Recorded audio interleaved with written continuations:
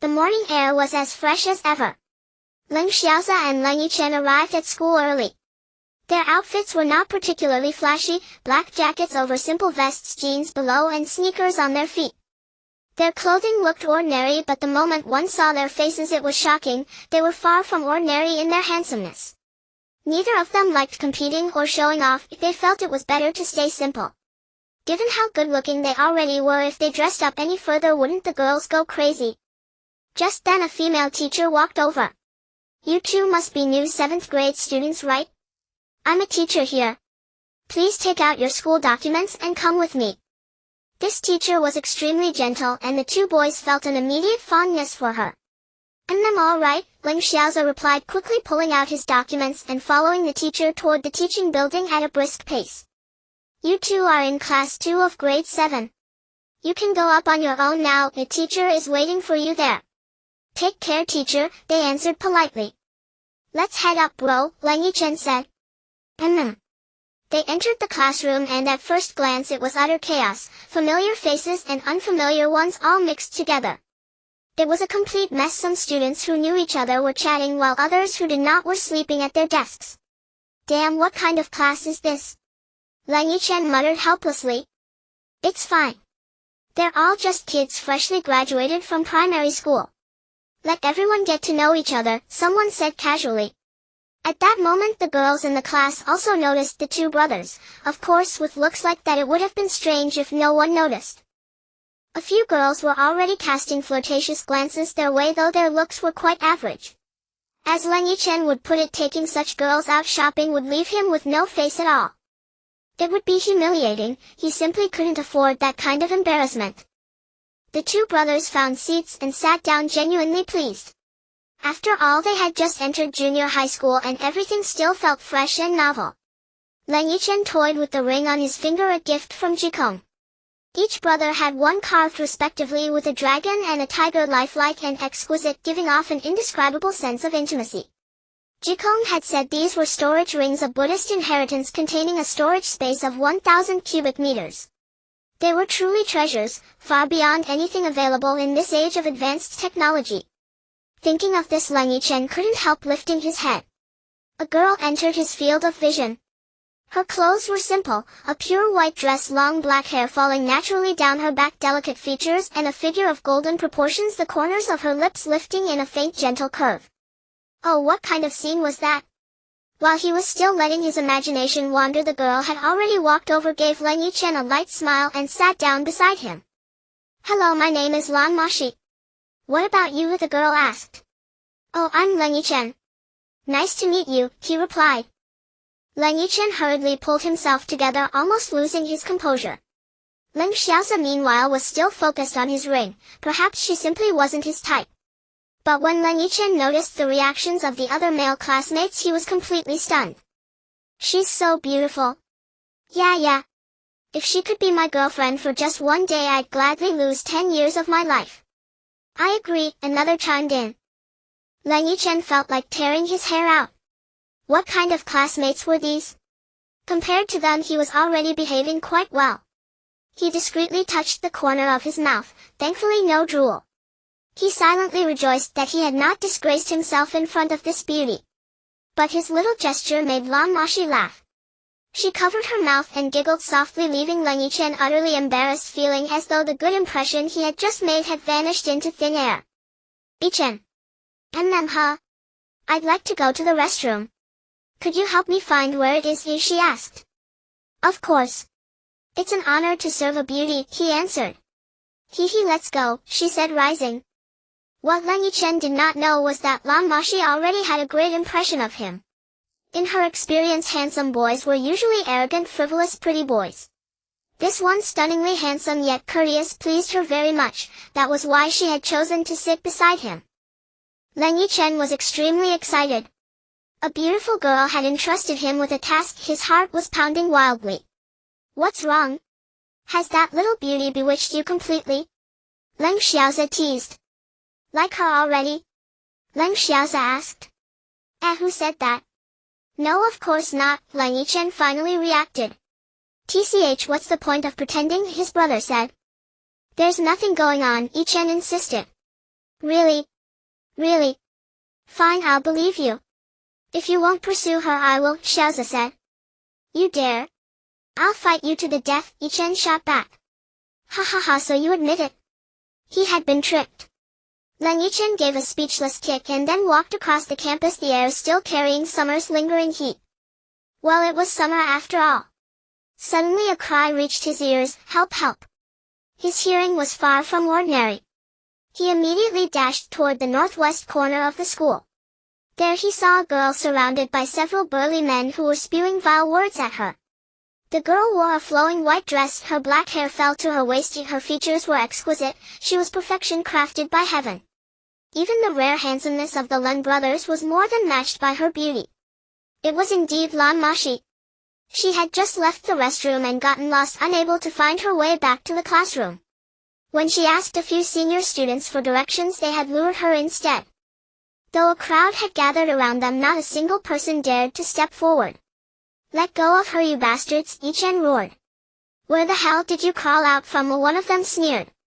Your hair hasn't even finished growing and you want to play the hero like on TV, a hulking brute spat his words filthy. Hey, is that so? I'll give you 3 seconds to get lost. Don't let me see you again or you'll regret ever coming into this world, Leng Yichen said quietly.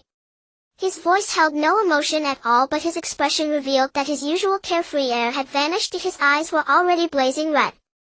You think we're scared? This chick is such a beauty, letting you have her alone would be a waste, said the one who looked like their leader. 1, Yichen began. You're really counting? Who do you think you are? 2. Fine, I'll help you. 3, 4, 5, one of them jeered. The curse died in his mouth. By the time they reached 5, Yichen's fist had already contacted his face 3 times.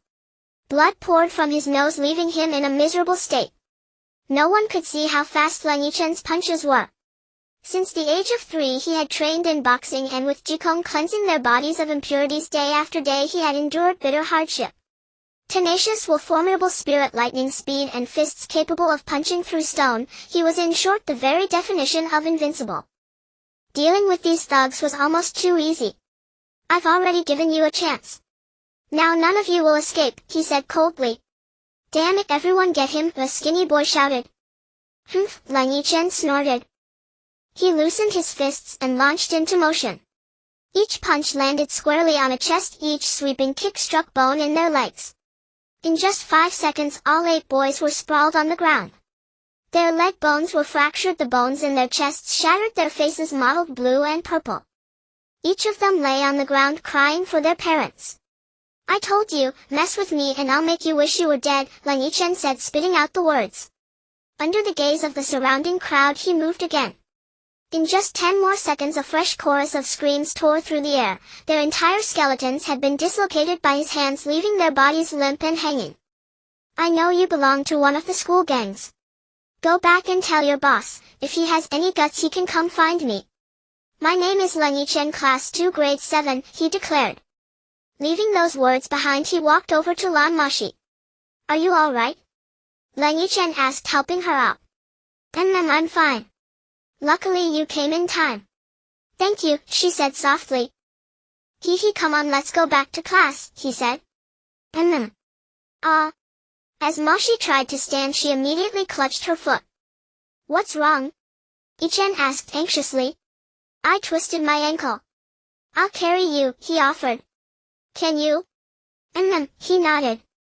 Leng Yichen stepped in front of her. Moxi clasped her hands around his neck, his arms slid under her legs. With a gentle lift she was on his back. A fine delicate sensation spread from his hands, tingling along his nerves as he slowly began to walk forward. She rested lightly against his back and realized to her surprise that she felt safe, an emotion she had known only when riding on her father's back as a child. Because of his years of boxing training, Leng Yichen's hands were long but rough. He worried that he might hurt her, so he quickened his pace back to the classroom. The moment they entered the classroom a multitude of gazes converged on them, some filled with jealousy, some with hatred, some with blessings, and some with astonishment. Leng Yichen himself felt little about it, but Lan Moxi became shy at once. She buried her face against his back, her cheeks as red as a ripe apple that would tempt anyone to take a bite, if only they dared. A few busybodies were already spreading the story one boy had taken on 8 others in barely 10 seconds. Anyone picking a fight with such a monster had to be either a fool or brainless. Back at their seats, he gently set Moxi down on her chair, then took her foot in his hands and began to massage it lightly. At first she was extremely reluctant, but soon she relented. His hands kneaded softly for a while, then he dabbed a small drop of red medicine on the injured area and continued massaging. The pain quickly faded. It was embarrassing certainly, but he had carried her and helped her, so she said nothing. "All right. Stand up and walk a bit, see if it still hurts," Leng Yichen said, lowering her foot and helping her into her shoe. She replied. She had thought he might take advantage of the situation, but unexpectedly he did nothing of the sort. "Wow, it doesn't hurt anymore." "What is that red stuff?" she asked in surprise. "My master gave it to me," Leng Yichen answered. "Oh, I see. Thank you." You're welcome," he said. She murmured, a little at a loss for words. Someone suddenly shouted that the teacher had arrived. A male teacher in his 20s walked in.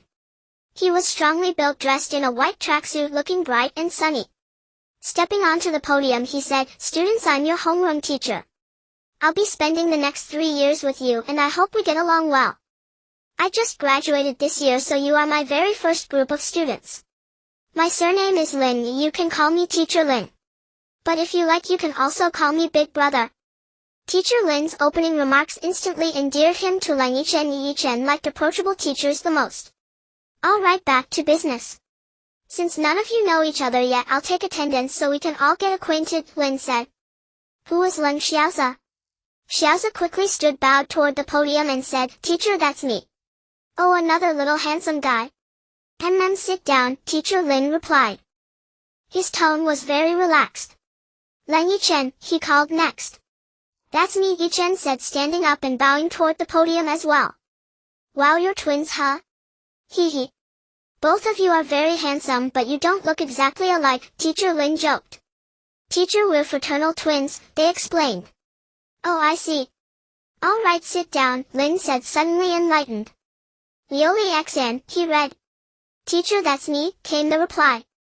A slender girl stood up. She was very pretty too, second only to Lan Moxi, tall with refined features and a frail, delicate air that stirred one's instincts to protect her. Another great beauty." "Sit down," Teacher Lin said, his eyes lighting up. Love of beauty is common to all humans after all. But as a teacher he didn't linger, he quickly called the next name, Yang Xiuming. "Good day, teacher," said a boy with glasses, bowing. "I'm a scholar," Teacher Lin laughed. "Lan Moxi." "Good day, teacher," she answered. Beauties appear every year, but this year there are especially many," Teacher Lin joked. His approachable manner made him easy to like, though his words made Moxi blush and hastily sit down. Li Min. Chen Li. Bai Shui. "Good day, teacher." A boy in a white tracksuit stood up. His chiseled face carried an indescribable aura that inspired respect and kept others at a distance. Another handsome boy. "Sit down," Teacher Lin said. Half an hour later, roll call was finished and it was time for a major classroom cleaning. The Leng brothers took care of the windows and even helped Liuli Xin and Lan Moxi finish sweeping the floor. Liuli Xin looked gratefully at Leng Xiaozi and said, "Thank you. My name is Liuli Xin." Xiaozi's mind short-circuited for a moment. I'm Leng Xiaozi." "You're welcome," he stammered, leaving Leng Yichen sweating from second-hand embarrassment. After more than an hour of hard work, they finally finished. Teacher Lin, seeing the classroom spotless, immediately announced the end of the day. Lan Moxi's foot was still not completely recovered, although much better it hurt after walking long distances. Leng Yichen took on the role of guardian angel, supporting her all the way to the school gate, then hailing a taxi to her neighborhood entrance and finally escorting her to the door of her building. "What's this? Are you actually going to see me all the way home?" she asked. I was just worried about you," he answered. Anyway, thank you for today. From now on we're friends, right?" "Of course. If anyone dares bully you, I'll beat him so badly his own mother won't recognize him," Yichen said. "All right, who would dare bully me after this?" "Just try not to get into too many fights," she replied. "I promise," he said. "Go on up." I'll watch until you're inside, then I'll feel at ease. Okay. Leng Yichen watched Moxi step into the elevator. She raised a hand and waved to him. Go on by, he said as the elevator doors slid shut. Strangely, he felt no sense of loss at all. How odd. Leng Yichen shook his head and hailed another taxi to head home.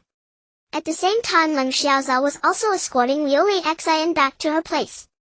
It seemed she had a good impression of him as well, and his heart was racing with excitement. He ran home exhilarated. Monday mornings were the most detestable of things, the pain of knowing you would not want to get out of bed tomorrow yet having no choice at all. Leng Xiaoza and Leng Yichen were on the road. It was the first day of the new term and they had to at least leave a good impression on the teacher. The driver's car sped along the highway, but the villa was in the suburbs, a long exhausting distance from the city. Uncle Chen, drive faster, Leng Yichen urged. Young master, we're already going very fast, the driver replied. Uncle Chen, it's fine, better to go slower and stay safe, Leng Xiaoza added calmly. All right then, the driver muttered. Leng Yichen grumbled under his breath, honestly I don't get how you think. Safety first, my foot. I just wonder if I'll have any luck in love today. After 20 minutes the car finally reached the school. Good, at least we're not late, Leng Xiaoza said in relief. We wouldn't have been cutting it so close if you hadn't told Uncle Chen to slow down, Leng Yichen complained. Forget it, I'll have the old man buy us an apartment in the city soon, otherwise this daily commute will drive me crazy, he added. Agreed. We'll settle it like that, Leng Xiaoza nodded. Leng Yichen later had another daughter, a girl who resembled her mother with delicate features, but because she had been spoiled from childhood she was overly pure and naive. Leng Yichen treated his two sons exceptionally well too and would agree to almost any reasonable request they made. Just as they entered the classroom they saw Lan Moxi helping Leng Yichen wipe down his desk. A sudden jolt of excitement ran through him as he stepped forward to greet her. Wow, great beauty Lan, you came really early, he laughed. And then you're here? The desk was too dirty so I'm helping you clean it, Lan Moxi replied looking up at him. Hee, thanks a lot, Leng Yichen said. You're welcome, she answered. I'll treat you to a meal sometime, Leng Yichen added. Lan Moxi had not yet responded when Teacher Lin entered the classroom. Good morning everyone, he called. Good morning teacher, the class replied in unison. And that morning, Teacher Lin smiled. Teacher, you've gotten even more handsome, Leng Yichen joked loudly. Oh really? Teacher Lin laughed along with the students. At that moment a group of burly rough-looking boys strode in. The school badges on their uniforms showed they were third-year middle school students. As soon as they entered one of them shouted, which one of you is Leng Yichen? Our boss wants to see you. If you're a man come out, another added. Leng Yichen rose to his feet. That's me. What's the point of yelling here like that, he said coolly. You've got quite the attitude. I'll be impressed if you can still act tough later, the boy sneered. Leng Xiaoza also stood up. Let's go together, he asked quietly. Yeah, let's go, Leng Yichen replied. Leng Yichen walked out first, whistling softly as he followed the group toward the sports ground. In truth, ever since the fight the day before he had already anticipated something like this would happen, he just hadn't expected it so soon. On the field 7 or 8 dozen boys were gathered. One sat in a chair smoking a cigarette. Seeing them arrive the leader glanced over with disdain. So this is the idiot? I thought it'd be someone impressive. Just a couple of little brats, yet they managed to beat my guys up like that, he scoffed. Leng Yichen looked at him once and said flatly, if you've got something to say it. Has still acting tough. I like that, the leader chuckled. But I don't like men. My tastes are perfectly normal, Leng Yichen replied coolly. Haha, I only like women too, the leader snorted. You're the boss of this school, aren't you? I doubt you called me here just to discuss women, Leng Yichen said. Smart kid, I like that. Yesterday you beat up my underlings. Don't you think you should compensate me, say an arm and a leg, the leader said lightly. He bit me first so I hit him. I haven't even asked you for medical expenses yet, Leng Yichen replied, his voice turning cold. You're really asking for it, the leader snarled. If you won't do it yourself I'll help you. Get him, he shouted to his followers. At this moment Teacher Lin arrived with a large group of students. Although they could see what was happening inside the ring of bodies, they were blocked at the outer edge by the crowd. Bai Shishui stood at the very front while Liu Xin and Lan Moxi stayed behind teacher Lin watching the situation inside with growing anxiety. Hee brother, free human sandbags. Want to have some fun together? Leng Yichen said with a grin. Sure, let's do it together, Leng Xiaoza nodded. Even without words he would never let Leng Yichen charge in alone. The two of them rushed straight toward the leader. The boys behind them actually froze for a second from shock. By the time they realized what was happening, the brothers had already covered 10 meters, and only then did the crowd react, grabbing batons, bricks, and whatever they could find as they charged forward. In fact, there were more than 150 of them, though some remained behind to block teacher Lin and the others. Even so, nearly 100 rushed in. Leng Yichen was slightly ahead, and when his Luohan fist exploded into motion, the result was one-sided slaughter. His punches were fierce and precise, each strike ruthless yet carefully controlled to avoid fatal injury, shattering wrist bones and leg bones so his opponents could no longer stand. Bricks and makeshift weapons never even had a chance to be used before they were rendered meaningless. With one punch he smashed a brick to powder, his fist passing cleanly through to crash into the face behind it. The boy dropped instantly, nose bleeding profusely in a miserable, grotesque scene. Leng Xiaoza by contrast fought with elegant precision. Every strike displaced bones so that his opponents collapsed limp to the ground. No one could clearly see their speed if they only saw that anyone who reached them simply crumpled at their feet. The one-sided battle ended in utter domination. When more than 80 people were lying on the ground groaning, the remaining boys no longer dared to rush forward. The ones who had been shouting threats earlier were all sprawled on the ground, their pitiful state unimaginable to anyone who had known them as bullies who once ran rampant through the school. At last the leader could no longer sit still. He shrugged off his jacket and grabbed an iron rod lying nearby. 8 metal rings hung along its length, giving it a menacing look. Combined with the dragon tattoo curling across his chest, he looked very much like a gang boss. He stepped out with his left foot, dry leaves scattering beneath his heel, then lifted the iron rod and charged forward. With a single glance, Leng Yichen saw that the man had practiced hard qigong. He picked up 2 batons from the ground and rushed to meet him. Leng Xiaoza did not move. He stayed alert, ready to intercept any underlings who tried to attack from behind. The school boss swung his rod upward in a wild arc, then brought it down savagely. The rod was heavy, and combined with momentum and his own strength, the blow carried easily 300 pounds of force. Leng Yichen crossed the batons before him and tensed his arms. A clear metallic clang rang out as the rod smashed down. Astonishingly, he stood unharmed, having taken the full force of the blow he'd. His left-hand baton twisted aside, knocking the iron rod away, and his right-hand baton swept horizontally through the air, smashing into the leader's left forearm with a sharp crack. The arm was likely fractured, yet the man roared in fury, raising the rod again with his right hand and swinging it down in another horizontal smash. Seeing this, Leng Yichen suddenly dropped straight backward, his body almost parallel to the ground, and struck at the man's knee with the baton. He attacked where his opponent would be forced to defend, a tactic Ji Kong had long taught him. The leader faltered visibly. Yet the man still tried to bring the rod down again, though his strength had dwindled greatly.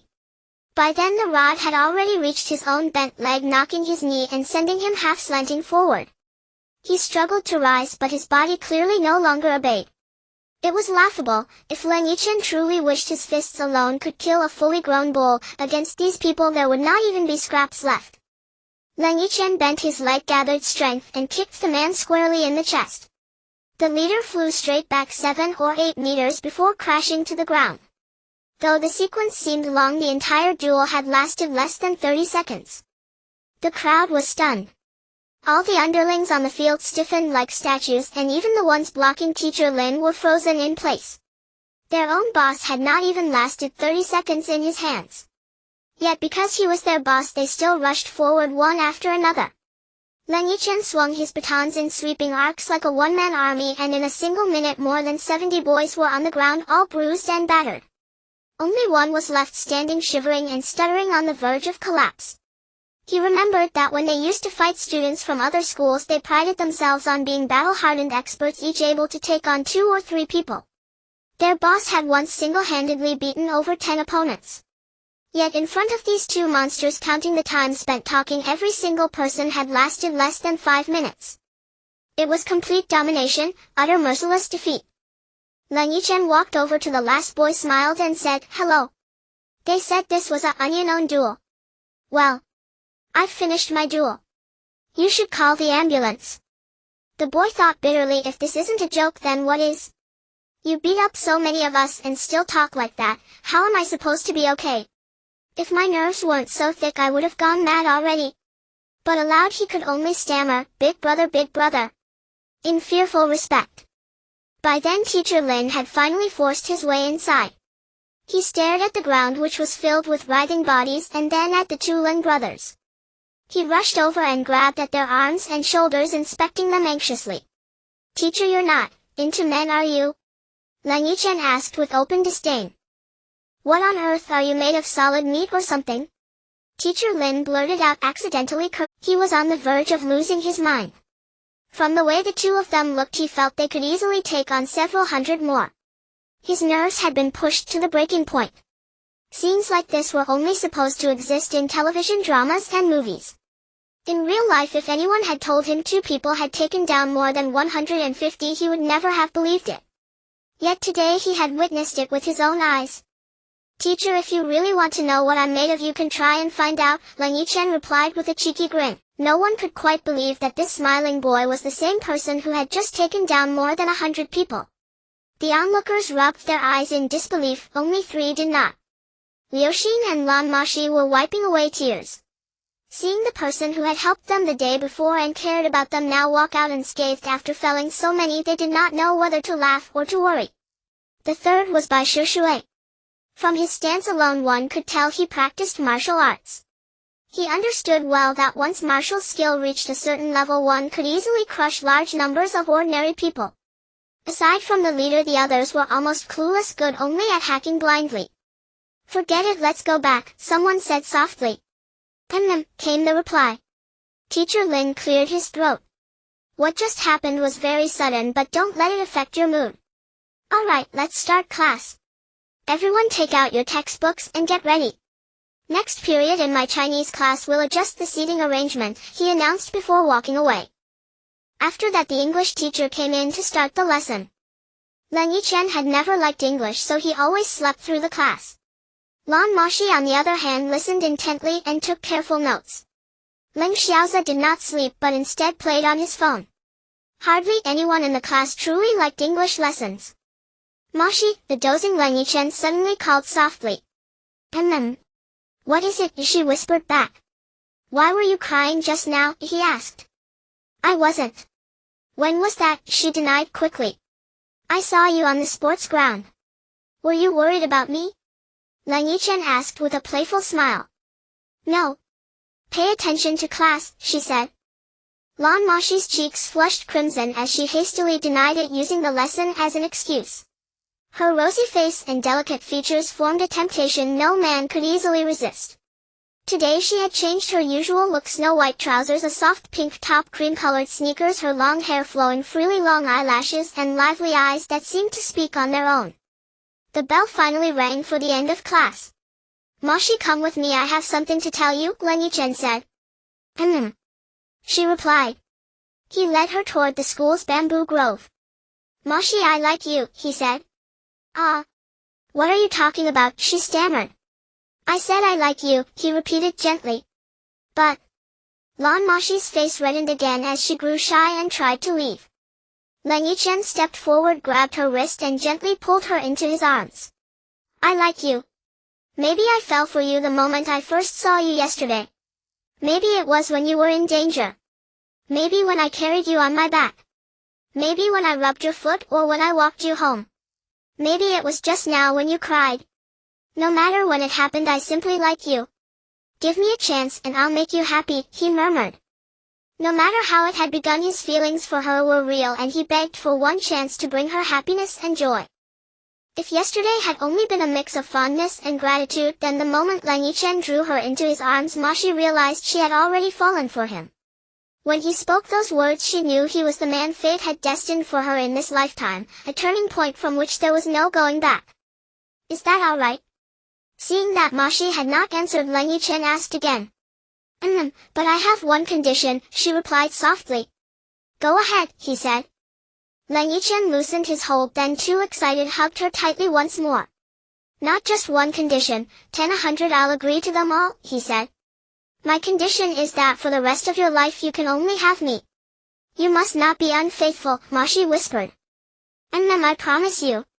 I promise. Even if swearing means nothing, I will still do it. I will never go back on my word, Leng Yichen vowed. Lan Moxi replied, wrapping her arms around him in return. In the forest of falling leaves their embrace painted yet another scene of quiet romance. Let's go back. Class is about to start, Lan Moxi said. Alright, let's go back together. I'll carry you, Leng Yichen laughed. Stop fooling around, Moxi cried, and she ran out of the bamboo grove ahead of him. Leng Yichen could easily have caught up, but he was afraid she might fall, so he did not chase her. Instead he followed behind at a relaxed pace. Back in the classroom, teacher Lin was there just about to start class. He began to rearrange the seating. We'll be using pairs at each desk. Liu Xin, you'll sit with Leng Xiaosa, he said. Leng Yichen, you'll sit with Lan Moxi. Bai Shishui, you'll sit with Su Xian. Ouyang Qiuming, you'll sit with. He continued assigning pairs one by one. Alright, for now we'll keep these seating arrangements. If there's any issue, we'll adjust them another day. Since class is almost over, you can all study quietly on your own, Teacher Lin concluded. Leng Yichen and Leng Xiaosa were secretly overjoyed. This teacher was almost too considerate. He had seated each of them beside the girl they liked. Although nothing between Lan Moxi and Leng Yichen had been officially announced, anyone could guess from the way they returned together and the happiness shining on Leng Yichen's face. Moreover, the entire school now knew that the Leng brothers had defeated more than 150 people and walked away unscathed. Anyone who dared provoke them was practically asking for death. Though Leng Xiaosa had not yet confessed to Liu Xin, both Leng Yichen and Lan Moxi already regarded her as future sister-in-law. Besides, Lan Moxi and Liu Xin were good friends, so she naturally knew that Liu Xin liked Leng Xiaosa too. It was just that the thin paper window between them had not yet been pierced. That evening, as usual, Leng Yichen walked Lan Moxi home while Leng Xiaosa escorted Liu Xin. Finally, on the way back, Leng Xiaosa confessed his feelings to Liu Xin. She shyly nodded and agreed before running into her apartment complex without looking back. Overjoyed, Leng Xiaosa sprinted all the way home, so exhilarated it was as if he had been injected with pure excitement. He spent the whole night practicing his punches. Watching him, Leng Yichen could not help but sigh. Love truly drove people to madness. After a night of excitement, Leng Xiaosa was clearly out of energy. It took several calls from Leng Yichen to finally wake him up. Another beautiful day. Ha ha ha. Chen Bo was still the one driving them to school, urging them along the way. However, this time it was Leng Xiaosa instead of Leng Yichen, probably eager to see his wife. Classmates, tomorrow we will go for a picnic.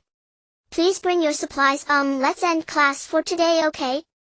Lin Laoshe was speaking, but the unfortunate Leng brothers had just arrived at school when it was time to leave again. Poor Chen Bo had just turned the car around and now had to turn back. Goodbye, teacher. Goodbye, classmates. Moxi. Leng Yichen hurriedly called out as he saw Moxi about to leave. What is it? If you have something to say, just say it quickly, or I'm going shopping. Okay, take me with you. Leng Yichen was clearly having a mental block. No, it was more like he was lacking oxygen. Well, that's not possible. Why not? Because there are only girls. It would be embarrassing to bring along a boy. I wanted to invite you to dinner. Really? Yeah. Alright, I'll go. While we're coming here? Such a waste. Should I call your brother to join us? They're already inside. Huh? They? Who else? Hee, of course, it's my sister-in-law. Oh, he's gone bad. Is he with you? No, I'm a model student. If the people he had beaten heard this, they would probably be furious. How could he still call himself a model student? Damn, is there no way to live in this world anymore? Second young master, second young mistress. Upon seeing Leng Yichen enter, the welcoming ladies quickly bowed. They intended to call only Miss Lan Moxi, but upon seeing Leng Yichen holding her hand, they quickly upgraded her title to second young mistress. These welcoming ladies had to be perceptive and naturally knew how to address them. Yichen. What are they doing here? Hehe, this establishment is under my mother's name. In truth it was because my mother was too bored at home that my old man invested in it. Hehe. Second young master, the eldest young master, is in the flower lounge. Upon seeing Leng Yichen and Lan Moxi enter, a waiter immediately approached. I understand you may go.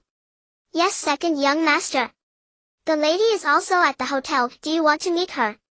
Forget it. I won't go, I have something to do today. Understood, second young master. Yichen, what does flower lounge mean? Oh, this is one of our restaurant's 12 VIP rooms. The investment in this restaurant is substantial, nearly equivalent to that of 100 five-star hotels combined. The 12 VIP rooms are named Windflower, Snow Night, Sinking Fish, Falling Wild Geese, Closing Moon, Shy Flower, and so on, though they are all priced the same, just with different decor. In fact, each VIP room requires a VIP purple level to access, and each room can be considered a combination of 10 presidential suites with prices over 5 times that of a presidential suite. Although the price is exorbitant, the wealthy like to make a show of it. So many people still come. The wind and flower are reserved by my mother, never open to the public, only for our family to use. No reservations needed. While even if the underground hotel loses money for a year, as long as the VIP rooms are occupied, it can easily make up for it. But do not forget the underground dining tables are also quite expensive, so losses are not possible. Heaven, I can't imagine. As Moxi marveled, they had already reached the entrance of the flower lounge. Second young master, second young mistress. The two twin welcoming ladies immediately opened the door. Leng Yichen remained cold and aloof towards others. It seemed he could only be slightly warmer towards his father, mother, brother, sister-in-law, sister Moxi, and Lin Laoshe. Upon entering, Moxi was stunned. The windows in the back were carved from gold, the glass adorned with dragon, tiger, and phoenix patterns, and the lights were made of crystal featuring a giant luminous pearl. The walls were embedded with countless diamonds, the floor tiles intricately carved from crystal, and the tables and chairs were made of fragrant wood intricately carved with dragons, tigers, and phoenixes inlaid with emeralds. The revolving platform was also made of crystal with a 50-centimeter diameter artificial emerald on top. The chopsticks were made of ivory. Although the food was minimal, it was undoubtedly exorbitantly expensive. Lan Moxi could not fathom it. If she had doubted Leng Yichen's words before, she now completely believed him. Just the crystal alone was of the finest quality, reflecting light so perfectly that you could see the heated lines beneath the floor. These crystals alone could make many people rich overnight. If robbers came here, wouldn't it be better than robbing a bank? Leng Yichen clearly noticed Lan Moxi's surprise and thoughts. This place uses high-tech synthesis. Each wall is equipped with mechanisms. There is a control room underground monitoring every room's movements, and when necessary, mechanisms activate.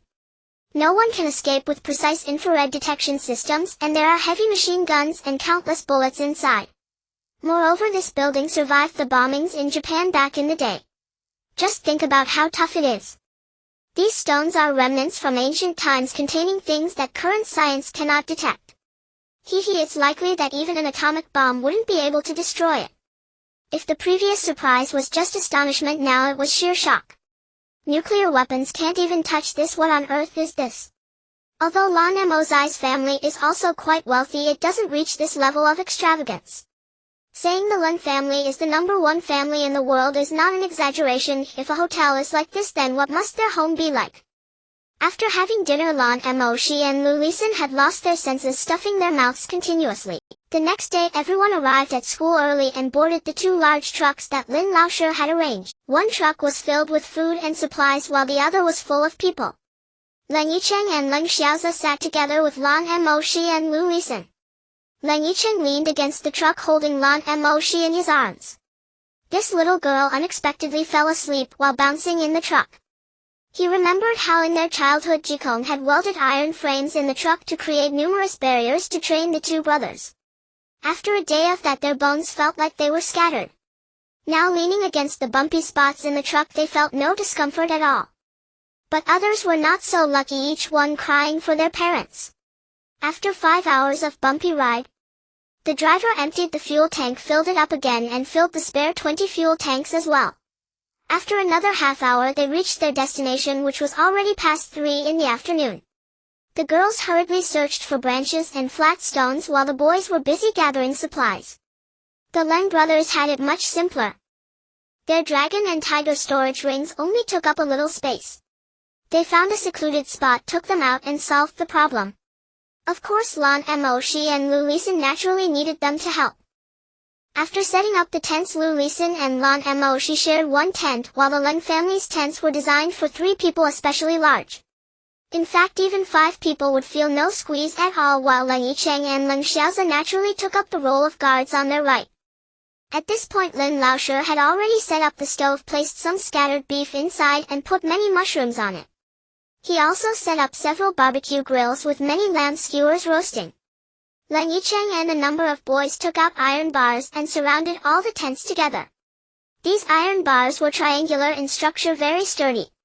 Despite their large size, thanks to the storage rings, it was no issue. Leng Yichen had once tested it, and even an off-road vehicle couldn't break through these bars. They stood at 2.5 meters high, driven half a meter into the ground, and the outside was full of spikes capable of smashing a wolf's skull. Once the iron gate was closed, everyone felt a sense of security. As they finished encircling the area of the tent that occupied more than 150 square meters, night fell. Lin Laoshi had even brought some beer. Leng Yichen remarked, "How could this guy possibly be our teacher? He's slowly turning into our bad influence." With a chicken leg in his left hand and a beer in his right, Lin Laoshi stood on a rock and shouted, "There is nothing more joyous in the world than drinking and eating meat with your brothers. Come on, drink up. Those boys who refuse to drink, I'll look down on you from now on. Alright, today we'll toast to the teacher." Leng Yichen stirred up the crowd below. "Good. I want to see who can toast to me." Actually, Lin Laoshi had just graduated and was with these students and brothers, so he could let loose immediately, finishing a cup. After more than 3 hours of festivities, Lin Laoshi finally fell honorably to the ground. Only Bai Shishui, Leng Xiaoza, and Leng Yichen remained unscathed. The female classmates had barely drunk a few cups before collapsing. After putting out the fire, Leng Xiaoza carried Lu Lisan into the tent, and after Leng Yichen carried Lan Moxi and he helped them arrange their sleeping bags and then came out. Worried they might get thirsty, he left a cup of boiled water beside them, keeping the flashlight on in the wilderness since they were girls. Bai Shishui glanced at them but said nothing, waved his hand, and began to throw the male and female classmates into their respective tents. The 3 exchanged smiles and stepped out of the iron bars. "Let me introduce myself, I'm Bai Shishui." After stepping out, Bai Shishui extended his hand. "I'm Leng Xiaoza." "Leng Yichen." Leng Yichen remained his usual self. "To be honest, today while I was packing the tent I found an entrance. The entrance had some complicated patterns and there were some incomprehensible carvings on top. I tried walking in and saw a door with 2 carvings exactly like the ones on your rings. Can you tell me where this ring comes from?" This was given to us by our master. Brother Bai, if you want to see, that's fine, but if you want. I estimate you might be miscalculating." Leng Yichen replied casually. "Oh no, Yichen, you're joking. Although I Bai Shishui know a few tricks, I am far from your match." Bai Shishui quickly explained that he was the 18th generation heir of the Bai family, which mainly practiced the heart-pushing palm and destruction fist. However, Bai Shishui, being the only son of the Bai family, despite having high talent, could not break through to the 6th level. His master had said that if he could break through the 6th level, his future would be smooth sailing. Joking aside, how could his heart-pushing palm and destruction fist at the 6th level possibly compare to the Arhat fist and capture hand at the 9th level? The martial arts world is divided into 9 levels, and those are top tier. What a joke. "Oh, so what does Brother Bai mean?" Leng Xiaoza asked. I just want to see if there are any good things from ancient times that could help me break through to the 6th level of martial arts." So you're saying the key might be our dragon and tiger rings? Very likely. Alright, but we still have 6 days before we can go back, so let's prepare and start our action tomorrow night? Okay. Bai Shishui nodded. "How much farther?" "Happy about 3 li left." Hurry up.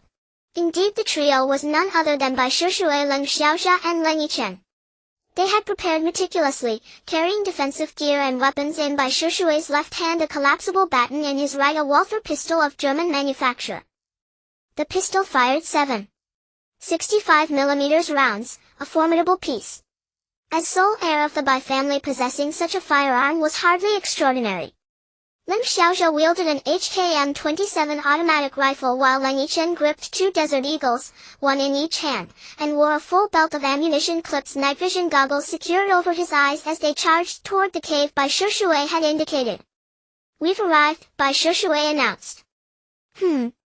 The cave entrance was far from concealed. The massive door stood tightly shut, adorned precisely as Bai Shishui had described, a dragon head on the left, a tiger head on the right. Leng Xiaozhe and Leng Yichen exchanged a glance, then simultaneously pressed their ring-adorned left hands onto the dragon and tiger heads. Clang! The door swung open with a resonant boom, revealing utter darkness within. Before them loomed a towering wall covered in intricate carvings, myriad grotesque demons, ferocious beasts, serene deities, and immortal sages, each gleaming with golden radiance rendered with uncanny lifelikeness, some slaughtering, some slain, others locked in desperate struggle. Clack, clack.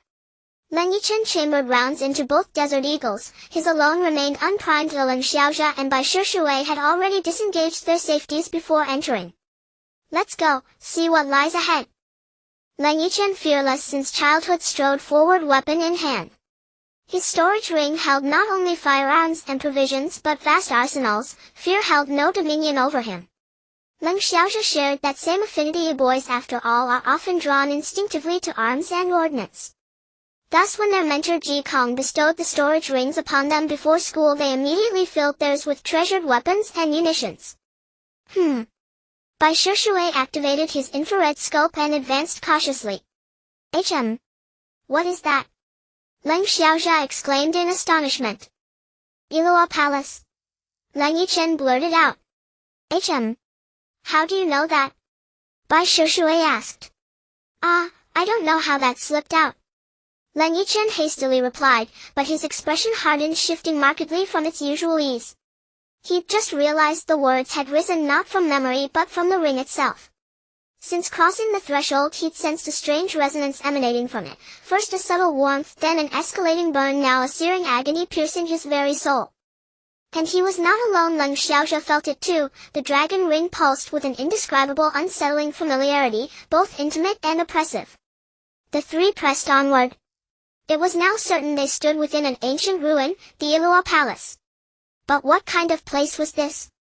Leng Yichen and Leng Xiaozhe dared not imagine.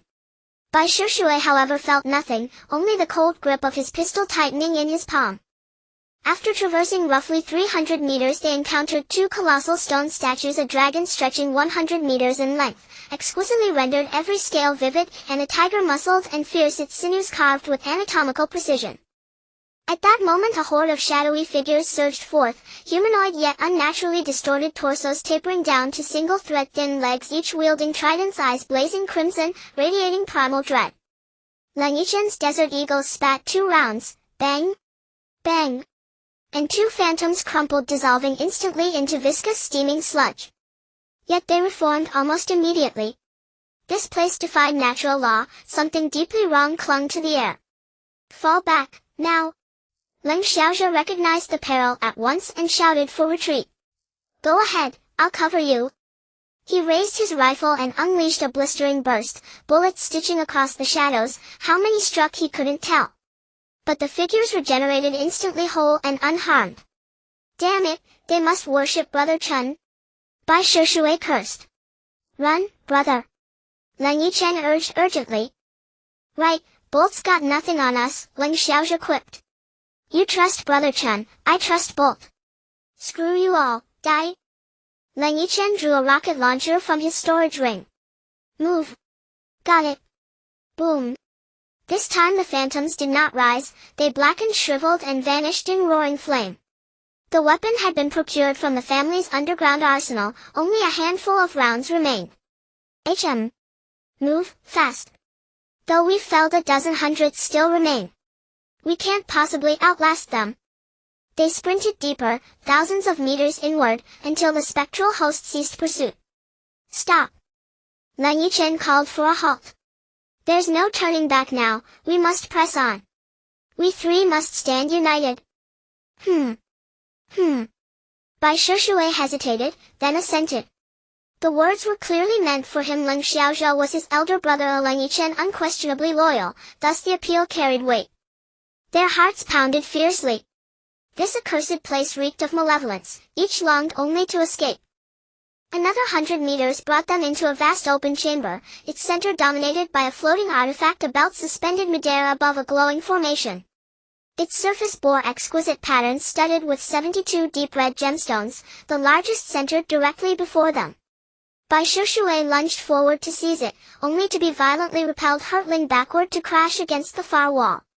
In the next instant, he vanished. Utterly disappeared before Leng Xiaozhou's and Leng Yichen's very eyes. Who's there? Leng Yichen instantly raised his desert eagle. Ha ha ha! You are the first to enter the Iluo realm. Child, you possess exceptional talent.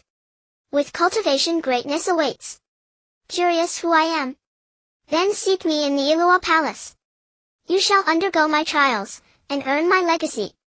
Your companion has already been returned to your metallic world, and his memory of this place erased.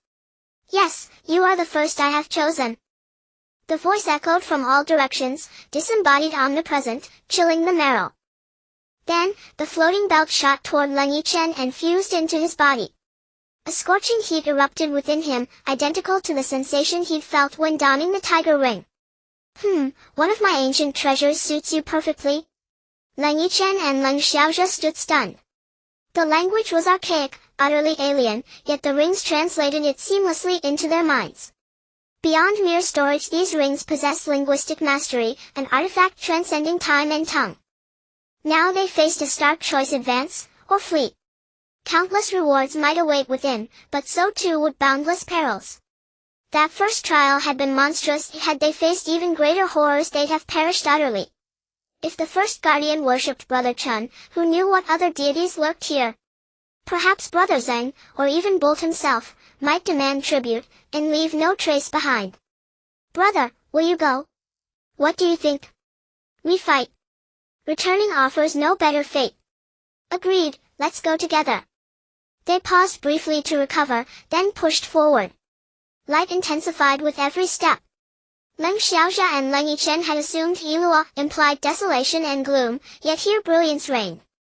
Suddenly a primordial beast emerged from its seal, a creature of savage visage crowned with jagged horns chained fast. Its iron bonds bore deep gouges, claw marks, tooth scars. This was Taotai, yet it stirred not in rage but slept soundly. Leng Yichen could not fathom why such a beast remained caged, why it made no effort to shatter its fetters. Then it awoke, eyes blood-red, jaws lined with yellowed fangs, tongue black and serpentine. With a thunderous roar it charged, shattering stone, hurling the brothers backward until they slammed hard against the wall. Brother, how much TNT do you have left? Plenty. Hand it over. Right. Leng Xiaozhou retrieved the explosives from his storage ring and tossed them to Leng Yichen, who braced, coiled, and hurled the charge, straight into Taoya's gaping maw.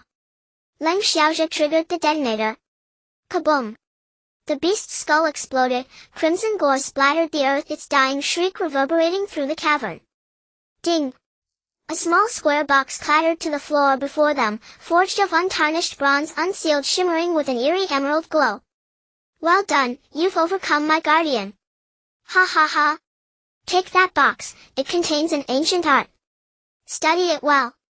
This will become your foundational skill, your greatest asset henceforth. The voice resounded again. Yichen, open it. Yes. Leng Yichen lifted the lid. A pulse of green light flared, and atop the velvet lining rested a slender volume, its cover inscribed with the words Iluo scripture. Inside lay 12 pages, each bearing a single character: Zhen Lai Jiao Shi Fan Chong Zhan Jia Pa Jia Luoyin. Each character embodied a unique technique. Brother, we'll split them, 6 each. Agreed. You choose first, Leng Xiaozhou offered. I'll take Zhen Lai Shi Pa Jia and Zhan. Then I'll master Tiao Fan Chong Luo Jia and Yin. Leng Yichen withdrew the scroll marked Zhen. Focusing his spiritual sense inward, he encountered immense resistance, like striking an immovable wall.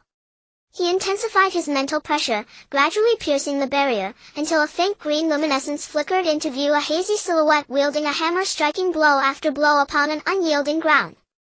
Each impact healed instantly, yet the hammer's motion itself carried devastating force, proving its power transcended mere illusion.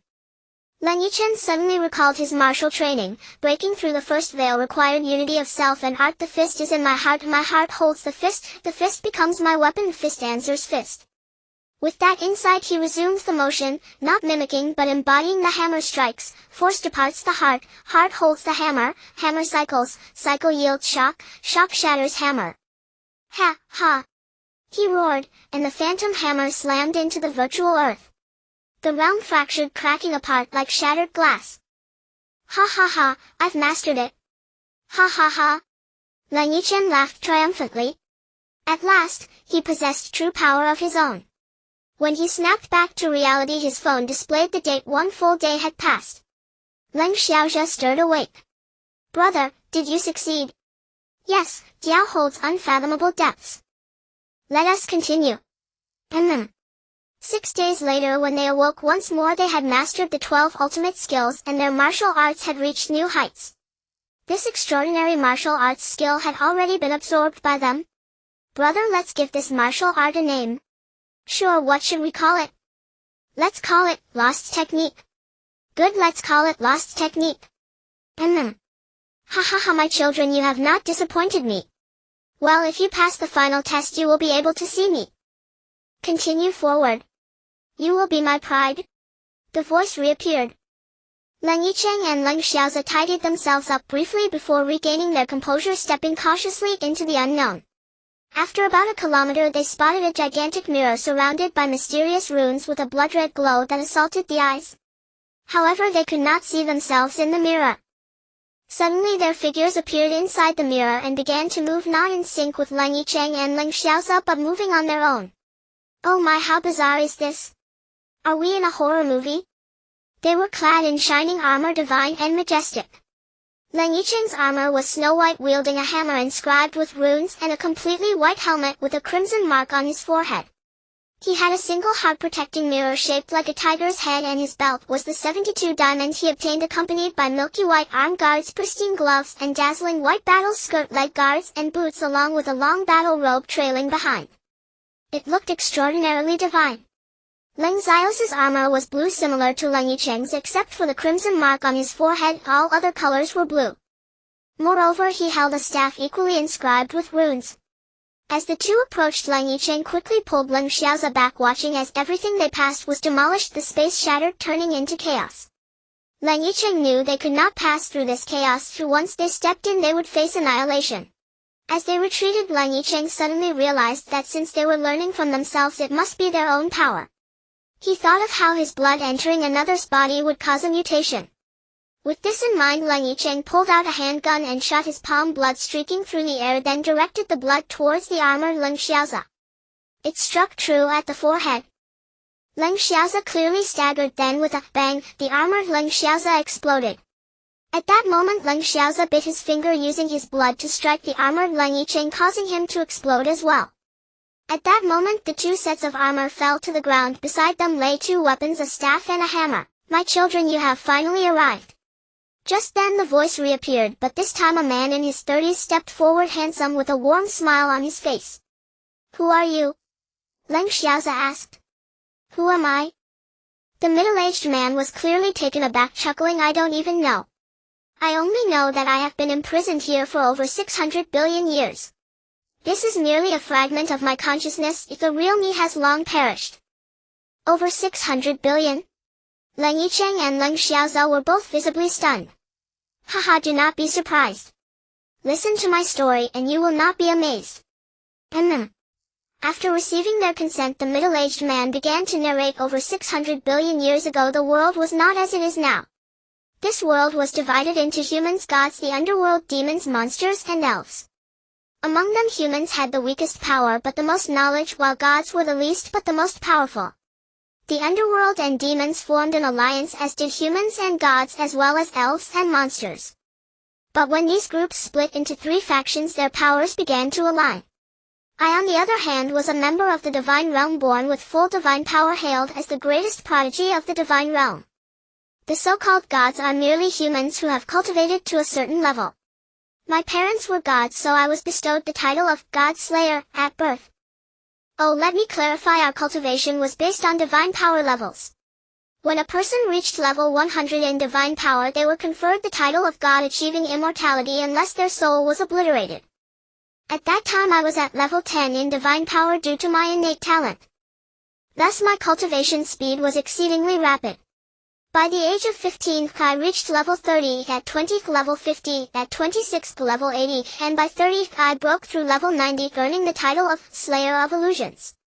By the time I was 50, I surpassed level 130, which was said to be the bottleneck of the gods. At 80, I reached level 150. Keep in mind, cultivating as a god is incredibly difficult, and my growth was astonishingly rapid. 30 years to reach level 20 is above godly ranks. However, during this time I fell in love with a girl, the daughter of the god King Philia, beautiful, kind, and caring. She loved me too. Remember, gods age at a rate equivalent to your 20 years. We were deeply in love. I took her out to play every day. The god king was only at level 153, the strongest in the world, while I was the second. The god king was over 50000 years old, while I was only a bit over 800. We traveled freely, leaving no one to obstruct our path. However, just then the god king pursued me, claiming I had taken his princess. They were certainly no match for me, but the god king himself intervened. Though he could defeat me, he couldn't keep me.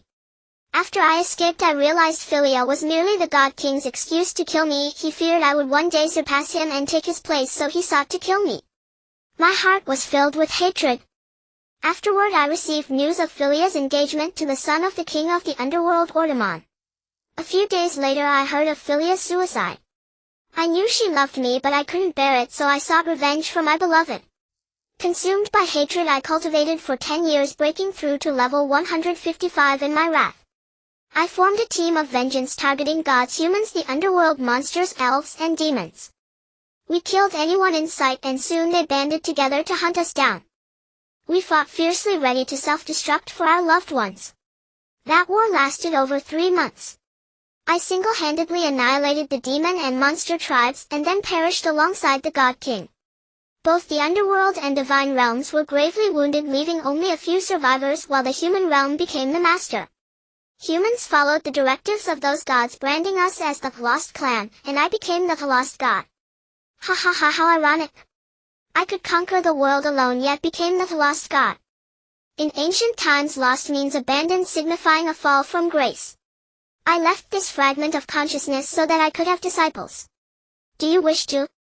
Upon hearing the words of the middle-aged man, or rather the lost god, Leng Yichen and Leng Xiaozhou were no longer just shocked. A single person had annihilated 3 tribes while also carrying a life comparable to their own. This was truly defying heaven. Yes, I agree. Leng Yichen responded. I agree as well, Leng Xiaozhou added. Good, ha ha ha, your blood has already entered those 2 divine weapons. Now go and retrieve them. However, your blood has some incompatibilities. Thus Leng Yichen retrieved the hammer and white armor, while Leng Xiaozhou took back the staff and blue armor. These are the weapons I created back in the day. Each has a formidable killing technique within, and the armor provides unbeatable defense. Now I will help you awaken your divine power and impart to you a method of cultivation enabling you to practice. Merge with them. This divine artifact is of heavenly caliber. In order to preserve the bloodlines of the Dragon and Tiger clans, I infused the essences of the Dragon King and Tiger King into this divine artifact. Once you awaken your divine power, I will assist you in awakening them, if they can then serve as your mounts in battle. The lost god said. Leng Yichen's spiritual energy stirred, causing the armor to merge with his body, and his soul began to integrate with the armor, followed by the hammer merging into his right hand. The pain of the soul merging is the most difficult.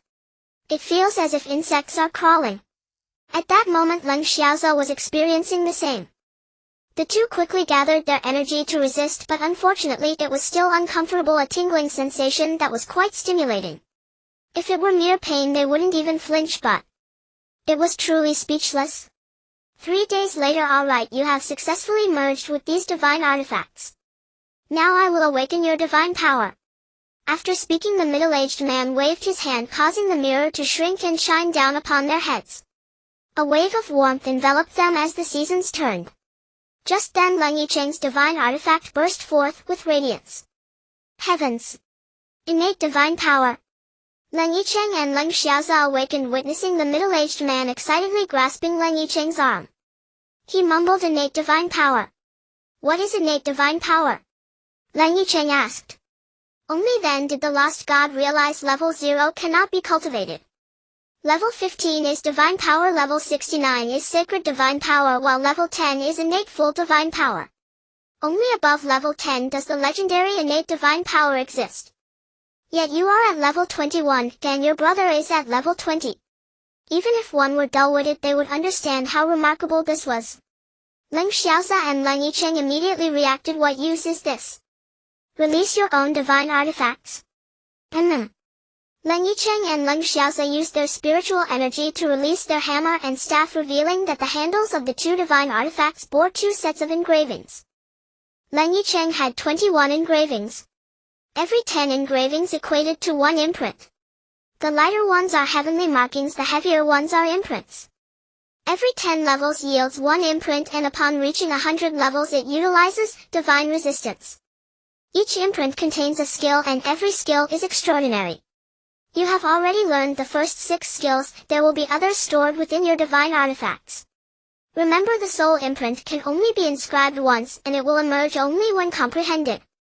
Your divine artifacts are named Xian Qian Staff and Huan Tian Hammer. The armor is named Sacred Dragon Armor and Sacred Tiger Armor. Now I will teach you how to cultivate. Leng Yichen and Leng Xiaoza sat cross-legged as the lost god guided their spiritual energy through a complete cycle, informing them that they only needed to perform this cycle to cultivate. My cultivation focuses on spiritual energy and power. You won't notice anything in my lost palace, but once you leave you will. Now I will help you resurrect the dragon and tiger beasts. Just then the lost god waved his hand and 2 stone carvings approached. He directed the mirror towards the dragon and tiger, and the stone carvings gradually emitted a golden glow. Soon the stones began to crack, and Leng Xiaoza and Leng Yichen's Xian Qian Staff and Huan Tian Hammer suddenly floated from their bodies, appearing atop the stone carvings. The golden light surged into them, and soon it vanished, with the Xian Qian Staff and Huan Tian Hammer returning to their hands, gradually disappearing, leaving only a pile of stones to recount the truth of what had just occurred. Now the powers of the dragon and tiger have merged with you. If you need their bloodline power, you can summon them with a spell. After completing all this, the lost god seemed to have exhausted his strength. I am about to disappear. From now on the lost palace will belong to you. The lost god's body began to fade, and both Leng Xiaoza and Leng Yichen felt a faint pain in their hearts, this legendary figure yet ultimately facing annihilation. What is your name? Leng Yichen could not help but ask. My name is Seilai, may you call me teacher. Teacher. Leng Yichen and Leng Xiaoza exclaimed in unison. Though they had only known him for a few days, they felt gratitude towards him. Good, I Seilai did not live these 600 billion years in vain. Good children. After saying this, the lost god Seilai disappeared forever. Teacher. In the divine realm, did you feel it? He has finally vanished. Ha ha ha. When they returned to the camp again, Teacher Lin had already taken the students back. Leng Xiaoza used the Yin character Heaven technique to carve out the formation, which is a directional teleportation array. During battle it may not be very useful, but it is a good skill for movement, and one could say it's a great means of escape. Leng Xiaoza pointed the Xian Qian staff to the ground, silently reciting the Yin character Heaven technique, infusing his mental energy into it. The energy at the staff's tip was injected into the ground, and the center of the formation began to take shape. Soon the formation was completed, with energy surging into the sky, followed by brilliant beams of azure light shooting into the horizon. Let's go. The two stepped into the formation, and with a flash of white light they disappeared. They plunged into the teleportation tunnel, and in a matter of seconds they found themselves in a river, the icy water giving them a shiver. Big brother, does this thing even work? Of course it does, but it's my first time using it, Leng Xiaoza replied. What the heck? You don't know how to use it? Leng Yichen was utterly speechless. I'm embarrassed. This was forced upon us. Otherwise, do you have a better plan? Alright, I'm really scared of you now. The two exchanged witty banter while swimming toward the riverbank. Brother, if we cultivate in the future, do you think it's really possible to achieve immortality? Maybe, but you must understand that with greater power comes greater responsibility. I know, Leng Yichen replied, but for now we still need to cultivate diligently since we need the power. At this time they had already reached the shore, stripped off their clothes and were basking in the sun. The two talked about their future cultivation. Ah, look, it's the two young masters. Yes, yes. A group of people rushed over, all dressed in black suits and sunglasses, resembling a group of underworld figures. Brother, who are these people? Are they here to cut us? Get lost, are you an idiot? Didn't you hear them calling us young masters? These people were actually sent by Leng Yichen. After Teacher Lin returned, she informed Leng Yichen, who immediately dispatched a large number of people to investigate. However, there was still no news, and now he had sent several hundred bodyguards just as they had spotted them. Young masters, are you all right? We're fine, haha. The master is very worried. Please hurry back with us. Half an hour later at the Leng residence, you made it hard for me to find you. Where have you been? Don't you know how worried your father was? Huh? Father, we know we were wrong. Forget it, it's good that you know. You have school tomorrow, so wash up and get some sleep. Understood, father. After the two returned to their room, they took a careful shower and then collapsed onto their beds, falling asleep only to wake up the next day. I'm exhausted, I hate Mondays, Leng Yichen said. Hurry up, today we can see Yoli. Oh, it seems you really like her, huh? Ugh. Can you not think about your girlfriend? Fine, I'm speechless at you. Leng Yichen looked at him disdainfully. Come on. I'm a pure and good youth. Seriously. At the school gate, two beautiful girls were walking inside with mini backpacks that seemed to hold very few books. But with their enticing short skirts and tight t-shirts, it was hard not to get distracted. Wow, brother, look, it's the sister-in-law. Come on, it's a younger sister too. This is ridiculous. Hurry up. After saying that, both of them opened the car doors and rushed toward the school gate. Beautiful ladies, it's nice to see you again. Just then a reckless person approached Lan Moxi and Lioli, trying to take advantage of them. But behind him was a long-haired youth with a calm demeanor. Wait, let me see, Leng Xiaoza stopped Leng Yichen. Get lost, you pervert. Lan Moxi cursed, though as a young girl she didn't have much in terms of fresh insults, just the typical bastard pervert rogue type. Such insults did not have any real effect on him. Seeing Lan Moxi's small eyes turning red from anger, Leng Yichen could no longer hold back. He stepped forward, gathering strength, and with a punch he dashed through the air. In an instant he covered a distance of 100 meters, and with a loud shout he swung a phantom hammer at the guy, a pale blue light flickering around it. Although it was just a virtual hammer, it was likely to seriously injure him. As Leng Yichen contemplated whether to hold back, he suddenly heard the youth behind him shout, "The pearl of a grain of rice also shines." Then Leng Yichen saw a golden fist coming toward him, colliding with the virtual hammer. The golden light and blue light clashed, causing a loud explosion. Both retreated a few dozen meters, and they had clearly matched each other in strength, indicating they were natural rivals. Leng Yichen and the other man both looked up simultaneously, and the man said, "My name is Leng Yichen from the Long family. I do not strike at nameless individuals." Leng Yichen's heart skipped a beat.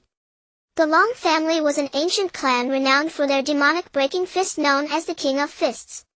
He thought to himself, today might be a chance to test it out. Leng Yichen. As soon as he finished speaking, Leng Yichen once again conjured a phantom hammer as he activated the Jin character Heaven technique.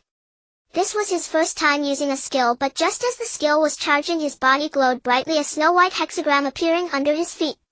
Helmets, battle armor, hard shields, arm guards, battle skirts, battle boots, and battle robes appeared one by one on him. The hammer in his hand transformed from virtual to solid, and then the light converged, hovering in midair. His handsome face shone with an air of heroism beneath the armor. At that moment the one who called himself Leng Yichen also stomped down with one foot suspending in midair and gave a loud shout. A hexagram appeared beneath his feet, but it was golden. Speaking of which, the colors of the Long family are indeed flashy. In terms of appearance, they were definitely a cut above. In China, gold is the color of emperors, so those who had just awoken were more inclined to favor Leng Yichen. Leng Yichen looked upwards, and his dazzling golden armor began to assemble. However, he only wore a battle armor and battle skirt, and his weapon was a sword engraved with dragons. Sayerli once said that among the families that could cultivate in this world there were the Bai family, Ouyang family, Long family, Qing family, Murong family and others, but the Long family was the strongest. The dragon pattern sword could only be possessed by the direct descendants, but the Long family was not protective of their own. If a peer was killed or injured they would not pursue it, but if it was an elder's doing it would be to the death. Not bad, you actually have white armor of great quality. I'm glad to have such an opponent today, Leng Yichen said. Thank you. Leng Yichen horizontally held the hammer. Come on, let's see who is stronger. Alright. Leng Yichen swung his sword at him. Leng Yichen shook the hammer and as the sword approached he unleashed the per-character heaven technique. With a clang, Leng Yichen's sword flew from his hand, embedding itself in the ground. Leng Yichen quickly pulled back his fist to protect his heart and Leng Yichen seized the moment to attack, unleashing the Zhen Lai Shi Jia 4-character heaven technique. Demonic breaking body. Leng Yichen was startled and quickly used the protective skill of the demonic breaking fist. After the smoke cleared, Leng Yichen's armor had integrated into his body and he knelt on the ground holding his treasured sword, gasping for breath. The demonic breaking fist was indeed powerful, even the 4-character heaven technique couldn't break through his defenses. Are you alright? Leng Yichen asked. I'm fine. You're the first person to defeat me. Ha ha ha, I found a worthy opponent. Leng Yichen raised his head and said. He then pointed at Leng Yichen and said, in this life we are destined rivals. The person behind him quickly came over to support Leng Yichen and under the protection of a group of bodyguards they entered the school. Moxi, Leng Yichen removed his armor and rushed in front of Lan Moxi only to see her eyes reddening, tears streaming down her cheeks. Yichen, are you alright? I've missed you so much, Lan Moxi cried in his arms. Seeing the little beauty crying uncontrollably made Leng Yichen feel pain. He would actually prefer to fight again than watch a beauty cry. However, Leng Yichen had also noticed that Leng Yichen's sword only bore 1 mark and 8 heavenly scars while his had 2 marks and 1 heavenly scar. With the invincible defense of the armor it would be hard to die. Alright, don't cry, okay? I'm sorry. Be good now. Leng Yichen found himself rambling. What are you doing? I'm not a child. Lan Moxi laughed through her tears. Hee hee. Leng Yichen finally felt relieved. What he didn't know was that Leng Xiaoza was currently in a pitiful state, being pinned down by Liuli and beaten up badly. But no one felt sorry for him. Where have you been for so long? Liuli was also crying heavily, but she was much stronger than Lan Moxi, refusing to let go. If it weren't for Leng Xiaoza's strong physique he might not survive. Good wife, I'm sorry, let go first, there are people watching. I'll explain when we get back. Who's your wife? Who do you think you are? You disappeared for so long and came back for what? Do you know how worried I was about you, you bastard? And do you even know you have a girlfriend? Wife, I'm sorry, let's go back first, it's not good with people watching. Who's your wife? I've moved on, and just so you know I have nothing to do with you from now on. Tears flowed endlessly from Liuli's eyes and it clearly wasn't a case of moving on. Hee hee, then let's kill him and see who dares to touch my wife, right? Upon hearing this, Leng Xiaoza immediately grew thick-skinned. Get lost. Anger in the front, lust in the back. No one knows what Leng Xiaoza did. Anyway, it was inappropriate for children. It was evil. Leng Xiaoza and Leng Yichen rushed back to the classroom with their wives, eliciting eye rolls from everyone around. Looking at those super short skirts. It was evil. Both of them weren't good people either, and their mischievous hands didn't refrain from taking advantage. They rushed back to their seats with Leng Yichen hugging Lan Moxi into his arms, burying his head in her bosom without saying a word. To put it nicely, it was a romantic moment. To put it crudely, it was taking advantage of her, but it was done openly. Moxi, it's been 3 months. Don't ask me what I've been doing, I can't explain it and you wouldn't believe it. Just give me some time and I will make you believe me, okay? Leng Yichen spoke seriously. I believe you. Lan Moxi looked at him, her dark eyes free of any impurities. Leng Yichen lifted her onto his lap, originally wanting to tease her, but when her softness pressed down on him his instincts took over. Lan Moxi screamed and immediately ran out, but with Leng Yichen's spirit having undergone the transformation of 2 marks he was incredibly powerful. Moreover, Sayuri's cultivation path was focused on mental strength, allowing him to peer through the mental barrier and see Lan Moxi running into the girls' restroom, looking at his own rosy cheeks in the mirror. This kind of peeping was really enjoyable. It was evil. But what did he see? In truth, he hadn't wanted to look, but he caught a glimpse of some springtime scenery escaping. It was still quite evil. However, he managed to pull back and maintain his moral bottom line, thankfully. At this moment, Leng Yichen was reluctant to stand out too much, but seeing them being overly aggressive made him feel compelled. Leng Xiaoza and Leng Yichen held their breath. What are you from the Gu Huang family so impressive? Just because you have more people. Is there no other way? Leng Yichen asked. No, didn't you say our numbers are impressive? Today we will gang up on you. What are you going to do about it? The person shouted.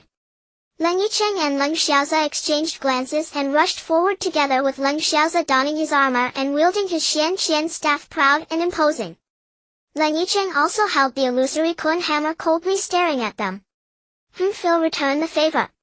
Suddenly a person from the Ji family emerged, brandishing a Five Mountains fork and charging forward. Then a pair of twin brothers also appeared, both wielding swords, rushing up as well. Oh! A brawl? Hee. Leng Yichen scoffed dismissively. Those who had just fought Leng Yichen had already reached a cultivation level close to 2 marks, while now they were indeed just at 2 marks. Those who had just fought Leng Yichen had already reached a cultivation level close to 2 marks, while now they were indeed just at 2 marks.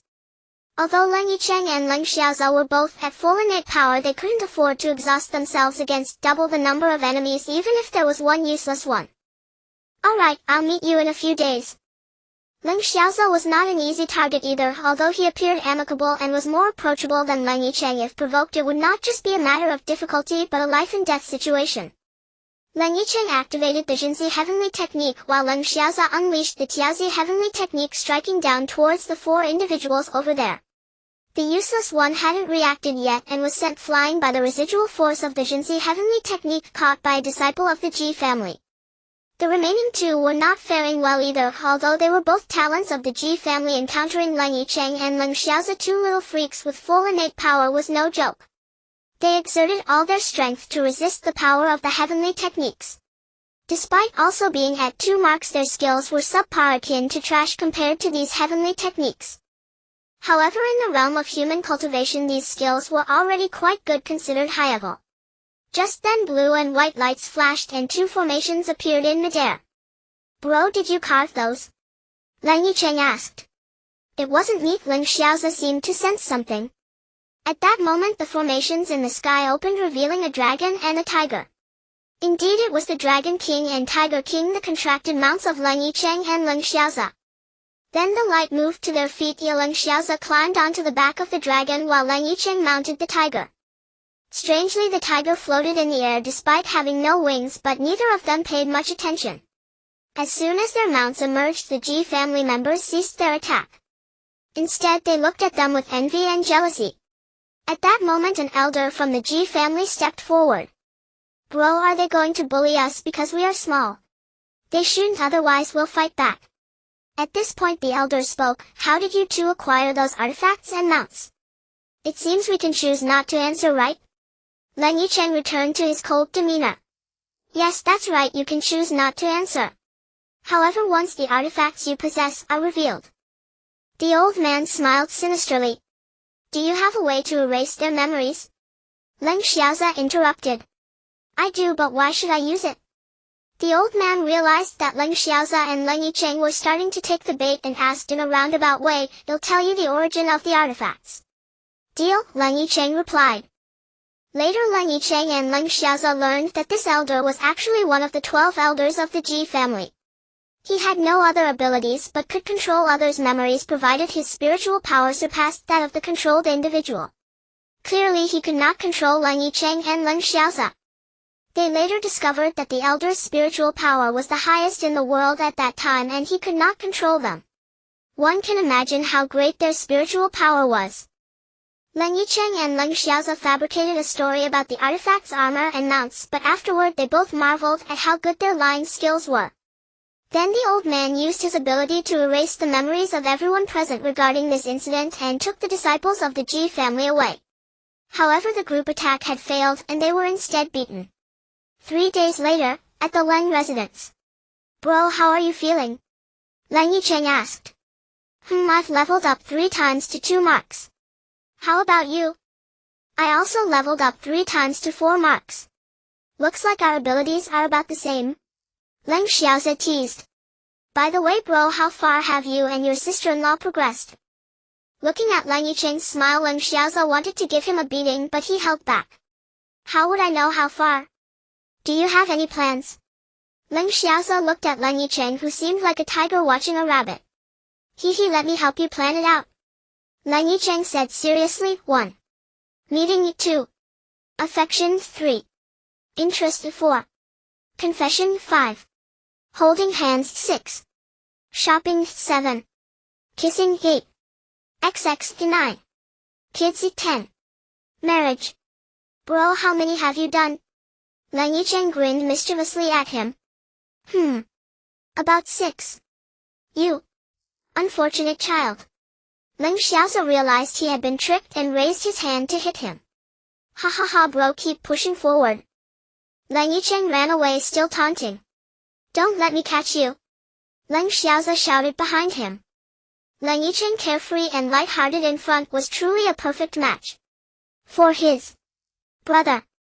The servants were long accustomed to it. These 2 young masters had been playful since childhood, but they never fought for real. It was all just for fun.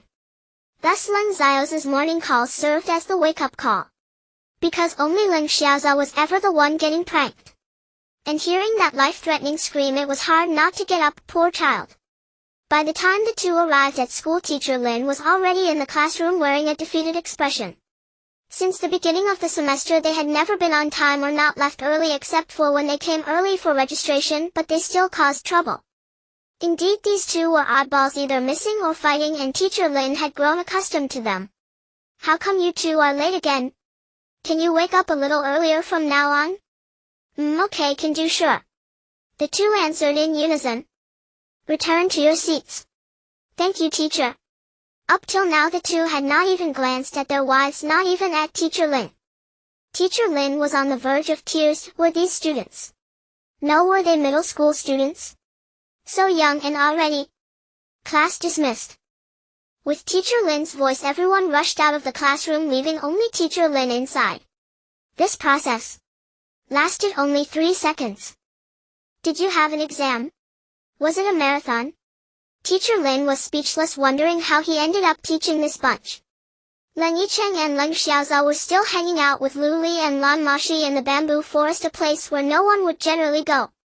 Moreover, Leng Zio's subordinates had set up barriers making it invisible. Doing bad things is the best. Just a little evil. Lu Li. Help me rub it. Why? I got injured in a fight yesterday. Huh? Where are you hurt?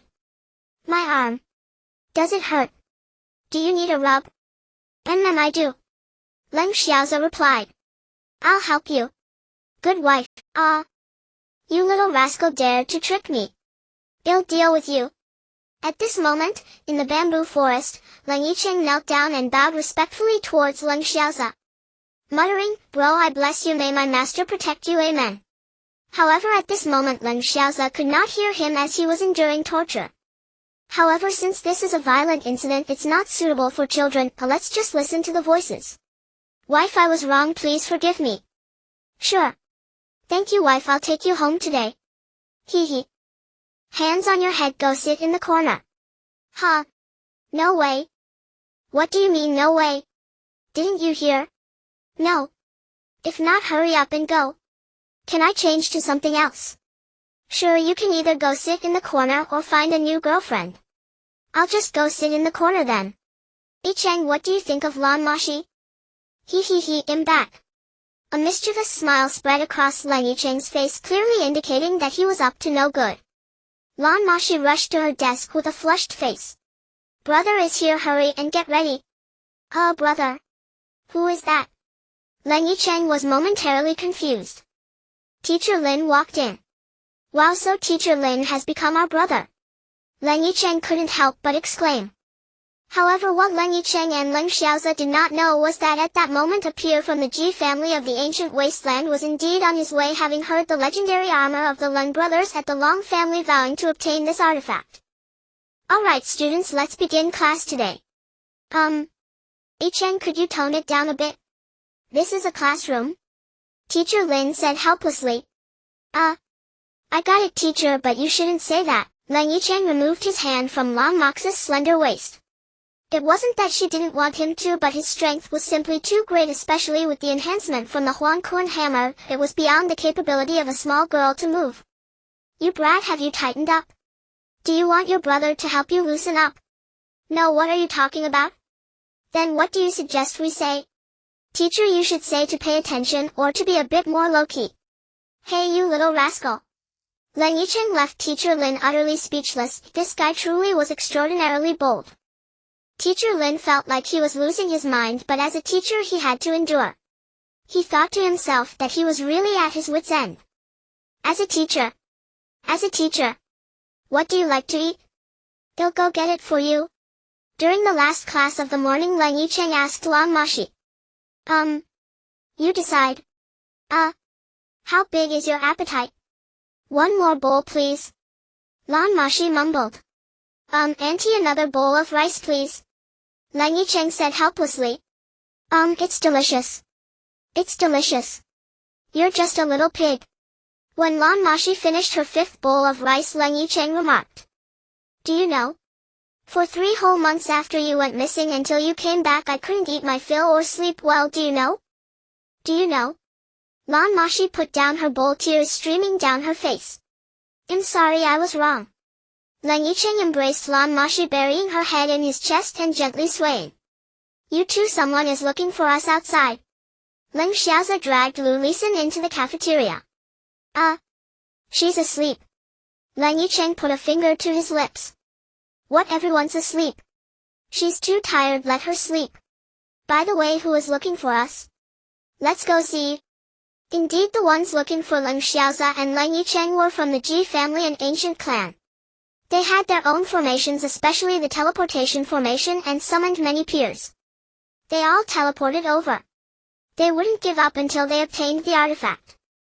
Leng Xiaoza and Leng Yichen initially didn't want to talk about it. When they obtained the artifact, both swore to keep a low profile when they returned to school, but for Lan Moxi, they had already made a scene by attacking members of the Long family right after entering the school. Now both of them were filled with regret. But had they known this would happen, why act in the first place?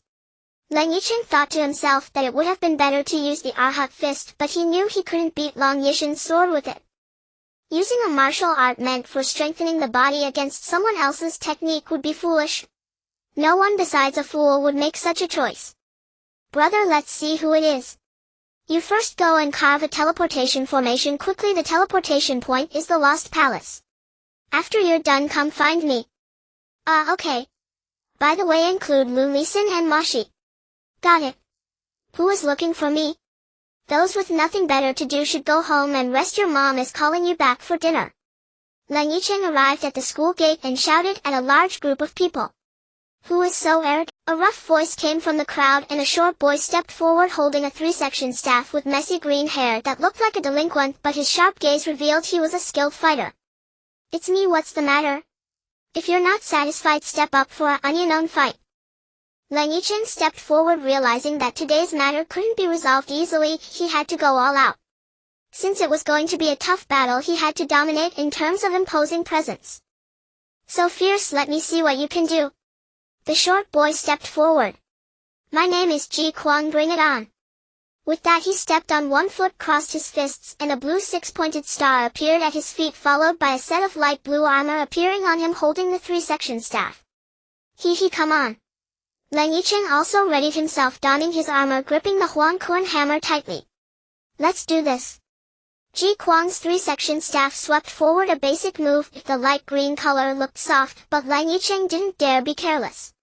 He unleashed the tribulation transcendence, and the sky split open, instantly consuming Ji Kuang's staff. What remained were only shards. Wow! Ji Kuang spat out a mouthful of blood. These weapons were refined using the blood of the wielder, and once the weapon shattered, the wielder's abilities would greatly diminish and they would suffer serious injuries. This wasn't the first time Leng Yichen used the Tribulation Transcendence. Last time it wasn't this powerful. But last time it was used with 4 people, and this time it was solely his own. Maybe the effects were different. Just as Ji Kuang fell, another person rushed in wielding a mountain-splitting axe clad in armor, delivering a spinning slash. Leng Yichen raised his hammer to block, then quickly retreated. Hee, not bad. I'm Ji Xing. I'll join you in the fight. I'm Leng Yichen.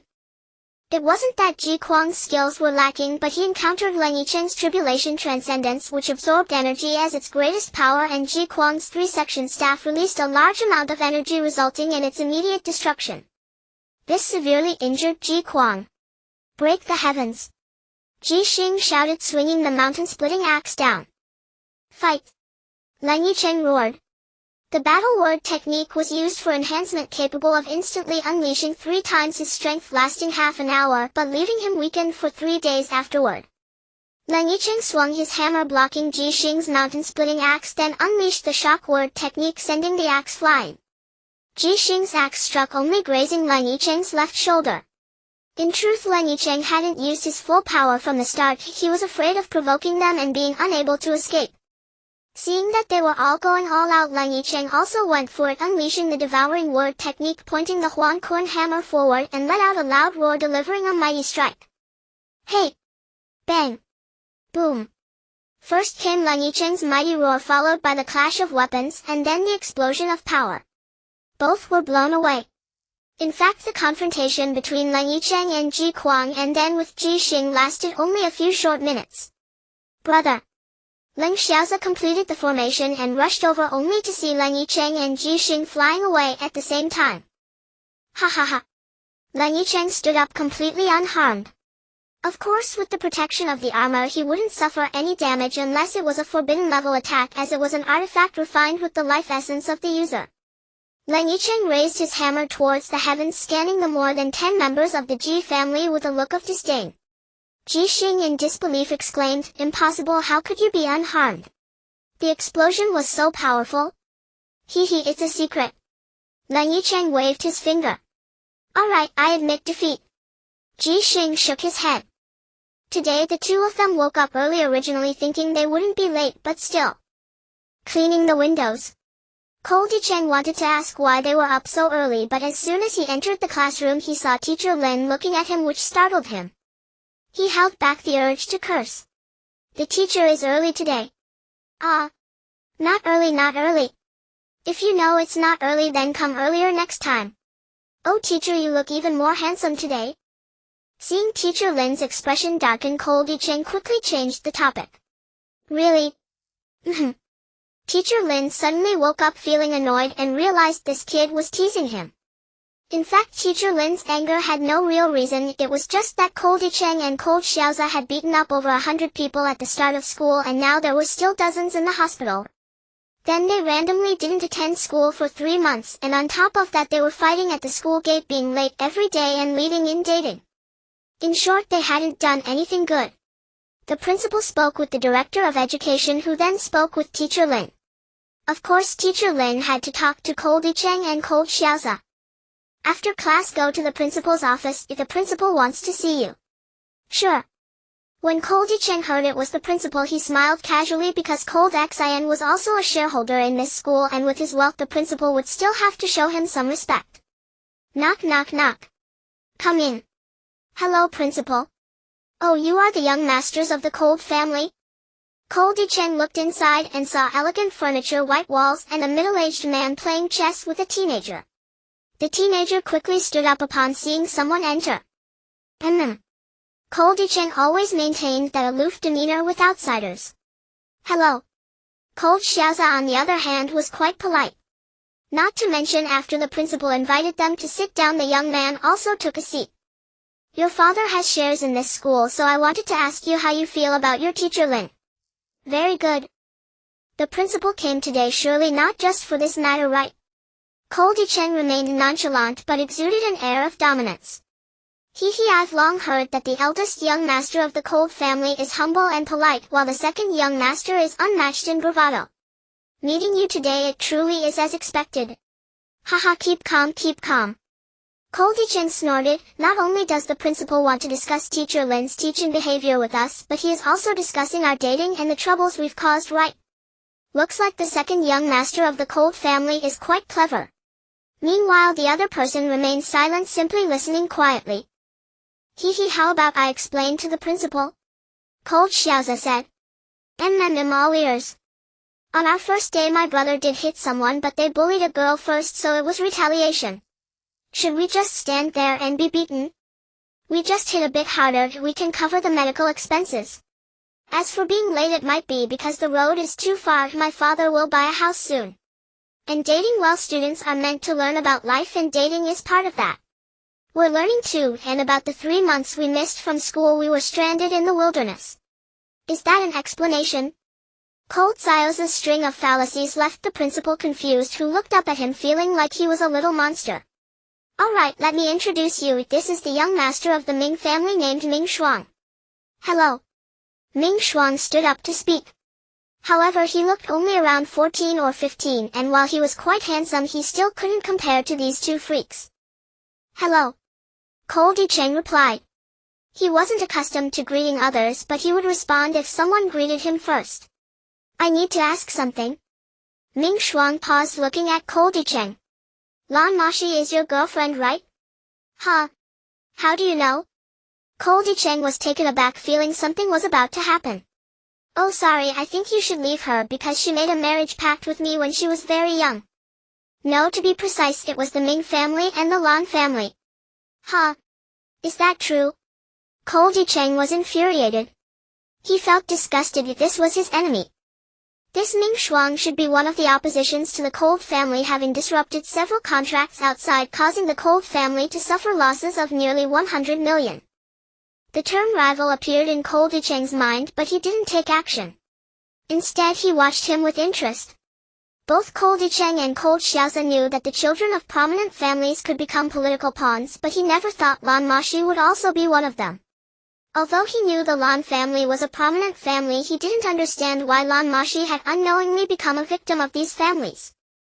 I originally didn't want this, but after seeing her picture I changed my mind. I thought she was too beautiful, I should cherish her, right? Ming Shuang said. If you don't want to come in standing and leave horizontally, then you should disappear immediately. Leng Yichen's expression finally changed. The thing he couldn't tolerate the most had finally happened. I will definitely get her. Do you dare to bet? Ming Shuang said with a smile. We can try.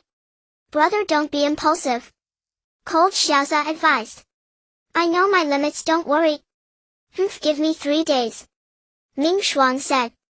Alright, give me 1 day and you will kneel down and beg me. Leng Yichen said. Yichen, what's wrong? Lan Moxi looked at Leng Yichen. Since returning from the principal's office, Leng Yichen had not said a word and had kept a cold expression. Moxi, do you have a fiancé? Leng Yichen asked. Yes, it was arranged by my parents. Have you met him? No, but I've seen his picture. Do you like him? I haven't met him, so how can I say I like him? So that means you don't like him? But it's my parents' decision and I have no choice. As long as you don't like him, I can find a way to see him. Leng Yichen finally smiled, his confident gaze carrying a hint of mischief. Father, if you believe me, I have a way to deal with the Ming family. During dinner, Leng Yichen said. Oh. Leng Yichen asked skeptically, what do you have in mind? Father, tomorrow's stock market. No one knew what happened next. Young master, everyone is here. Text. Person. Book. Room. Small. Speak. Down. Load. Network. Let's go. Hello sir, how can I help you? Be honest, it's a robbery. A calm voice came through. 3 hours later. Ming residence, sir, it's bad. All our companies, restaurants, entertainment, etc. have been robbed. We have already reported to the police, but hundreds of businesses have been robbed at the same time and the methods are the same. What? Hurry, someone come. The master has fainted. The next morning news last night, all of the Ming family's industries were robbed simultaneously using the same methods. The police have started an investigation but have no leads. The Ming family has suffered huge losses and the criminals left no clues, currently yielding no information. Next, please see the live report. Stock market news: yesterday the Ming family's stocks plummeted while the Cold family. Ha ha ha son, the Ming family is now close to their demise. Let's see how they compete with me. This is a good method from father, and now they are left with nothing. Surely someone will either remaining profits and we can make them the scapegoat. And then good. After breakfast, Cold Yichen and Cold Xiaoza went to school as usual. Thinking about last night's events made them unable to contain their joy. Indeed, Cold Xian first inflated the stock price and many people bought the Ming family's stocks at a low price, but the Ming family's money was quickly robbed by Cold Yichen and Cold Xiaoza's people. Cold Xian lowered the stock price and most people came to buy, but it required the Ming family to sell. In this way the Ming family had no money to operate and they would naturally perish. No words to exchange, we are pretending.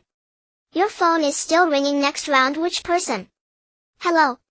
Cold Yichen took out his phone and an urgent voice came through. Is it you? Did you do this to me? Cold Yichen recognized it was Ming Shuang's voice. So what if it is? So what if it isn't? Hee, do you have evidence? Idiot. Cold Yichen teased. Bastard. I said you would beg me. Don't worry, this is just the beginning. Oh, by the way, I almost forgot, there's a time difference between foreign countries and China. After finishing, Cold Yichen hung up the phone and walked into the classroom with Cold Xiaoza. He was thinking about how to properly take revenge on Ming Shuang, as in this world the one Cold Yichen hated the most was anyone who had an eye on his woman. Of course, this was far from over. Leng Yichen had no intention of letting Ming Shuang off so easily. He had declared that he would make Ming Shuang come begging him on his knees, and he would fulfill that promise even to an adversary. Are you going to let him off? I think not. Anyone who dares to covet Moxi must first answer to me. Leng Yichen said with a mocking expression. Alright, just don't toy him to death, Leng Xiaoza chuckled. Actually, I was planning to let him go, but I've changed my mind. You really want to finish him off? Heck, keeping someone like him is just a waste of resources. No way. When did you become so ruthless? Yesterday. Didn't realize you held such a grudge. The ill-fated Ming family had provoked the wrong person. Someone who toyed with ancient clans like they were nothing wouldn't fear a minor family like the Mings. The Ming family's stocks had completely collapsed and they had declared bankruptcy. They were finished. Ming Shuang was probably wondering where to buy a dose of regret medicine.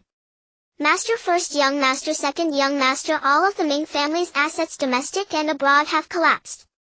We've snapped them up at the fastest speed possible. They're now a hollow shell existing in name only. Good.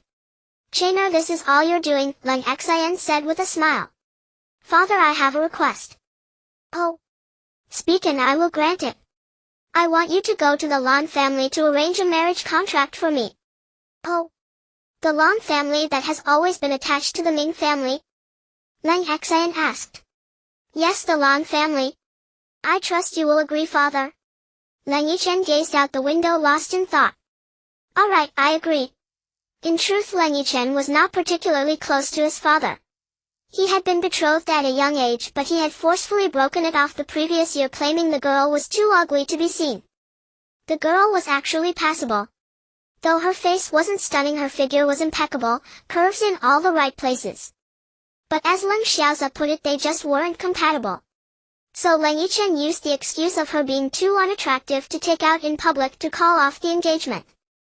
Having just arrived at school in the morning before Leng Yichen could even put down his bag, Lan Moxi dragged him to the bamboo grove. What's the matter? He wondered, puzzled. Lan Moxi spoke up. Yichen, did you ask your father to propose marriage? She looked at him nervously. Yes, what else can I do? I need to be with you legitimately or people will say I stole someone else's girlfriend. Leng Yichen hugged Lan Moxi and said with a teasing grin. Can you be serious for once? Stop joking, okay? What about the Ming family? Well, if you're worried about the Ming family, I wouldn't mind making them vanish from this world forever. Yichen, can you please not be impulsive? Lan Moxi was on the verge of tears. Leng Yichen pulled her into a tight embrace and whispered in her ear, "Listen, you are mine and you will only ever be mine. If Ming Shuang dares to harass you, I can make him vanish for good." He enunciated the last 4 words slowly. Do you truly like me?" Lan Moxi lifted her face and Leng Yichen felt he would never forget that visage for the rest of his life. "If I didn't like you, why would I ask your family for a marriage contract? Do I have a screw loose?" Leng Yichen looked at her, squinting and tilting his head. If he had a cigarette dangling from his lips, he would have looked incredibly cocky. "Yichen." Lan Moxi hugged him tightly. "I always thought you were just playing with me. I thought I couldn't escape my fate of marrying Ming Shuang. I thought this was all my life would ever be. But being with you for so long has been the happiest time of my life. I'm sorry I kept it from you." There. Don't cry, you little fool. It's okay." Without warning, Leng Yichen kissed Lan Moxi's lips. His tongue delved into her petite mouth, kneading a soft, tender flesh. Entwining, tangling. His arms wrapped around her slender waist while her hands looped around his neck. After a long moment, their lips parted. They gazed at each other, speechless. Silence spoke louder than words. They embraced again, tears falling inaudibly. "All right, enough with the lovey-dovey stuff, isn't it? The misunderstanding is cleared up. Let's not do anything inappropriate for minors, okay?" Leng Xiaoza appeared, dragging Lu Lisan along. They looked like a couple of third wheels, no super third wheels, no ultra super third wheels. Okay, I'll admit it, they were floodlights. "What the hell, why are you here? Why can't I be here? Why did you have to come? Why shouldn't I come? Then what are you here for?" To watch a movie." Where did you two go?" Teacher Lin asked. "Bro, should we say we were dating or picking up girls? Isn't that the same thing?"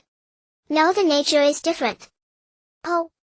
Dating means you're still chasing, picking up girls means doing something inappropriate for minors." "Bullshit. What are you two muttering about? Where did you go?" Teacher Lin pressed. "Dating. Picking up girls. Which one is it?" "Picking up girls. Dating. Alright, whatever it is, it's inappropriate for minors. Go stand in the corner." "Thank you, teacher." "You're welcome." Leng Yichen was on cloud 9 today. Not only had he openly won the girl, but he had also gotten some perks. Though he later reflected on it, he was still thrilled. If Leng Xiaoza hadn't held him back, he might have invited the whole school to a feast. "Xiner," Leng Xiaoza called out.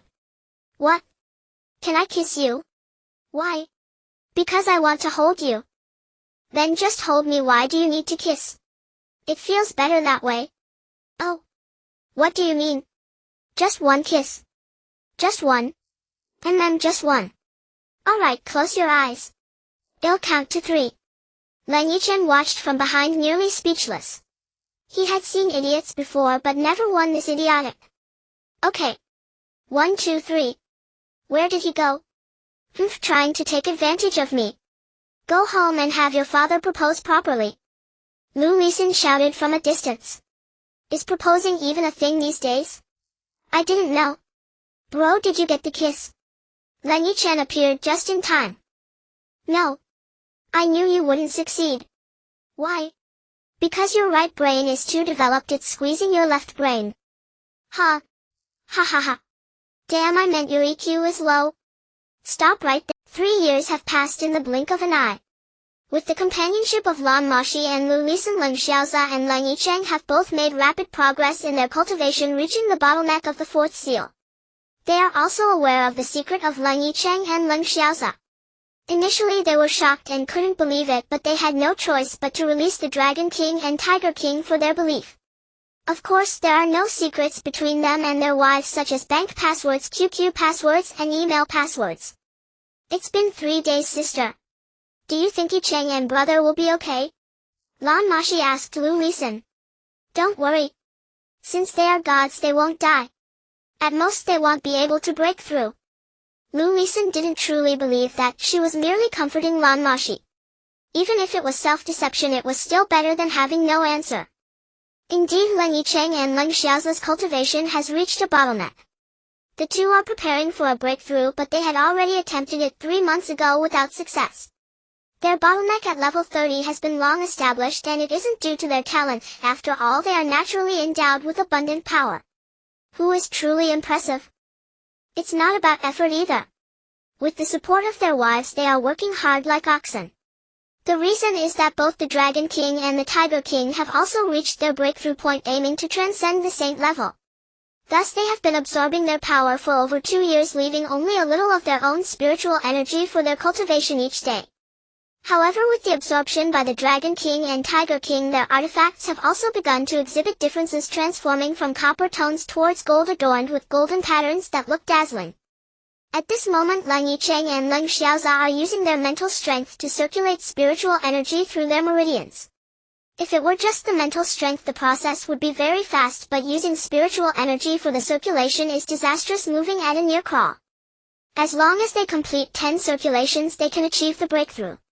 However, after completing 9 circulations last time, they felt as if they were on the brink of death, their bodies almost falling apart and their hearts ached like bleeding wounds. It drives one to madness. Damn it! Leng Yichen wanted to shout. It's already the 10th circulation and they've completed 80%. At this moment, Leng Xiaoza had already stopped trying to break through because he had fainted from exhaustion, while Leng Yichen remained conscious due to his strong willpower. Ah! Leng Yichen roared, suddenly driving the spiritual energy to surge through his meridians, reaching 90%. If it weren't for his thick skin, he would have probably fainted by now. Damn it! Leng Xiaoza said beside him, who had been awakened by his shout. Keep it, Leng Yichen continued to push the spiritual energy through his meridians.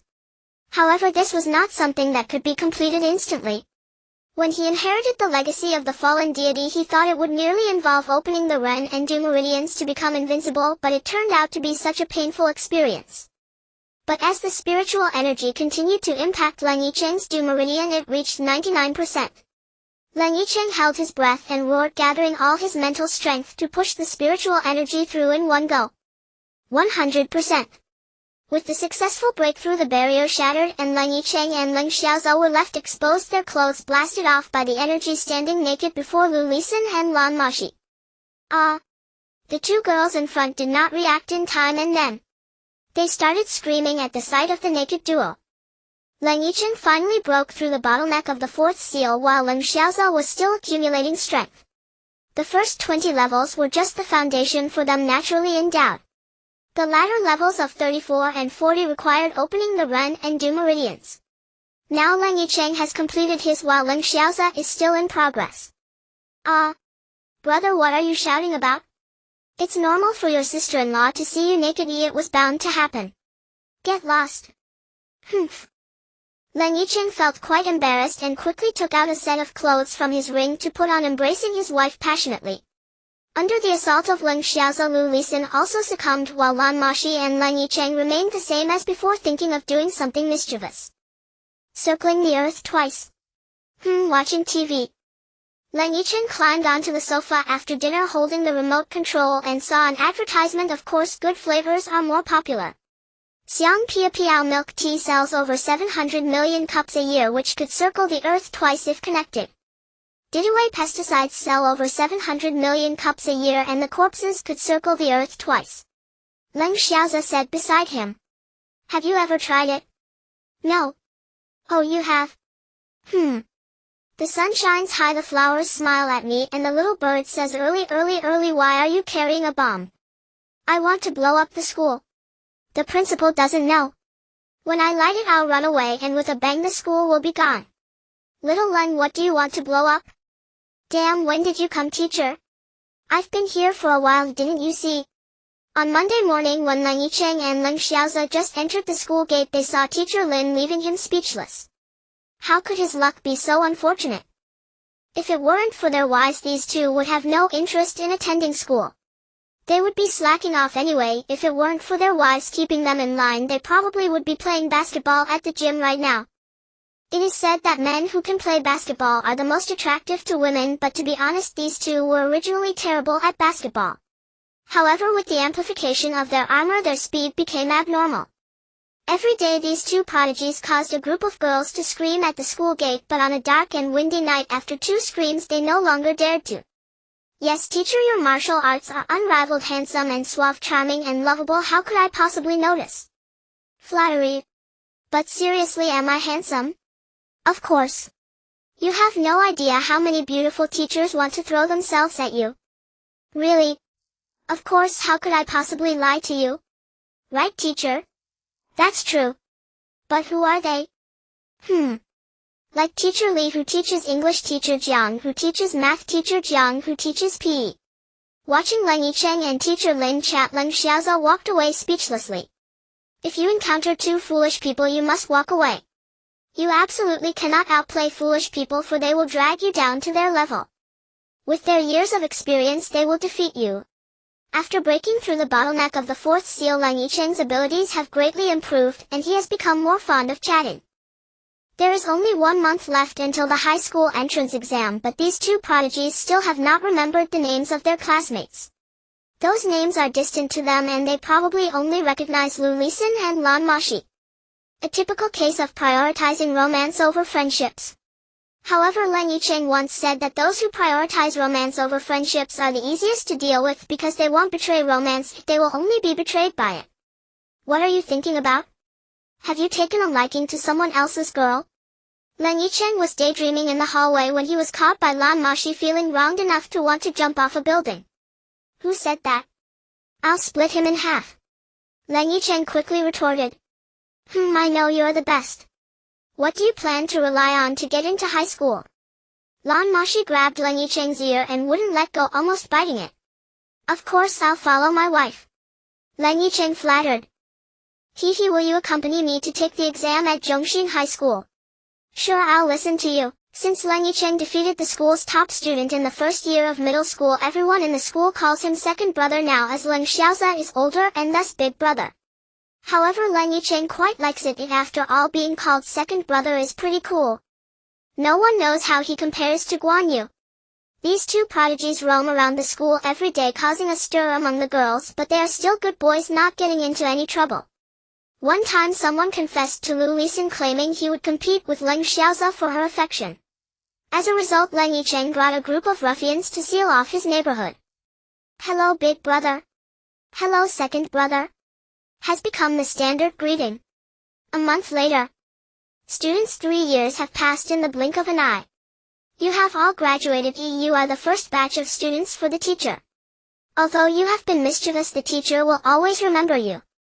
When you have time, remember to come back and visit the teacher. Teacher Lin became more emotional as she spoke, tears rolling down her cheeks. It was clear that she spoke from the heart. Teacher, we will miss you. Leng Yichen led the way in, shouting. Yes, we will miss you. After the results were announced and farewells were exchanged with teacher Lin, those fellows were already sobbing with emotion. Indeed, 3 years of spring and autumn had passed in the blink of an eye. Who would remember whom? Everyone exchanged phone numbers, then went together to a restaurant owned by Leng Yichen's mother for a meal. They didn't make a big fuss, simply setting a table in the main hall. The hostesses, seeing their eldest and second young masters bring such a crowd, nearly forgot their greetings. But being well-trained, they merely said, "Sir, please come in," and fell silent. However, they ordered many dishes which looked exorbitantly expensive even from the pictures. Yichen, are you trying to bankrupt me with all this? However, they ordered many dishes which looked exorbitantly expensive even from the pictures. Originally, everyone had agreed to a simple gathering with teacher Lin offering to treat.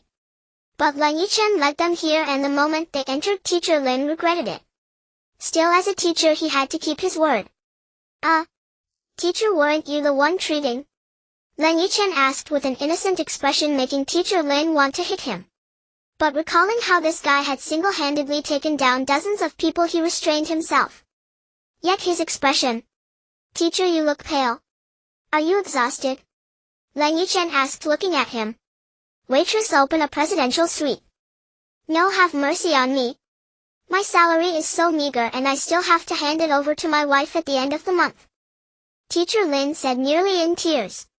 But hearing about handing over money, there was a sense of shared sentiment. What was the teacher being cocky for? He was still afraid of his wife. Yichen stopped teasing teacher Lin. Teacher, don't listen to him. This restaurant is run by his mother. It's free. Lan Moxi said to Teacher Lin. Ah. Teacher Lin was startled. The happiness came too suddenly, he couldn't accept it. Teacher, I'm sorry. My younger brother is too mischievous.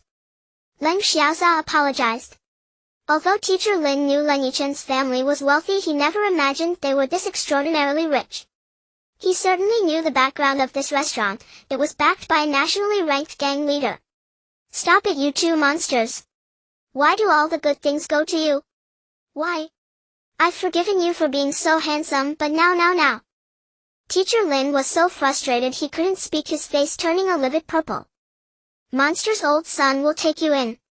Teacher Lin finally blurted out, leaving the waitress behind him utterly speechless. Then he told the waitress to bring the menu and began ordering frantically. It took 5 waitresses to keep up with his speed, though Leng Yichen had thought of ordering every dish on the menu. But seeing Teacher Lin only order the cheapest items, Leng Yichen abandoned the idea. Alright, cancel everything I just ordered. Bring me one of everything else and some good wine. Teacher Lin declared boldly. Very well, sir. Please wait a moment, the waitress replied politely. Leng Yichen and Leng Xiaoza were beyond speechless. They were utterly dumbfounded.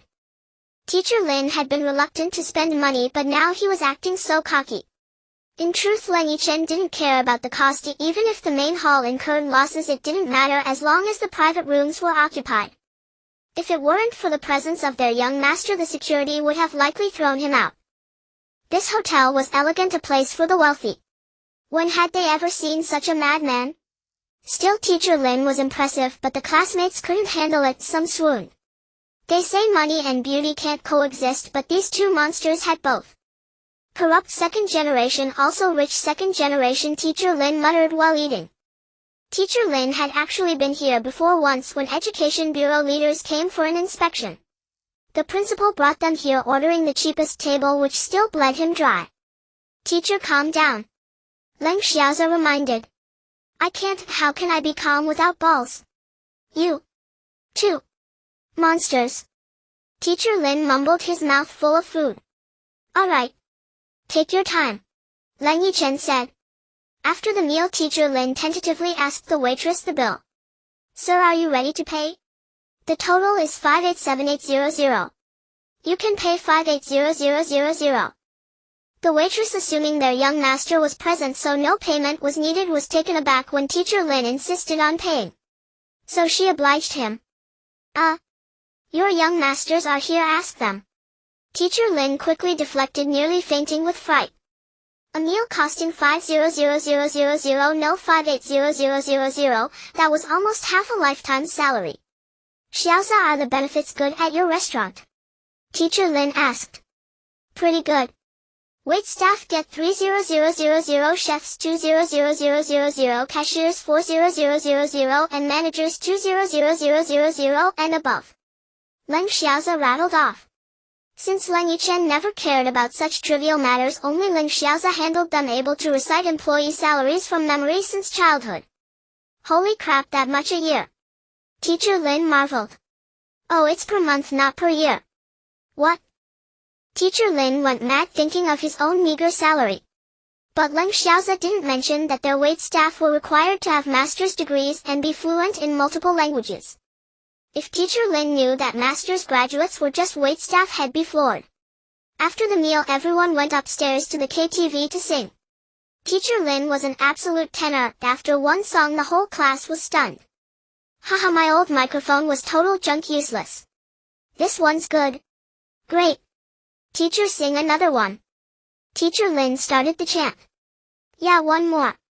And everyone joined in. Time passed. Eventually everyone was exhausted and fell asleep.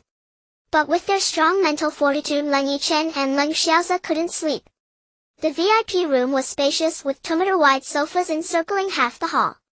They grabbed blankets and covered everyone, looking at the beer cans on the floor. 3 years of classmates about to go their separate ways, how could they not feel melancholy? Lan Moxi tired lay in Leng Yichen's arms, eyes closed, long lashes resting. Having drunk quite a bit, her flushed cheeks looked adorable. She hugged Leng Yichen's waist, her face on his stomach, occasionally smacking her lips, her small nose breathing evenly. Lan Moxi slept without manners, her long legs tightly wrapped around Leng Yichen, pressing firmly. If not for his strong self-control, he might have done something. Evil thoughts, all because of that old Gia's constantly filling my mind with wicked ideas. Fine, I admit he led me astray. The sadness of parting had faded, replaced by friendship among classmates. Teacher Lin had stopped singing, hugging a bottle of red wine as he lay on the sofa snoring. No one knew how many years would pass before they could reunite. Leng Yichen understood, Leng Xiaoza understood, and all the classmates understood, but no one broke the atmosphere. Scenes of their school days, fights with upperclassmen, field trips, flashed before their eyes. If the police came to inspect and opened the door to find a crowd of men and women lying around, they might suspect something. But such a scenario was impossible here. Even the police chief's words carried less weight than Leng Xin's. The next day, after Lan Moxi let out a cry, all the classmates woke up. The reason Lan Moxi shouted was that she felt something hard pressing against her leg, which was quite uncomfortable. Even after changing positions, the hard thing was still there. Just as she was about to remove it and throw it away, she noticed a certain someone's pants forming a little tent. I hate Kongze. Then the screaming began. And then someone went to the bathroom and... Everyone knows what happened next. Xia, I didn't mean to. I don't care whether you meant it or not. Tell me, did you have any bad intentions towards me? Damn, that's an unfair accusation. I don't think that's unfair at all. This is just a physiological reaction. How can I control that? Even Confucius wouldn't be able to write. Are you still acting tough? Humph, what does Confucius have to do with this? Didn't you say you have strong self-control? Didn't you say your mental power is strong? Didn't you say? Stop. Ah, not bad, you can even speak English now. Actually, it's just that Leng Yichen is terrible at English. He can handle the simple stuff though. Alright, I admit it.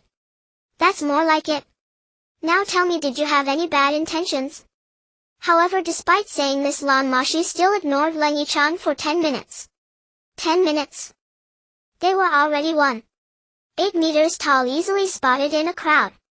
Plus, with each of them accompanied by a stunning beauty, shopping the head-turning rate was high, attracting attention from both. They were already 1.8 meters tall, easily spotted in a crowd. Plus, with each of them accompanied by a stunning beauty, shopping the head-turning rate was high, attracting attention from both men and women. The shop owners on the streets all recognized them. They came to sweep the place clean every day, whether it was a milk tea shop, barbecue shop, or fruit shop. I bet even the bathrooms recognized them. Right? Hey Chin, there's a new store opening over there. Lan Moxi always looked for food and fun when out shopping. She wouldn't care about anything else. Really? Where? Actually, Lu Lisin was quite similar to her. They were of the same kind. Isn't there an old saying that says if you're not from the same family, you won't enter the same door? Follow me. Lan Moxi pulled Lu Lisin forward quickly, and Leng Yichen and Leng Xiaoza would definitely not doubt that if they let them run, they could win a championship. Of course, this was under the condition that the two perverts were not participating. Bro, the younger siblings are quite excited these days, Leng Xiaoza teased Leng Yichen. Really? I don't feel anything, Leng Yichen replied while putting the fruit into his storage ring. Of course, have you two taken a step further? Leng Xiaoza asked with malicious intent. Further? What do you mean? Leng Yichen looked confused. The step you took with me? Leng Xiaoza pressed on, seeing the eager look in his eyes. It was likely not a good thing. I didn't remember that. At this point, Leng Yichen had already thrown everything into the ring, looking helpless. What about you? Leng Yichen shot a glance at Leng Xiaoza. It's the 6th step. Almost the 7th. But you can touch now, ha ha ha. Oh. At this moment, Leng Xiaoza realized he had been outsmarted, but when he turned around, that guy had already run off. He took one last look and rushed towards his own wife, shouting about the 7th step. Lan Moxi said in a flirtatious tone. Actually, she wasn't fun at all when she acted that way. Leng Yichen loved it when she got angry, her face. Lan Moxi said in a flirtatious tone. Actually, she wasn't fun at all when she acted that way. Leng Yichen loved it when she got angry, her face turning as red as an apple. Hey, does this pig look like you? Leng Yichen took the opportunity to tease her. In broad daylight, it was unethical. Leng Yichen. Who are you? calling a pig? Lan Moxi asked, enunciating each word. You. Look at how cute my wife is. She looks just like a little pig, cute, obedient and smart. Leng Yichen rambled on, but as long as he could coax his wife it was worth it. That sounds good, but I need to give you a name. What should it be? Lan Moxi asked innocently. If someone else saw this they would definitely say that Leng Yichen was trying to kidnap a minor, but everyone knew she wasn't that innocent. She could easily take you down. I'd better not. Leng Yichen looked at his wife, almost drooling. Even though he saw her every day, this little demoness always stirred his heart. No way, it has to be. Monkey.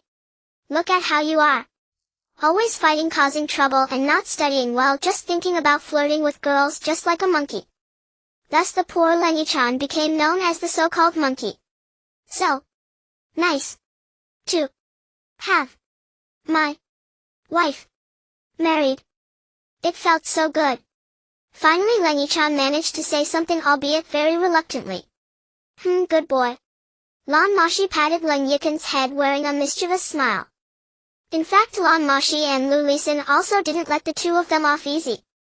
These two would flirt at school, causing a group of younger students to be completely captivated, chasing after them every day, but the result was 3 months of hospitalization without attending class. I remember one guy who was exceptionally smart. He pursued Lu Lixin knowing he would be beaten by Leng Xiaoza outside, so he ran into the women's restroom and stayed there for a while, only to be spotted by a teacher. In this era of talent you can't help but admire it. Hey, what are you guys buying? Take a look, our stuff is definitely good, you feel free to take a look. Just as Leng Yichen was speechless, a person walked out with a small smile, looking to be only around 15 or 16, but definitely a little rascal. Thank you, boss. Lan Moxi threw a flirtatious glance. Boom, a certain boss stumbled over the threshold. I wouldn't dare. I wouldn't dare. In fact, upon seeing 2 disaster-level beauties he was already overwhelmed with a toad-like expression. Seeing a beauty throw a flirtatious glance, he crashed into Leng Yichen. After confirming their relationship the first time Lan Moxi threw a flirtatious glance at Leng Yichen, he fell from the 2nd floor, and when he got back up, not suitable for children, we need to stay calm. Anyway, just remember that after the classmates in the class tactfully left, the curtains were drawn, the door locked, and the windows closed. After the door opened, a bowtie's lips were slightly swollen. Get lost. With Leng Yichen's furious shout, the boss, who was immersed in happiness, started to cry rivers of saliva, snot, and tears. Jealous. Lan Moxi extended a finger to lift Leng Yichen's chin. Kid, give me a smile. Bro, you guys go ahead and shop first. Leng Yichen didn't respond to Lan Moxi but spoke to Leng Xiaoza. Got it. Leng Xiaoza wrapped his arm around Lu Lixin's waist as they walked in. What's wrong? Lu Lixin asked. What are they going to do? Not suitable for children. Oh. At this moment Lan Moxi and Leng Yichen were in an off-road vehicle. Speaking of which, Leng Yichen was quite visionary, having bought a two-seater. The seats were spacious enough, making it convenient for doing certain bad things. You're bad, get away. Bro, they're waiting for us. It would be troublesome if they were seen. Let's finish up and then go. Alright, let's see what our 2 lively companions are up to. Yichen, this is so hard, Lan Moxi exclaimed. Of course, if it weren't hard we would be in trouble. How can we eat it if it's not hard? Leng Yichen had a defeated expression. Put some effort into it. Damn this broken walnut, how could you forget to buy pliers? Lan Moxi was furious. I forgot. Leng Yichen feigned innocence. Hurry up, if brother sees us he'll say we're hogging it all for ourselves. This walnut was something they had just bought, particularly delicious, and the 2 greedy cats had been eyeing it for a while. However, Leng Xiaoza said too much wouldn't be good for them. Smack. Aha, it's open. How can you throw a walnut at me? Why can't I? Who told you not to buy pliers? But speaking of which, your head is pretty hard. After the 2 managed to finish half a bag, they joined Leng Xiaoza. Seeing them, Leng Xiaoza wore a mischievous smile. So how did it go? What were the results? Leng Xiaoza looked at Lan Moxi, who was completely still. It's acceptable, not as impressive as you, brother. Ha ha ha. Of course the two girls couldn't understand the hidden meaning between these two mischievous boys, and Lan Moxi had long thought that Leng Xiaoza knew she had stolen some food.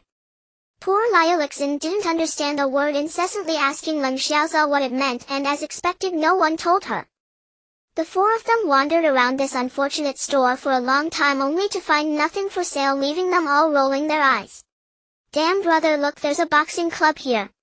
How come I never noticed it before? Leng Xiaoza said. Let's go take a look. Leng Yichen lit a cigarette, flicking his hand as the bones cracked. The group walked inside, but unfortunately they saw no one and the corridor ended quickly. They found a door and Leng Yichen kicked it open and the four walked in. Turning a corner they saw 10 boxing rings with dozens of people training, all of whom stopped when they noticed someone entering. Is anyone here? Leng Yichen asked knowingly, cigarette in mouth, wearing sunglasses. What do you want? To collect protection fees? A particularly muscular man stepped forward, his body explosive. Although he was only about 1.7 meters tall, Leng Yichen believed that very few ordinary people could take a punch from him. But were these two mischievous boys ordinary people? Of course not. If they were ordinary, how could they have survived until now? Hee, I see the name outside is quite impressive. The Overlord Club, very cool. Leng Yichen thought he looked rather irritating. Actually, I wanted to beat him up. If you want to cause trouble? Come on, I'll show you what I've got. My name is Wang Nai. The man didn't waste any words, directly leaping onto the boxing ring, beckoning Leng Yichen with a finger. Leng Yichen. He stepped forward, his foot barely touching the ground, and landed on the ring. Leng Yichen, oh, so you're the one who injured my brother. I didn't go looking for you, but you came to find me instead. The man's eyes turned red, the muscles in his face twitching. Oh, come on then. Leng Yichen suddenly thought of the school bully he had defeated. Damn, how long ago was that? Sigh, his mind must be filled with nonsense. Hey! Wang Nai shouted loudly, charging forward. Leng Yichen took half a step back, right fist forward, left fist back. Seeing Wang Nai charging at him, he shouted loudly, sweeping his right fist out, while Wang Nai quickly changed his stance, crossing his hands to block the punch. As Leng Yichen's left fist was blocked by the right, it shot straight toward Wang Nai's chest. Poor Wang Nai realized too late to block. He lowered Leng Yichen's right hand, bracing himself to take it. Poor Wang Nai never expected that Leng Yichen's left fist was a feint with little power, while the right hand that reacted quickly turned into a palm, striking Wang Nai's Hui point hard. At this moment Wang Nai was already in a panic, raising his fists to block Leng Yichen's right palm, while Leng Yichen was using both hands, his left fist forming a solid shape containing power as it reached for Wang Nai's chest. Smack, boom. Ah, crack. Wang Nai's chest did not brace itself, plus his strength was focused on blocking the right punch, leaving his chest vulnerable. The left fist struck down, causing a dent in his chest, and with the chest softening, the right hand also hit his neck. Wang Nai honorably fell to the ground. Actually, Wang Nai was also the runner-up in the Asian Youth Fighting Championship back in the day. Unfortunately for him, he encountered this mischievous Leng Yichen. Plus his underestimation of the opponent led to his downfall. That night Leng Xiaoza was begging pitifully at Lan Moxi's door, but unfortunately he was not allowed in. At dinner Leng Xiaoza said, "Wife, let's go to your place tonight," which scared Lan Moxi into running back to her room. Since Leng Xian proposed, Lan Moxi and Lan Moxi moved into the Leng family. Naturally they wouldn't be sleeping together. However, since the two young ladies arrived, the servants no longer needed an alarm clock to wake up. Because on the first day of their move the two got into a fight again, waking up Lan Moxi and Lan Moxi. Then the two handsome boys reflected on their actions all day on the laundry board. "Wife, look at how open your sister-in-law is. Haven't they done anything yet?" Leng Xiaoza asked again. "Hurry up and go back to sleep, stop daydreaming." Lan Moxi always only gave him one answer. "Sweat, a little psychological comfort would be nice. Hurry up and leave." Poor Leng Xiaoza begged all night, ultimately falling asleep at the door. Meanwhile Lan Moxi and Leng Yichen watched horror movies all night. Of course, whenever Lan Moxi got scared she would leap into Leng Yichen's arms. Indeed, someone got to take advantage all night. The next morning at breakfast Lan Moxi nestled in Leng Yichen's arms as he fed her bite by bite, probably still frightened by last night's movie. "Wife, look how good they are together," Leng Xiaoza said to Lan Moxi. "Are you jealous?" Lien Yichen felt she had been too harsh on Leng Xiaoza, asking with sympathy. Not jealous. In truth, Leng Xiaoza was extremely envious but feared Lien Yichen's scorn and Leng Yichen's ridicule. A child who went against his conscience. Oh, I thought you were jealous then. Never mind, Lien Yichen said. No way. Sister-in-law, just give in to my brother or I see he's about to suffocate. Leng Yichen said with deep affection. However, this made Leng Xiaoza want to deal with him. This made Lien Yichen's face turn red as Leng Yichen said, just give in already. Normal people would understand. Lan Moxi was a typical pig, having eaten a little and already fallen asleep, probably wouldn't wake up for a while. Calculating there are only a few days left in the summer vacation, and Leng Yichen thought of the dreaded Monday. He was about to go to Jiangsu Province Experimental High School, and just by the name it sounded strict. Of course, with Leng Yichen and Leng Xiaoza's poor grades, it would be a miracle if they got in, while Lien Yichen and Lan Moxi were indeed admitted with high scores. These two mischievous ones were forcibly put in by his father. The principal did it for 50,000. If the principal knew these two brats nearly tore the school apart, he probably wouldn't even accept them. It is said that a few days pass too quickly, just like flying whoosh, and it's gone. In the morning, Leng Yichen hurriedly ran to Lan Moxi's room to wake his wife up, which was a daily ritual. Before Lan Moxi and Lu Lisan arrived, Leng Yichen and Leng Xiaoza considered themselves the best sleepers in the world, but once these two disaster-level beauties showed up, they surrendered to their fate. Because these two would almost instantly fall asleep at the mere mention of being tired. As long as they could get comfortable, they would doze off, and even if there was an earthquake, they wouldn't wake up. Thus Leng Yichen and Leng Xiaoza suspected that if they sold them while they were asleep, they would only find out after they woke up. They remembered that on the first day of school the two slept past 7 and ended up standing at the back of the classroom all day. Lan Moxi was so tired that she fell asleep on Leng Yichen's feet. Wife! Wife! Wife! Wife! Wife! Wake up! The loud sound waves woke the servants, although they would no longer hear Leng Yichen and Leng Xiaoza's frantic calls to wake up. But it had changed to wife, wake up! What are you shouting about? I'm trying to sleep. Lan Moxi opened the door, rubbing her eyes and protesting unhappily. After saying that, she pretended to be afraid on the bed, not even opening her eyes, and Leng Yichen finally understood what it meant to have a realm. Damn, wake up! Leng Yichen had a defeated expression, then rushed over and grabbed Lan Moxi's little leg, dragging her down like a small pig. Im up! Stop making a fuss. Although it wasn't the first time Lan Moxi had been woken up like this, she was still startled. She remembered one time when she played too hard, Leng Yichen kicked the door open and the child was still sucking her fingers while smacking her lips. That's more like it. Leng Yichen contentedly scratched Lan Moxi's chin, watching her pout, and picked up the scattered clothes to help her put them on one by one. Everyone stay calm, don't get excited. Calm, don't be evil. Why are you up so early? Lan Moxi's cheeks puffed up adorably. A summer vacation had passed and Leng Yichen had been preparing delicious food for her every day, intending to fatten her up a bit, otherwise she looked just like a rib. Unfortunately, all the hard work of the summer was in vain. This child only gained half a gene. Every day they put in a great effort to prepare meals, and both Leng Yichen's vegetarian dishes and Leng Xiaoza's meat dishes were devoured by Lu Lisan and Lan Moxi without leaving a trace, but both of them only gained a gene or so. Every day they made their wives step on the scale, and as a result, after moving even a millimeter, the two would suspect that the scale was broken. It's time to eat. We're going to the experimental high school soon. The old man bought a house there. Let's hurry and move over, and we have to report tomorrow. When Leng Yichen was with Lan Moxi, they turned into an elderly couple. Tomorrow morning he still had to go over the day's schedule with her. No, he was her personal secretary. I'm so annoyed, I hate school. Lan Moxi pointed her fingers in frustration, her face full of grievance. In reality, when she was with Leng Yichen, she didn't need to worry at all, she just had to follow his schedule. What she hated was that every day Leng Yichen had to stay with her while she ran.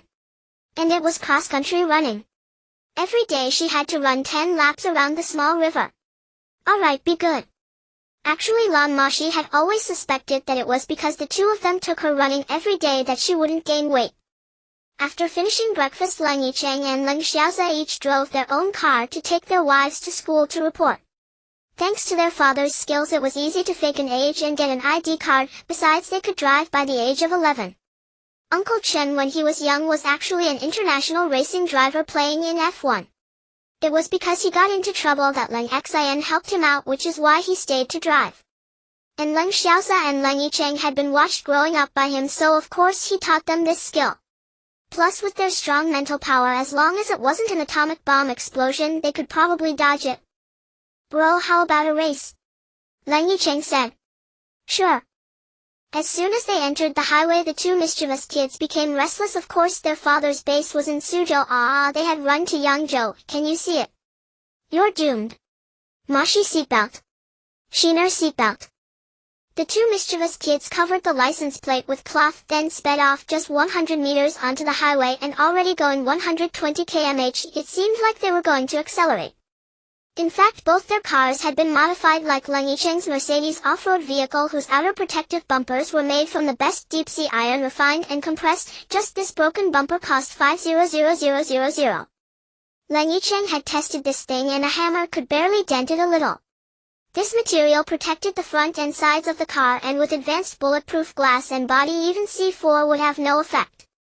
The engines were made according to submarine standards plus various enhancements. Even if a tow truck was sold for scrap, it would still cost hundreds of thousands. This car was originally in good condition, but Uncle Chen had someone modify it into two engines, making it over 1.8 times faster than an ordinary car. When driven aggressively, it could rival an F1 racing car. The annoying part was that their safety airbags were only for one-time use, but this thing had N times. In fact, the airbags were unnecessary because the tires and that impressive seatbelt could ensure safety. Just the tires could utilize Earth's gravity to double the safety of the car. With that thing, you could hardly die inside the car. And Leng Xiao's Ferrari was similar to Leng Yichen's, both top-notch. They sped up to 180 km/h, both of them composed, driving perfectly. From above, one could only see a black SUV and a red Ferrari racing against each other. That scene. Calm. Calm. Calm. Let it go. Row 5 kilometers until we exit the highway. Slow down. Leng Yichen reminded. Got it. Their car had a Bluetooth intercom system, which was simply inserting a SIM card. A drift, another drift. The two top-notch cars reached the toll gate, paid the fee, and left. Meanwhile, the two disaster-level beauties remained unfazed. Calm. Because they were already used to it, the two were calmly playing games on their tablets. Once they reached the city, the two didn't dare to be so reckless. They calmly drove into the neighborhood, then unpacked their luggage and arranged their rooms. This was a duplex building with 4 rooms. Downstairs, a large living room of about 40 square meters, a study of about 20 square meters, a bathroom, a kitchen of 30 square meters, and a dining room of 10 square meters. It seemed that Lan Moxi wouldn't have to worry about food in the future. Upstairs, the 2 rooms were spacious, each about 40 square meters, similar to the living room.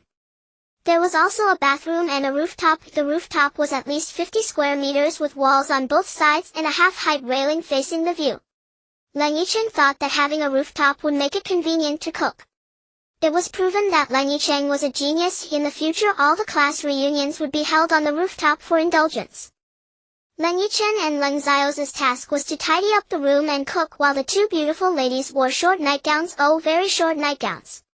Watching the 2 of them work, they occasionally threw flirtatious glances.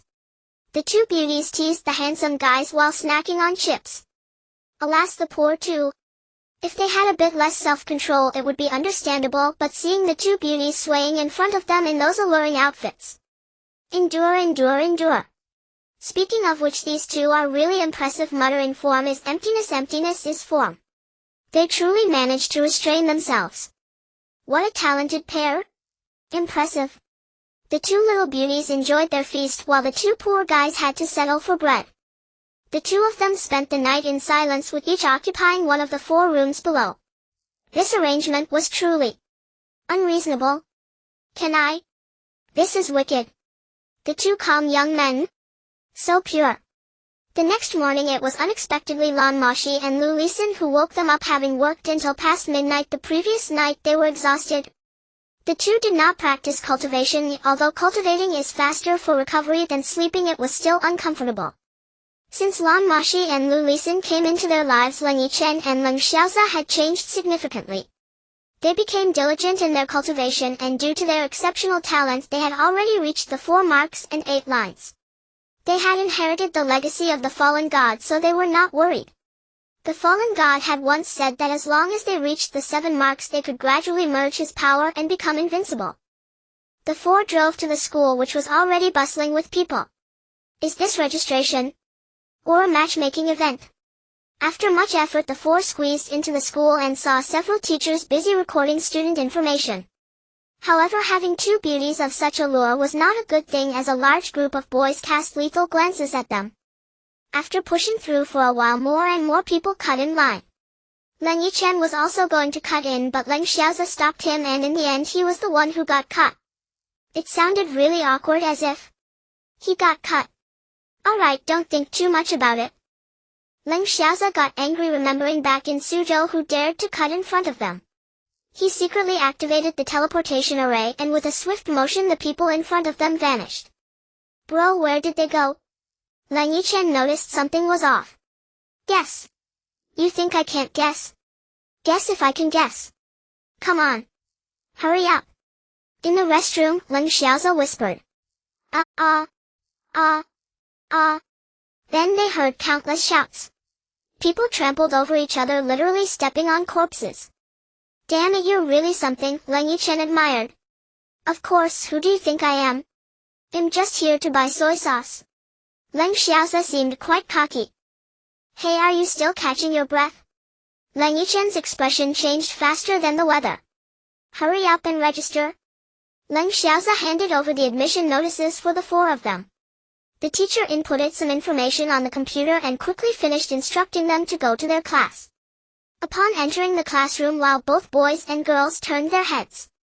Wow, so handsome. A real gem. Looking at the other students, it was as if they had never seen a beauty in 8 lifetimes. The ridiculous comments left Leng Yichen and Leng Xiaoza speechless. In fact, Leng Xiaoza and Leng Yichen were already aware of this situation. They had discussed that if people came to kill they'd eliminate them, if Buddhas came they'd extinguish them. Thankfully no one died today. Everything was fine. Get out of the way. A clean-looking person approached with a crowd. Leng Yichen thought he could avoid a massacre today, but then. Killing one is the same as killing a group. What do you want? Leng Yichen feigned ignorance. He was actually quite annoyed by this person, but he still hoped that the heavens would spare him. What do you want? Are you these girls' boyfriends? Get lost, my boss is pursuing them, be real? Both Leng Yichen and Leng Xiaoza thought that the underlying message of overly assertive guys trying to flirt was always the same, lacking any creativity. How do you plan to die? Leng Yichen lit a cigarette and asked, what do you mean how to die? Who do you think you are? Really impressive. Our boss is the strongest in the school. Leng Yichen was too lazy to listen to their nonsense and slapped him directly. With a loud smack, that guy seemed to grow 5 fingers on his forehead. Damn, you hit hard. My hand hurts, Leng Yichen laughed. Humph, just a bit of martial arts and you dare to be arrogant. The guy behind him spoke up and his little minions pulled out some clubs and knives. Oh, you think you're tough? Single strike? Leng Yichen asked. Great fire element, you are the strongest. Explosion, please eliminate the enemies before you. Volcanic fury. To Leng Yichen and Leng Xiaoza's surprise, there was actually a magician in this school. While magicians were not non-existent, they were extremely rare, comprising only 1 in 10 million, so there were only a few hundred in the entire world. Moreover, this was a fire-type magician known for having the strongest attack power in the early stages, making it easy to be the top dog in school. But the poor kid unfortunately encountered Leng Yichen and Leng Xiaoza, and his boss' fate had come to an end. Although Leng Yichen was surprised, he did not hesitate. He tapped his foot in midair and armor instantly appeared on his body. With the illusionary Kun hammer in hand, I am invincible. Last time I must clarify that the memory erasure was due to the celestial phenomenon which caused their memories to be wiped. This is common, so it's fine. Leng Xiaoza merely watched quietly, but when he took out his Xuanhuan staff he knew that magicians were the most troublesome, especially fire-type magicians, as their explosive power was high and fire had a certain restraint against weapons. Thus Leng Xiaoza had to be cautious. Leng Yichen did not share this concern, using the shatter and devour technique without resistance, extinguishing the volcanic fury. Then that magician was sent flying. Like trying to mess with my girlfriend. First eliminate me? Leng Yichen disdainfully remarked. The magician's body was the weakest and it was evident that he was overindulging. Of course Leng Yichen and Leng Xiaoza would never find themselves in such a situation. This poor fellow still hadn't realized what was going on. His proud skill was rendered useless and he was filled with hatred, but what good did that do? Even if he fought fiercely he would still be defeated. They were inheritors of the divine while he was just a lowly little magician. In fact Leng Yichen noticed the moment he released his energy that this guy was just pathetic. Leng Yichen didn't even look at him and turned to take Lan Moxi's hand to walk towards their seats while Leng Xiaoza took Lu Lisan's hand to head towards their seats. Big brother. Suddenly a crowd rushed over tears. Fine, I admit there were no tears. Who is your big brother? Leng Yichen asked. It's you big brothers. You are truly amazing. Let us be your little brothers. Now Leng Yichen was speechless, wondering how he became part of a gang just after arriving. Big brother, please take us in. You're far stronger than that useless guy. He made us fight for him every day but didn't teach us a single spell. Several of them wailed. Watching a group of men weep before you was an indescribable experience, one that Leng Yichen and Leng Xiaoza finally witnessed today. Alright, they'll take you in. But from now on you'll call me second brother and he's the big brother. Leng Yichen pointed at Leng Xiaoza. Yes, thank you big brother, thank you second brother. Leng Yichen and Leng Xiaoza mused that if they ever fell on hard times, collecting protection money wouldn't be a bad fallback. Their old man was in this line of work too, it must run in the family. What's your name? Leng Yichen asked the leader. I'm Qingji, the guy said. Qingji? Orange. Leng Yichen's mind suddenly jumped to food. Orange, Qingji, was speechless. Yichen, you promised me you wouldn't cause trouble. Lan Moxi lifted her head, glaring at Leng Yichen with clear displeasure. Murderous intent. I'm not. I may have taken on some underlings but am not causing trouble. Right? Leng Yichen's expression instantly shifted to one of fawning. Wrong. Lan Moxi amiably rejected Leng Yichen's claim. What are you staring at? This is your sister-in-law. Greetings first sister-in-law, greetings second sister-in-law. Those bastards were remarkably well trained. A single greeting sent both ladies over the moon. And so the underling incident was settled. Lan Moxi didn't stop Leng Yichen from doing anything nefarious, but his gaze couldn't linger on a girl's face for more than 3 seconds. This suggestion was quite troublesome. My old friend Guze once said that when appraising a woman you must first look at her figure. Only a good figure is worth seeing, and when necessary you can skip the face. I strongly oppose his proposal. The following days were rather exasperating. Wave after wave of suitors came after Lan Moxi and Liu Liexan bearing bouquets of roses. Leng Yichen and Leng Xiaoza wondered if they could open a flower shop. It would surely be profitable. Second brother, the senior from the 3rd year, is looking for you, Orange Juice said. No, it was Qingji. Today was perplexing. The Leng Yichen couldn't help but see Qingji as an orange. Looking for me? Why? Leng Yichen was puzzled. I don't know, but they said they want to see you. Second brother, should I call the guys? Forget it, just take me there. Leng Yichen broke into a cold sweat. It felt like he was heading to the execution ground. So Qinchin, someone's giving you trouble, huh? Lan Moxi giggled in Leng Yichen's arms. Their homeroom teacher was a middle-aged woman whom Leng Yichen described as menopausal. Her curves, he said, were sagging. Her figure Leng Xiaoza called withered twigs. In their eyes no one was good-looking except Liu Liexan and Lan Moxi. Oh, and their own mother. TCH, be good. Wait until your husband returns victorious, then he'll take you right here. Leng Yichen looked at Lan Moxi with a grin that was utterly punchable. Leng Yichen and Leng Xiaoza followed Orange, well it was Orange, through a maze of twists and turns to the rooftop of the dormitory building.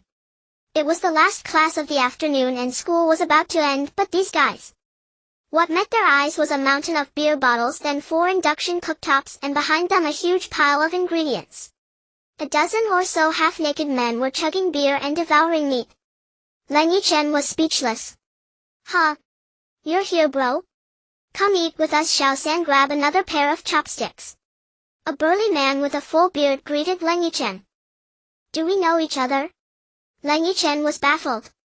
Dan, you used to call me Big Brother when we were kids. How can you not remember? Im Qin Xiong. The burly man exclaimed. Ah. Big Brother?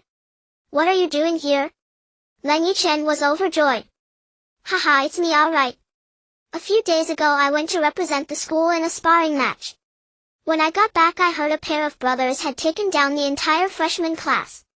Qin Xiong said. Hee, we wouldn't dare. Leng Yichen and Leng Xiaoza scratched their heads sheepishly. The Qin and Leng families had a close generations-old friendship.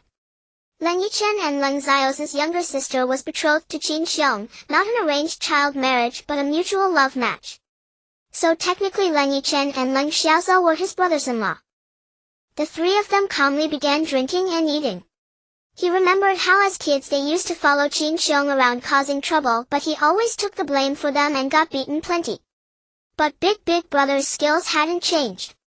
With 4 induction cooktops, 1 for frying, 2 for boiling, 1 for grilling, everyone ate to their heart's content. Big Brother, what is this place? Leng Xiaoza looked around. This? It's a legacy from the older generation. We've cleared out the beer bottles a few times and just the bottles alone netted a few $100. Im in awe. Qin Xiong said. Impressive. Leng Yichen couldn't help but marvel. How many bottles did you have to drink to get a few $100 from them? That's right. This is the rooftop and across from us is the girls' dorm. We can eat and check out the ladies at the same time. Qin Xiong pulled out a telescope. Those bastards were quite something. The food was delicious and Leng Yichen really wanted to hire one of them to cook at home. Wow, how can a place be this dirty? A voice of exclamation came from behind. Leng Yichen turned around and saw 2 devastatingly beautiful girls in revealing dresses heading their way. But when he turned back he saw a bunch of petrified bastards. Drool and snot were flowing freely. Qin Xiong however was unfazed and said to Leng Yichen, your sisters-in-law. Yeah. They're pretty good looking. To call such stunning women merely pretty good was baffling, but Leng Yichen and Leng Xiaoza knew he was only into their sister Leng Shuiyue. Leng Shuiyue wasn't as seductive and enchanting as Lan Moxi and Liuli Xian. Though she was beautiful, she had a pure and innocent charm. He remembered when Shuiyue told him she liked Qin Xiong, he was nearly scared to death. Shuiyue was closest to Leng Yichen, and though Leng Xiaoza was also good to her, she still preferred Leng Yichen. Qin Xiong was big and burly with a bit of rugged handsomeness, but only after he shaved off his beard. Leng Shuiyue on the other hand was delicate and petite. Leng Yichen often feared a gust of wind might blow her away. But like Lan Moxi and Liuli Xian, she ate all the good food he and Leng Xiaoza made yet remained skinny. Come on, aside from my sister, can't you see any other women? Leng Yichen wore a look of utter Hee, of course not. She's the best. Though Qin Xiong was over 4 years older than Leng Shuiyue, he doted on her immensely. Damn, forget it, I can't talk to you. Leng Yichen gave up. How long has it been since you last saw my sister? Leng Xiaoza asked. About 3 months, but we chat on the phone every day. Hee. Qin Xiong was actually very honest and he absolutely never looked at anything inappropriate. By the way, Big Brother, do you live in the dorms? Leng Xiaoza asked. Yeah, I'm squeezed in with them. By then Lan Moxi was already in Leng Yichen's arms. Whenever she was near him she was always in his embrace. Why don't you come live with us? Leng Xiaoza suggested. That wouldn't be right, I think you'll pass. Qin Xiong glanced at Liuli Xian and Lan Moxi, his face reddening. Damn, the school's top dog is scared of this. I said you're coming and that's that. Leng Xiaoza declared boldly. And so, Qin Xiong was assigned to the attic and he was quite pleased with the rooftop, saying it could be used for a party. Leng Yichen and Leng Xiaoza had the same idea and the 3 of them gathered a bunch of things to transform the rooftop into a ballroom. It was quite impressive. Lan Moxi and Lu Lisin did not object, instead they fully supported it, happily munching on chips as they watched the 3 of them busily work. After an hour of hard work they finally succeeded and the 3 of them ran off to take a shower. Meanwhile, Lan Moxi and Lu Lisan were quite satisfied with the transformation and excitedly wanted to invite their classmates for a party. Could Leng Yichen and Leng Xiaoza refuse? They were both in great pain. However, when it came to flattery and compliments directed at them, the two troublemakers simply brushed it off while Lan Moxi continued to play games on her tablet. They didn't appreciate the sentiment. There was nothing you could do about it. In the evening, Qin Xiong took Leng Yichen, Leng Xiaoza, Lu Lisan, and Lan Moxi to Yangzhou to eat and drink. Although there were many delicious snacks in Suzhou, they had never tried Yangzhou's cuisine.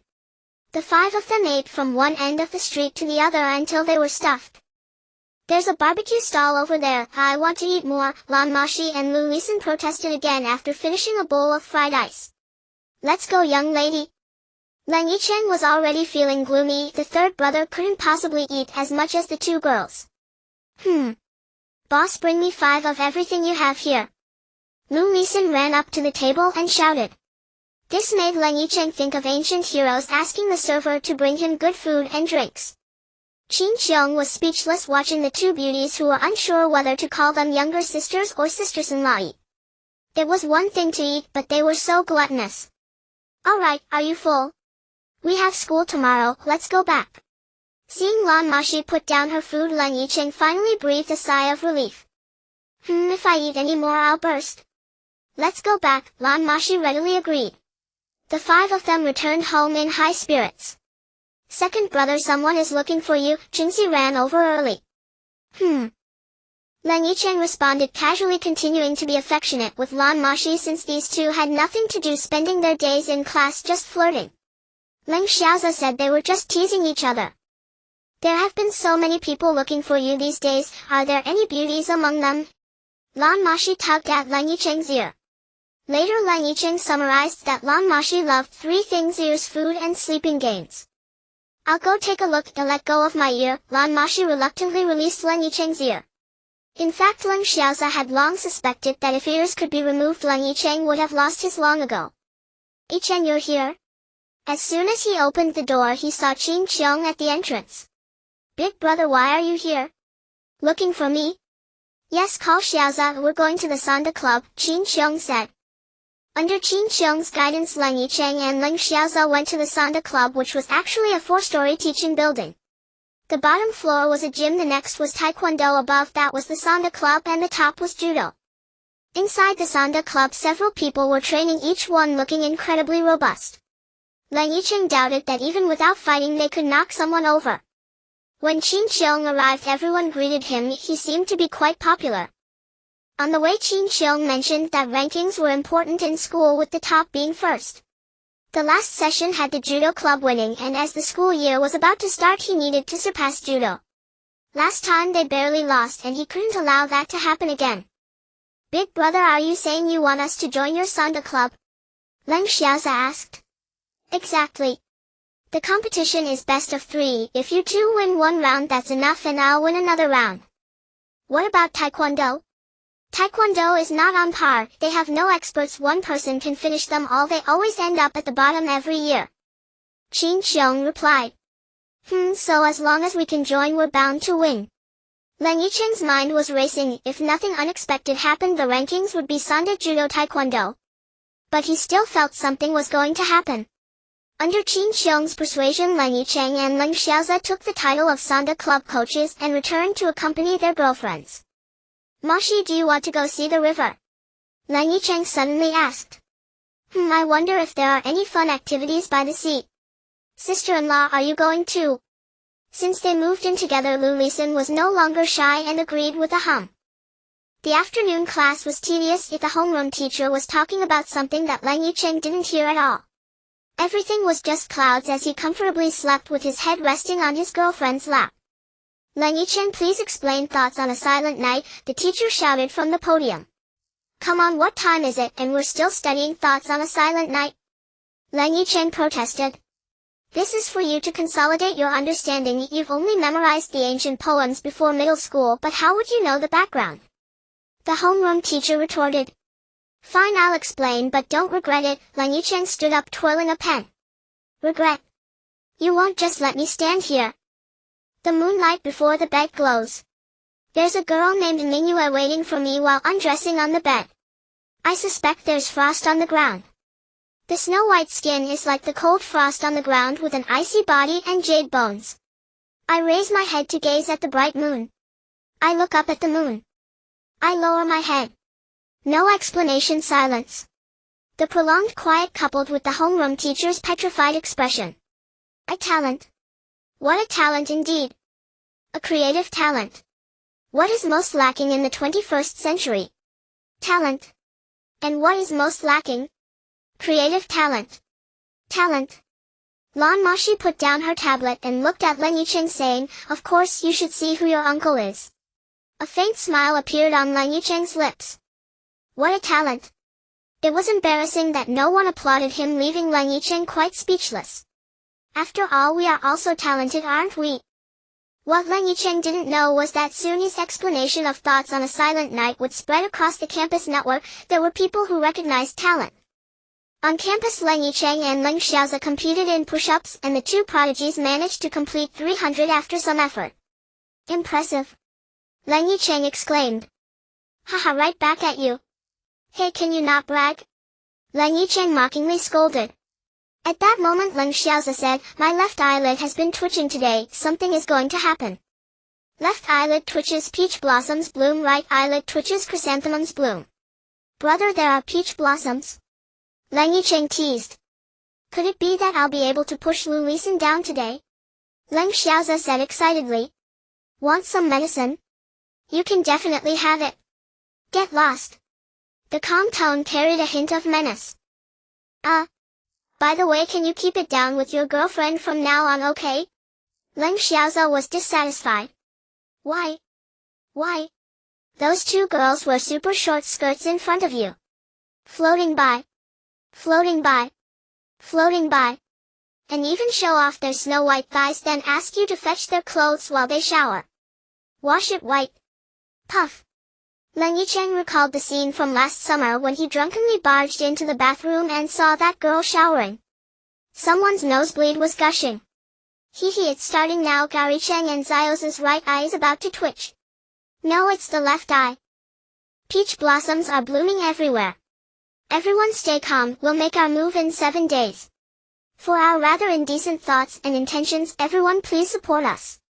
Soon a week passed and both Leng Yichen and Leng Xiaoza reached the bottleneck of their training at the 5th seal, ready to break through the boundary at any moment. However, the instructor informed everyone that military training was starting, and while Leng Yichen and Leng Xiaoza didn't mind, the two girls were pitiful.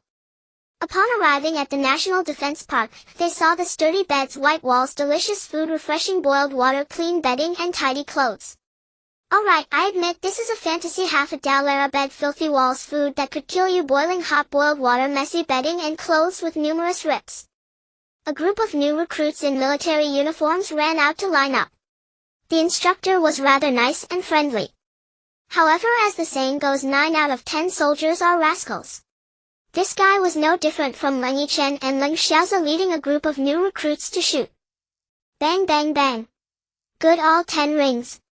The instructor Wang Songyan was from Sichuan and was essentially a rascal.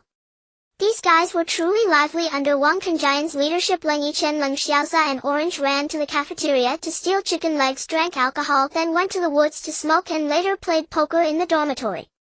As long as it wasn't good, they did it all. Report. Speak. I need to go to the restroom. Go ahead. Yes. Report. Speak. I need to go too. What do you need? To the restroom.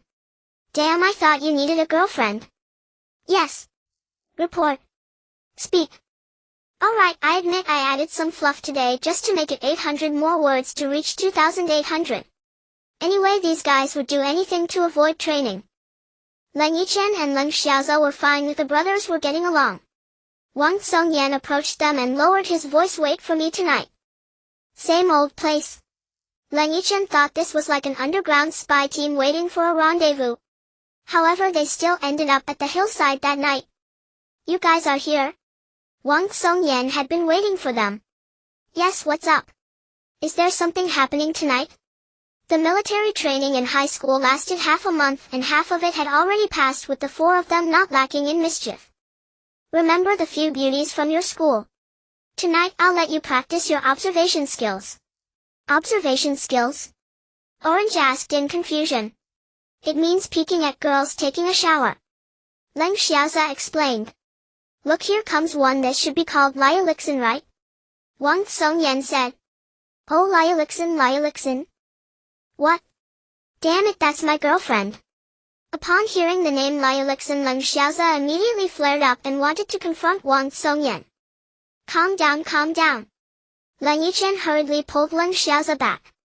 Alright, let's change it to Lan Moxi. 402. Wang Songyan looked exasperated. Damn it, that's my girlfriend. This time it was Leng Yichen who got agitated, rushing towards Wang Songyan ready to fight. Damn, go die. If she's your girlfriend, then what are we even looking at today?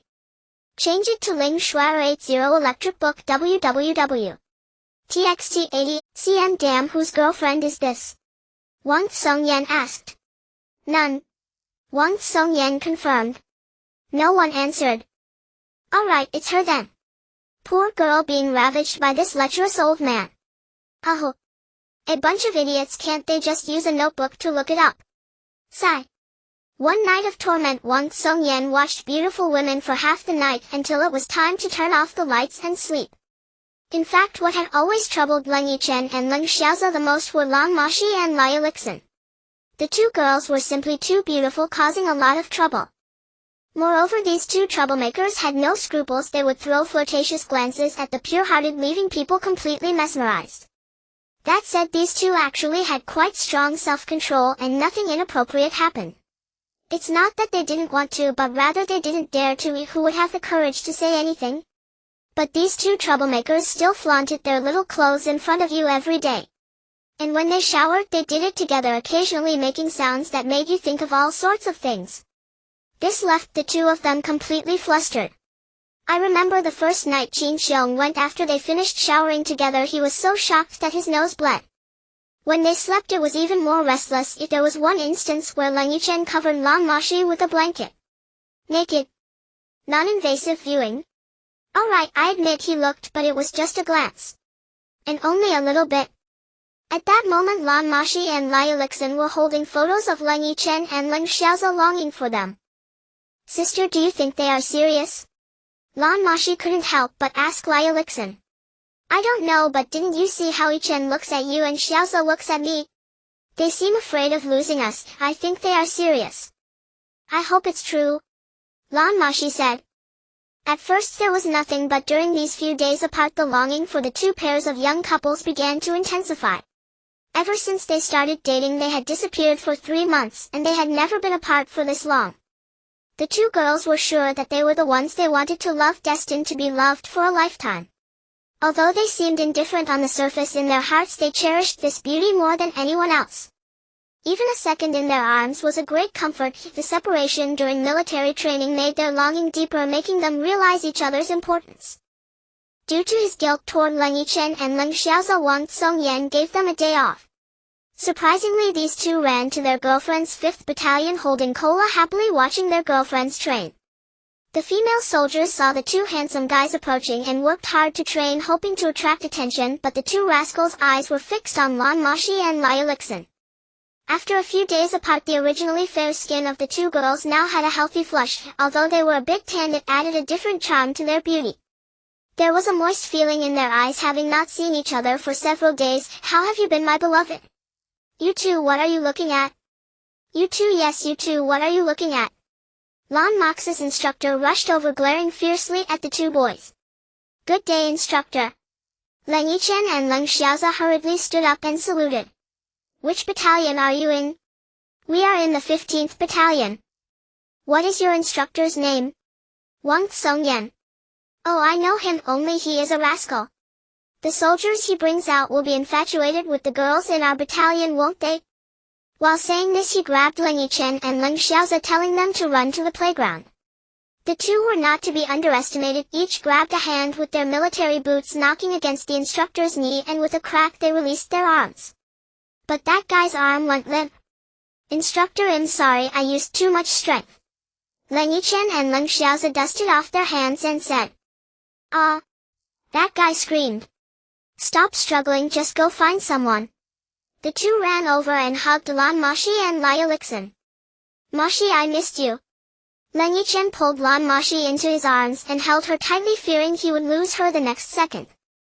I missed you too, Yichen. As she spoke, she couldn't help but cry. Don't cry, be good, a few more days until we get married. Now they have all grown up, especially Lan Moxi, who has developed well. She has become surprisingly voluptuous. Oddly enough, the two of them didn't behave inappropriately today. At that moment, Leng Yichen understood what it felt like to meet a sweet dew after a long drought. Cough cough. Don't think too much about it. It's a reunion after a long separation. Leng Yichen recalled a saying with a sword in hand, I am the world.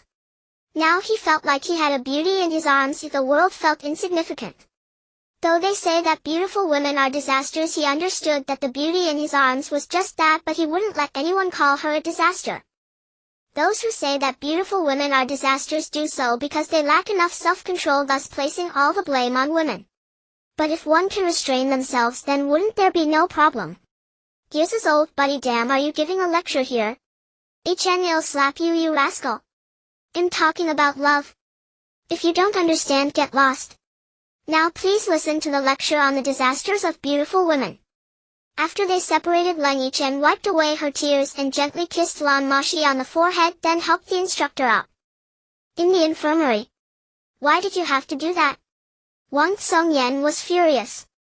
Report, instructor, we saw that there were no test subjects for first aid training, so we brought one over. What? You brought one? Did you enjoy yourself showing off in front of your girlfriends? Right? Report, no. No. Then why did you get into trouble? I'm going to take the blame for you.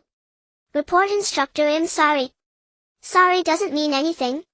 I'm responsible for 2 battalions, what do you suggest we do? Report, congratulations on your promotion to company commander, instructor. Hee hee. I'm not going to be a company commander, you guys become the squad leaders for me. Damn. I knew there would be no good outcome. Thus Leng Yichen and Leng Xiaoza became the squad leaders of the female 5th Battalion. Wife. In here. The next day, which was the 9th day of military training, Leng Yichen and Leng Xiaoza became the acting squad leaders. Alright, these two will be your instructors from now on, you must learn from them.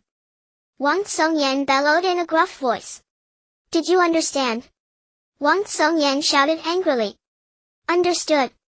Later, Leng Yichen composed a poem, the national defense instructor Wang Tsongyan, his name resounds like thunder in the ears. If you want to know his achievements, drink and smoke to train your eyesight. Thus Leng Yichen and Leng Xiaoza pitifully became the squad leaders of the 5th female platoon, leading a group of girls to run on the playground every day. However, they had to get up early every day, as the first to eat breakfast would always be them. Second lieutenant should recharge the 5th female platoon double for their meals. Let's skip that for now. Alright, today we will practice marching. Leng Xiaoza demonstrated for everyone. After all demonstration tasks fell to Leng Xiaoza. Leng Yichen had never done them. The unfortunate child marched correctly. When Leng Xiaoza completed 108 steps, the girls finally learned how to do it. Actually, many of them still didn't get it, and Leng Yichen wanted him to demonstrate again. Forget it, let's just run tomorrow, what a hassle. Look at those girls, they're like pigs. No, after so many repetitions even pigs would get it.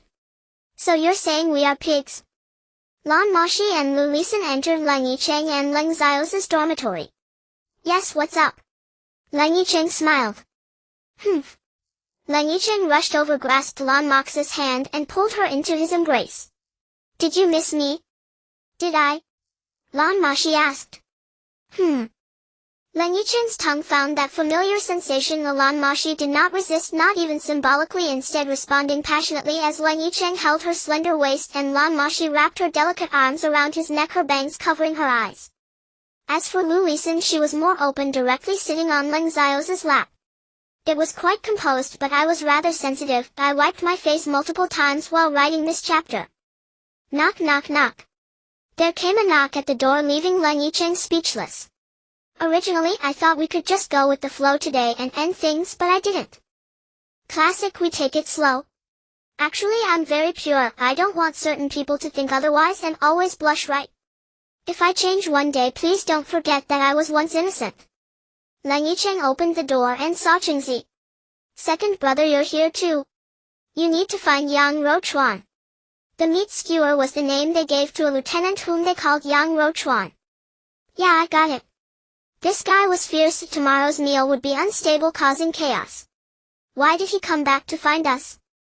Who knows? Maybe he didn't check it out. When the two arrived at Yang Rochuan's place, they realized there was indeed no good news. It turned out that last time all the instructors lost arm wrestling to Leng Yichen while Leng Xiaoza won a lot. The two honorably donated their winnings to cover the food expenses for the National Defense Camp. The next day everyone was having big chicken legs, watching Yang Rochuan passionately deliver a speech while Leng Yichen felt the pinch of Leng Xiaoza's generosity. The hearts of the two poor teenagers felt like they were bleeding profusely. Second brother, does it matter? It's only a few $1,000. Chengzi comforted. That's because it's not your money. Leng Xiaoza pointed out. Big brother, what should we do? Chengzi asked. Nonsense, of course we eat as much as we can. Lu Lisan and Lan Moxi showed no signs of being ladylike. They looked just like gang bosses. Relatives. Days of military training passed and the final day's assessment was to stand at attention for an entire morning. It was exhausting. Lan Moxi fell asleep on Leng Yichen's feet. The exhaustion of half a month had taken away several pounds of her weight, causing Leng Yichen's heart to ache. My meat. No, my wife's meat. At that moment they were all quite fatigued. They missed their beds, longed for the soft blankets, and yearned for everything at home. Leng Yichen was the spiritual pillar for Lan Moxi. Leng Xiaoza was the spiritual pillar for Lu Lisan. On the playground they listened to the speeches of various lieutenants, majors, principals, directors, and classmates.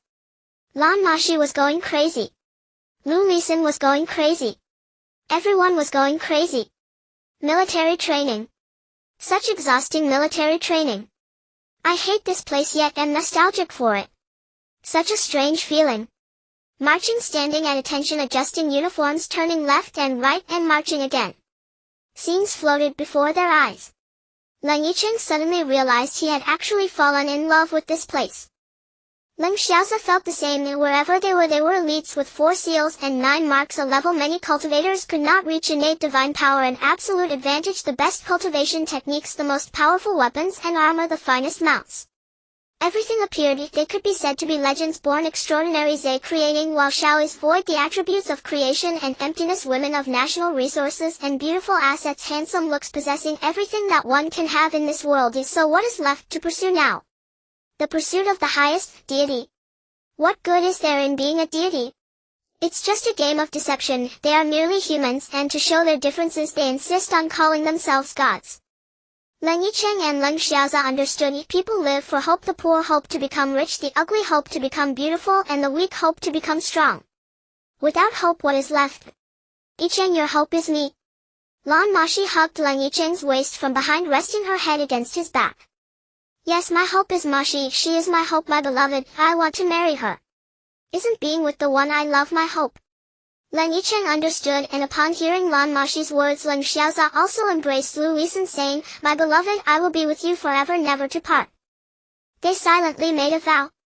The most enduring hope became their motivation, the driving force for their survival. They had seen through life and death, the cycles of reincarnation and the shifting of 4 generations. No one knew how many years later they would meet again. 1,000 glances in the last life exchanged for this life's acquaintance. How many glances exchanged for this life's eternity? Who gives and who receives more? They dared not imagine.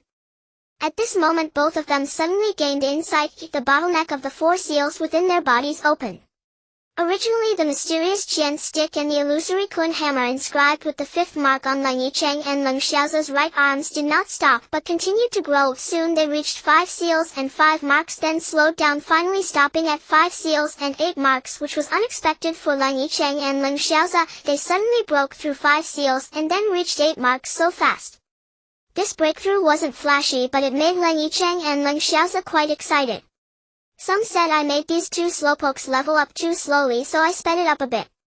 After returning from military training everyone became tanned, but this was not a concern for the 2 prodigies. They were more focused on their wives. Leng Yichen detested the class supervisor who incessantly nagged during the menopausal phase, finding no value in it. He preferred to read books instead, though that was impossible. The impressive Leng Yichen became a remarkable figure. His interpretation of quiet night thoughts was unprecedented. If Li Bai knew, he would probably leap out of his coffin. Leng Xiaozi had a famous saying, "A strong life needs no explanation." However, he had to explain. The menopause has arrived. A friend's roar made all the classmates quiet down.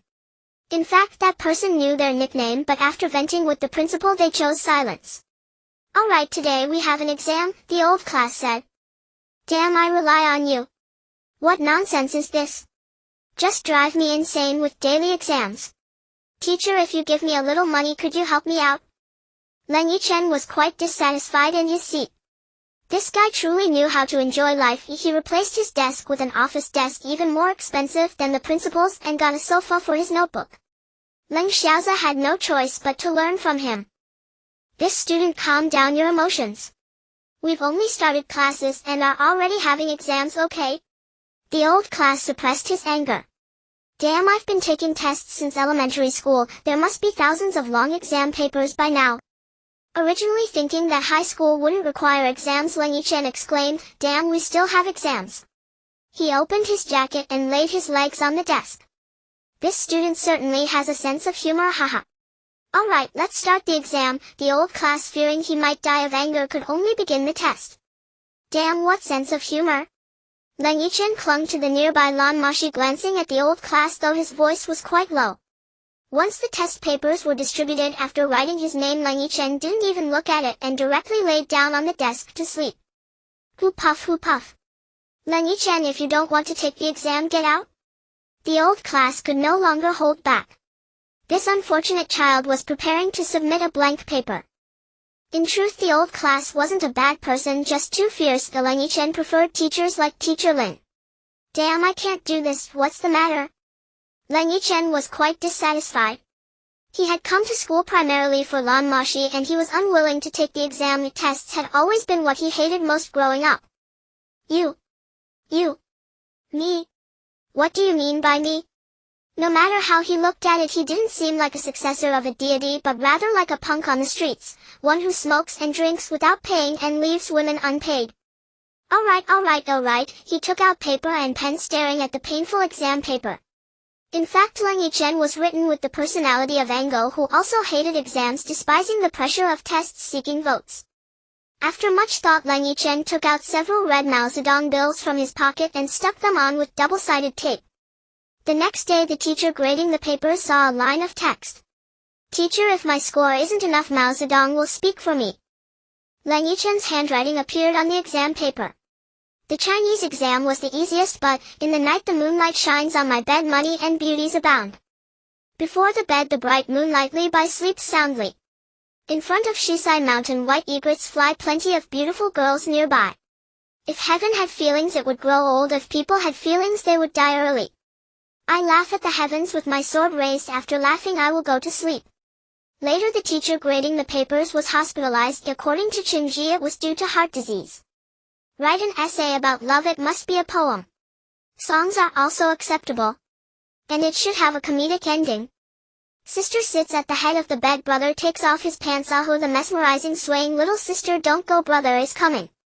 Today, with hair as white as 3,000 zhang long, my heart is excited and flowing. Look, there are beauties in groups like clouds. Oh, they are all from my family. Damn, the teacher grading the papers actually didn't die. When it was time to report the scores, the money disappeared. Just 120 points. Leng Yichen was already very satisfied. "Yichen, how did you do it?" "Your answers shouldn't possibly be correct," Lan Moxi asked. She didn't know what Leng Yichen had done, and even Leng Xiaozi didn't know, because this guy was too fast and they didn't notice. "Hee, do you know what it means that money can move mountains?" Leng Yichen chuckled. Did you bribe the teacher?"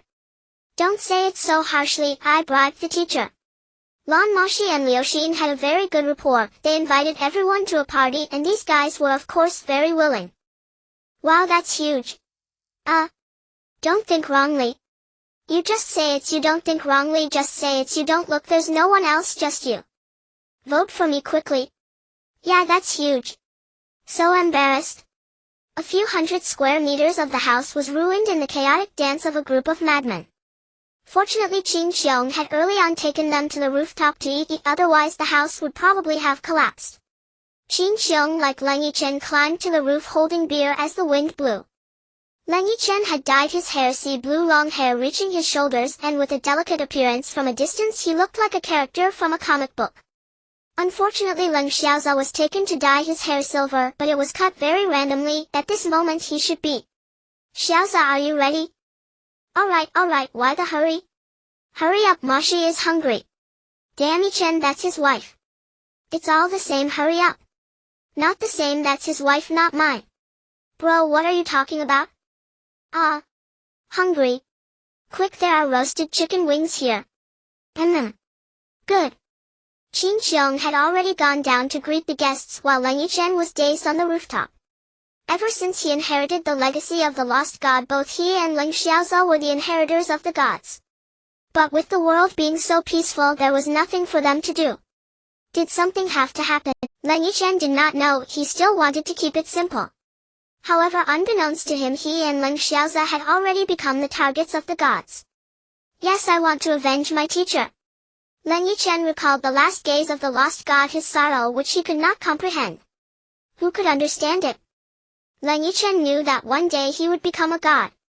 When that day comes, perhaps he would truly seek revenge for the lost god, but these were all future matters. Who could know? Who can predict? This world will not stop for the sake of one person. It is said that when a person has lived comfortably for too long, misfortune will befall them. Leng Yichen and Leng Xiaoza are prime examples. Ever since holding a party, their wives have become increasingly extravagant. As a result, their father stopped giving them pocket money and they now find themselves in a predicament. Bro, what the hell is this place? Leng Yichen complained. Damn, how would I know? Those two spendthrift women? Leng Xiaoza expressed his frustration, sensing his brother's discontent. That's right, their card had been overused, leading their father to freeze it and declare them bankrupt. In order to ensure their wives could survive, or more accurately to indulge in luxury, they chose to work.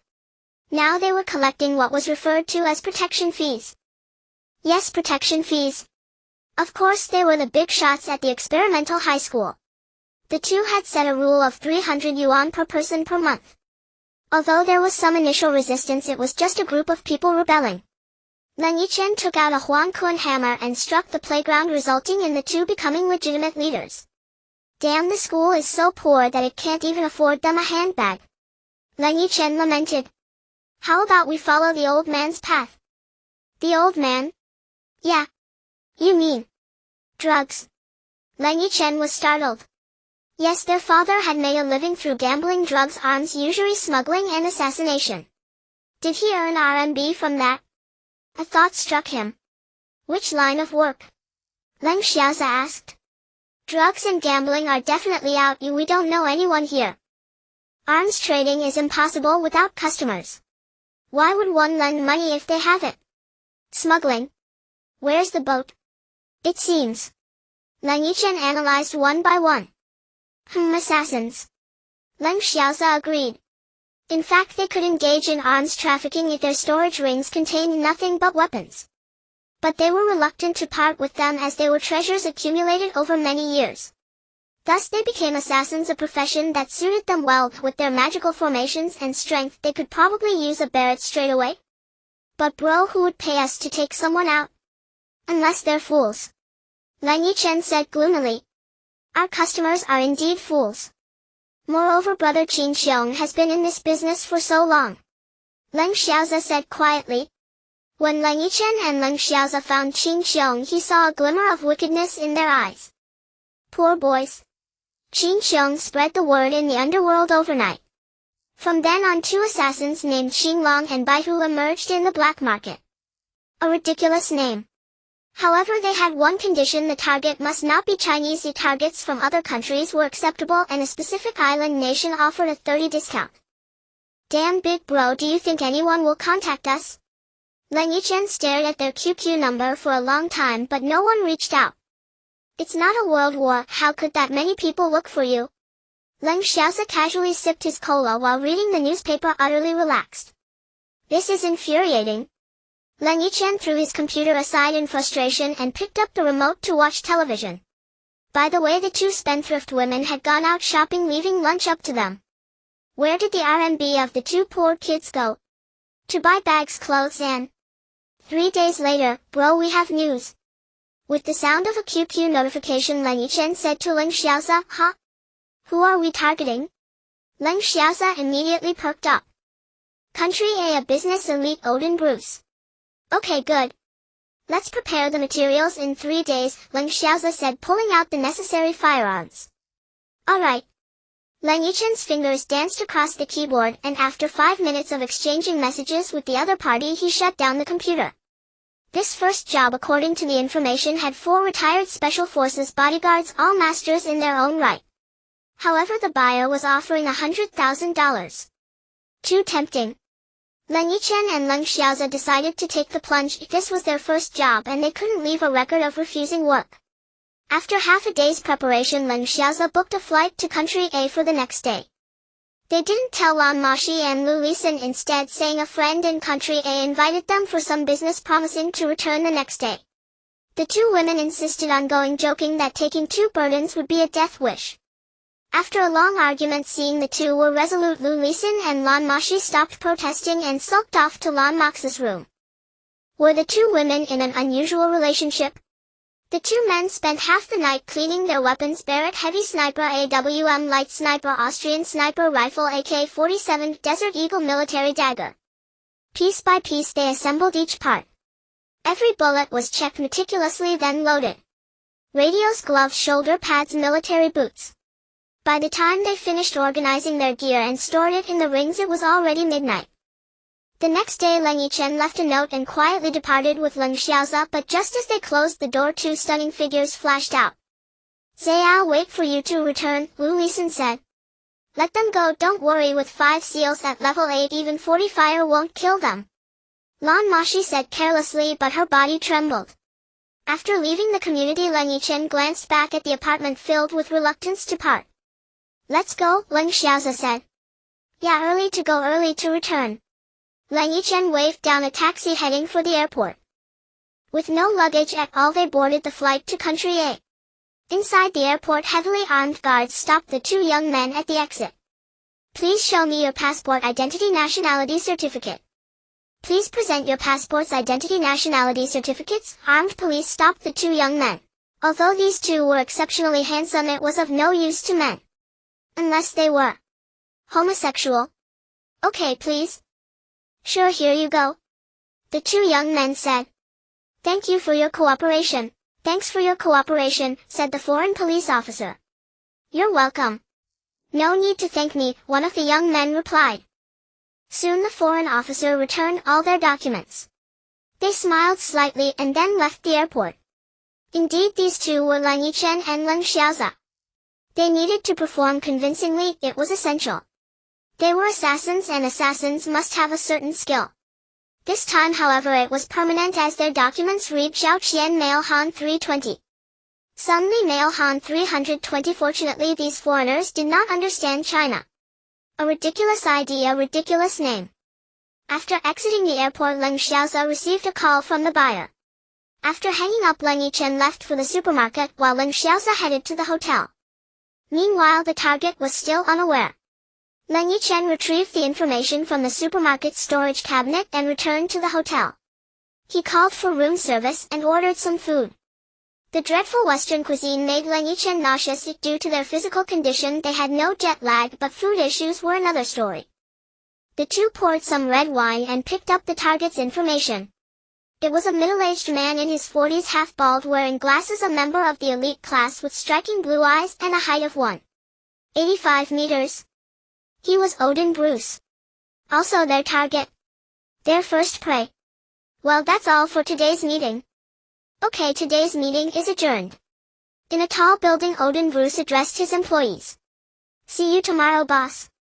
"See you tomorrow, boss." The male and female foreign employees stood up to bid farewell. This was a unique aspect of their company. There were no morning meetings, but they summarized daily events after work. This was also the reason why Odin's company prospered. With good practices in place, they reflected on shortcomings at night and corrected them the following day. "Alice, you can stay," Odin said. "Okay. All right," the woman named Alice responded. She was undoubtedly a stunning beauty with golden hair, sea blue eyes, a height of over 1.7 meters, and a captivating appearance. It goes without saying what kind of relationship this employee had with the boss. However, for a billionaire like him, it was nothing unusual. Lovers are the least of what wealthy people lack, and almost every wealthy man meets his demise at the hands of a lover or indirectly through them. What Leng Yichen detested most was when a man had a horde of women. He remembered when he confessed to Lan Moxi. He said, "In this lifetime I dare not say I will never have feelings for other women, but it would only be a fleeting attraction. I also dare not say I will never fall for another woman. But I will always remind myself that my feelings for other women are merely admiration and attraction, and I will never do anything to betray you, because I will only ever love you forever and always. Just one woman in a man's life is enough, a woman who understands him."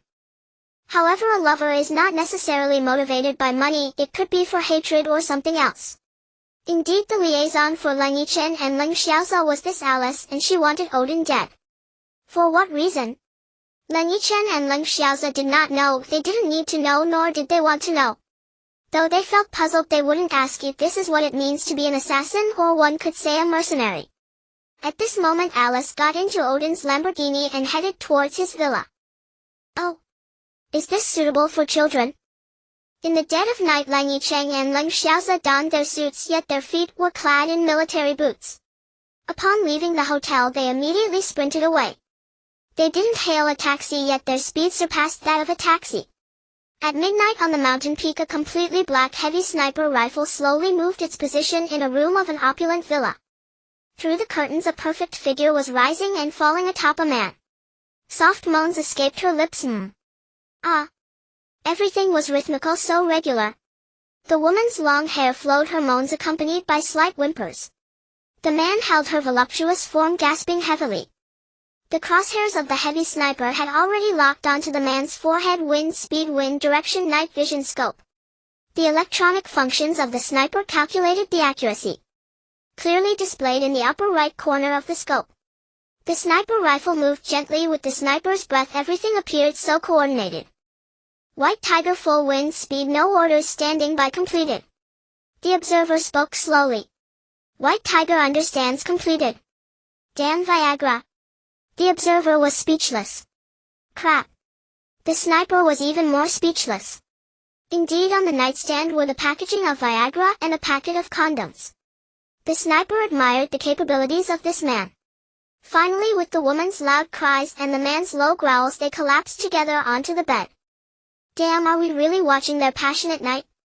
The observer relaxed his grip on the sniper rifle, picking up his AK-47 in frustration. No orders, wait. The sniper remained calm. Snipers are the most powerful existence, lurking in the shadows, ready to give you a bullet without you even knowing how you die. At midnight, the man on the bed awoke, shifting slightly, causing the woman to scream immediately. With a startled cry, she leaped from the bed, rushing towards the bathroom. The man grinned lewdly, showing no signs of stopping. Just then, as the bathroom light turned on, no wind aim can fire autonomously, completed. Observer speaking. White Tiger understands, completed. The sniper's tone was still low. With a click, the bullet was chambered and the wind ceased. Boom. The heavy sniper's muzzle spat fire.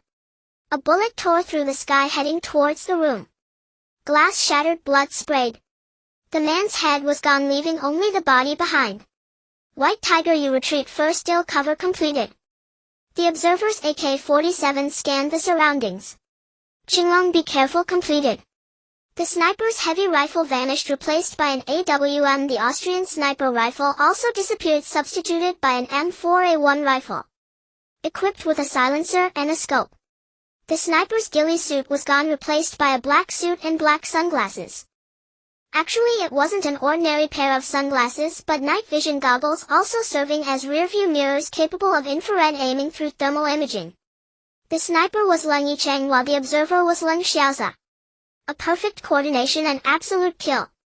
They formed a sniper team, the most flawless assassins. Of course the 4 bodyguards were not to be underestimated.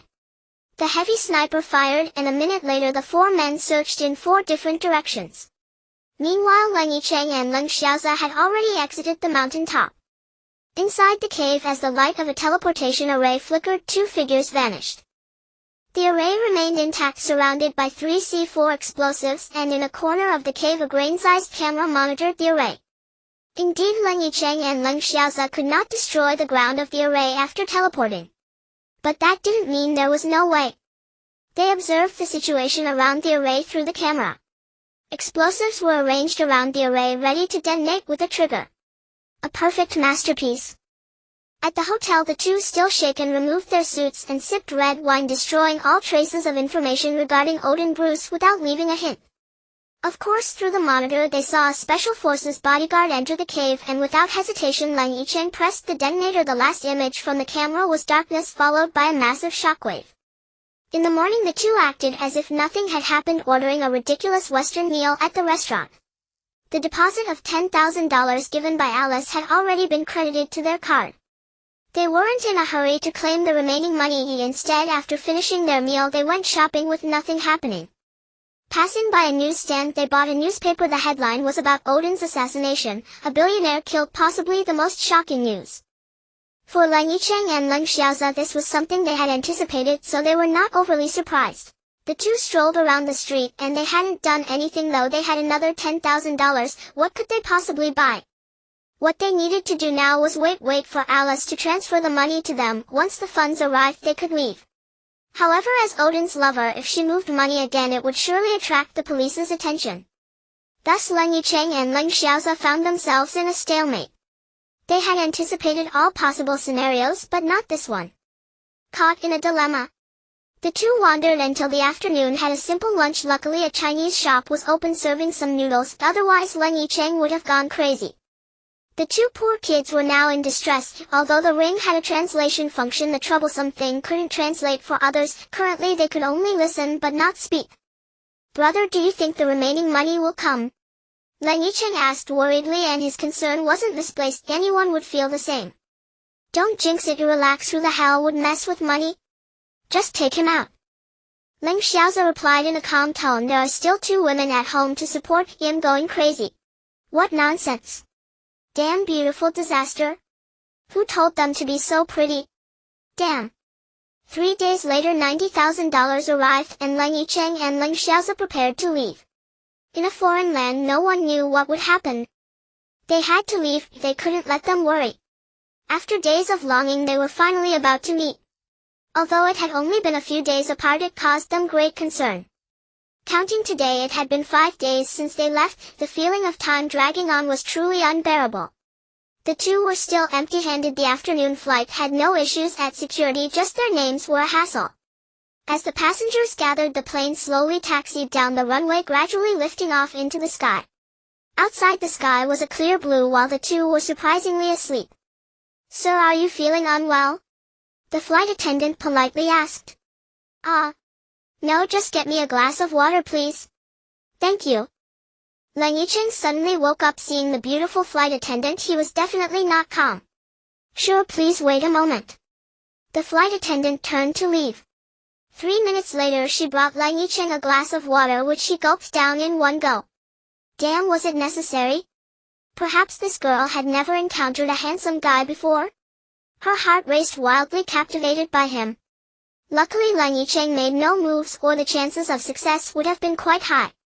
In the 4 days in country A they hadn't eaten well or slept well. Although they had divine bodies and strong adaptability, they still struggled with jet lag and food issues, feeling quite uncomfortable. Now as they drew closer to their homeland they gradually fell into a deep slumber. "Ladies and gentlemen, this flight will land at XX airport in XX minutes.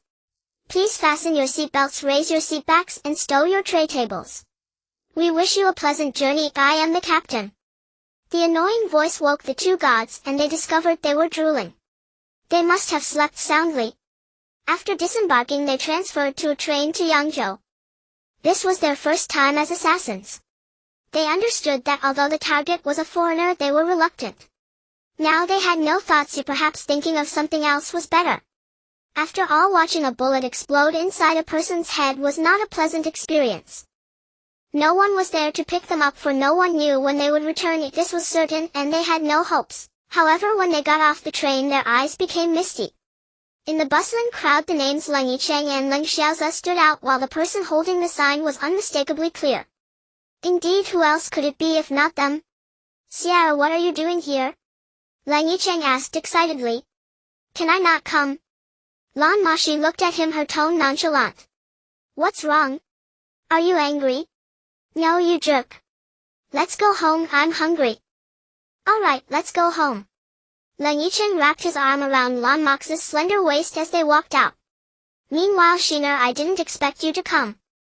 Leng Xiaoza was excited, thrilled. "Will I divine palm?" Of course Leng Xiaoza wasn't so lucky. He returned home amidst a scream.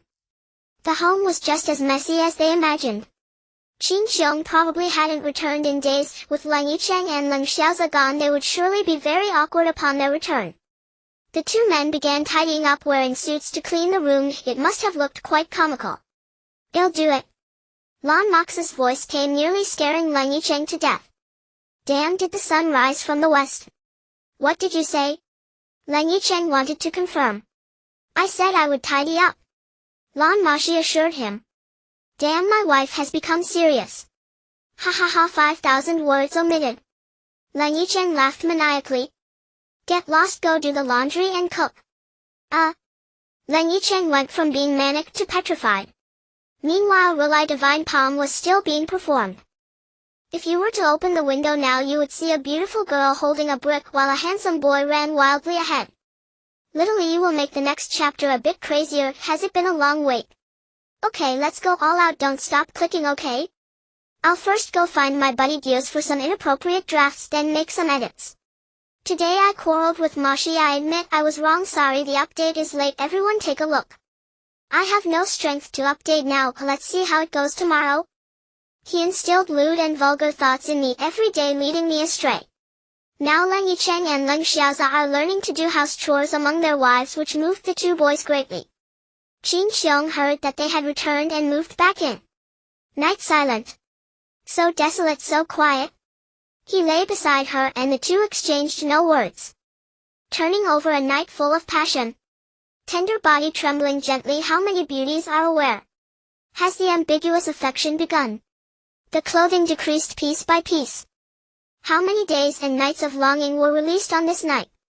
Without any verbal expression, how could she expect him not to understand her intention? Gently caressing, slowly approaching. Her soft body was already trembling and she was quite nervous. Their lips met, teasingly close yet distant.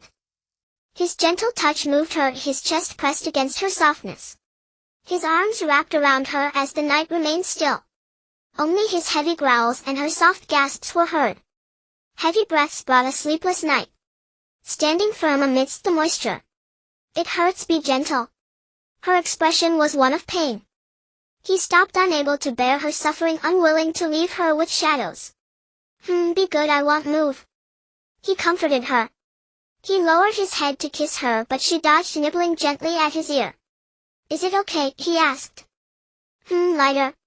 She closed her eyes, wrapping her arms around his neck. Finally breaking through the last barrier, her tears flowed uncontrollably. She did not cry out in pain, but bit down on his shoulder. Hard, fiercely, very ruthlessly. Knowing that blood flowed from his shoulder, she stopped. "Does it hurt?" he asked. "And you?" She did not answer. "It doesn't hurt. This is a testament to my love for you," he said. "So do I," she lifted her head and said. "You must love me forever." She buried her head in his chest. I will definitely do so." He gently stroked her long hair. He slowly began to move and she held him tightly. Her tears had disappeared, though it still hurt. Finally, when the ultimate release came, they fell asleep together. Firmness remained amidst the moisture. He held her tightly and she embraced him. Everything seemed so beautiful. In the morning he woke to find her still asleep beside him, unable to resist gently stroking her long hair. She murmured softly. "Are you awake?" he asked. She leaned against his chest. "Does it still hurt?" "Does it?" he asked. Not anymore. She looked at his wound which had already congealed into a bruise. But my heart hurts. Last night. He became anxious. No, your shoulder. Her eyes held endless affection. It's nothing, he reassured. She lay back in his embrace. I wish to be with you forever, he said. Forever without moving. I will be by your side forever. She grasped his hand, their fingers intertwined. He recalled a song and began to hum softly. The beauty smiles, the bowtie looks, the bowtie's skin remains tender, the beauty lingers, the beauty speaks, the bowtie's company is still proud, the beauty composes bowtie's poetry, the beauty laughs alone, who does the beauty wander the world full with a heart full of infatuation. He wanted to continue singing, but she wouldn't allow it. Too sentimental, don't. She said. Fine. Is it time to get up? She left his embrace and sat on his lap. Okay. He tried hard to suppress his impulses. She wanting to get up felt delicate. What's wrong? He hurriedly approached. It hurts. She sat back down on the bed and he was at a loss. Wait for me. He dashed downstairs to buy a tube of ointment. What is it? She asked. Anti-inflammatory for external use. He left the room. She lifted the blanket and the sheets were stained with shocking crimson, unsure if it was his or hers. She followed his instructions and applied it externally. Brother, are you awake? Leng Yichen asked at the door. What happened last night? Leng Xiaoza had a mischievous look. Nothing. This was the first time Leng Yichen didn't refute Leng Xiaoza's words. Treat her well. Use this in the future. Leng Xiaoza tossed a box. Leng Yichen picked it up. Damn. Durex. Breakfast. Lan Moxi hadn't gotten up and Leng Yichen brought the food to the bedside. Lan Moxi wrapped in the blanket, her face flushed and still warm. What's wrong? Leng Yichen asked. You already know, feed me. Lan Moxi glanced at him and said. Okay, what shall I feed you? Don't think about it. Lan Moxi understood his implication. He. Go away. Okay, eat up. Leng Yichen picked up a bowl of porridge. A small bowl of rice porridge with stir-fried vegetables and ham on the side. He fed 1 spoonful, she ate 1 spoonful. But 5 minutes later there were only vegetables left, no ham. Sierra, this isn't good. Leng Yichen said. He. Lan Moxi turned on the TV. Hurry and eat your vegetables or my brother will say something if I go out. Leng Yichen warned Lan Moxi. Open your mouth. Lan Moxi tilted her head and suddenly said. Why? I told you to open your mouth, just do it. Lan Moxi said sweetly. Oh The crisp and the heavy Leng Yichen had more vegetables in his mouth. Little demon. I was wrong, you hurry and eat. A roar and pleas for mercy. The poor little bunny was caught by the big bad wolf. Leng Yichen had already moved out of his room and was living with Lan Moxi ostensibly to take care of the girl, but who knows what really happened. The figure in the darkness slowly spoke. Husband, I have been waiting for you for a long time. The girl on the bed replied. The figure in the darkness slowly spoke. Husband, I have been waiting for you for a long time. The girl on the bed replied. I'm coming. The figure rushed forward. Dragon subduing 18 palms. Hey! Lioli Xian activated her divine skill. The figure was knocked out. Bang! The door to the room opened and a figure flew out. Who else but Leng Xiaoza? The next day at school, surprisingly, the teacher didn't even ask where Leng Yichen and Leng Xiaoza had been. The two girls had been tricked for so many days. Brother, are you still going to do this job? Leng Yichen asked. I don't think it's necessary. Everyone has their own reasons for living and there's no need to kill for money, so I think just using the money is fine. Leng Xiaoza said. Then let's not do this job. As he spoke, Leng Yichen refused a QQ request. Damn, how much? Leng Xiaoza's eyebrows twitched. $50,000 to assassinate the prime minister of the island country, Leng Yichen said nonchalantly. Since he took down the assets of those guys from the Ming Shuang gang, he had become indifferent to killing. Sure, let's do it, Leng Xiaosa readily agreed. No way, big brother, you just said to be indifferent. Leng Yichen was speechless. TCH, that was a special case. His face was calm and his heart did not race the highest realm of being human. A tree that lacks shame will surely die. A person who lacks shame will be invincible in the world. Leng Yichen made a dismissive gesture.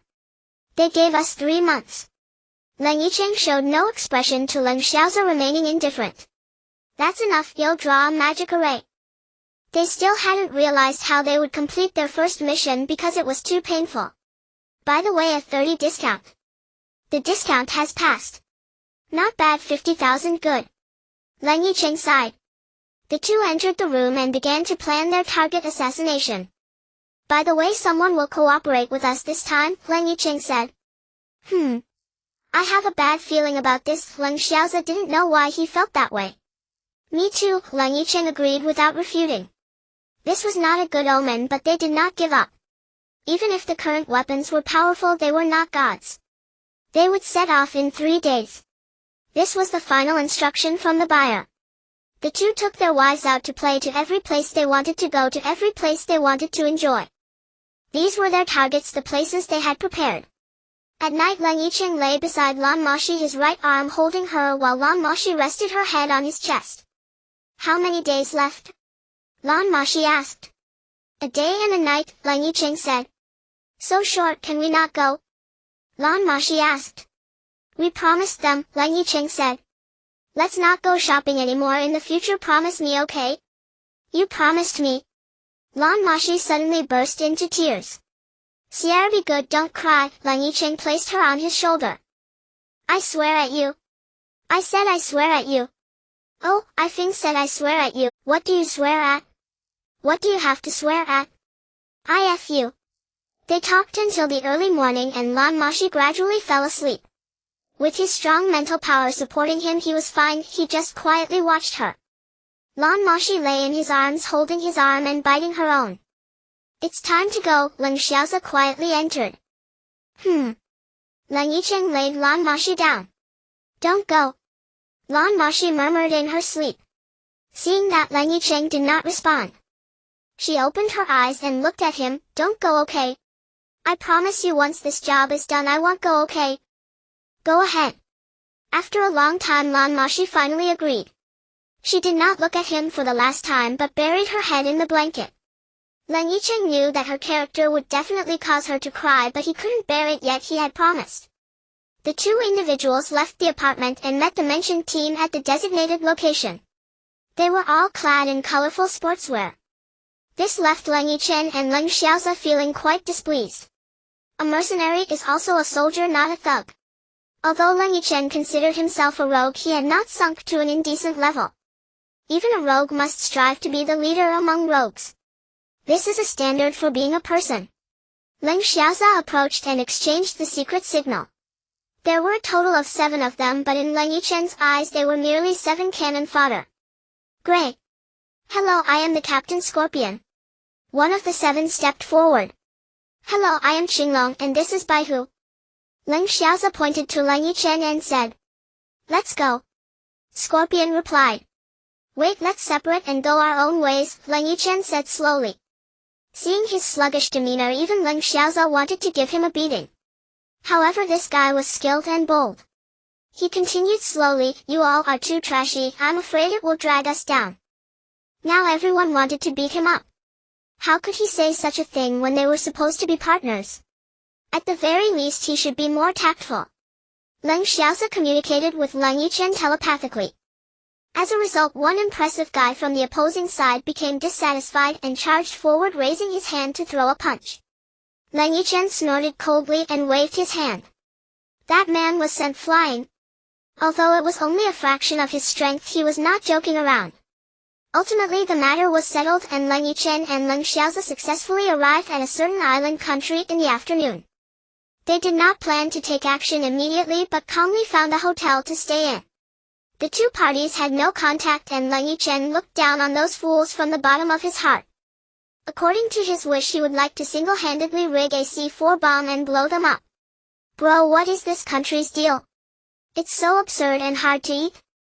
Leng Yichen lifted a xiaoxi for the friendship of nations. We won't disclose too much.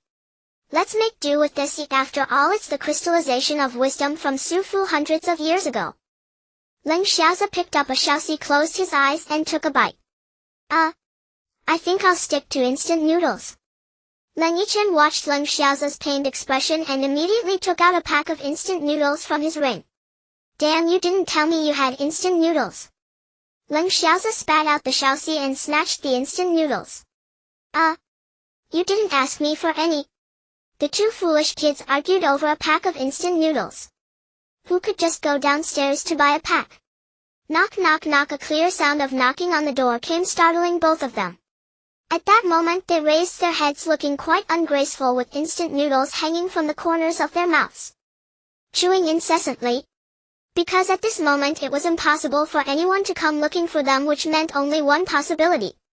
They pulled out desert eagles from their rings.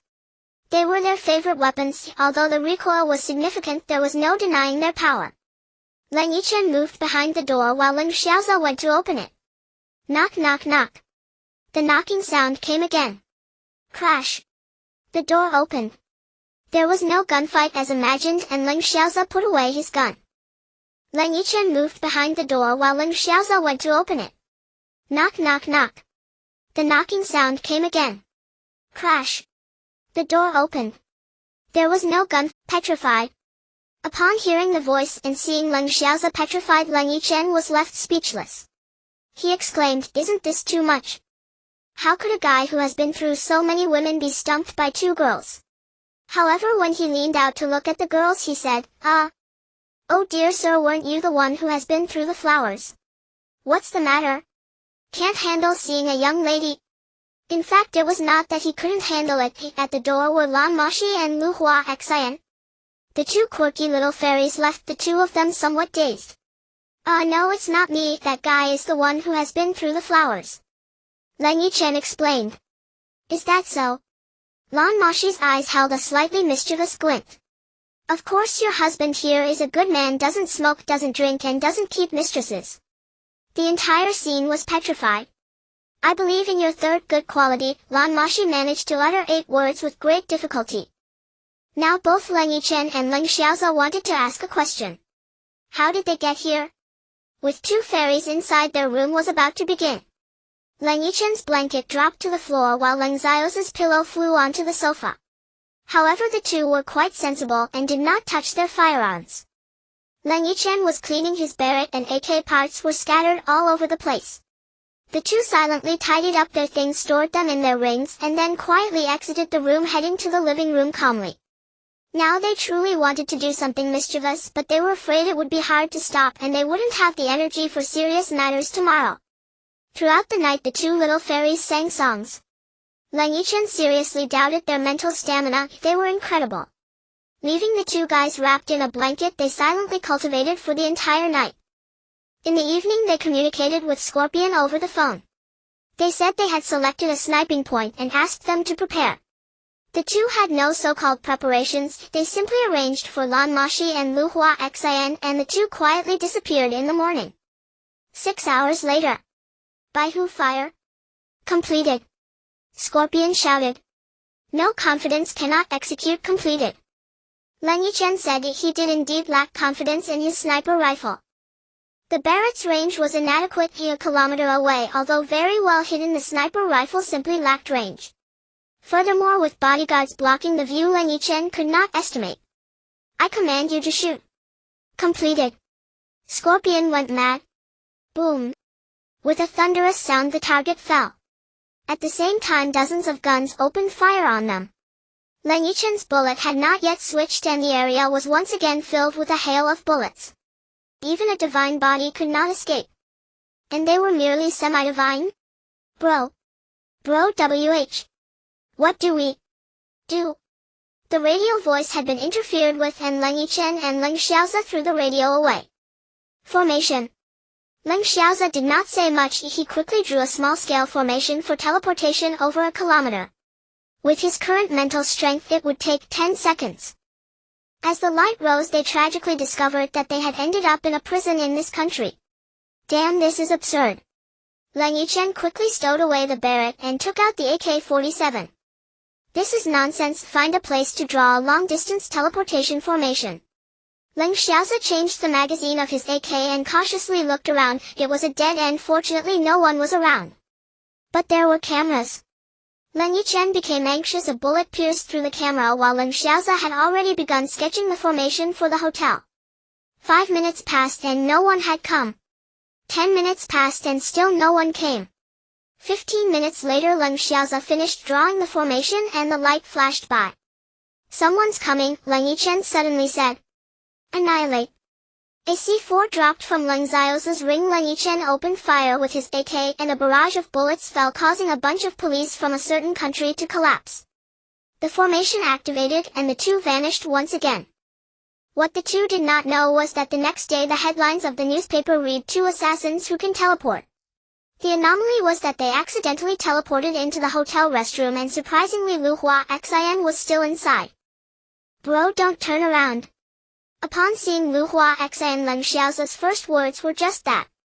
Damn, why not? Leng Yichen was left speechless. Your sister-in-law is inside.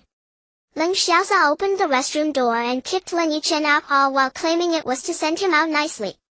Lan Moxi was surprisingly still outside. You, what the heck? How did you get in there? This, that. Now Leng Yichen felt like he wanted to die. In his heart he cursed Leng Xiaosa's ancestors for several generations. Damn, that's also my ancestor. Day, so what did you do? Lan Moxi's gaze was clearly unfriendly. He didn't do anything at all. Leng Xiaosa stepped out. Now Lan Moxi probably believed it even less. Perhaps she believed it. What kind of people were they? Bro, I think we need to leave. Leng Yichen became serious. I'll draw the formation, Leng Xiaosa said. Okay. Leng Yichen was not one to waste words. He picked up the AK, changed the magazine and sat on the sofa. At this moment they needed to be in their strongest state. This was the most dangerous moment they had faced so far. Lan Moxi came to his side, held his hand and quietly leaned against his shoulder. This was a super long-distance teleportation formation directly from here to China. It was the first time Leng Xiaosa attempted such a great distance. He was meticulous with every stroke, fearing even the slightest mistake. The powerful mental energy had been greatly depleted after 2 sketches. An hour later, upon finishing the last stroke, Leng Xiaosa dropped the pen and spat out a mouthful of reverse blood. Bro, are you alright? Leng Yichen supported him. I'm fine. Lu Hua Xin didn't ask anything, but her concerned gaze overshadowed anyone else's. After resting for half an hour, their mental energy and Brahman energy had almost fully recovered. The innate divine Brahman energy was unparalleled. Now they were at the bottleneck of the 5 seals and were soon to reach the 6 seals. If their Brahman energy could even operate quickly without the need for cultivation, meaning they were constantly in a state of cultivation. After tidying up their firearms and ammunition, both were loaded in. No one knew what might happen. Inside the hotel, Leng Yichen and Leng Xiaosa stored their firearms and slowly approached the formation. Help me, said Leng Xiaosa. Leng Yichen pressed down on Leng Xiaosa's shoulder, continuously channeling his spiritual power. A long-distance teleportation formation required a substantial amount of mental energy and spiritual power, especially since 4 people were being teleported. With a flash of light the formation completed, and now they could teleport. Lan Moxi and Lu Lisin were both experiencing this for the first time. With the support of Leng Yichen and Leng Xiaosa, they slowly stepped inside. Leng Xiaosa manipulated the formation to begin the teleportation. A flash of light was followed by an explosion and a room vanished, taking the 4 of them with it. Leng Xiaosa and Leng Yichen unleashed a powerful spiritual force to envelop the formation, ensuring that Lan Moxi and Lu Lisin felt no pressure inside. One must understand that a teleportation formation tears through time and space, controlled by immense power, allowing the individuals inside to experience no discomfort.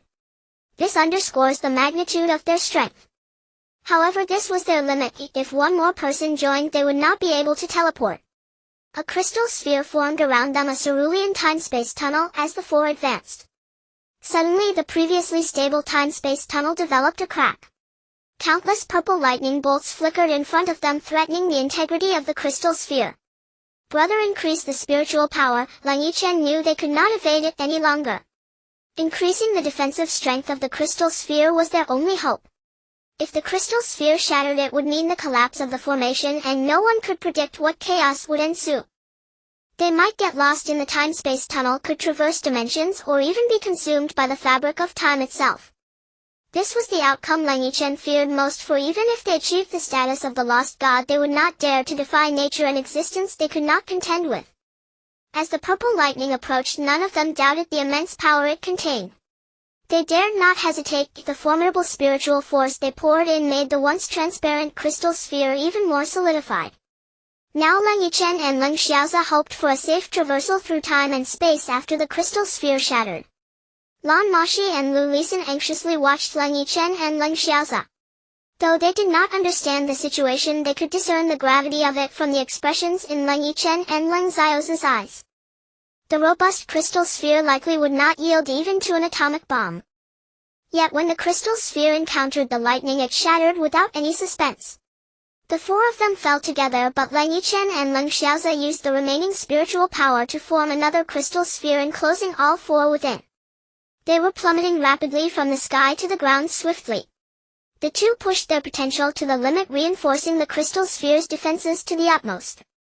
Below them lay a mountain, and the crystal sphere created a deep pit over 100 meters deep.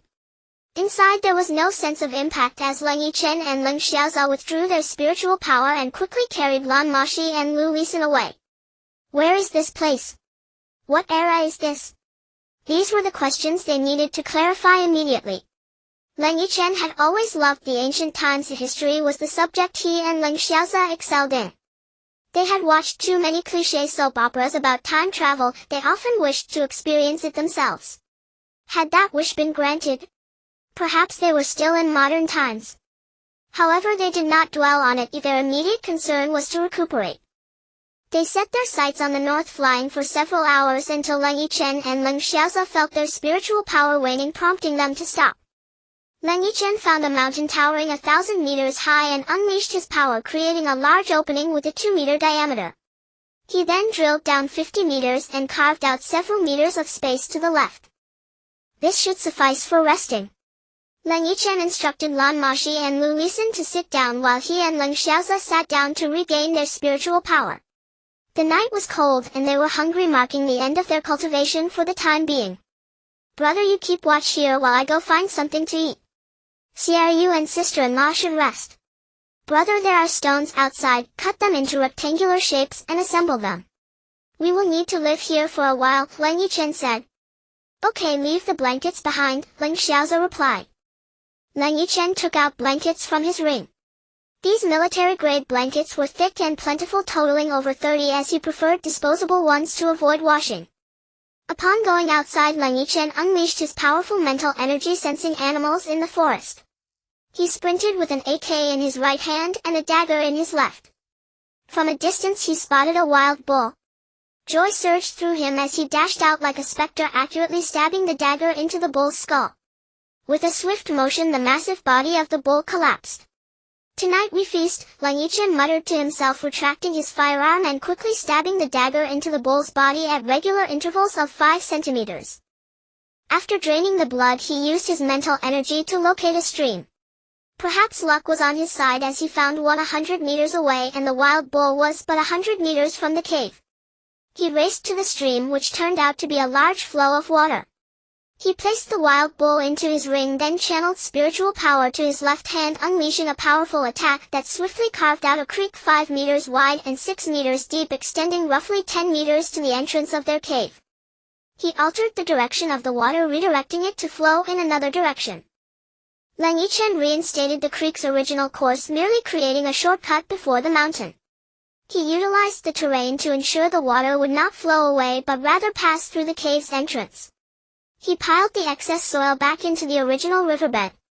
Then he deepened and widened the new riverbed. Night fell silent and tranquil as he enjoyed a cigarette. Leng Yichen had deepened the riverbed to match the original with little discrepancy in width. However, the river water was murky and undrinkable, forcing him to go upstream to clean the wild bull and fill a pot with water before returning to the cave. Upon entering the cave, it was already transformed. Leng Xiaozi had cut the stones into slabs and expanded the cave's width. It had been over 3 hours since Leng Yichen left to return. Yet the atmosphere felt different. The stones had blocked half the room ceiling off the left tunnel while leaving a door making it appear like a proper room. The room stood 10 meters high and 50 square meters large, with the stone bed occupying 20 square meters. The surrounding walls were incredibly smooth, seemingly naturally formed, and were secured by Leng Xiaosa using stones. Brother, want this collapse? Leng Yichen looked around concerned. It won't. I've reinforced it with a defensive formation, Leng Xiaosa replied, clearly fatigued. He had been tirelessly moving stones while Leng Yichen was expanding the river. Leng Xiaosa leaned against Lu Lisan's legs, the two girls still looking delicate, but the world around them had changed. The stone bed was hollow underneath with a small opening, but the stone slabs of the bed were quite thick. Did you fix everything in place using formations? Leng Yichen asked in astonishment. Yes, it took a lot of spiritual power, Leng Xiaosa replied confidently. Even an earthquake wouldn't be able to break it now, he added.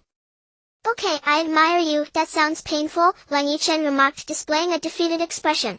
Shall I give you a massage? Leng Xiaosa offered, causing all four of them to laugh, the first time they had shared a laugh since arriving in this time. Get lost. Leng Yichen and Leng Xiaosa went out to gather branches, breaking them to ignite a fire. The room no longer needed flashlights as the campfire illuminated the space. Leng Yichen placed some of the fiercely burning branches beneath the stone bed to keep it warm. Leng Xiaosa found branches from 3 nearly mature trees and he tunneled out a hole by the room's edge, stuffing the branches in neatly. Lan Moxi and Lu Lisan arranged a total of over 60 blankets that Leng Xiaosa and Leng Yichen had brought, laying 20 beneath them, and in an alternating manner they used 10 blankets against the stone slabs, leaving 10 for pillows and the rest for covering. Lan Moxi and Lu Lisan jumped on top, thrilled. After all, which girl doesn't love soft things? Leng Yichen retrieved a large blanket from his ring and Lan Moxi helped spread it over the 1 centimeter fluffy white fur, appearing quite comfortable. Then Leng Yichen opened a hole a meter deep in the ground, laying stones to secure it. The wild boar was suspended with a branch and Leng Xiaosa found 2 shaped branches to support it. The fire beneath the bed grew increasingly fierce and the bedding gradually warmed up.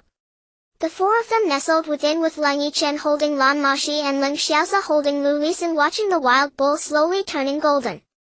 Leng Yichen poured some wine and seasoning on the wild bull, making it quite delicious. Brother, what do you think this place is? He suddenly asked. They were snuggled under the blankets, 8 layers of bedding, feeling utterly warm. Who knows? But as long as there are living beings, we won't starve to death. However, if we want to return, we might have to reach the divine level, Leng Xiaosa remarked, glancing at Lu Lisan before looking up.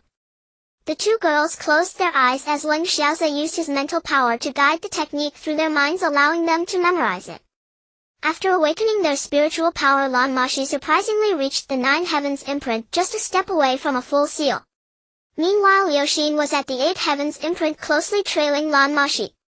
Leng Yichen and Leng Xiaosa both wanted to exclaim, what a godly figure. However, when they thought of themselves as gods, their minds balanced out considerably. As dawn broke, the 2 had completed their initial awakening, stabilizing their spiritual power, and the 4 began to feast on wild beef.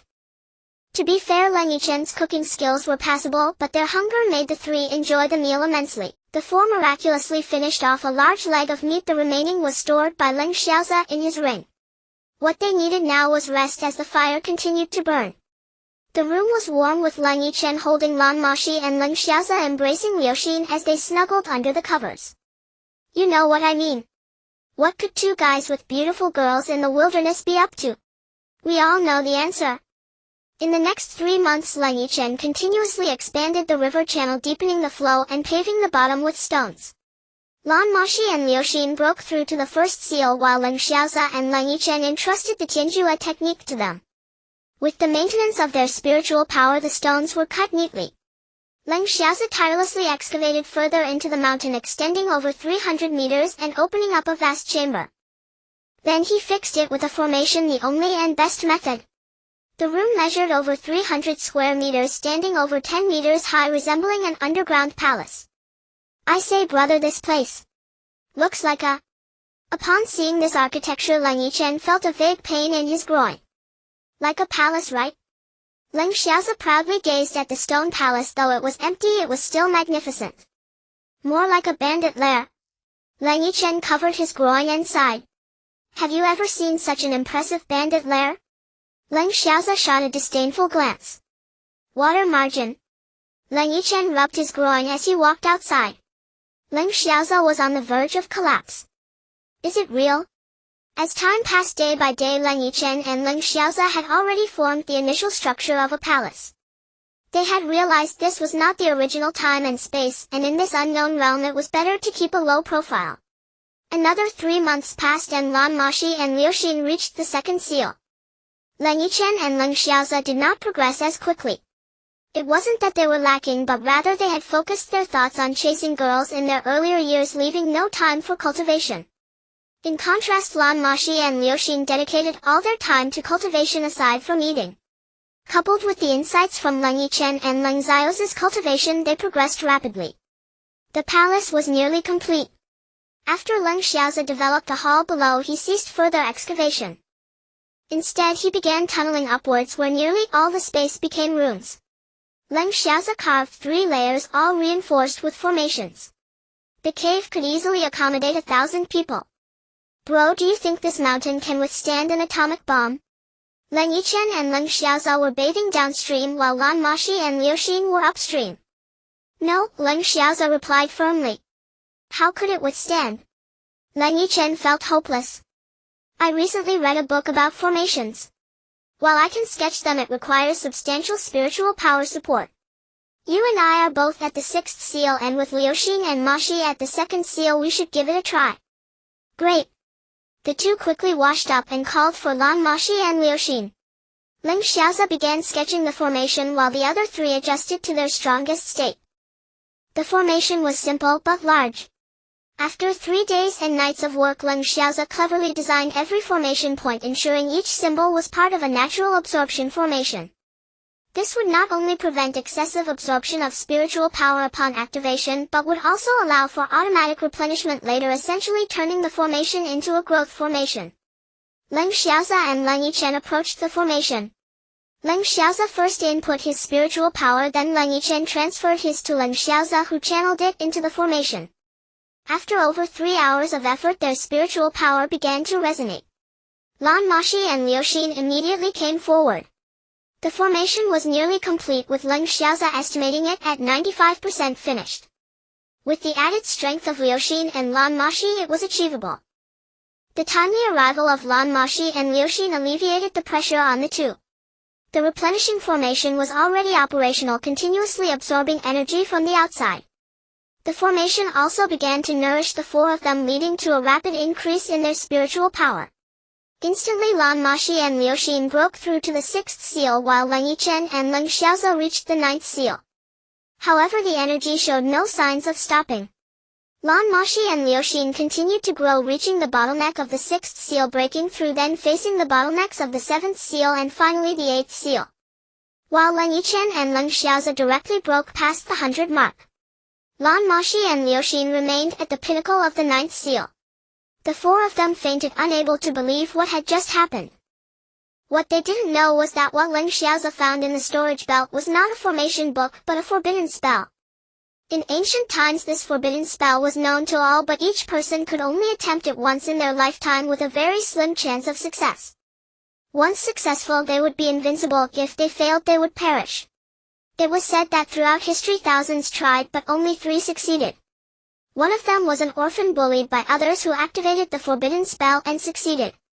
The other 2 achieved success by sheer coincidence.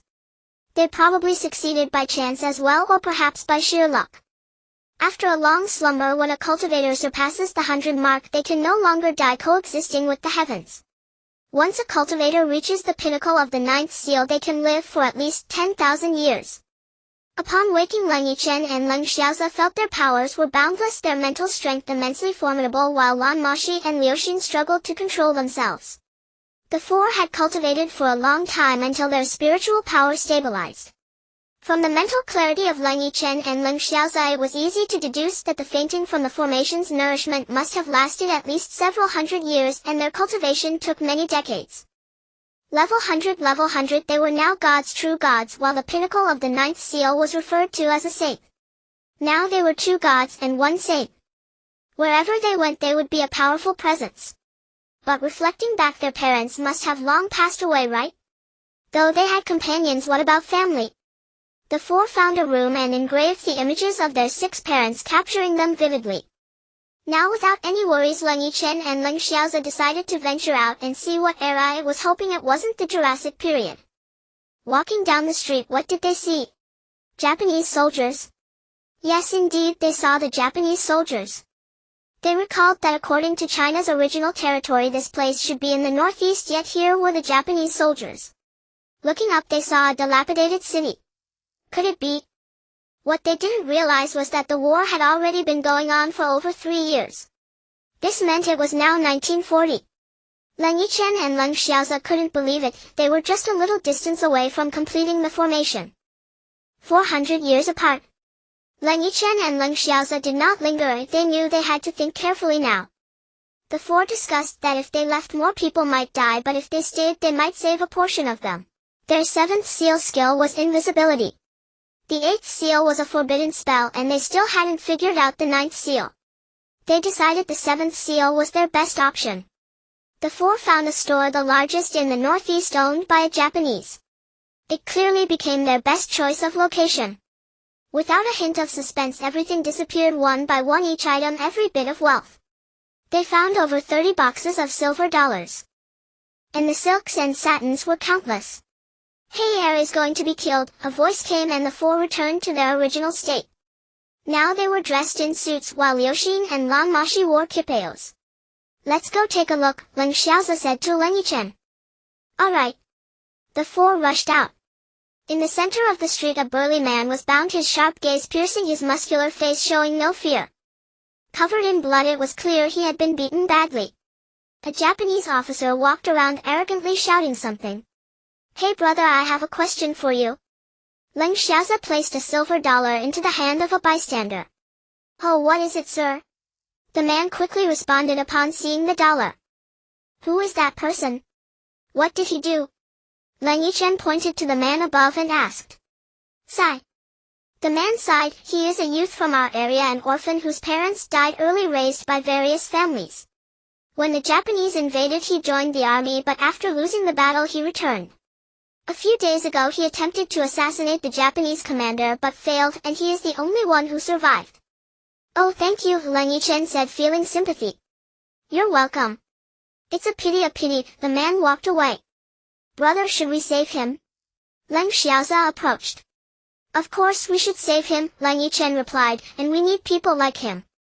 Did you not expect that? Ha ha ha. After Cold Yichen finished speaking, he vanished, and the other 3 followed suit. They became invisible, and during this time Cold Yichen took out an AK-47. Without suspense, a silenced bullet accurately struck the officer's forehead. Cold Xiaoza rushed forward, his azure dagger slicing through the sky. Thank you for saving my life, the man said to Cold Yichen and Cold Xiaoza. They had already left the city. They were now in a cave, and the man was stunned when brought in by Cold Yichen and Cold Xiaoza. Indeed, when had he ever seen such a magnificent cave? Brother, there's no need to be polite, Cold Yichen smiled slightly. No, you saved my life. I am an orphan, I will stay to repay your kindness. The enemies are so powerful now. I know you both are very strong, but I can shield you from bullets. Then you may stay, Cold Xiaoza permitted. They had actually intended for him to stay, it was just a little pushback. Alright, the grace of saving my life shall never be forgotten, I bow to you. Come on brother, what era is it? Get up, Cold Yichen said, speechlessly, helping him to his feet. Hey! By the way, what is your surname? Cold Yichen began to take out items from inside a ring one by one. No need for formality, my surname is Meng. I am called Meng Zhuan. PFF. Lan Moxi was drinking water when she accidentally sprayed it all over Cold Yichen's face. Meng Zhuan charge. What the hell? They all felt a sudden urge to die. Charge. What is that? The latest aphrodisiac? Used for erectile dysfunction. Of course Meng Zhuan was unaware and stood there foolishly. Naturally this matter ended without further discussion. Thus Lan Moxi and Lai Elixin directed while the 3 men busily moved items, only stopping when they were satisfied. There were indeed a lot of items as Cold Yichen and Cold Xiaoza had emptied the warehouse, so after placing beds, blankets, and some items in all the rooms, there was still a lot left.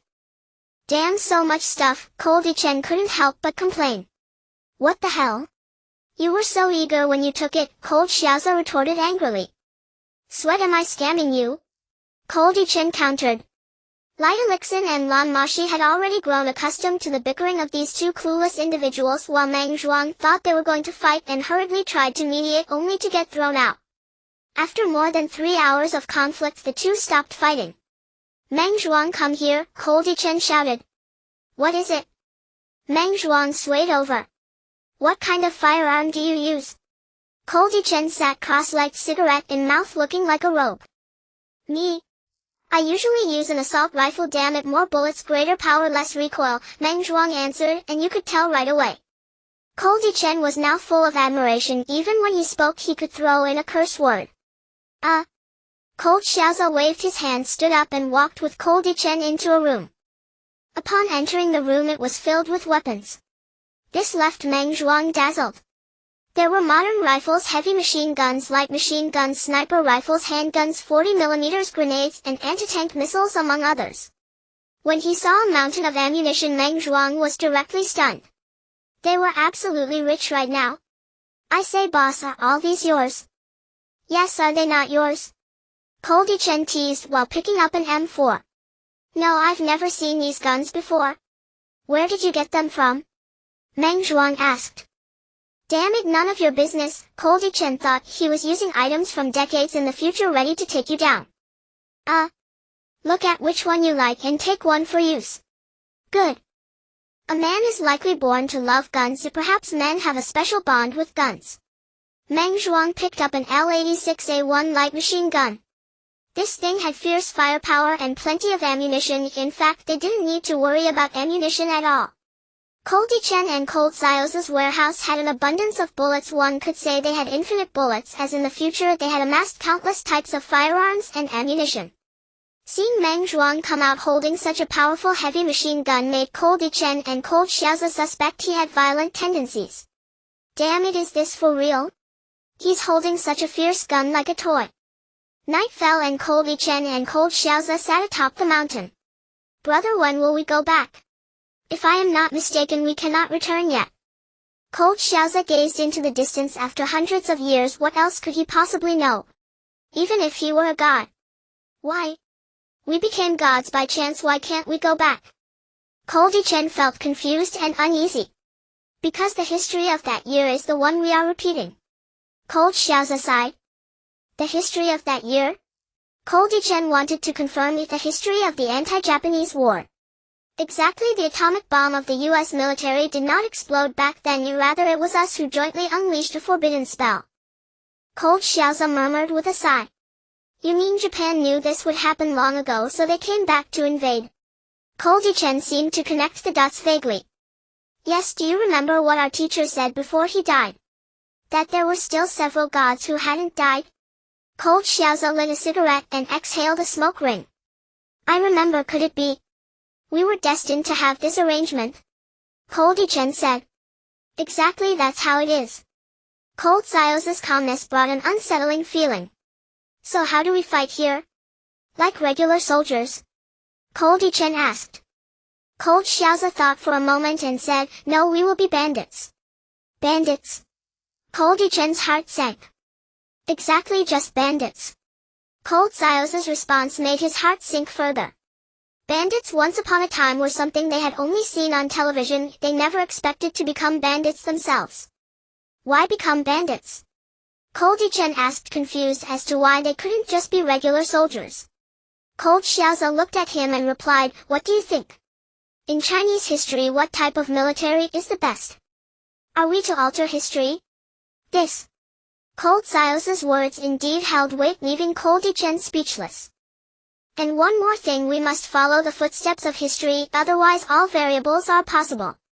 We must ensure the Japanese army attacks in 1945 neither too early nor too late. Damn. Cold Yichen felt as though he had unwittingly boarded Cold Xiaoza's pirate ship. Don't worry, we are bandits now, all we lack are people with strong combat skills. Their minds were clear. What were they? Gods, two gods and two saints acting as bandits. This might be the most formidable bandit organization in history. The night grew cooler and the two returned to the cave. When Lan Moxi and Leng Yichen brought a large pile of food to the table, Meng Zhuang was stunned. When had he ever eaten so many delicious things? A person who had grown up as an orphan eating food from many families, how could he experience such warmth? Cold Yichen and Cold Xiaoza showed no particular reaction. They only noticed him eating, and then they saw a small tank beginning to sweep through. For a long time Lan Moxi and Leng Yichen had been dissatisfied with Cold Yichen and Cold Xiaoza's eating habits, but when they saw Meng Zhuang's way of eating, they finally understood that their husbands were quite good. The table of food and drink was finished and everyone returned to their rooms to sleep. The next day, when Cold Yichen asked Meng Zhuang if there were any particularly powerful yet unfortunate individuals around, he was surprised to hear Meng Zhuang immediately mention a few. Indeed, as an orphan, wasn't he just playing with those who had unfortunate backgrounds? Meng Zhuang accompanied Cold Yichen and Cold Xiaoza to the marketplace to buy some good horses, a total of 30, all strong and robust, muscles bulging on their thighs. They were all fine horses. However, when Cold Xiaoza and Meng Zhuang focused on these horses, Cold Yichen's gaze was fixed on a horse pen. Boss, are there fine horses in there? What is Cold Yichen's bloodline? So it was no surprise he discovered a fine horse. His contract mount was the Tiger King, but in this age riding a tiger would likely get you shot.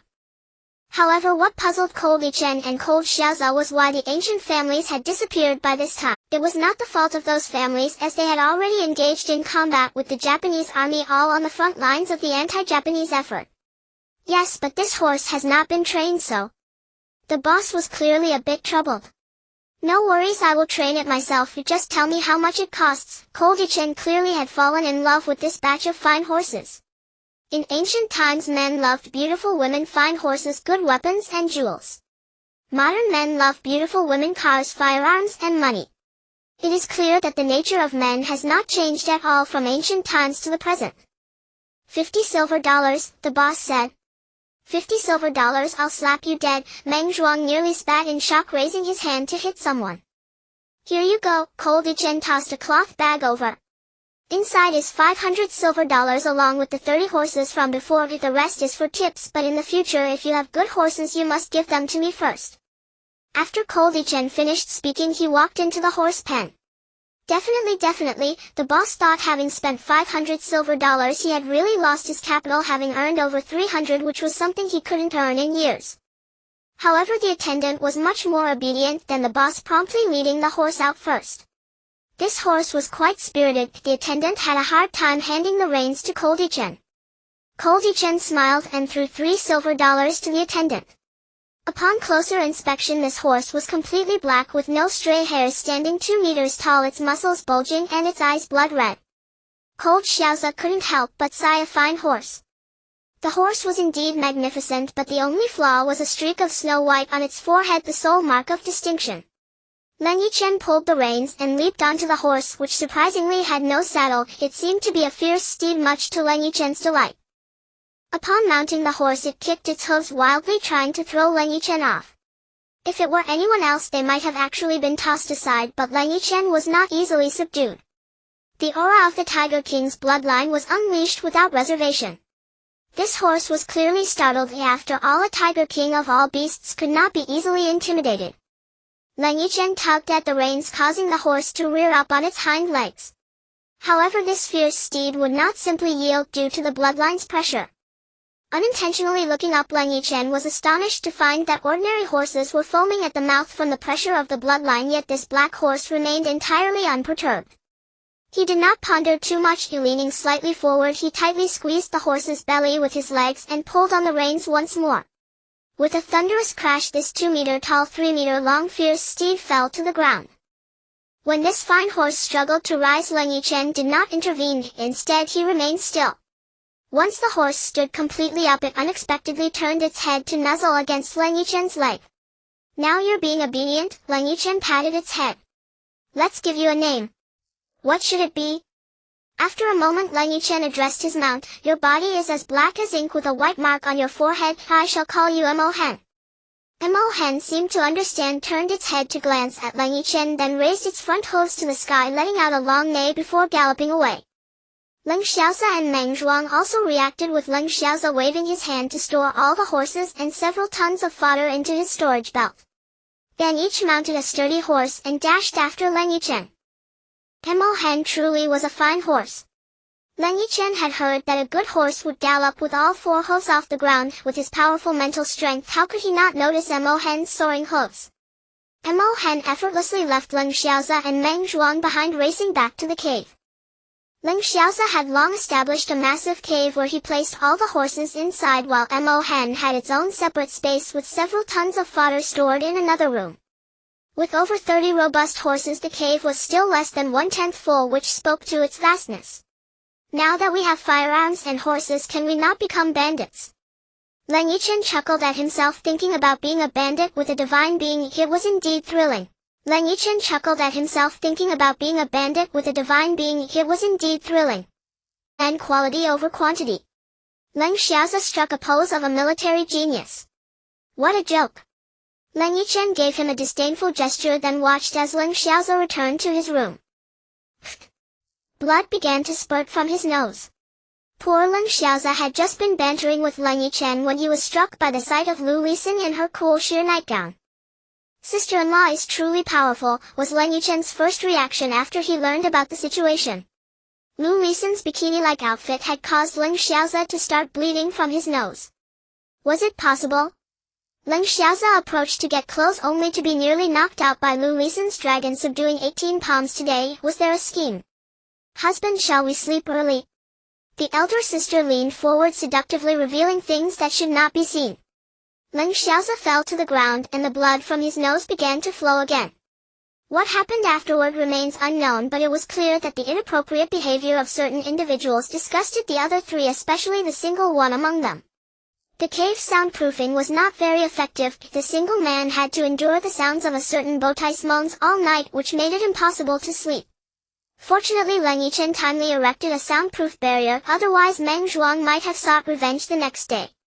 The next day Leng Xiaoza was in high spirits. Beside him Lu Lixin had shed her icy demeanor, acting like a different person. What the hell is this magic?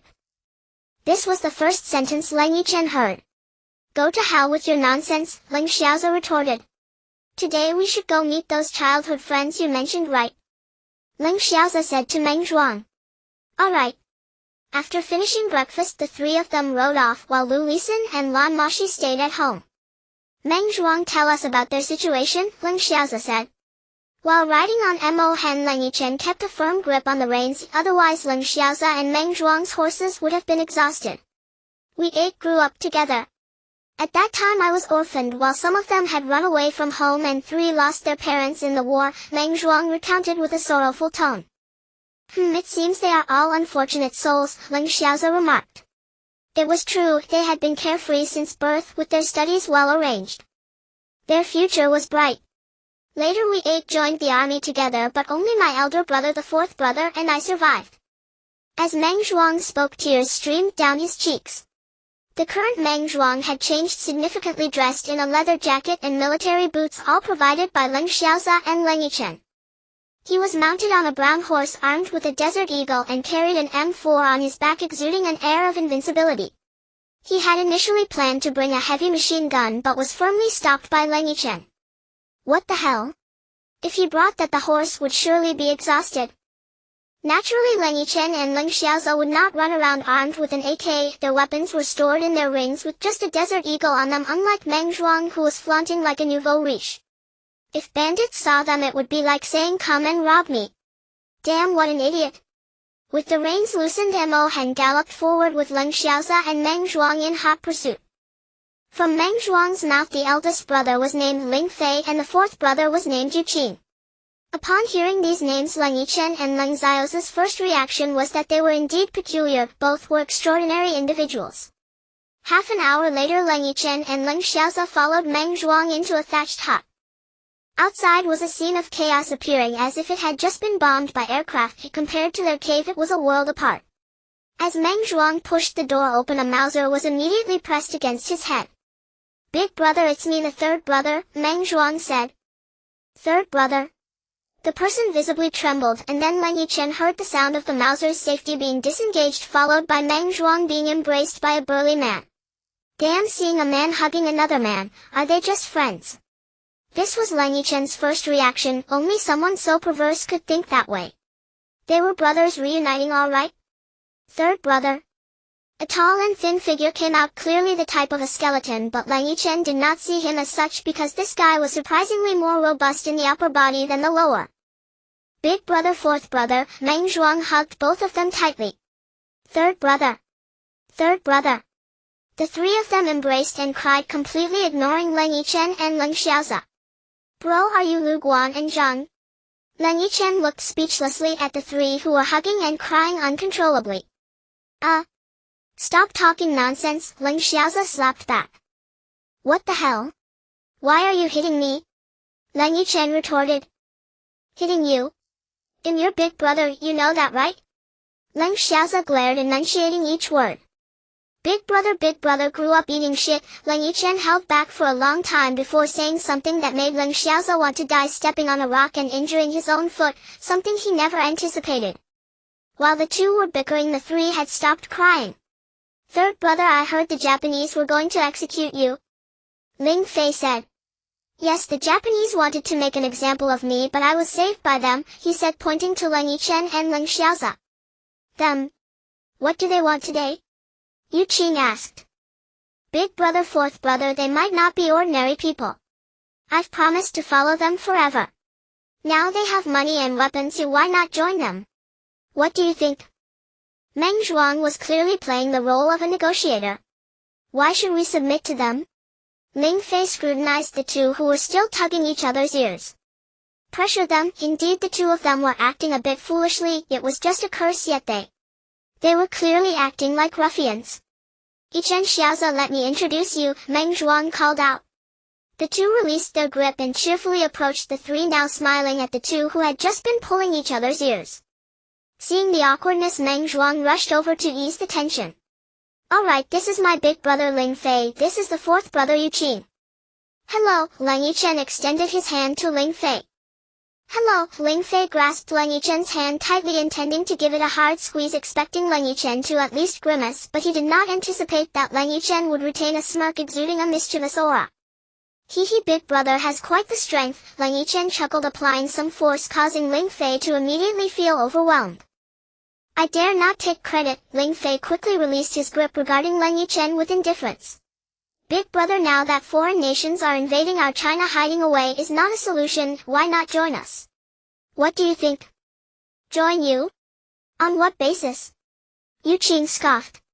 Even Lao Jiang is out of the game, what do you have to play with? Just because of this, Leng Yichen produced an anti-tank missile out of nowhere. A rocket launcher? Yu Qing gasped. You could say that. Meng Zhuang, show them your gun. Leng Yichen said. Meng Zhuang unfastened the M4 and handed it to Ling Fei. Both were astonished. When had they ever seen such weaponry? Join us, and you'll have meat to eat, wine to drink, endless bullets, and we can take you out for some fun, Leng Yichen smiled. Is this a bandit? Damn, how did you know we wanted to be bandits, said Leng Yichen. What we want is to fight the Japanese, not the Chinese. We are robbing the Japanese, Leng Xiaoza suddenly said. Robbing the Japanese? That's right, we rob the Japanese. When there's nothing to do, we can launch a few rocket launchers at their headquarters. What do you think? Alright, I agree, but you must promise me 3 things, Yu Qing said, for he was the smartest among them. Speak, Leng Yichen replied.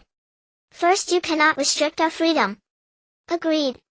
Second, we cannot rob Chinese people. Except for traitors. Of course. Third, you must provide us with enough weapons and ammunition. That's obvious. Are we supposed to let you go bite people without guns? Alright, we will follow you, said Leng Yichen. Poor Yu Qing still hadn't understood what bite meant. Was it that Leng Xiaoza and Leng Yichen were reincarnated zhuge liangs? It was astonishing how just a few nonsensical words could convince someone to join them, and it was also quite amusing because after leading them away, this guy set the house on fire. Yu Qing mounted Meng Zhuang's horse while Ling Fei got on Leng Xiaoza's horse. Originally looking strong and sturdy, Ling Fei nearly fell off after climbing 3 times. They galloped along, and in front of the cave was a vast forest. Leng Yichen said it was a good place for guerrilla warfare, but what were a bunch of bandits doing in guerrilla warfare? As they neared home, they passed a steep mountain pass. Just as they were passing, Leng Yichen glanced and said that if they had a few light machine guns and enough ammunition, it wouldn't matter how many people came, a burst of bullets would take them down. Neither of the two was the studious type, but everyone had their hobbies. Besides beautiful women, these two likely enjoyed watching how generals fought during the war. Ling Fei and Yu Qing looked up, and the cliff was indeed steep, with both sides only about 10 meters wide and over 60 meters high, just within the range of a machine gun. The top was rather flat. If Yu Qing and Ling Fei could only see a little of the surface, then Leng Yichen and Leng Xiao's powerful spiritual sense must be able to see everything. In fact, the current combination of the few people was quite absurd. Yu Qing and Ling Fei were in plain clothes, while there was one with a belt. Leng Yichen and Leng Xiaozha were in suits with a large coat on top, while Meng Zhuang wore a leather jacket. When Leng Yichen asked him why he wore that, he said it was to block the wind. It could be said that the few of them were quite mismatched, especially with weapons. Leng Yichen and Leng Xiaozha were empty-handed, while Meng Zhuang was carrying an M4 and had a Desert Eagle at his waist. Yu Qing and Ling Fei indeed had Mauser pistols in hand, looking rather shabby. "Brother, do you think someone will ambush us?" Leng Yichen joked after observing for a while. Now they were only a kilometer away from the cave, and Leng Yichen didn't take it to heart. "Shut up, you idiot," Leng Xiaozha said without holding back. In fact, Leng Yichen saw what Leng Xiaozha had seen as well. What did 60 square meters count for? Even from 1,000 meters away, their spiritual senses could probably detect it. How could they not see the 10 or so people on the flat slope? "Continue," said Leng Yichen, and out of nowhere he tossed an AK-47 to Ling Fei. Ling Fei caught it and understood what he meant. Here, after Leng Xiaozha received Leng Yichen's signal, he also handed an AK to Yu Qing. If Ling Fei understood it, how could Yu Qing not understand? "Come out, brothers on the mountain," Leng Yichen shouted. Seeing that Yu Qing and Ling Fei had loaded their guns, Leng Yichen yelled at the mountain. With a whoosh, over 10 people appeared on the slope, all in plain clothes, each holding a Type 38 rifle. Then a person stepped forward and shouted at Leng Yichen, "This mountain is mine, this tree was planted by me. If you want to pass, leave your horses and weapons, I will let you go." Ha ha ha, the 5 of them laughed together, feeling ridiculous that they wanted to be bandits but were outpaced by others. Bang, a bullet landed right in front of Mo Hen's feet. "What are you laughing at?" The person looked quite angry. "Damn it, I haven't even started with you yet, and you are already acting tough." Meng Zhuang saw that guy actually fired a shot and quickly grabbed his M4, aiming at them. His M4 had a scope. As soon as Leng Yichen gave the order, that guy would probably fall in the next second. Leng Yichen had seen Meng Zhuang's marksmanship. It could be said to be superb. If they didn't have powerful spiritual senses, they would probably feel inferior. "Don't move." The people above clearly panicked, pulling out a Mauser. "He is a traitor aiding the enemy," Yu Qing whispered in Leng Yichen's ear. "What did he do?" "Back then our village hid in the cave, and he led the Japanese there, resulting in the deaths of over 100 villagers." Yu Qing's tone was filled with hatred. Indeed, that was where they grew up, where they ate from the hands of many families, and those villagers were their kin. How could they not be heartbroken when their kin died? "Fire and kill that bastard," Leng Yichen shouted. The 5 of them dismounted, and a Barrett rifle quietly emerged from a crevice. It was Leng Yichen with the scope aimed at the man's forehead. At such a short distance, how could he miss? With a bang, that man fell straight down. The people above saw their leader die and fired wildly, but what use were over 10 Type 38 rifles? If there was a machine gun, it might have posed some trouble for Leng Yichen and Leng Xiaozha, but a few single-shot rifles were merely cannon fodder. With a few bullets from Leng Xiao's AK-47, several people died.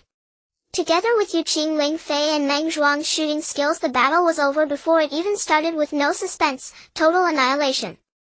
Ling Fei's marksmanship was also remarkable. Although Yu Qing wasn't as skilled as Meng Zhuang, he was still an exceptional marksman. "Brother, do you think it's just these few people?" Leng Xiaozha asked. "I feel there are more than this. These few cannot be bandits, and the one with the scarred face is called Ghost Head." Yu Qing interjected, pulling the M4 and opening the safety he had just closed. Ghost head? Turtle head? Leng Yichen asked.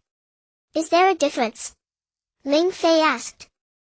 Meng Zhuang had a defeated expression, and after spending so much time with Leng Yichen and Leng Xiaoza, he could somewhat understand a few modern words. Forget it, let's go take down their lair, Leng Xiaoza said as he mounted his horse first. They'll lead the way, Ling Fei said, unwilling to fall behind, and followed Leng Xiaoza. Damn, I definitely need to get a car to drive one of these days, Leng Yichen cursed. Inside a mountain stronghold, a few chairs were set up in the main hall with the words, Unity Hall, written in a large calligraphy. One chair was covered in tiger skin and placed at the top. Inside sat a few people, and the face of the one at the top bore more than a dozen scars, wondering how he had survived. Big brother, it's been so long since Lao Jiu left. Why hasn't he come back? Could something have happened, said the person sitting in the second chair. That can't be. He took over a dozen guns with him.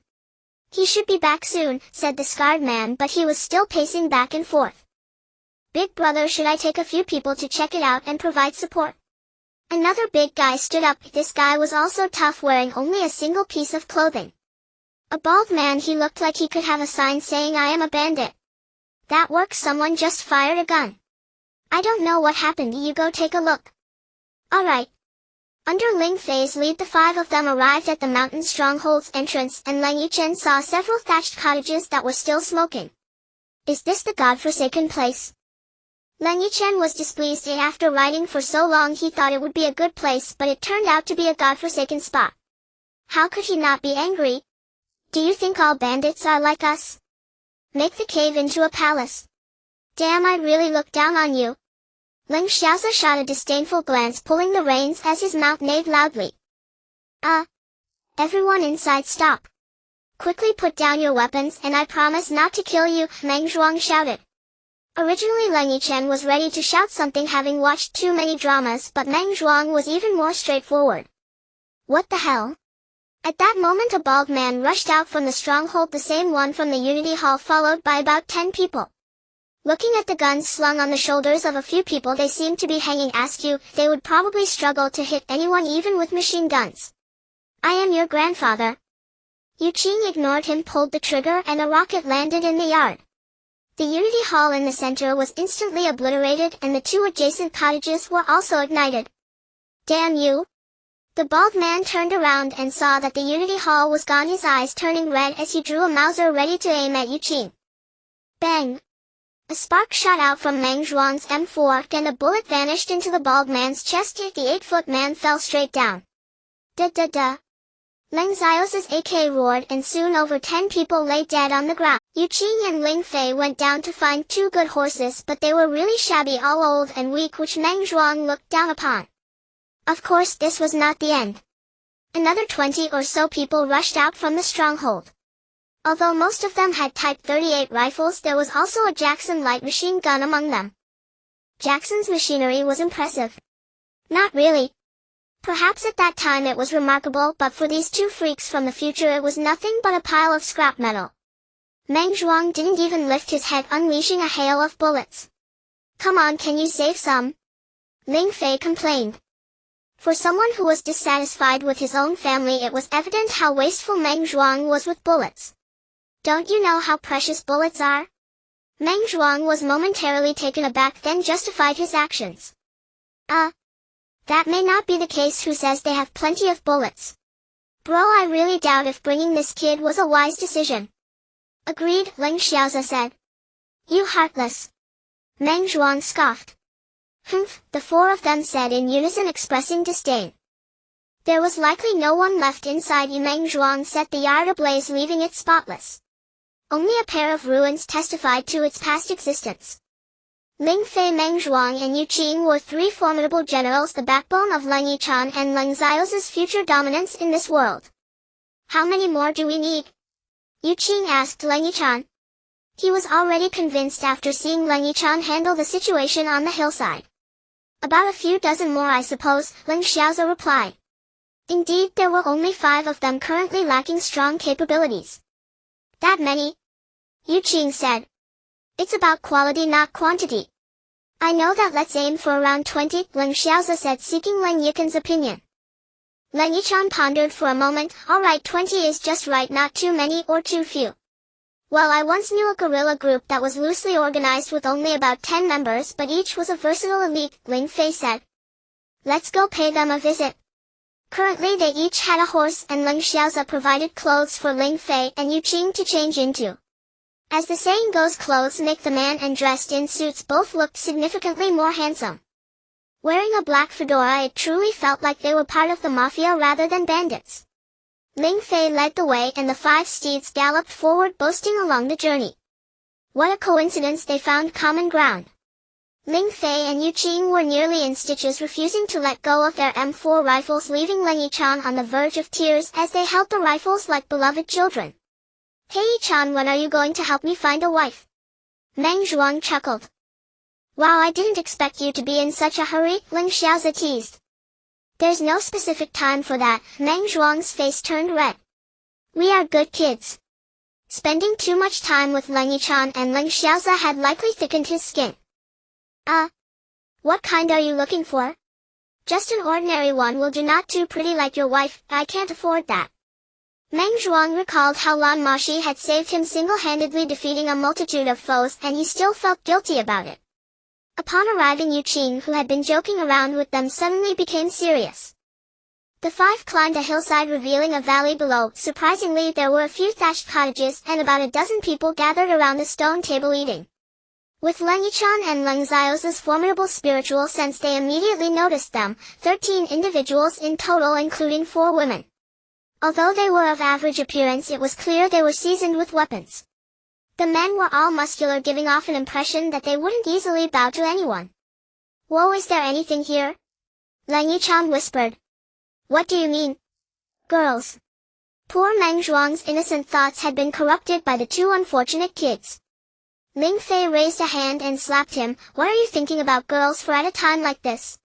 Stop goofing around, brother Ling Fei. What do you think they like? What are they good at? Leng Xiaoza asked. What about them? They're all a bunch of lunatics, reckless in battle.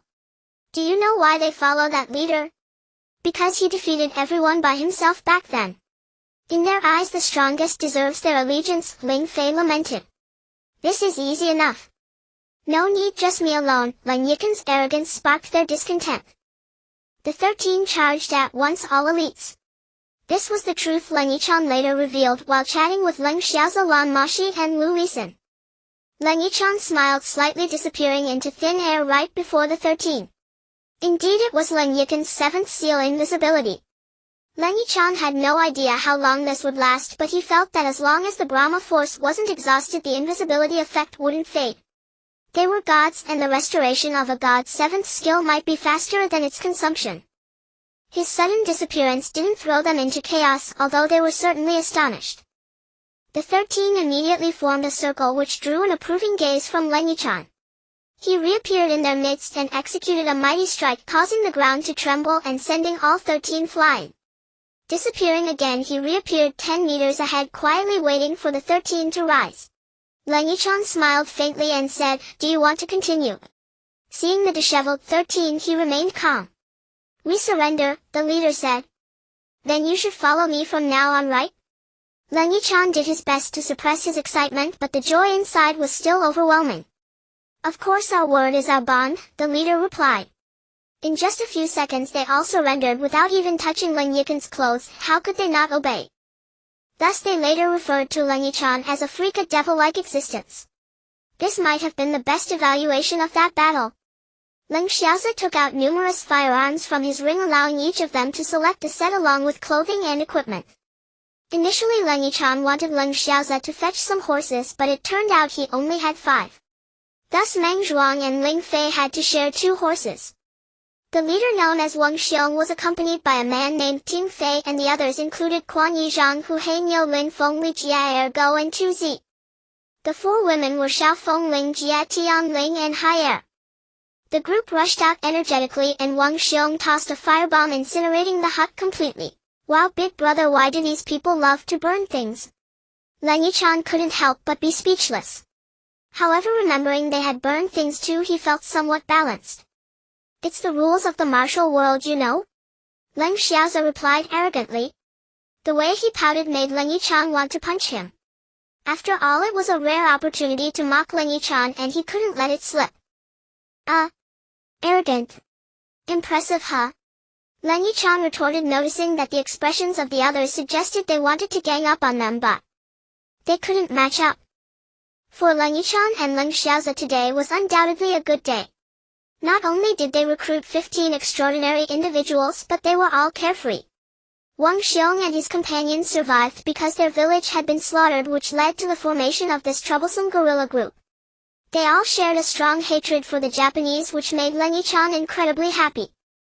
They had decided that with Lu Lisin and Lan Moxi they would total 19 if this was sufficient, as having too many would be detrimental. Thus this bandit group was formed. I say, shouldn't we come up with a cool name? We could leave a mark after our deeds are done, Wang Xiong suggested. Well, how about calling it the Devil's Brigade? Meng Zhuang proposed. Why? Just look at us, while each one is more of a freak than the last. It would be a shame not to call it the Devil's Brigade. Devil's Brigade sounds good, Leng Yichen couldn't help but feel exasperated. Alright, let's go with the Devil's Brigade. Agreed, a chorus of voices echoed in agreement. Bro, you really are an idiot, Leng Yichen scoffed. Is there a Devil's Brigade? Are there any tickets? Alright, let's support this. The devil in Leng Yichen's words is a pervert. When Leng Yichen told them that everyone needed to train, all of them made a gesture of disdain. Come on. On the first day of training, Leng Yichen only had a few words: we want the strongest warriors, not cannon fodder. If you want to be impressive, you need to train. Then came their training plan, which included cross-country running, physical fitness, marksmanship, and reflex training. The 10 or so people listening were all ready to fall asleep because Leng Yichen was just reading from a piece of paper, lacking any concept that could capture their attention. Seeing people dozing off, Leng Yichen suddenly felt a sense of helplessness. The second day was internship. What experience did these two have in training? They learned from watching television. Leng Xiaozi's famous saying was, we may not train, but we sure know how to torment people, which resulted in a group of poor kids being driven like cattle to training. Your grandmother, can't you run? Are you training or not? This is just abuse. Are you even human? Meng Zhuang reacted most strongly. When he enlisted, he trained for just a few days with firearms before being sent to the battlefield. He had never undergone such extreme training as Leng Yichen's, thus he was the most dissatisfied. Then Wang Xiong and Ling Fei echoed in agreement along with Eugene. What the hell, a rebellion? Leng Yichen shouted. Are you even human? Why am I not? You're riding a horse while we're running. How shameless can you be? Ling Fei shouted. Sorry about that. Seeing the speed of Mo Hen beneath him, Leng Yichen felt he had made a mistake. He knew Mo Hen's speed, and asking them to keep up was indeed unreasonable. In the morning, Leng Yichen was dragged off his horse by a group of people and ran 2 laps around the mountain, 10 kilometers, leaving everyone exhausted and sprawled on the ground like donkeys. How's that? Not as good as me, huh? Look at you all. Do you know how my physical fitness came about? We trained for it. Just look at how pathetic you all are. Leng Yichen stood with his hands on his hips, shouting at the pile of bodies on the ground, feeling quite arrogant.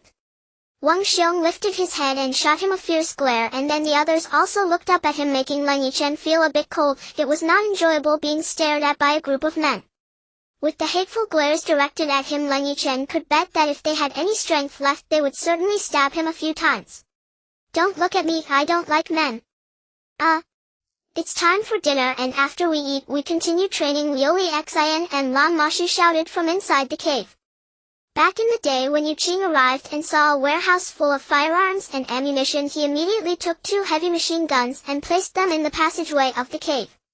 There was only one entrance. If someone wanted to get in, they'd first have to deal with the 2 machine guns, right? When those brutes saw the good guns, they rushed at them like a bunch of bandits, only stopping when they realized they couldn't take them. Leng Yichen felt an urge to cry. After hastily explaining, they reluctantly let go, but the way they looked at those firearms and ammunition was like they were looking at their wives. If they didn't get them, it seemed they might go crazy. Now they not only had meat to eat, but Leng Yichen also bought a large amount of vegetables and rice, making it a pretty impressive bandit organization. 20 people devoured a table of food which wasn't anything special: steamed buns, beef, eggs, rice porridge, and a bit of pickles. but they devoured it like they were seeing their long-lost mothers. Leng Yichen and the other three were completely taken aback at seeing their eating habits made Leng Yichen suddenly realize how elegant he had been. Compared to them, even putting their legs on the table without chopsticks made them look like aliens. After finishing their meal, they continued training. Meng Zhuang stubbornly lay on the ground, provoking a group of eye rolls. Then he said, "I'm a rogue, who am I afraid of?" Everyone was instantly speechless. Leng Yichen couldn't move him, but that didn't mean Liu Xin couldn't. She grabbed a thick stick and charged at him, forcing Meng Zhuang to roll and crawl out to train, shouting, "Help, help!" as he went.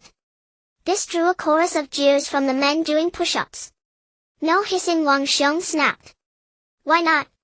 I need to pee." TCH. 3, 2, 1, hiss, hiss, hiss. Following Wang Xiong's words, everyone began to hiss in rhythm. Damn. The lack of camaraderie became apparent at this moment. "I ask you, do you still have any strength left?" "No. Looks like it." "How can you tell?" "Because you answered my question. Get into the water and do push-ups."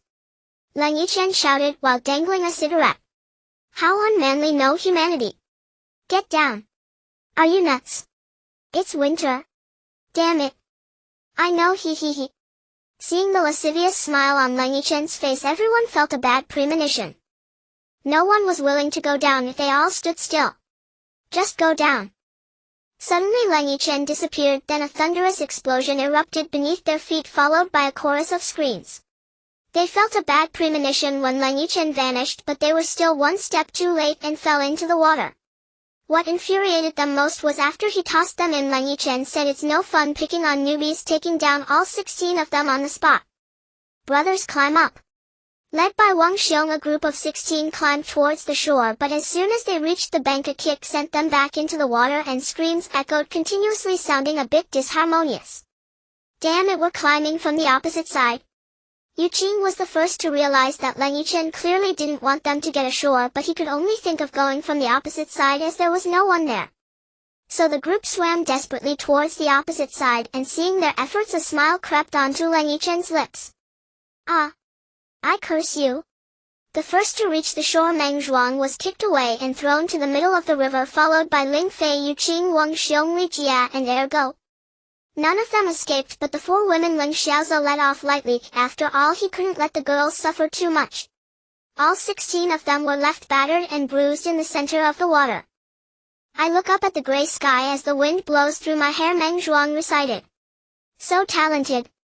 Yuqing's lips twitched as he sighed. "I suddenly remembered that I haven't showered in several days," Meng Zhuang added the second half. Damn it." After soaking in the water for 3 hours, when they were all shivering from the cold, Meng Zhuang could no longer hold back. "Damn it, I'm going to fight you all. Brothers, charge." He shouted and rushed up, but there was no one there. The 16 of them successfully charged ashore. "Damn, we soaked for so long for nothing." Everyone felt so frustrated they wanted to cry. In the afternoon, Leng Yichen took them to run 100 kilometers with 50 kilograms of gear until they were done, then 10 kilometers of swimming, and practiced marksmanship. If modern soldiers' marksmanship came from target practice, then theirs came from live ammunition. 1 year later, 1941. I say, has everyone trained for a year, and is there any effect? Leng Yichen was still as arrogant as ever. Meanwhile, the other 16 were all dressed in camouflage uniforms. Yes, the modern military camouflage, each equipped with an M4A1 with optical night vision and a silencer. Or an AK-47. Or a sniper rifle. Then there were 2 Desert Eagles, a dagger, and a backpack full of bullets, all magazines and loose rounds. After distributing everything, Leng Yichen said they were a moving armory.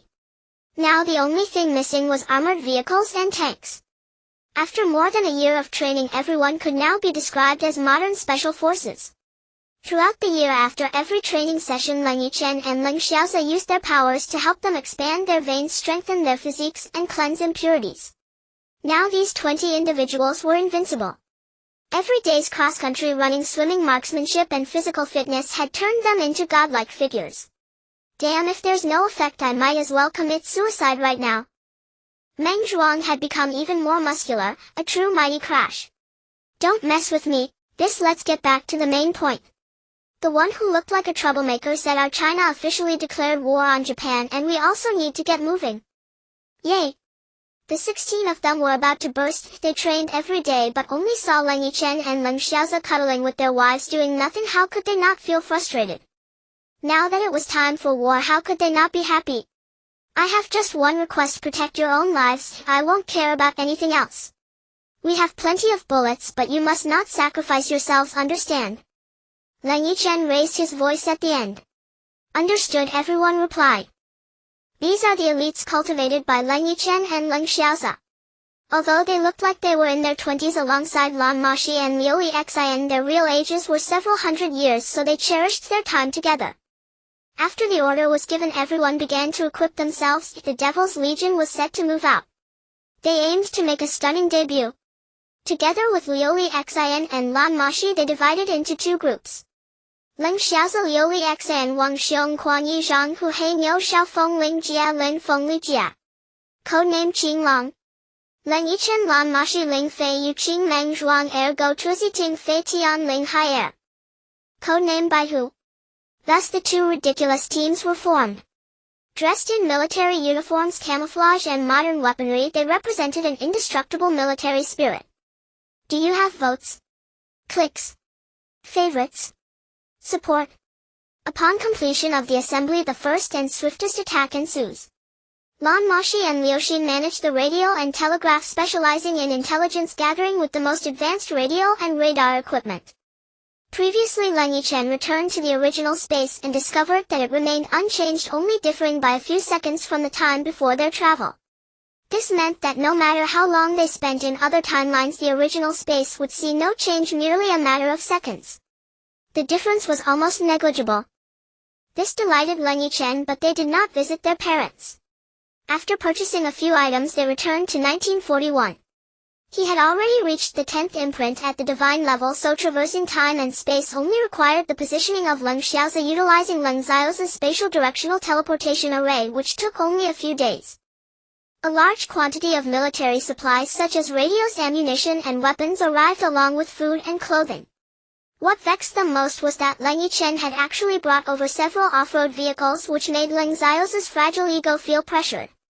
However, when they saw 7 or 8 military Humvees emerge, Meng Zhuang felt a tightness in his rear as an overwhelming wave of anxiety surged through him. Brother, do you think we need off-road vehicles here? Leng Xiaoza asked leisurely. I really didn't think about that, but I was worried you wouldn't be used to it. Leng Yichen also felt a tightness, realizing indeed TMD, if you drive a military Humvee around aimlessly, others would surely shoot you with a .40 caliber. But their thoughts did not represent those of Ling Feiyu and Qing, who were enamored with the vehicles, nearly tearing them apart to see what was inside. After several days without news of Japanese troop movements, Meng Zhuang took his AK out daily to hunt birds, bringing back a meal of birds every day. Thus they started eating bird meat daily, and by the 18th day Leng Yichen and his group were finally completely defeated. Damn it, if I keep eating like this I'm going to go crazy, he exclaimed, holding up a bird leg. There's a situation. They say that when sadness reaches its peak, miracles happen. Finally, Liu Xin and Lan Moxi brought good news. Ben Zhuangku, the newly appointed Japanese general, is coming towards the northeast theater. Check his information, Leng Xiaoza commanded. A group gathered eagerly, watching Lan Moxi and Liu Xin as they continuously typed on the computer. Although Leng Yichen had also taught them how to use it after Meng Zhuang smashed a mouse, Leng Yichen became completely calm, realizing this guy was fragile, but Yu Qing was a genius, mastering it in just a few days. Ben Zhuangku, male, appointed as a lieutenant general in 1941 in the North China Theater, but he had not yet assumed office. He was shot dead by a mysterious Chinese army en route, leading an enhanced mechanized corps and 3 infantry corps, suffering tremendous losses.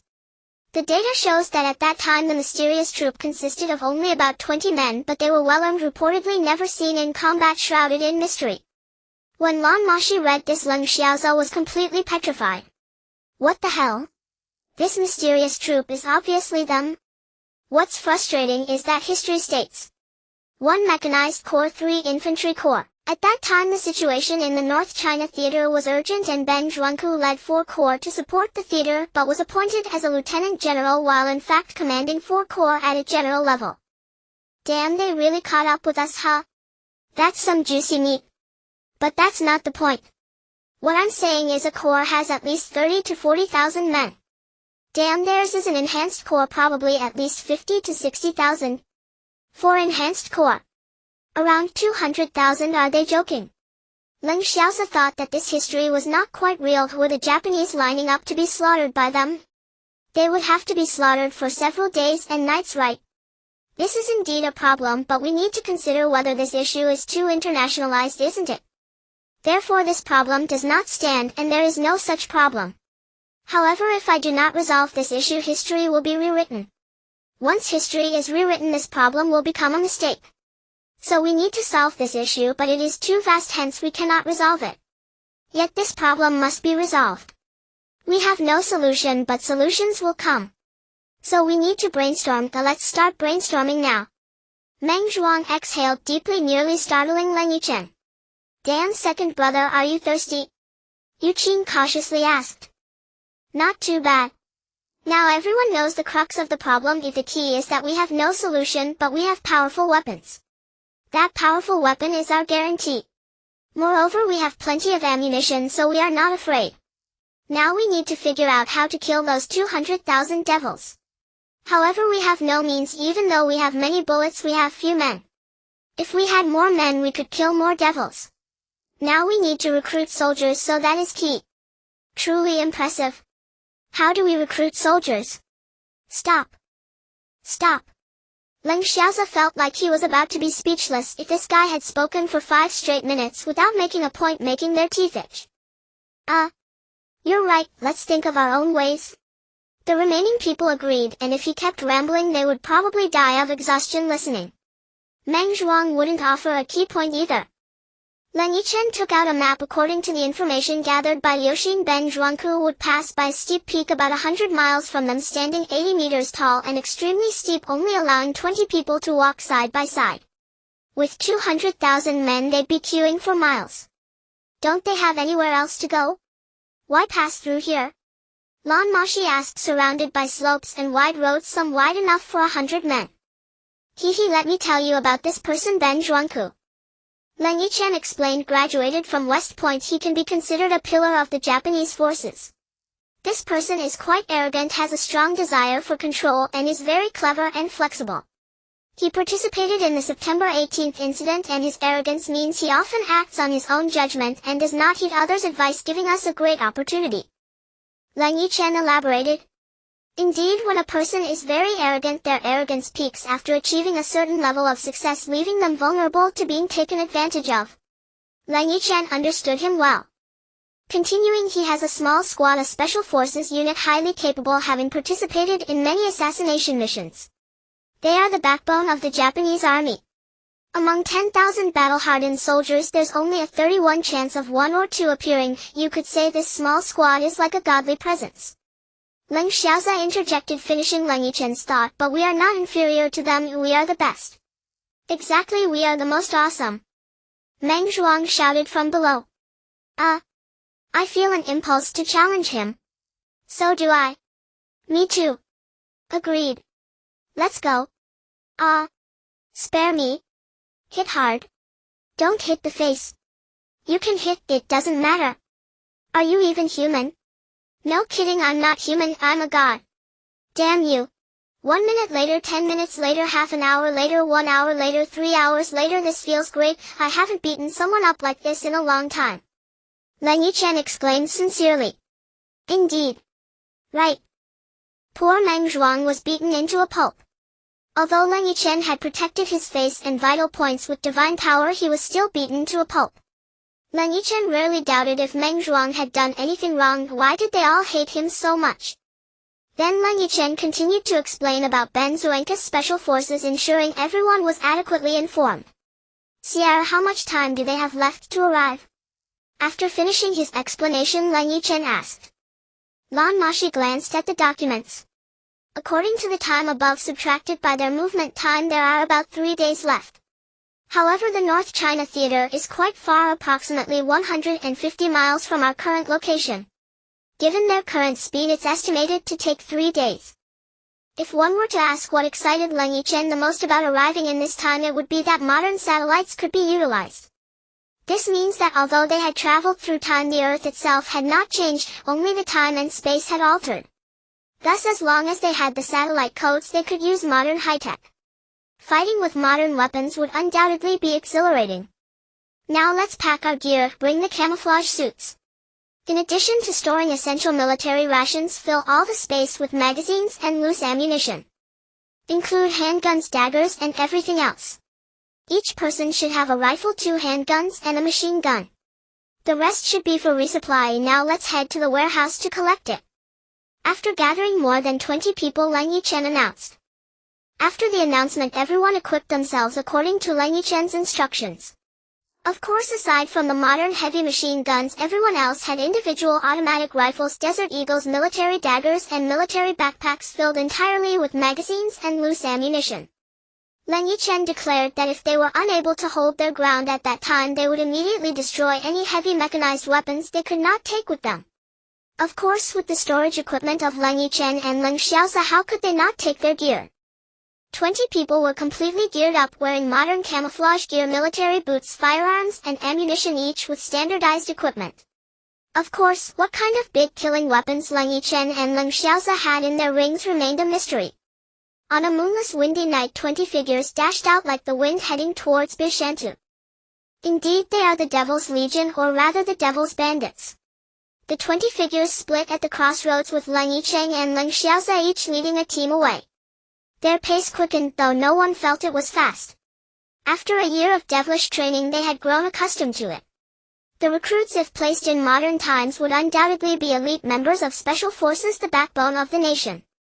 Each person was fully armed, facing formidable enemies. Before setting out, Leng Yichen clearly stated that they did not need to annihilate the enemy, a painful blow would suffice. Each member was equipped with a sniper rifle and now carrying weapons and ammunition totaling 50 kilograms. These godlike figures traversed 100 miles. With 200,000 Japanese soldiers, Leng Yichen and his team numbered only 20. Leng Xiaosa joked that they were now truly unmatched. 100 miles is neither too long nor too short. For these 20 individuals, it wouldn't be a stretch to say that ordinary troops would struggle to cover such a distance, especially with 100 pounds of equipment. But they were different. The devilish training focused on endurance and hardship. Along the way, no one spoke. A soldier must first understand that to move quickly one must not talk. Clearly they were all aware of this. Even Meng Zhuang, who usually chattered incessantly, was calm and silent. 100 miles of rapid advancement left people astonished. Leng Yichen and Leng Xiaosa led the charge. Of course, Leng Yichen had to make a detour to the opposite bank. Each person was equipped with a radio. They had trained with these modern weapons and were now proficient. In simple terms, Leng Yichen and Leng Xiaosa had brought a group of elite special forces to this prehistoric battlefield. It was that simple. A group of madmen arrived on the battlefield armed with heavy machine guns.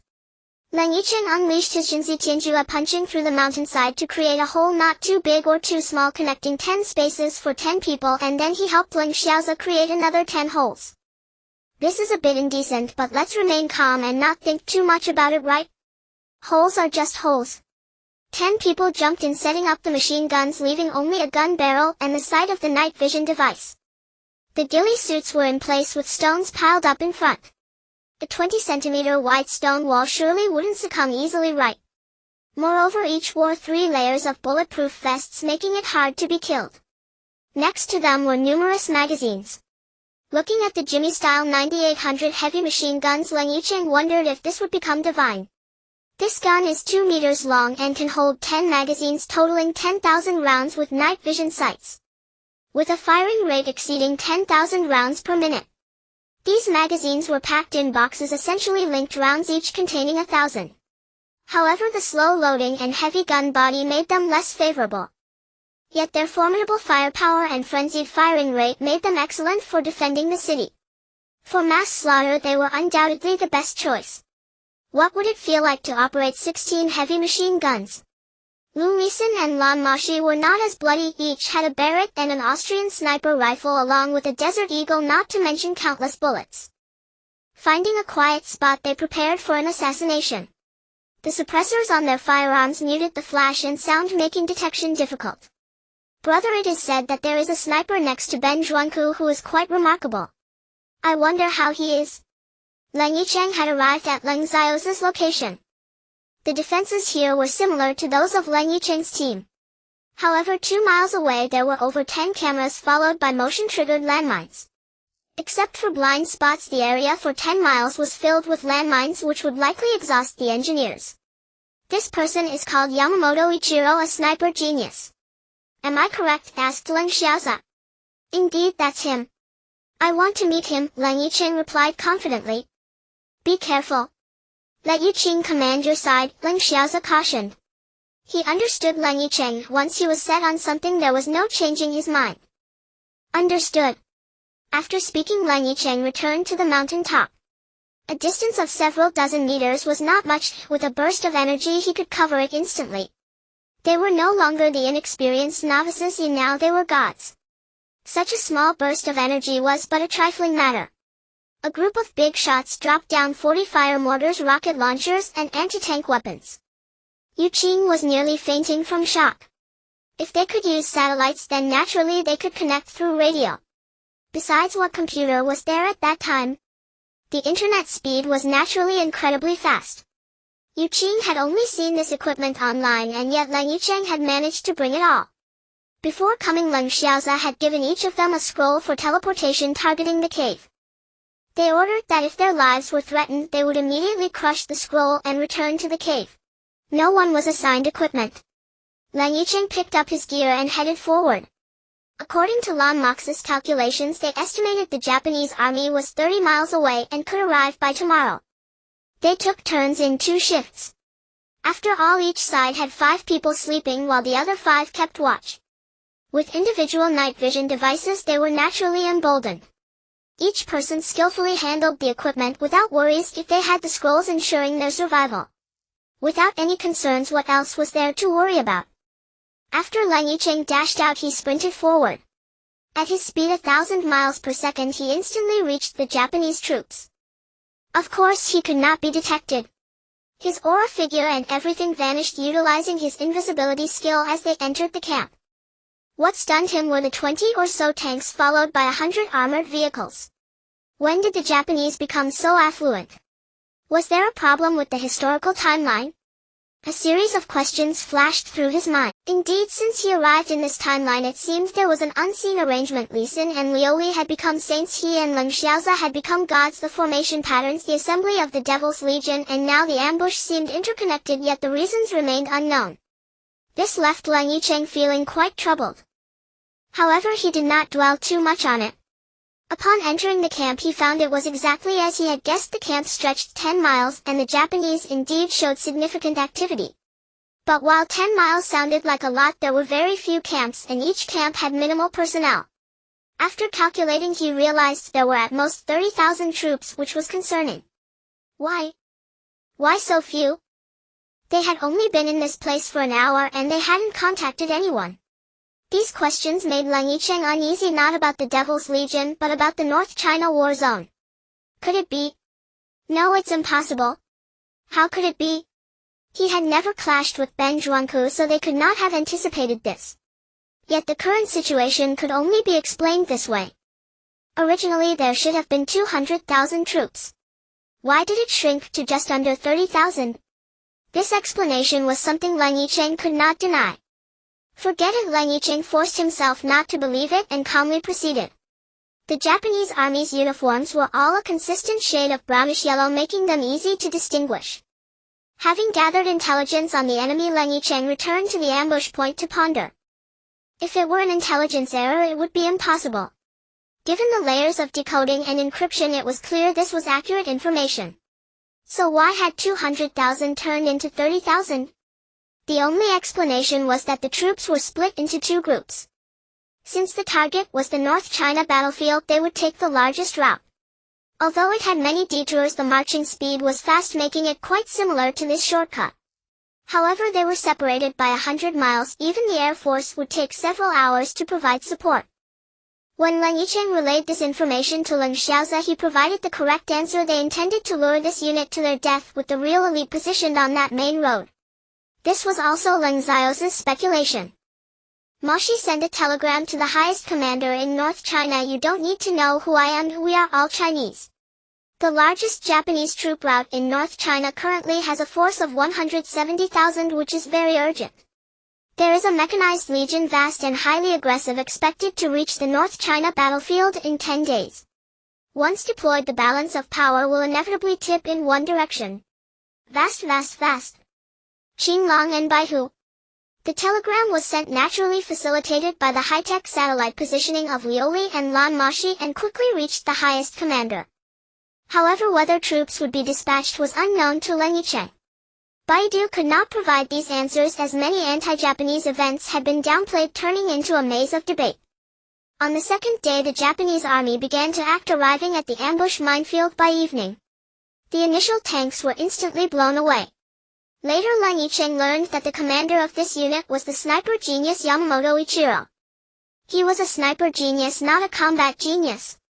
In the face of such overwhelming abnormalities, he was bound to fail. Despite Ben Zhuangku having devised a combat plan for him, he still failed, and completely.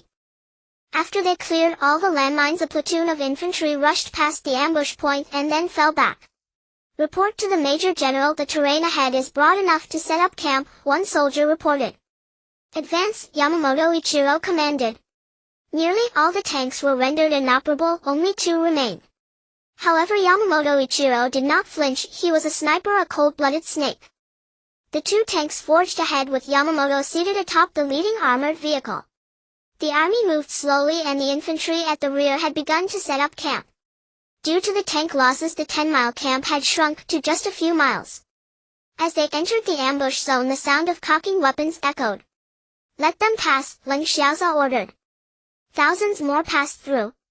Still there was no command given, but Leng Yichen and Leng Xiaoza mysteriously vanished, while Lan Moxi and Lui's sniper scopes were already trained on the tank's periscopes. Leng Yichen and Leng Xiaoza were up to something. They found 2 enormous stones, each about 100 meters high, then cut them to fit the mountain's opening, placing them on either side of the Japanese army's escape route, preparing to close the door on them. This is quite a classic move, closing the door to beat the dog, right? Creating a pitch-black space is pure torture, isn't it?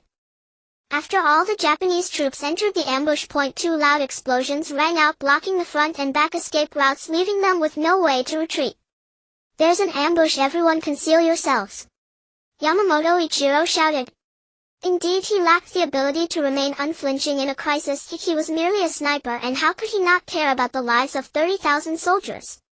The Japanese troops abandoned everything as they needed to survive. After a round of gunfire, the mountainside was riddled with holes, yet no one moved. The orders from Leng Yichen and Leng Xiaoza were clear: if the enemy doesn't move, we won't move. The Japanese began to reload their ammunition, preparing for the next round of shooting. Yamamoto Ichiro had already taken out his sniper rifle, but how could the sniper rifles of his day compare to the current ones? Leng Xiaoza's Barrett sniper rifle accurately aimed at Yamamoto Ichiro's head, and his breathing gradually became rhythmic, syncing with the wind and his heartbeat. The crosshairs were steady as he chambered around. The wind seemed to grow stronger, yet it did not affect Leng Xiaoza.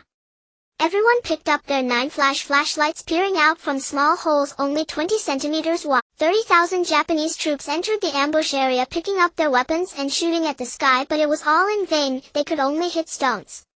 Even so, the sheer number of 30,000 soldiers firing was terrifying, with bullets striking the stones and sparks flying, the machine gunners firing wildly, establishing their position as if it were all part of Leng Yichen's expectations. Massacres were a daily occurrence in this world. As for death, didn't people die even without war? It was merely a question of how many died versus how few. They were accustomed to death, desensitized to it, yet they were not killing machines. They still had thoughts. Lan Moxi and Liu Lixin were strangely absent. Their whereabouts were unknown even to Leng Yichen and Leng Xiaoza. As sacred bodies, they could deliberately conceal their auras, making it impossible for Leng Yichen and Leng Xiaoza to detect them. Although Leng Yichen and Leng Xiaoza had divine-level powers, their mental strength had not yet reached true divinity. The same could be said for Lan Moxi and Liu Lixin. Their divine power flowed endlessly as sacred bodies, but their mental strength was only at the level of 5 seals. After several hundred years of silent cultivation, they had only managed to grow their mental power slightly.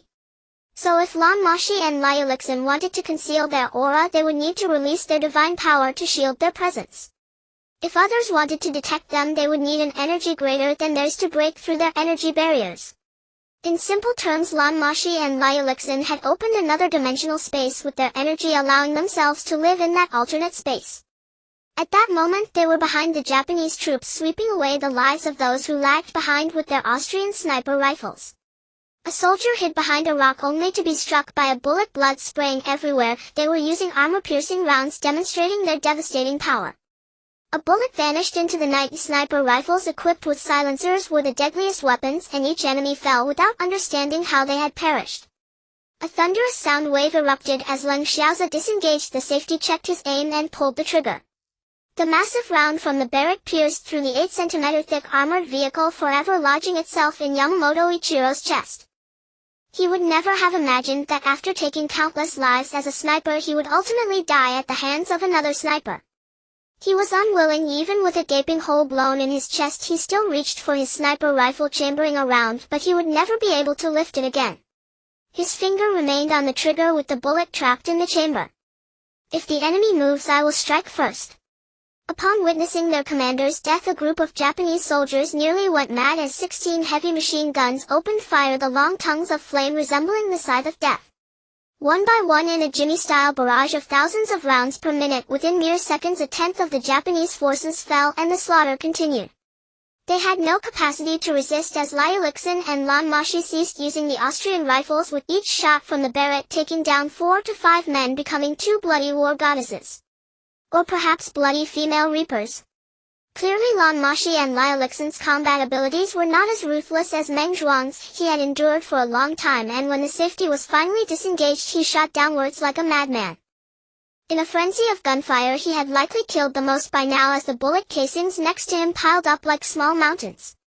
The Japanese had no capacity to resist. They were below, while Leng Yichen and his companions were above, making it a one-sided massacre. The bullets from the Japanese soldiers couldn't even hit Meng Zhuang. They didn't even need to aim, just firing downwards was certain to kill. The Japanese called for reinforcements, and a brigadier general commanded the artillery on the armored vehicles to bombard the mountainside. But how could the stones fortified by Leng Yichen and Leng Xiaoza be easily destroyed? It was all in vain. The battle continued. Leng Yichen and Leng Xiaoza activated their invisibility and charged into the heart of the Japanese forces. Despite the 30,000 men having guns, they couldn't even detect where the attacks were coming from, and those who saw the attackers were shot dead. The battle reached a boiling point. Leng Yichen and Leng Xiaoza moved increasingly faster, their daggers accurately slicing through the enemy's throats. Blood would only spray out once they were far away. If Meng Zhuang and his group were the most lethal, the 16 heavy machine guns were the harvesters. If Leng Yichen and Lan Moxi were the most insidious, their victims wouldn't even know how they died. As for Leng Yichen and Leng Xiaoza, their method was all about slitting throats. The barrels of the 16 heavy machine guns began to glow red, the temperature from the continuous fire rising. They understood that if they continued firing, the guns might explode, so they stopped shooting and switched to rocket launchers. Even the heavy machine guns were terrifying. They had killed at least 18,000 of the 30,000 Japanese troops, while Lan Moxi and Leng Yichen had also taken down at least 1,000. As for Leng Yichen and Leng Xiaoza, one could only imagine how fearsome their speed was. They had also killed over 1,000 men. In just a few minutes of battle, 2/3 of the 30,000 troops were down.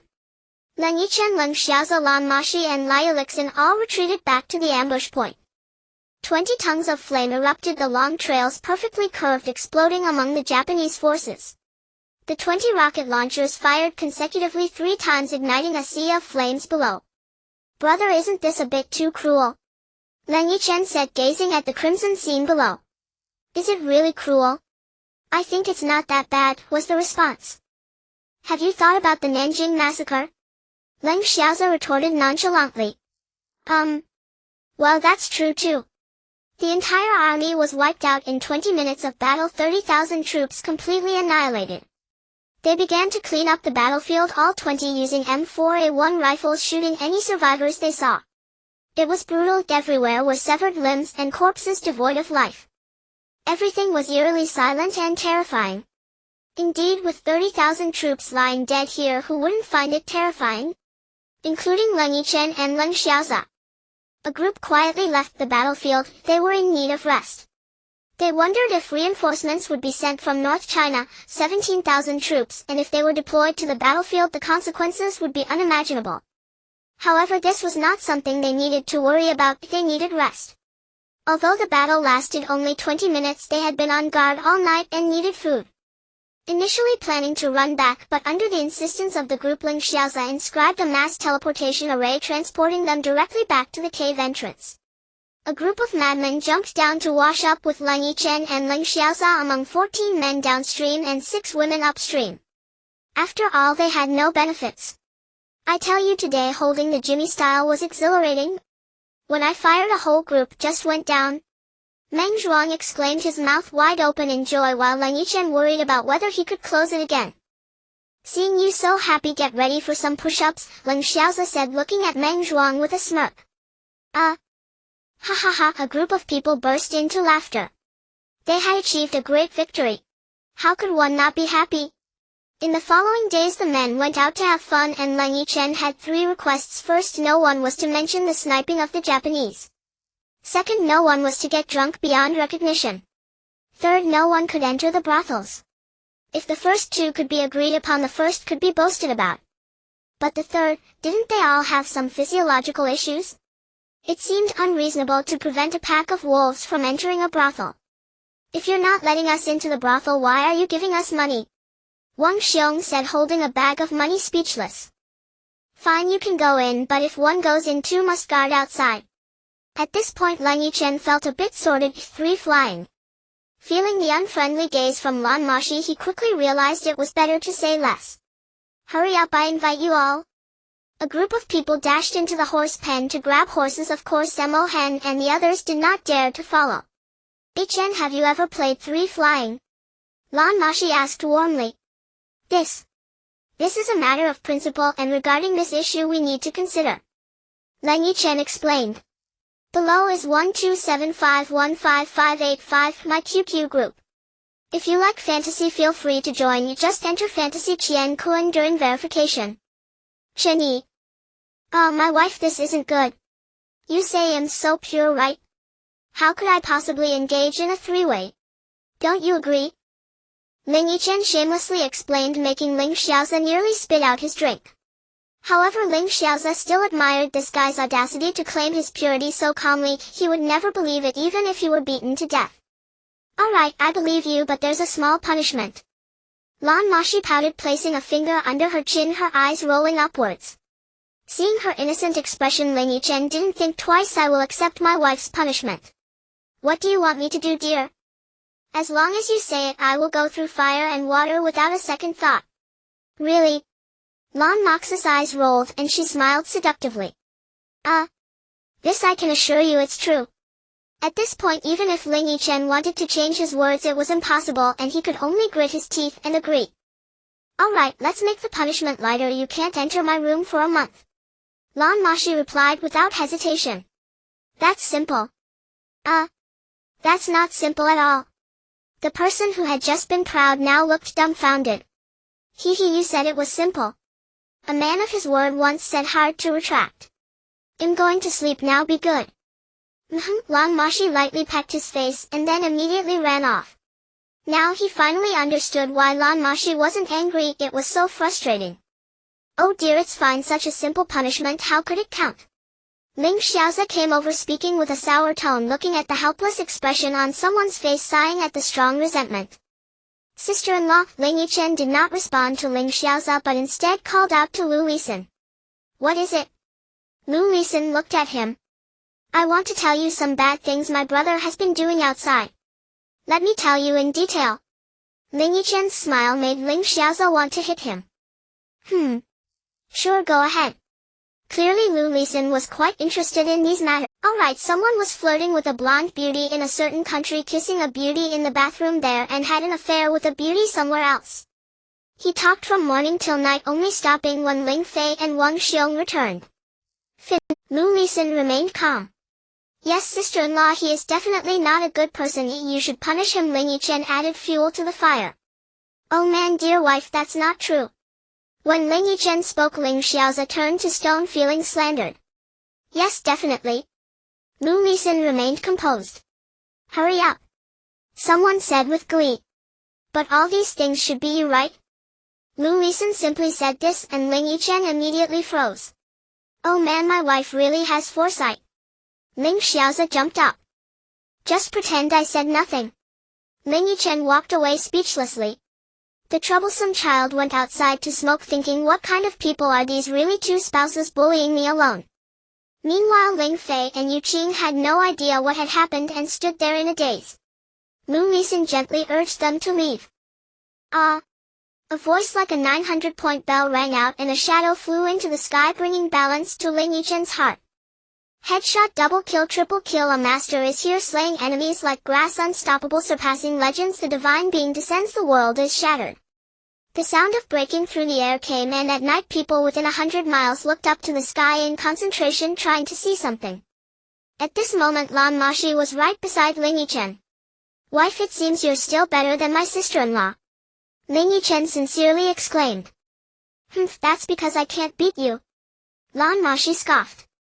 Cold lady. Leng Yichen silently hugged the softness in his arms, choosing not to speak further or he might get scared to death. The two of them looked up at the stars in the sky. Chen, can you help me pick a star? Lan Moxi suddenly asked. Well, I really don't have a way to do that. Leng Yichen replied speechlessly. You must have a way. Lan Moxi pouted playfully. Let me think. But dear, your request today is that I can't enter your room, right? Leng Yichen asked. Yes. What's wrong? So that means it's fine outside. His lewd smile made one feel uneasy. The night is slightly breezy, the night sky sings beautifully, the autumn wind whispers sweet nothings in my arms. The little bridge and flowing water stand proudly in the vast sky, but what can be done?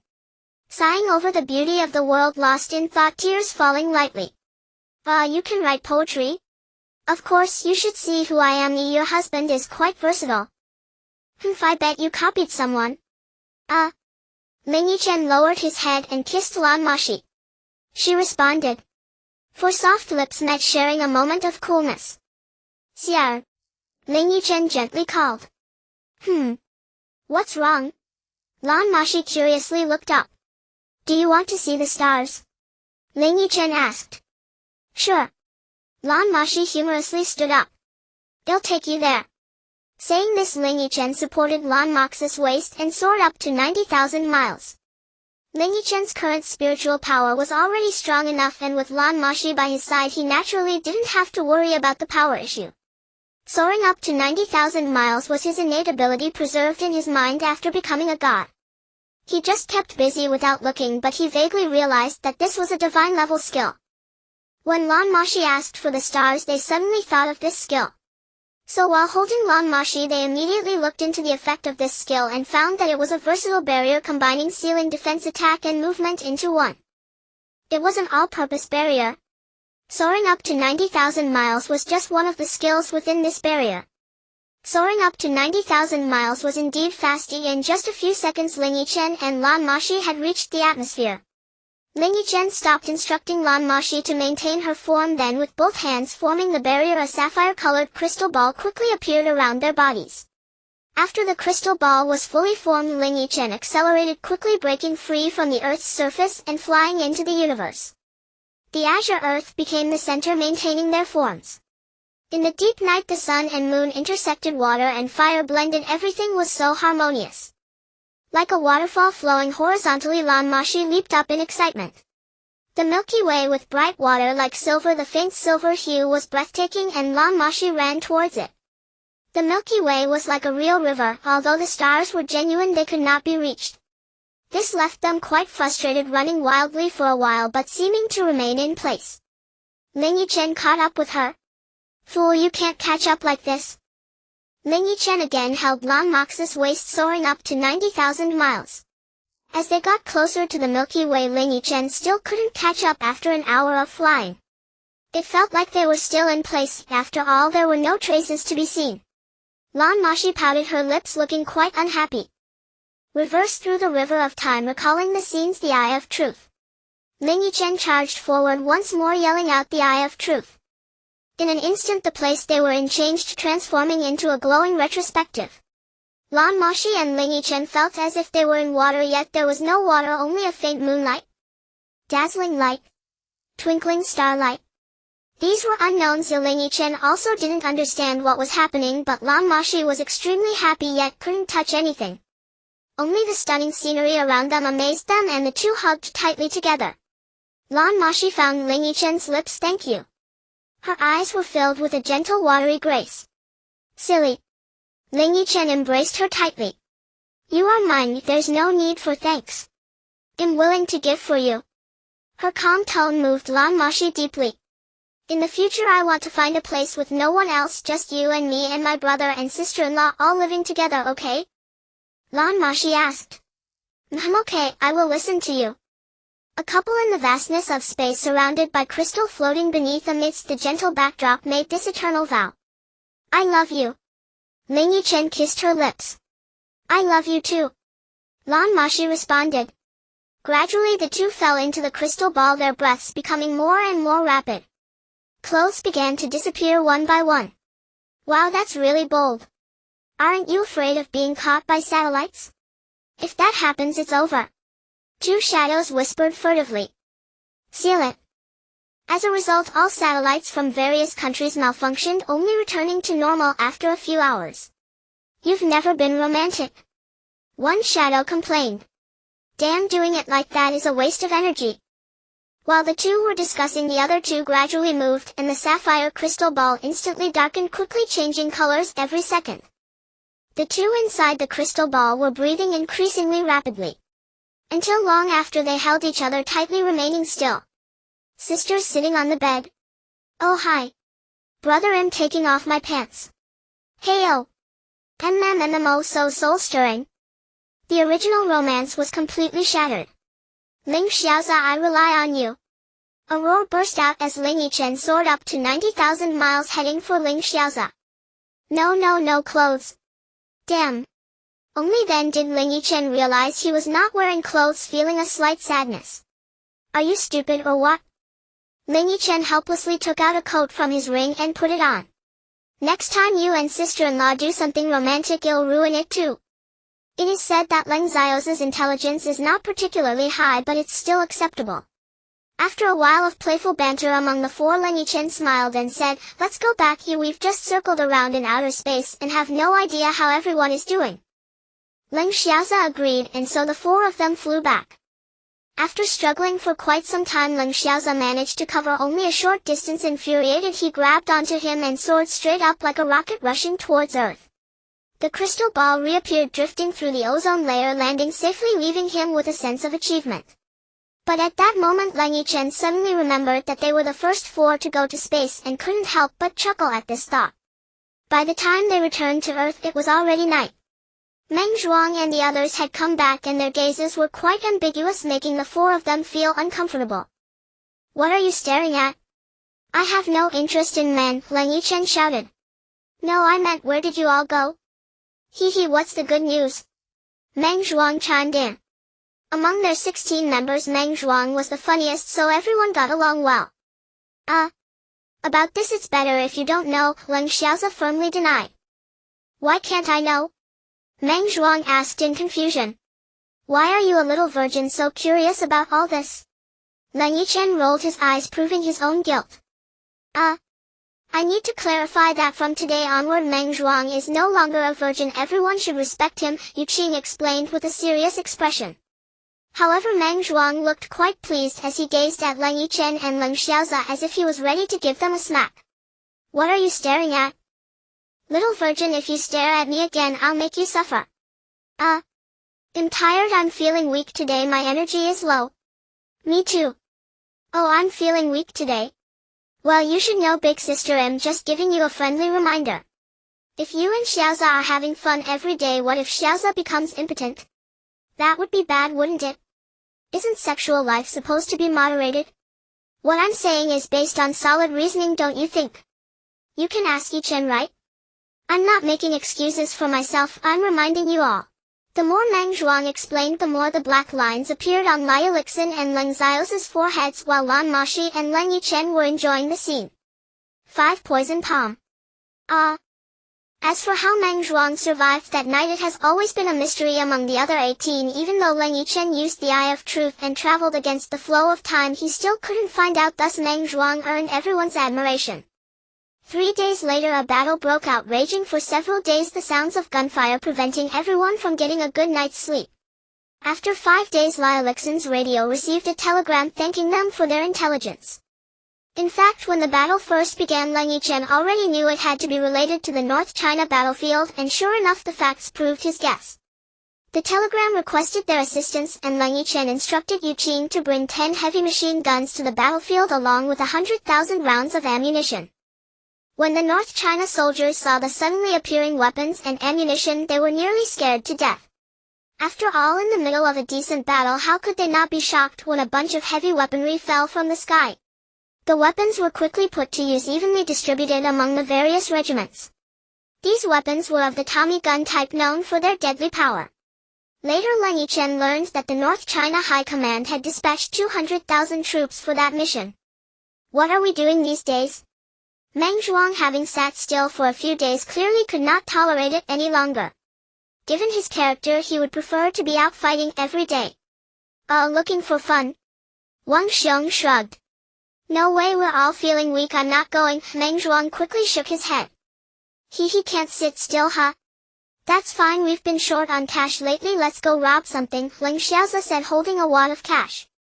For him nothing was more enjoyable than teasing Meng Zhuang a bit.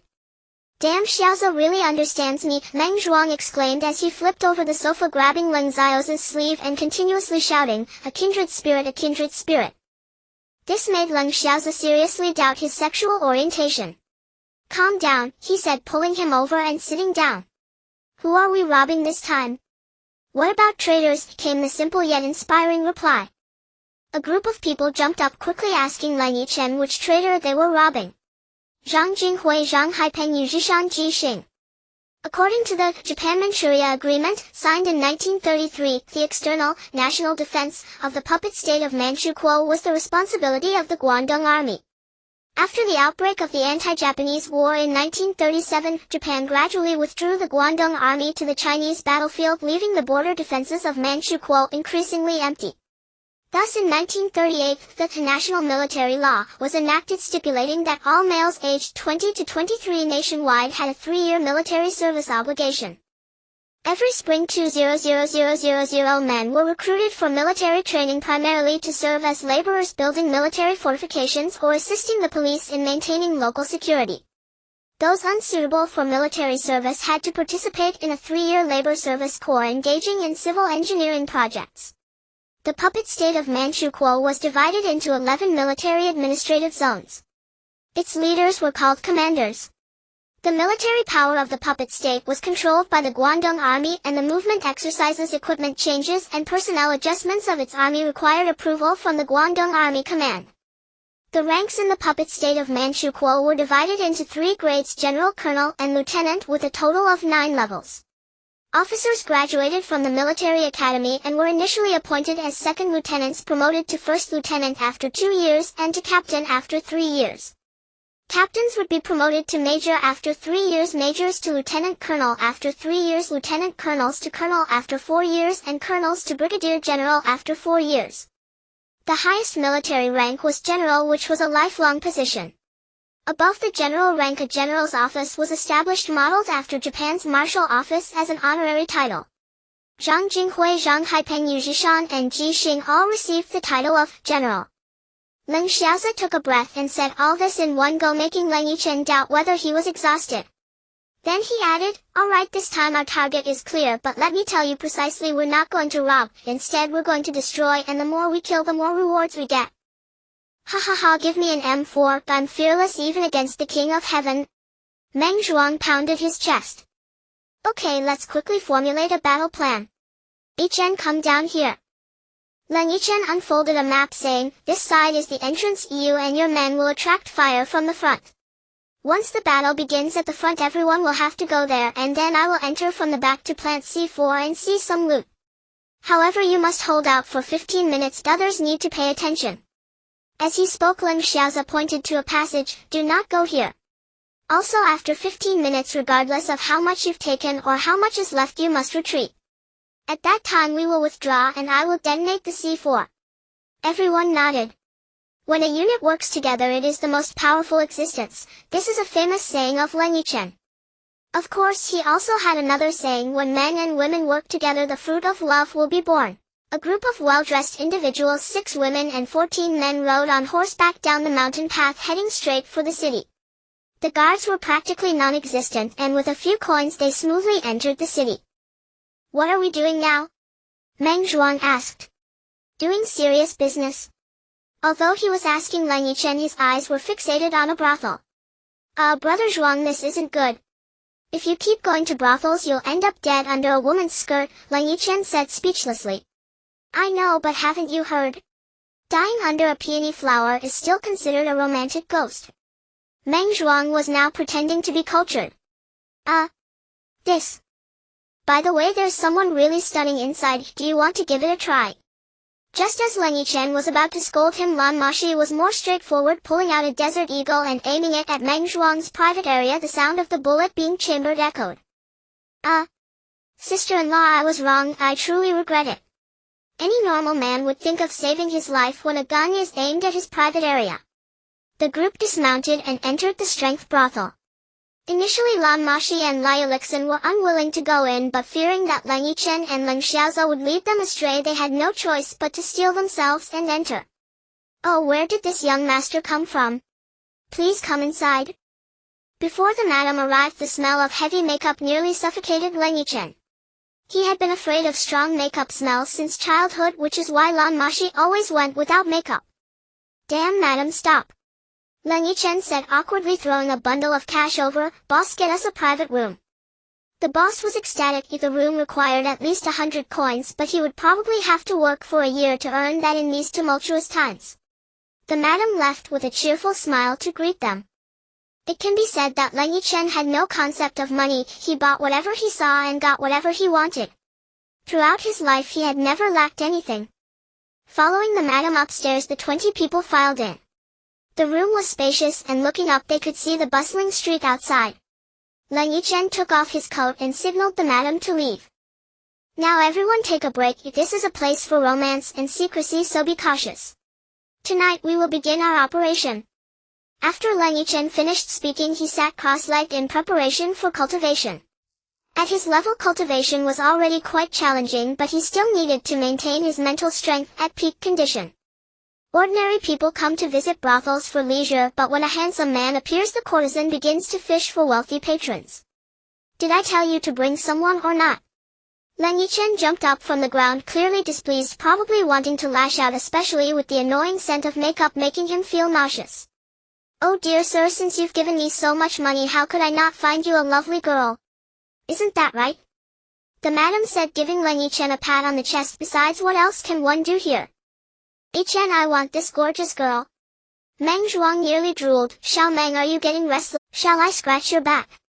Leng Xiaoza snapped his fingers, producing a crisp sound that made Meng Zhuang tense up. He had seen Leng Xiaoza create a massive hole in the ground with just one motion. Fighting with a lunatic is clearly not a wise choice. For instance, Meng Zhuang loves to use a gun to take out people during fights. One shot, one kill. This Xiaoza, your habit of hitting people is not good. You need to change it, okay? Meng Zhuang patted Leng Xiaoza's head, causing everyone in the room to look at him in disbelief. Die, you idiot! The outcome was predictable. If the group of courtesans was kicked out and Meng Zhuang was punished to clean the toilets.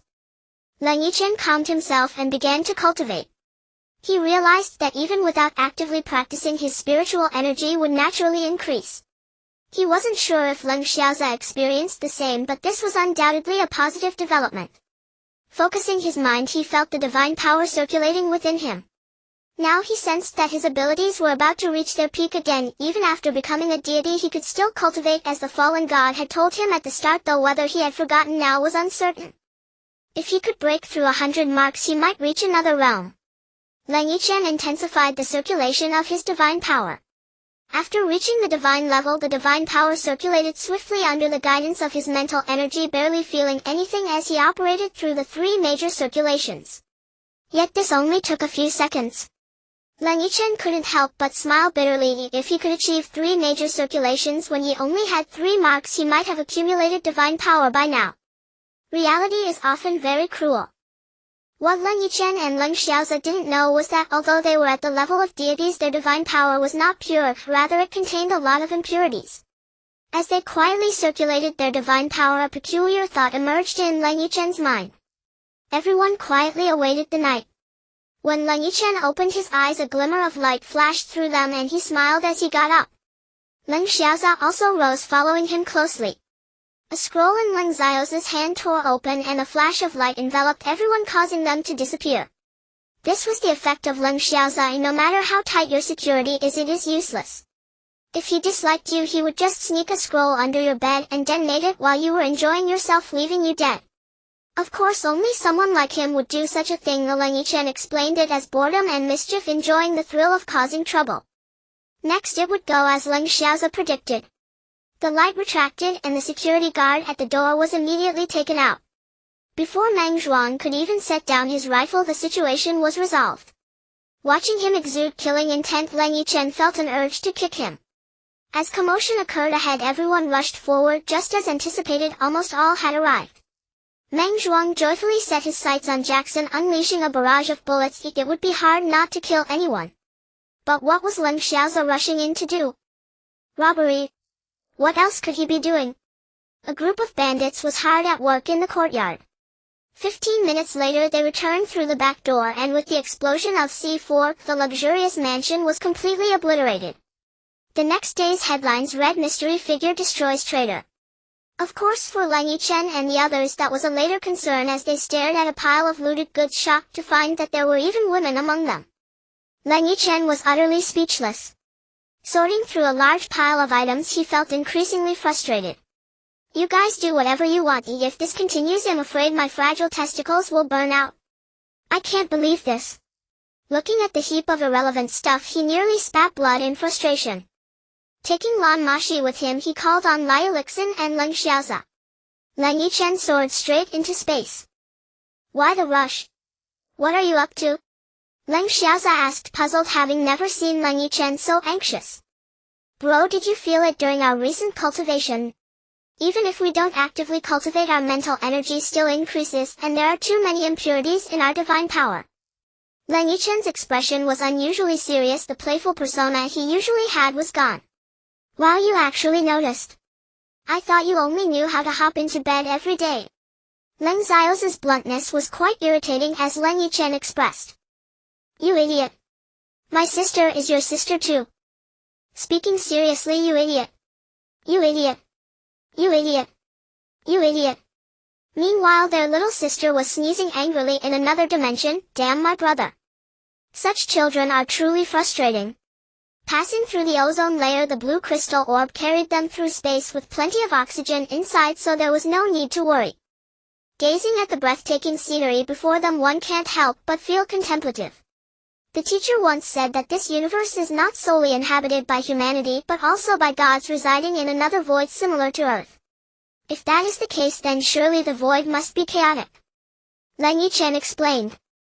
But if it is a chaotic void, the teacher would not have allowed us to seek revenge, and since they are gods, even if the void is chaotic, as long as they are not moving into unknown territories, they should have the power to tear through the void.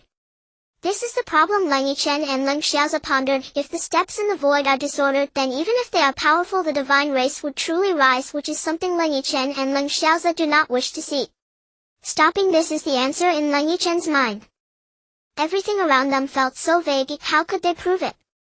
In fact, when Leng Yichen and the repairmen became gods, those gods had already been restored and awakened. The fallen god had misremembered, and many had been severely injured or died back then. Now there are only 3 true gods: the god of prophecy Devya, the god of sealing the dragon master, and the wind god Dai. Now there are only 5 gods in the world, including Leng Yichen and Leng Xiaozi. Although that number is quite small, if they were to battle on Earth, just a few forbidden spells could erase the planet from existence. They have awakened, and now they have only restored their original energy. However, the god of sealing is merely there to assist, and the god of prophecy is also just there to assist. The real fighting force is the wind god. Now it's just Leng Yichen or Leng Xiaoza unleashing their powerful energy. Once those gods discover this immense energy, they can easily tear through the void and return. The vast starry sky is powerful. The four of them sat down to begin their cultivation. Divine power continuously entering their bodies, and mental energy also increased. Once cultivation begins, they become unaware of the outside time and space, but this allows them to cultivate with greater peace of mind. Time flowed quietly. In fact, this is my first novel. I know my writing is poor and I will try to improve. To be honest, I don't have high hopes for this novel. I just want to have a few more people support me. Even just clicks would make me happy. I rarely complain about votes or clicks. I just hope to bring joy to everyone. It may not be very popular since I noticed that the daily click rate is only in the teens, but even if just one person reads it, I will persist in finishing it. I won't be like other authors who write a few chapters and then stop. Since I started creating, I will finish it. Although the updates are slow, I will stick with it. I plan to finish this novel at nearly 1 million words. After starting to write, I realized that I am not very good at urban novels. Modern stories have too many conflicts. So next I will begin writing Shindi. Of course, I will invest more effort into the next one. Xuanhuan will probably conclude by next January or February, and by then Shindi will likely have passed its review. I expect to write at least 10,000 words a day in the first month. Though my typing speed is a bit slower compared to those great authors, I can still manage 10,000 words a day. So I hope everyone can support my novel Xuanhuan. I do not ask for recommendation votes, I just want some clicks. I hope that before I finish, the clicks won't drop below 3,000 and I will be satisfied. Shindi is what I will start creating now. Although I am still a student, as long as I have everyone's support, even with lots of homework, I won't complain. I assure you that I will update on time and will not have intermittent updates. Lastly, I know that nearly every day a dozen people will read my book, so I just want to mention that if you want to discuss the upcoming plot, please join the QQ group 127515585. We grow together. I will take your suggestions, so don't worry. Creation. Time does not represent everything. It is unknown how long has passed, perhaps days, months, or even years. Of course, these are not known to them. Having retracted their divine senses, the four felt their strength solidify considerably. However, under the vast cosmos, the brilliance in their eyes could not be concealed, especially the emanating spiritual energy. That was an undeniable aura of divinity. Although they had not fully merged with the divine essence, they were clearly more powerful than before. This was undeniable. During that time in outer space, Leng Yichen sensed it was a good place for cultivation. Evidently they understood better now and called the other three over. The vast universe is evidently an unknown factor, and no one truly understands it, not even Leng Yichen and Leng Xiaoza. Gods. They are merely humans, of course, and they are too lazy to understand. Leng Yichen walked over to Leng Xiaoza's side and said, "Brother, if we truly merge with the divine essence, should we stay on Earth or seek another space? Perhaps that would be a place more suitable for us. Earth is indeed not where we should exist. Perhaps everything changed when we entered the lost cave years ago. Perhaps we should be grateful to Bai Shishui." Leng Xiaoza sighed. A twist of fate, haha, does that mean we have good fortune? Narcissistic. Everyone leaves Earth, and it keeps turning. This time of cultivation has made them realize one thing: if they truly want to become divine beings, they must either inherit the powers upon a divine being's death, or naturally inherit from one, or create a divine being themselves. Of course, they would not understand how to create one, but as long as there is power, even if one is not a god, they can surpass divine existence. I think we should first look for other suitable planets. Lan Moxi and Lan Moxi woke up one after another. Naturally, they would not consider the divine essence during their cultivation. They had naturally cultivated and surpassed the existence of saints, reaching the level of gods. Thus the four had reached the level of gods. Perhaps the arrival of those gods was truly not to be feared.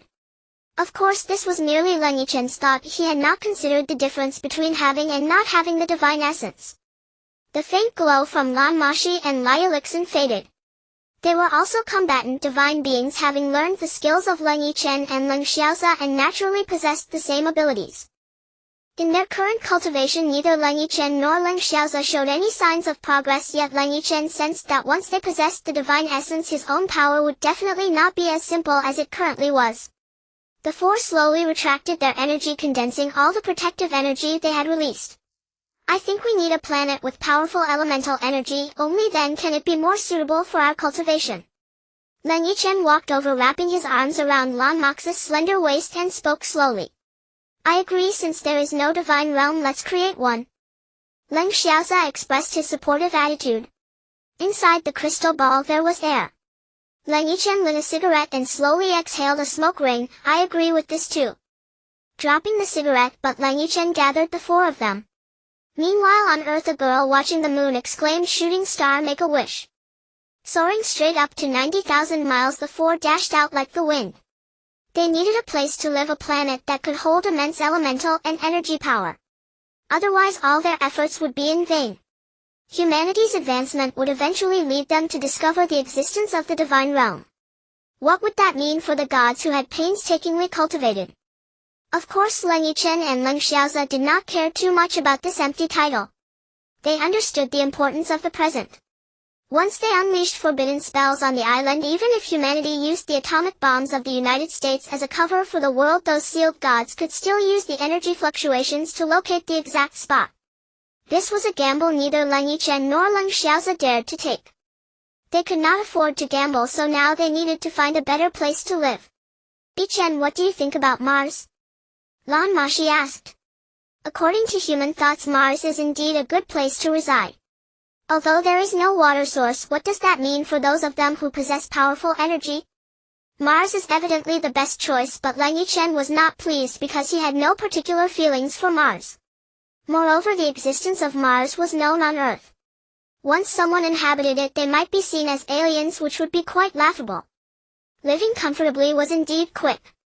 They swiftly passed by many planets, and the four gods without divine essence wandering aimlessly in space were indeed quite absurd. They did not need to worry about the route back. Leng Xiaozi had a clear coordinate on Earth and did not need to worry. Even if the coordinates disappeared, Leng Yichen's true eye, which traversed the river of time, could still see the way back. The four of them were boldly soaring through the sky. Brother, if it's simply a planet of energy bodies, perhaps it doesn't need to be too large. The greater the pressure, the more beneficial it is for our transformation. Without sufficient strength, we cannot break through the protective layer of this pressure. Thus we do not need to search for so-called planets.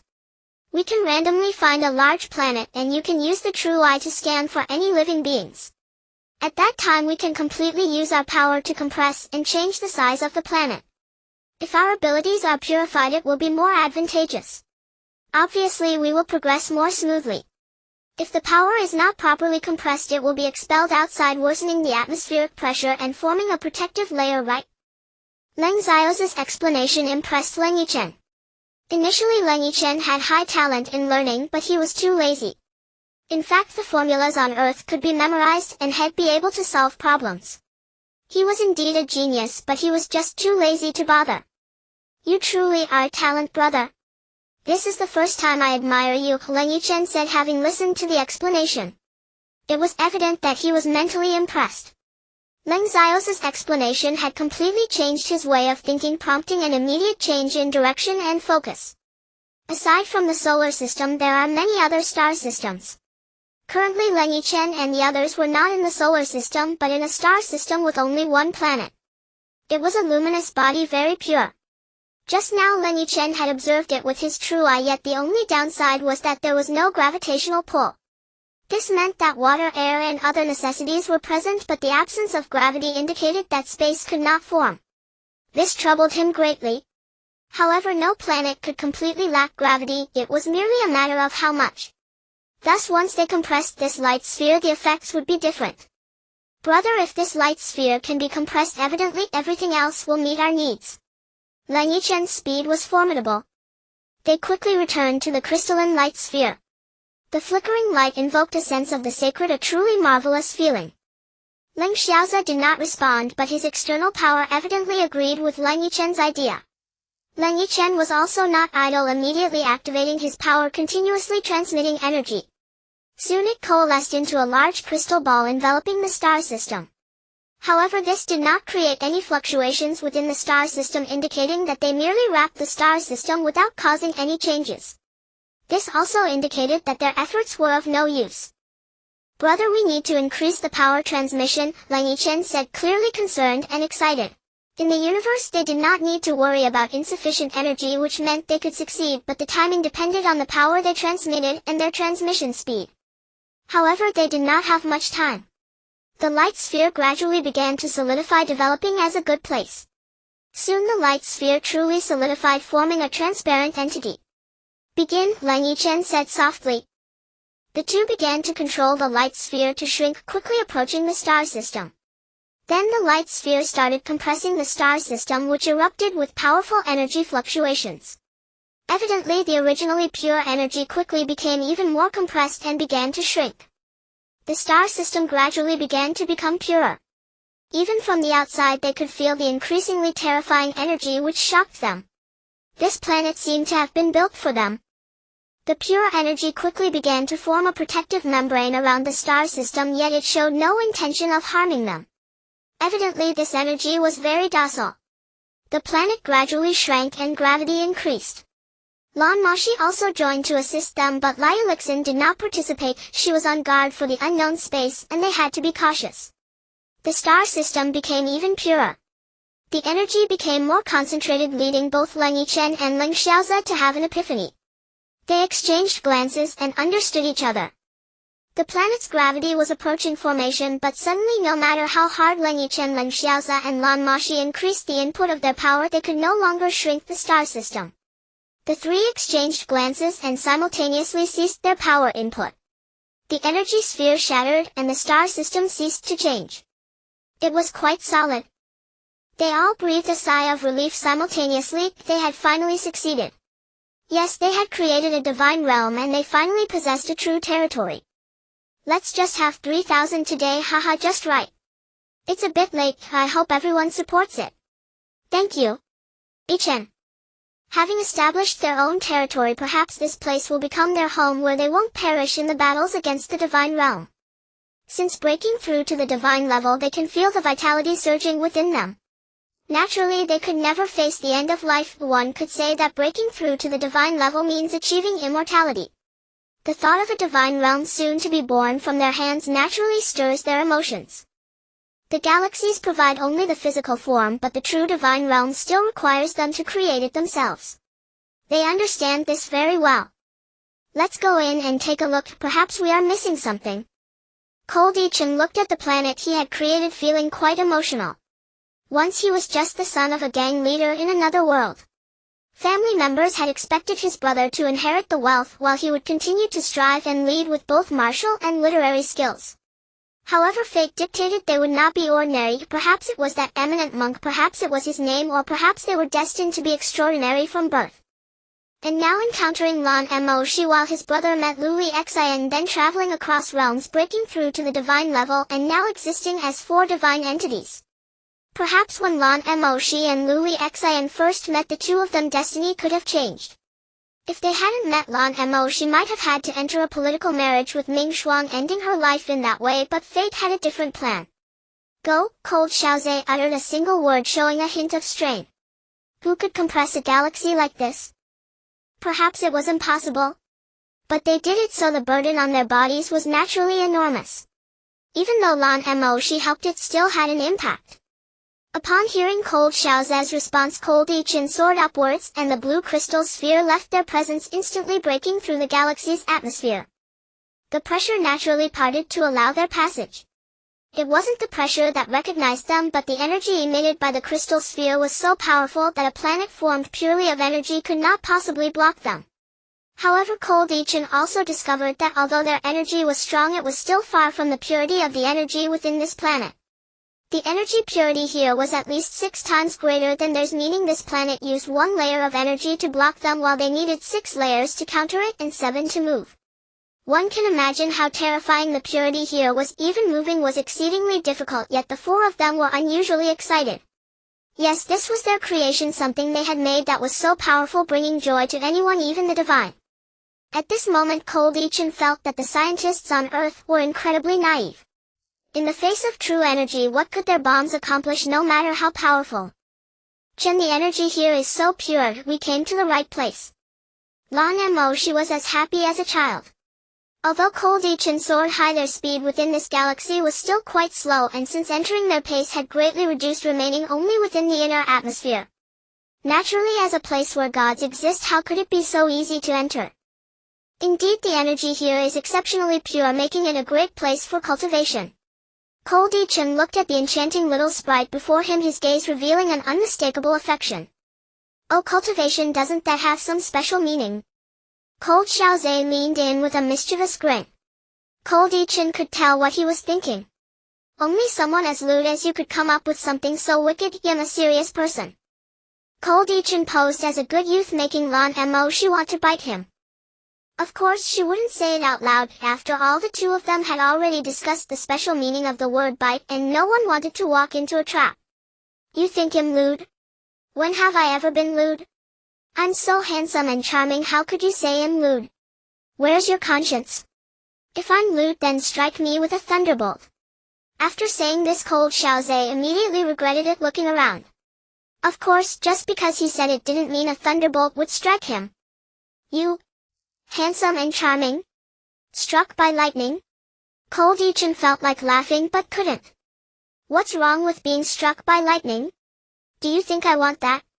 Cold Xiaozhe retorted. Dude, it's not about whether you get struck or not, it's that no one even cares to strike you. With someone like you, even lightning wouldn't strike you. Cold Yichen scoffed, looking down on him. You irritating me. What do you mean? Lightning sees you and runs away. Cold Yichen's words nearly drove Cold Xiaozhe to madness. Just then they had completed their passage through the galaxy's atmosphere, reaching the empty space of the galaxy. With the screams of Lan Moxi and Luli Xian, a breathtaking scene unfolded before their eyes. Perhaps this could no longer be described as beautiful, it was more accurately described as paradise, a golden sky, clouds drifting a faint blue with birds occasionally flying by, adding to the scenic beauty. A red sun hung high above, adorning the otherwise monotonous yet extraordinary sky. This was a strange sight. They were not even in the solar system, and they had never seen the sun before, which was astonishing. Then there were towering ancient trees reaching into the clouds with thick trunks and lush green leaves that might have existed for 1,000 years, perhaps 10,000 or even a billion. In this place, with its powerful energy and surging vitality, they could hardly perish or wither due to a loss of life force. Here, without human deforestation, they could grow freely. The vast green grasslands spread endlessly, and streams crisscrossed, seemingly on the verge of drying up but flowing endlessly. Everything looked so natural, so pleasant. The sights and sounds of nature rendered them unable to move their stiff feet. Yes, as modern humans, the four of them were born into a polluted world. When had they ever seen such beauty? Never, and it was impossible. Even if they did, it would only be in dreams. Genuine beauty, a sight that made one linger and marvel. Brother, this may be the most beautiful place, perhaps the only place where we can truly live. Cold Xiaozhe couldn't help but feel emotional. After the upcoming battle with the divine realm, they might need to create more worlds, perhaps even more continents, so that life could continue to thrive better. Perhaps, but we haven't given it a name yet. What should we call this beautiful galaxy? The realm of divine resistance. A beautiful and majestic galaxy was born, a place belonging to the divine resistance. I hope there are no intrigues, no excessive darkness and evil, only all that is beautiful. Will the divine realm make our dreams come true?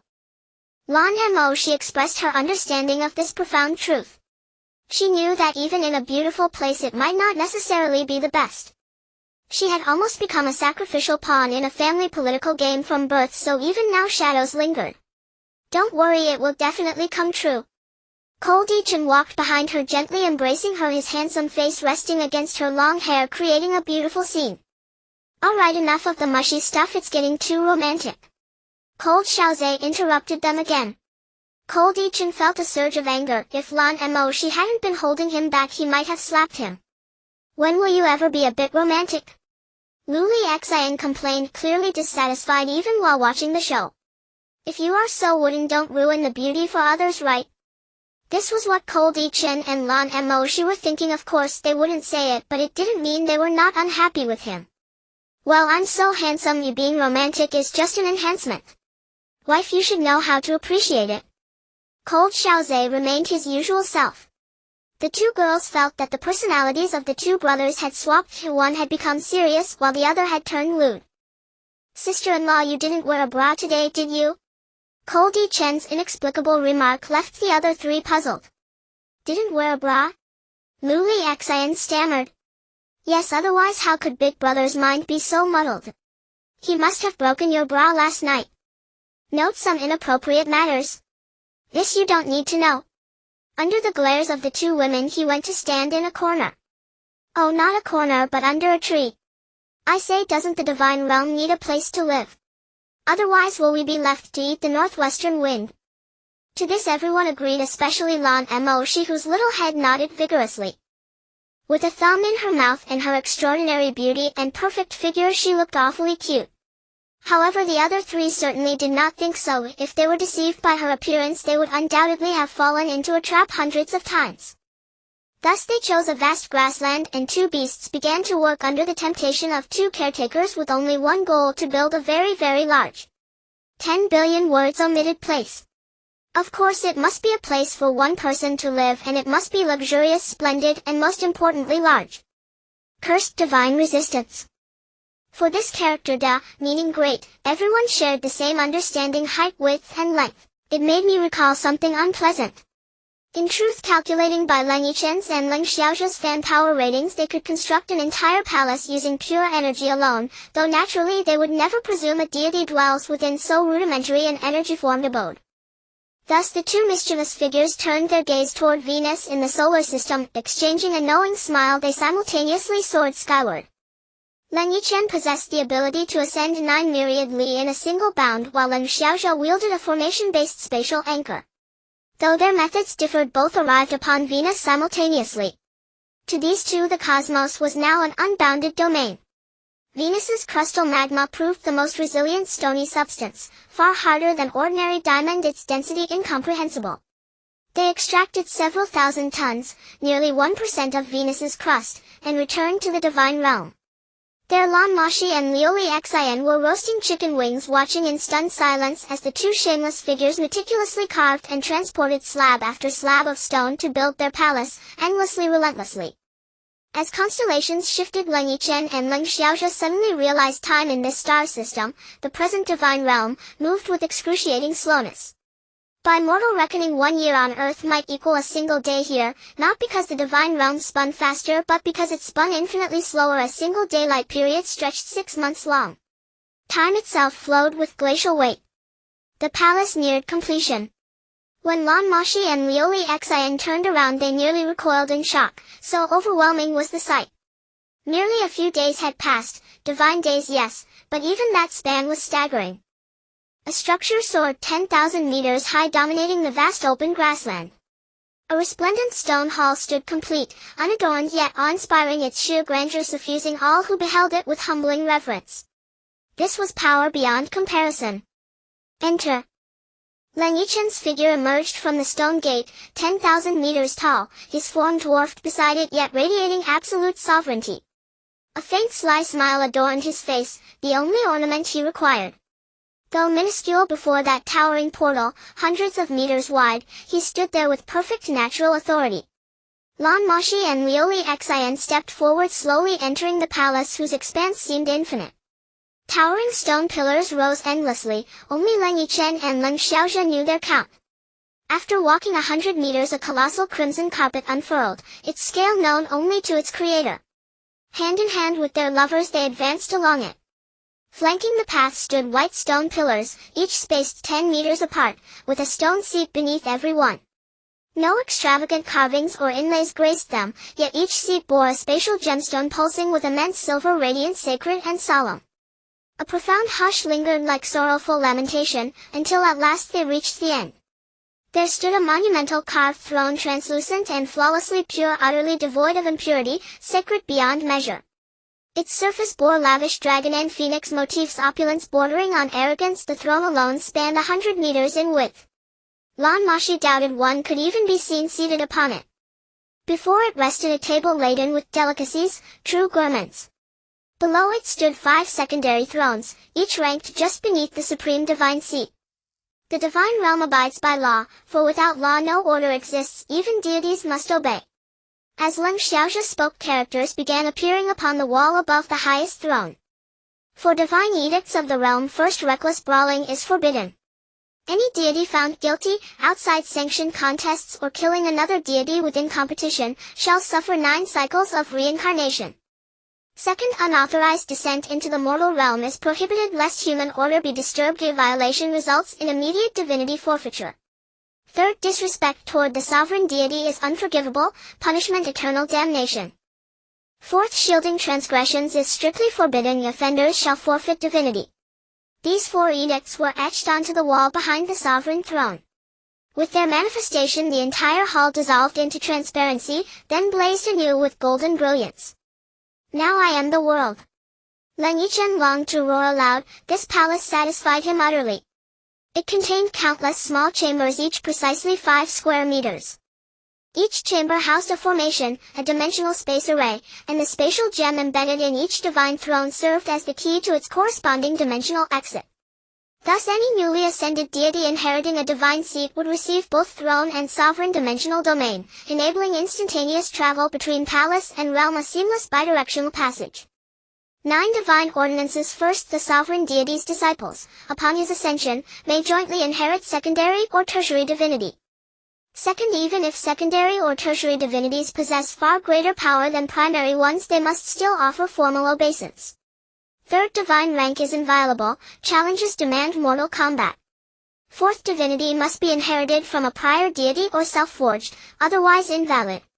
Fifth, once ascended, a deity may remain within their native spacetime for only 1 millennium, exceeding this invites eternal perdition. Sixth, upon reaching the divine realm all earthly ties dissolve, though successors may be sought. Assistance is limited to 3 acts.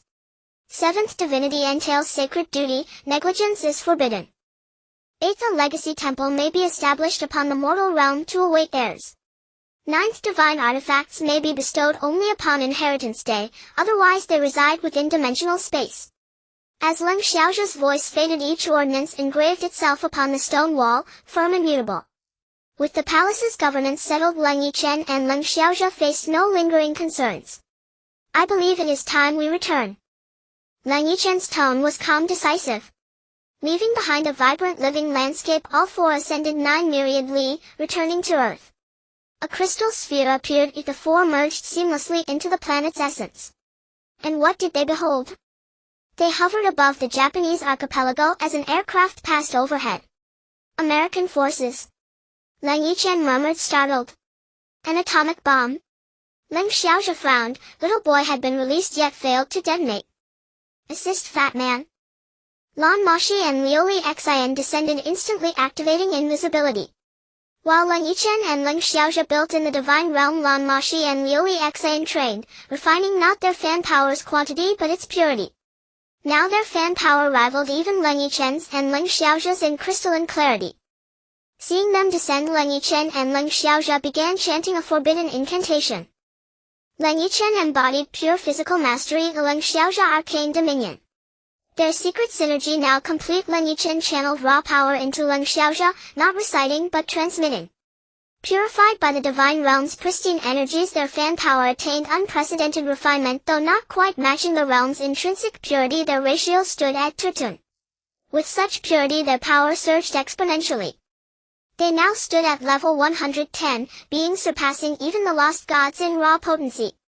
Indeed, their innate talent remained unparalleled across all existence. When searing heat descends, heaven and earth shall crumble. The incantation was simple, yet devoured fan power at a terrifying rate even for deities. When energy converges, scorching fire descends. Leng Xiaozha's voice rose. Clearly this was no trivial spell. When elements coalesce, energy converges. His tone lowered, resonant and deep. By our sanction, elements coalesce. Leng Xiaozha fell silent, motionless for an extended moment. Leng Yichen relentlessly channeled fan power while Lan Moxi and Liuli Xian communed with elemental forces, summoning dense mists to shield them both. You are the eternal existence, forbidden eternal light. Leng Xiaozha suddenly roared. Both felt their fan power rapidly drawn inward, even the sun dimmed. A flawless white crystal coalesced in his palm. With a flick of his wrist it drifted downward, descending alongside Fat Man onto the Japanese archipelago. Leave, now. Ignoring his own exhaustion, Leng Yichen seized Lan Moxi and Leng Xiaozha. Lan Moxi grasped Liu Xian. Ascending 9 myriad li in a single bound they fled Earth's surface, while Lan Moxi and Liu Xian continuously replenished their partner's fan power. So, no atomic bomb for the Americans after all. A wry smile. Leng Xiaozha, the primary caster, collapsed unconscious. Xiaozha! Liu Xian cried out in alarm. He is unharmed, merely spent from fan power depletion, Leng Yichen assured her, glancing at his friend. Clearly no realm surpassed the divine realm in energy purity. Upon returning, all four immediately sat in meditation. Almost instantly upon arrival, Leng Xiaozha awoke, revitalized swiftly by the realm's potent elemental currents. Seated together they felt overwhelming energy surging into their bodies, forcing them to counter with fan power. After a while, as their fan power recovered, the violent influx ceased, replaced by pure exquisite sensation. Energy enveloped them entirely, all four nearly moaned aloud. Just as euphoria threatened to overwhelm them, a sapphire beam pierced the divine realm. A woman descended, her beauty rivaling only Lan Moxi's and Liu Xian's, robed in flowing azure silks radiant with gentle blue light, smiling serenely. Her features were ethereal, untouched by mortal dust. She carried an ancient zither. All four now wore classical robes, energy-manifested garments comfortable and intuitive, enhancing communion with elemental forces. A new deity was about to emerge. The woman slowly descended to the ground. Cold Yicheng was surprised to find that she was barefoot, her jade-like feet appearing naturally exquisite. Her voluptuous figure and slender waist were complemented by her long emerald green hair cascading down to her waist, while her delicate little nose made one want to take a bite. As she approached just a few meters away from the four of them, the woman slightly bent her legs in a bow, softly speaking, "I am the wood element controller, forest deity Xiao Luo, greeting the two divine kings." Her emerald green pupils gazed at the two divine kings, who were almost drooling. Divine kings? Where could that be? Cold Xiaozha was the first to react, looking around. What divine kings? He knew that the woman was referring to him and Cold Yicheng, but he still wanted to maintain a low profile in front of such beauty. Please rise. At some point Cold Yicheng had run over. His face was unusually thick-skinned, whatever others said he would just go along with it. Shameless. Shameless. What is that? Do you have one? Cold Yicheng continued, looking at Cold Xiaozha's nearly exploding face. Don't be resentful, haven't you heard? A tree without bark will surely die, and a person without shame is invincible in the world. You better learn this well understood. If a good employee encounters a foolish boss, she can change jobs, but if a brother encounters a shameless younger brother, he's in for a tough time. Cold Xiaozha cast a pleading glance at Lan Moxi, only to see her looking helpless. The two of them were completely ignoring Xiao Luo divine kings. This. Finally the beauty couldn't hold back any longer. Oh dear, this shouldn't be happening. So you are the forest deity, huh? Wood element, very good, ha ha ha ha. Seeing Cold Yicheng's idiotic response, Xiao Luo truly didn't know what to say, so she looked at the calm Cold Xiaozha. Well, you can explain your situation. After 3 hours, Xiao Luo finally understood that speaking with these two divine kings was simply a waste of breath. If these two idiots were the pinnacle of foolishness. Lan Moxi looked at Xiao Luo, who was on the verge of tears, realizing what it meant to reach a certain level, making a deity cry. Now that was a different realm altogether. Clearly the two divine kings in front of them were the best proof. We just wanted to ask, why do you call them divine kings? And why are you the forest deity? Clearly Lan Moxi's question was easier to comprehend, otherwise Xiao Luo would have truly gone mad. At this moment Xiao Luo turned to look at the two divine kings, only to find them pulling at their ears. Could you at least look a bit divine? This was what Xiao Luo most wanted to say in her heart. Of course the two divine kings who were battling fiercely were not going to stop. The three beauties watched quietly as the two fought, while Lan Moxi casually took out a chicken leg to munch on. For her and Lu Lisan, watching these two quarrel was no new sight. These two were like conjoined twins entangled in deep-seated hatred. Meanwhile the two women felt peaceful watching them fight, as they could not stand their boasting. The two divine kings won't end up in trouble, will they? Xiao Luo was quite anxious. In contrast, Lan Moxi's casual remark about death made Xiao Luo immediately quiet down. 3 days later. You are still a bit stronger, cold Xiaoza remarked. No, we are evenly matched. Not at all, you are the powerful one. Stop the nonsense, you are clearly a notch above me. Watching the two who had just been on the verge of tearing each other apart actually shake hands and make peace, Xiao Luo finally understood why the two beauties in front of her were not worried at all. Alright Xiao Luo, you can tell us why you called me the Divine King, Cold Yichen said with a playful grin which made one want to kick him. Nonsense, Xiao Luo clearly called me the Divine King, what does that have to do with you? Are you out of your mind? She clearly called me, how could it be you? It's me. It's me. It's me. Let's wait a little longer. Lan Moxi declared as she continued eating. A month later Xiao Luo began to explain why she called them divine kings. It turned out that beyond the universe there were a total of 108 worlds, and during a war these worlds came to an end. The rulers of the time, to prevent this space from falling into silence, used their own flesh and blood to create a universe, even burning their own worlds, but accidentally ignited all the worlds together. Thus the outer space was destroyed, forming a vast universe within which countless star systems existed.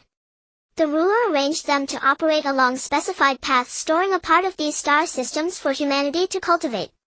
However, Cold Yichen and Cold Xiaoza were different. They were destined to become gods X years ago, and the emergence of a pair of divine kings would create a divine realm, a place for the deities to dwell, establishing divine rules for all to submit.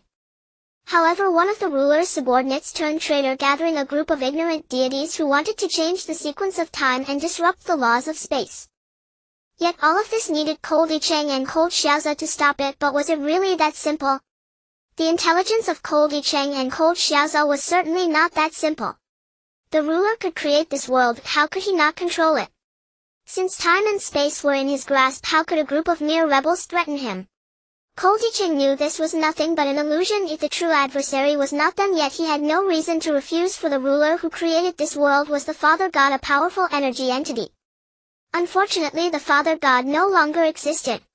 So are we to become divine beings, which means we will rule this world?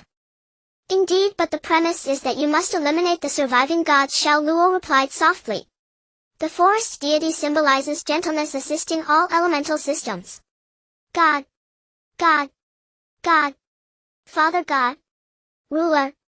Could it be? Cold Yichen exclaimed. You thought of it too. I was thinking the same thing. If I'm not mistaken, Xiao Luo Seilai is the Father God, right? Cold Xiaoza observed her calmly.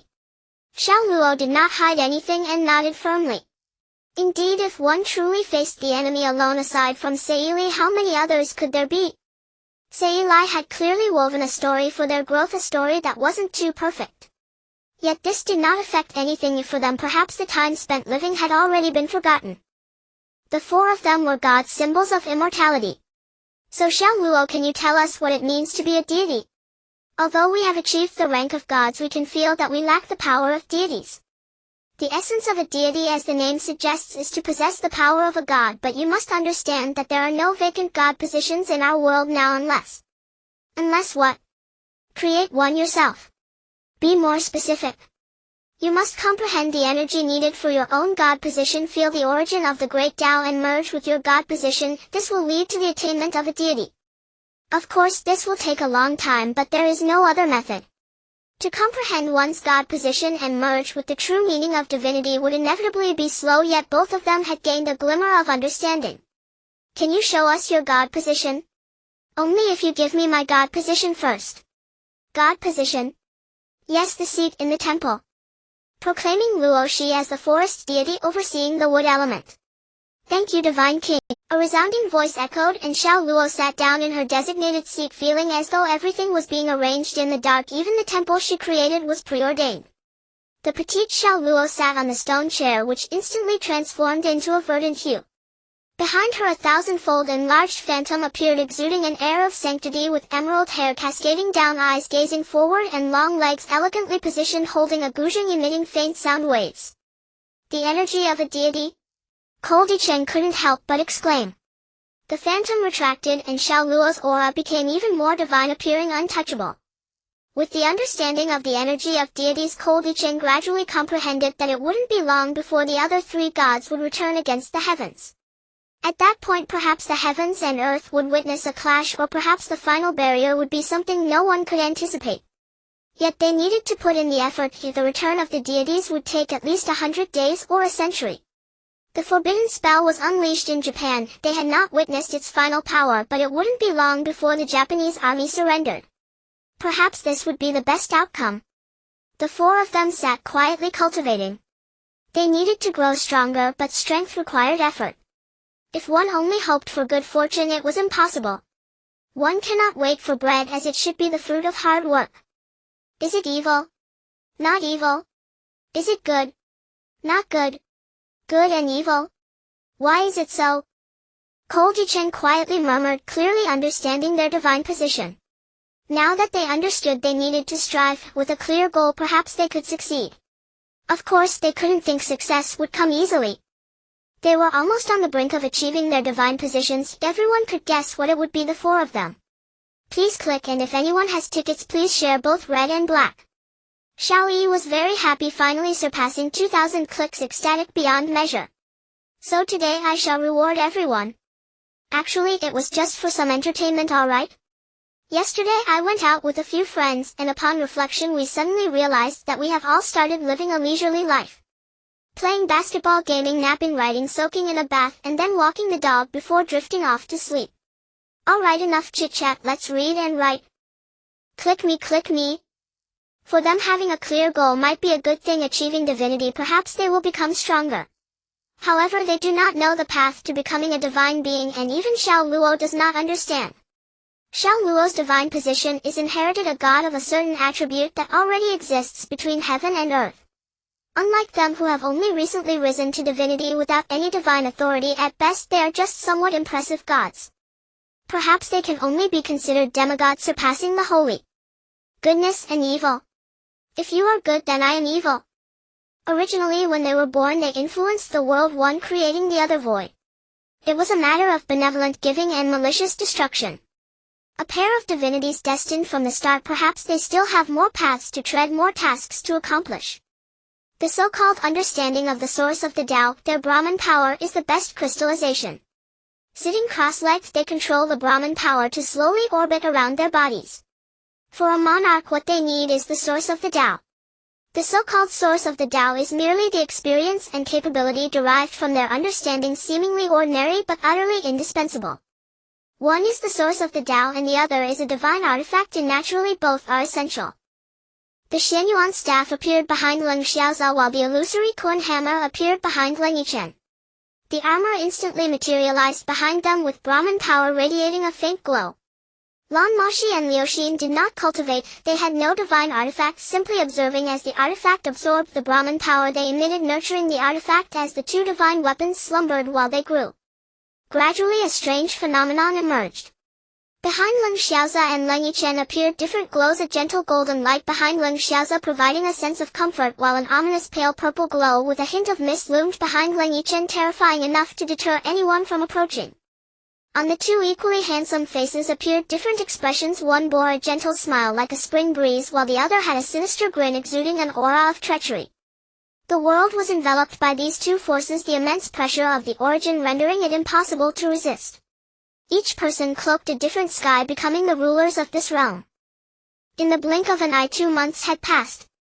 The two continued their cultivation, with a tiger and a dragon appearing behind them, quietly sitting cross-legged beneath the divine artifacts as the light drawn from the Brahman power began to materialize.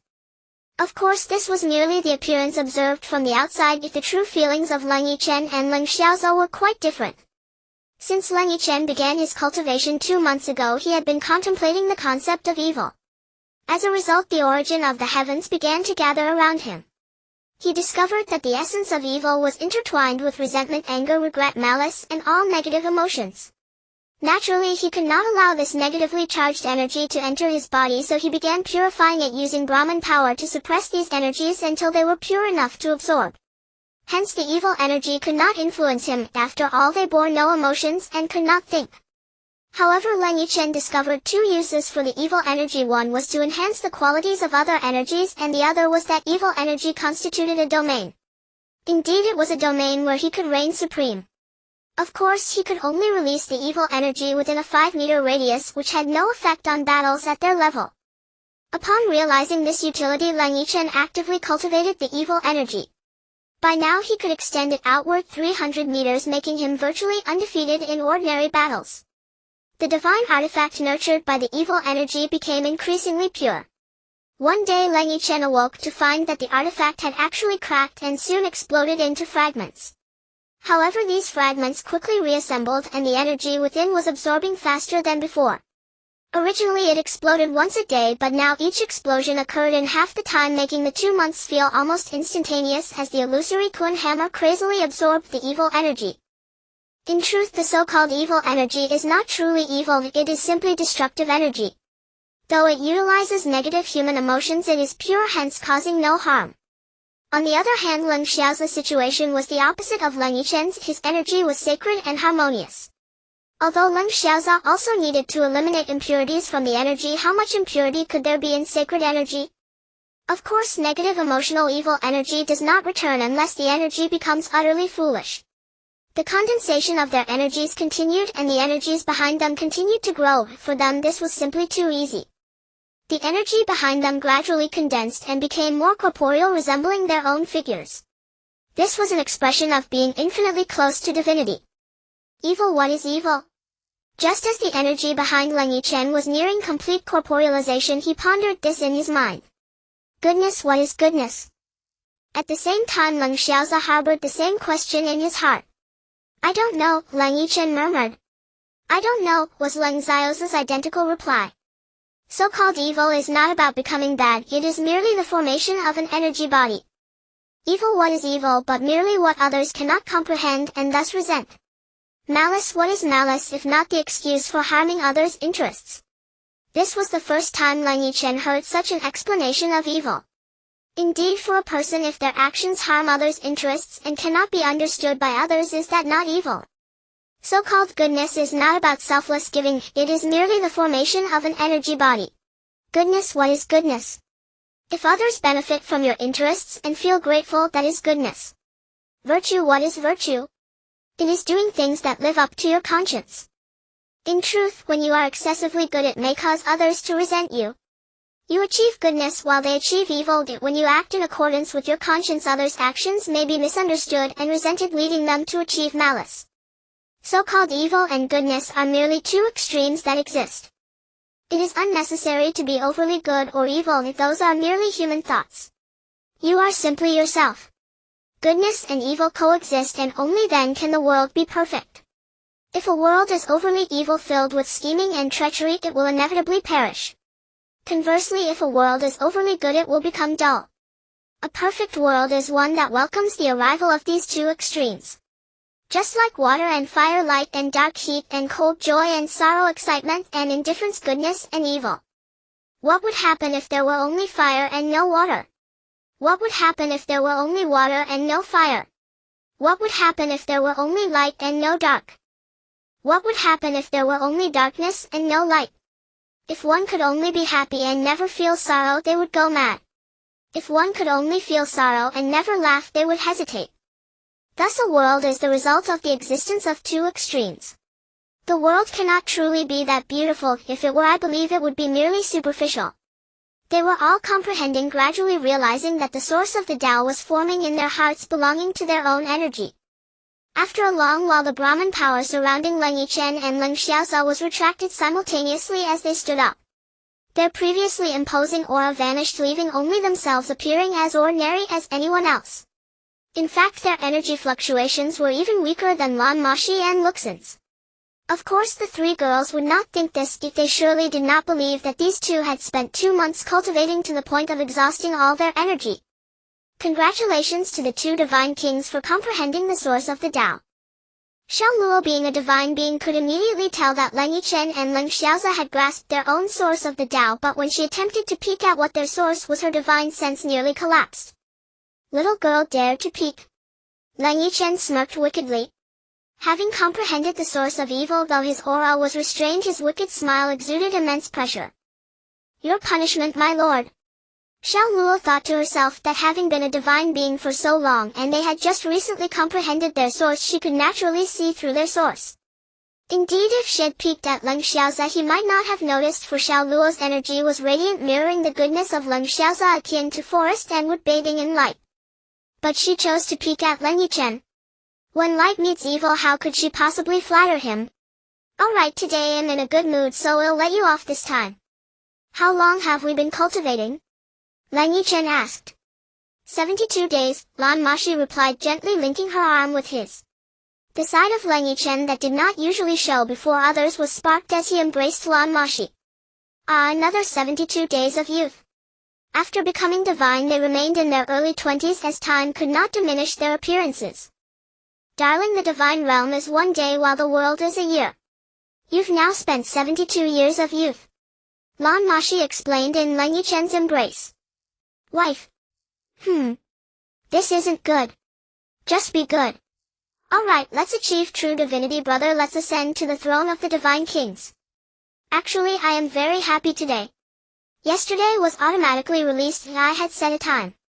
I went out to meet old classmates and I didn't check at night. I drank too much. When I came back today, I was amazed to see that the clicks had exceeded 2,000.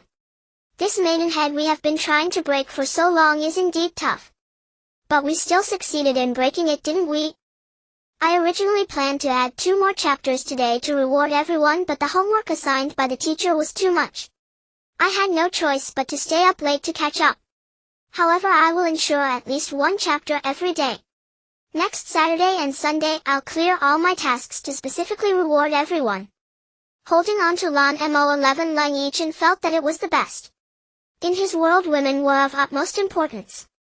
As for Lan Mo11, perhaps his feelings for her were too forced, too profound, making him feel trapped.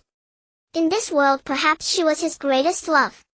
If the earth revolves around the sun, then Leng Yichen revolved around Lan Mo11. Her presence was indispensable in his world. Back in middle school, Leng Yichen once said, if anyone dares to touch my woman, I will ensure they die with regret. Embracing Lan Mo's delicate form, the group walked towards the temple.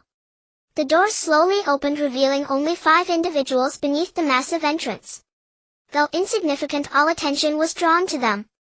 Their speed was already terrifying, and Leng Yichen's ability to soar to great heights was formidable. Even while holding Lan Mo11, he was the first to arrive before the divine throne. 2 additional divine seats had appeared below the throne, clearly prepared for Lan Mo11 and Lu Lixian. Lan Mo11 stepped out of Leng Yichen's embrace, and he exchanged a glance with Leng Xiaoze as they slowly approached the divine throne together. That was the seat symbolizing the God King, the seat representing the domination of the universe, the position that declared him as the sole ruler of the world. They understood that to become stronger they must merge with the divine positions, otherwise they would merely possess divine-level power without the divine authority. They were also aware that 100 days later, when the rebellious divine authority returned, they could not succeed without the resistance of the divine authority. Although Lan Mo11 and Lu Lixian were currently unable to comprehend the fundamental principles, if they could merge with the divine authority it would be different. Of course, what the other 3 did not know was that Leng Yichen and Leng Xiaoze had already reached level 134 of divine authority, no longer the novices they once were. The comprehension of the fundamental principles was something that no divine authority could afford to neglect. Having achieved divine authority, how could they not strive for it? The position of the God King might be difficult to attain, but they would not give up. The 2 stepped forward with resolute strides. We will not fail. We can only succeed. In our dictionary there is no failure. In this world the strong are revered. With an incredibly powerful belief, the 2 approached the divine positions. Slowly turning, 2 forces of energy were released, 2 extreme energies merging, creating a strange scene before their eyes. 2 colossal figures appeared behind them, sacred and inviolable. They were clad in armor, wielding divine artifacts, and their handsome faces were etched with determination and resolve. For the sake of divine authority, how much time had they endured for this moment? Having experienced so much, seemingly mundane moments were filled with danger. No one knew how they would meet their demise if they were unaware of their own fates, which were beyond their control. The future. Who can understand? Goodness and evil. A distant voice echoed from all directions. The world has both good and evil. Goodness is one's own emotions, while evil is also one's emotions, merely different. Understanding goodness and evil, comprehending virtue and vice, is the best outcome for oneself. The position of divine authority is so distant. The Father God ultimately left behind hope. The divine realm is about to become a dominant existence in the world. I hope you two gods can help each other, complement each other, support each other, and care for one another. I hope the divine realm can flourish in your hands. I hope you can lead the divine realm to fight and uphold the truth of the world. The divine laws must be strictly adhered to, and the dignity of the divine authority must not be violated. I hope you can continue to seek out talented individuals who can become gods in other continents, and I hope you can expand the divine realm as soon as possible. Sealing the comprehender of goodness, Leng Xiaozhe is the divine authority of goodness and charity governing benevolence. The comprehender of evil, Leng Yichen, is the divine authority of evil and destruction governing malevolence. The two slowly sat down on their respective thrones, one throne gleaming pure white and the other pitch black. The opposing forces of good and evil divine authority were thus accomplished. The divine positions gradually merged, and they could now fully control the energy of divine authority. Looking across the world, all elements belonging to them willingly communicated with them, making what was once difficult much simpler. Two beams of light flickered, and a faint golden pattern appeared on their foreheads, symbolizing divine authority. Suddenly a hexagram formation appeared beneath their feet. While the colors were different, there was no trace of conflict. 5 pairs of wings slowly grew from their backs, one radiating pure white light and the other emanating dark energy. Their originally different hair colors changed. Leng Xiaozhe's became silver, while Leng Yichen's turned pitch black.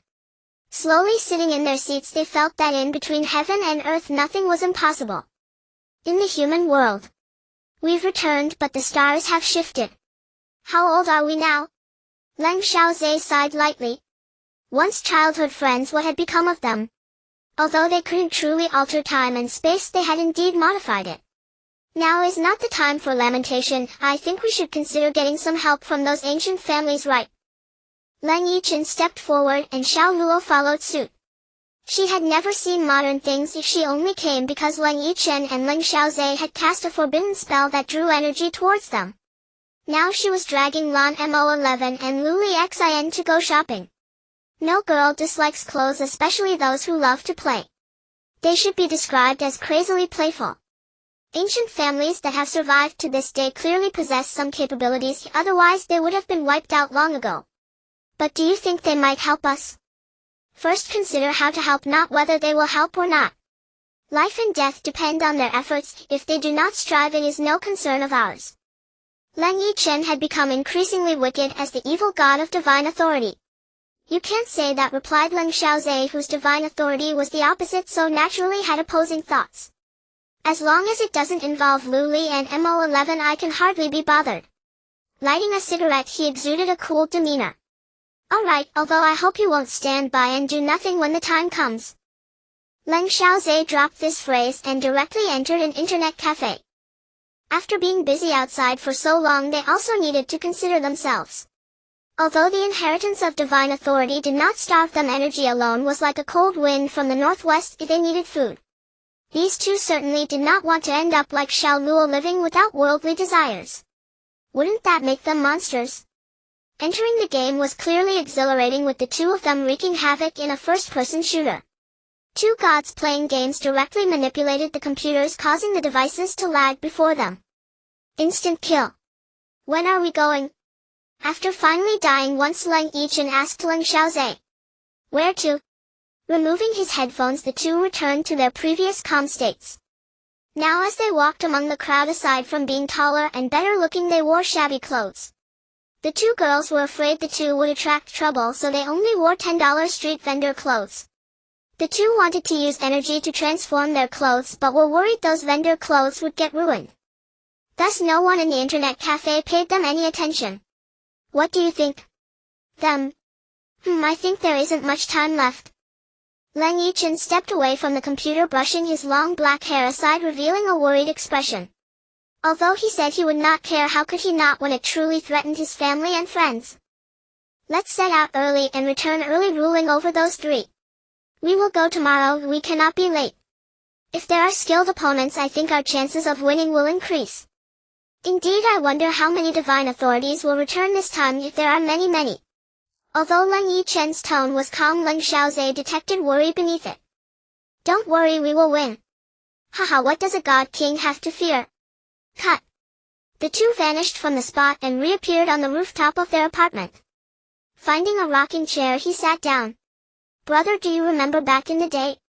When the two of us had not yet cultivated, we took down over 100 people. How shameless you are. I really want to go back to those times. Don't think about it, brother, I have always felt something was off. Why has our journey been so smooth without a hint of danger that could threaten us? You felt it too. In the dark, someone has cleared the path for us. Is there someone who surpasses you, me, and our Father God? Leng Xiaozhe offered no explanation, only gazing at the sky. The matters that made them suspicious might remain unresolved, but they believed that the answers to this unknown riddle would soon emerge. How long until the return of the divine authority? They had no answers in their minds, and waiting was unpleasant. This was true for anyone. The Ji family and the Long family were the leaders of the ancient clans and were the first places Leng Yichen and Leng Xiaozhe intended to visit. It had been a long time since they last saw their old friends. How had they been? Recalling the battles they had at the school gate back in the day, Leng Yichen couldn't help but feel nostalgic. Perhaps they had been similar to himself back then, but now one was a human and the other was not. Their statuses and identities were different. Long Yichen, this name surfaced in his mind. Was he well? Back then they had nearly fought to a draw. If it weren't for his divine artifact, perhaps he would not have been Long Yitian's match, but what about now? Ji Xing, that lecherous ambusher, he wondered how he was doing. One by one names floated into his mind. Perhaps they were inherently emotional people. Letting go of deep feelings was impossible, but they had no other choice. The cigarette slowly burned down. Leng Yichen raised his hand. Tomorrow he would see if Long Yitian would challenge him to a duel again. Would he be able to instantly kill him? With this question, Leng Yichen gradually became hazy. To be honest, today was painful. Tomorrow is an autumn outing and he stayed up late without buying anything. Alright, now let's begin writing about the return of the divine authority. Everyone take a look. Under the hazy sky, 5 figures soared through the air, their speed terrifying as they ascended 90,000 li. When the east was still touched by only a pale white, they had already vanished beyond the horizon's edge. Thinking of old friends, the two couldn't help but sigh with a myriad of emotions. Their target now was the Long family. The two still held a trace of goodwill stemming from past events when a group had not ganged up on him. Though the odds of success were slim, a fondness lingered in their hearts. Gradually some structures emerged built against the mountains, their exteriors gilded. Was this the Long family's standard? Leng Yichen mused silently. The 5 descended slowly onto a narrow path overgrown with weeds and trees, but with Xiao Luo present the vegetation parted automatically to clear a way. If the forest god served no purpose, it might as well not exist. Xiao Luo's utility seemed limited to making walking through forests convenient. The rugged mountain trail left the 5 feeling weary, though given their stamina such fatigue was impossible. It was purely psychological. Gazing at the endless path, Lan Moxi's face betrayed her displeasure. Fly up, Leng Yichen said indifferently. Leng Xiaozhe quickly grabbed him. Brother, we're here to request something. It's better to be polite. Damn it, can't you see Moxi's legs are sore? Damn it. True to his nature as the god of evil, his words were crude and offensive. Xiao Luo closed her eyes as if she hadn't heard. What are you closing your eyes for? Want me to get on you? Leng Yichen snapped irritably. Xiao Luo's body trembled, a blush spreading across her delicate face. She shot Leng Yichen a fierce glare and immediately walked ahead. You! Lan Moxi scolded gently. Leng Yichen crouched down and carried Lan Moxi on his back. In truth, her legs couldn't possibly ache, it was an impossibility. But he took it seriously, channeling a thread of evil energy ahead. Every path it touched fell into deathly stillness, its life force drained. With Lan Moxi on his back, Leng Yichen strode forward arrogantly. I want you to carry me too. Lu Lisin tugged at Leng Xiao's sleeve. Get on, Leng Xiaozhe said with a curl of his lip, hoisting Lu Lisin onto his back and hurrying after them. Xiao Luo was left behind, feeling a sense of loss. Watching the two couples ahead, she always felt superfluous. She gently brushed her hair, maintaining a faint smile, and followed unhurriedly. But who could know the loneliness and melancholy hidden behind that smile? Soon they saw the front courtyard. A horizontal plaque reading, "Long Family," hung above the gate, the golden characters dazzling. Two guards stood at the entrance, and Leng Yichen almost laughed. They bore no trace of energy fluctuation, likely mere cannon fodder. As he walked slowly forward, the guards quickly moved to block him, but the oppressive aura suddenly radiating from Leng Yichen sent them flying. That imposing aura was impossible to mimic. Pressure was the most effective. The two crashed into the courtyard wall before stopping. Leng Yichen still wore a harmless smile, but they could no longer see him that way. Lan Moxi had shielded them with her energy. When Leng Yichen attained godhood, she was closest to him, so her energy now closely resembled his, a dark attribute though not pure, already possessing its abilities. Lan Moxi jumped down from Leng Yichen's back, linking her arm with his, a scene of exquisite beauty. The group of five slowly entered the Long family courtyard. Ridiculously, a crowd soon surged from all directions, surrounding them as if facing a great enemy. Watching them, Leng Yichen felt a urge to laugh. If he truly wished, 100 Long families would cease to exist. Since becoming the evil god, he hadn't fought. He looked at the crowd with amusement, Lan Moxi still holding his arm, calm, the only word to describe them. What was even funnier, when he had met Leng Yichen before, he seemed normal, but seeing these servants, Leng Yichen nearly burst out laughing. They wore shitty yellow clothes embroidered with huge, long characters, topped with hats bearing palm-sized, long characters. "Where is Leng Yichen?" Leng Yichen asked the man before him. "The family head? What business do you have with him?" A bare-handed man emerged from within, not wearing that ridiculous attire, seemingly of high status. "Family head? Looks like he's done well these past years." Leng Yichen turned to glance at Leng Xiaoza. But he suddenly noticed the servants' gazes fixed not on them but on Lan Moxi, Lu Lisin, and Xiao Luo. It seemed men all liked beautiful women. Leng Yichen didn't mind. If a woman wasn't looked at, she lacked charm. Pretty girls attracted suitors, so he was secretly pleased. Such things were routine for him and Leng Xiaoza. Lan Moxi and Lu Lisin, accustomed to it, said nothing. They couldn't stop others from looking. But Xiao Luo thought differently. When those gazes lingered in inappropriate places, the plants behind her suddenly grew wildly, quickly entangling them until they nearly suffocated. Just before death, Xiao Luo released them. All fell to the ground. "Look again and they'll kill you. Call your family head out." Her icy voice seemed to come from the abyss. No one dared to stop them now. They scurried back, presumably to fetch Leng Yichen. This time they had hit a wall. They never imagined that the one who nearly killed them was not the roguish man nor the girl cloaked in dark energy, but the seemingly harmless little girl, the gentle ethereal one.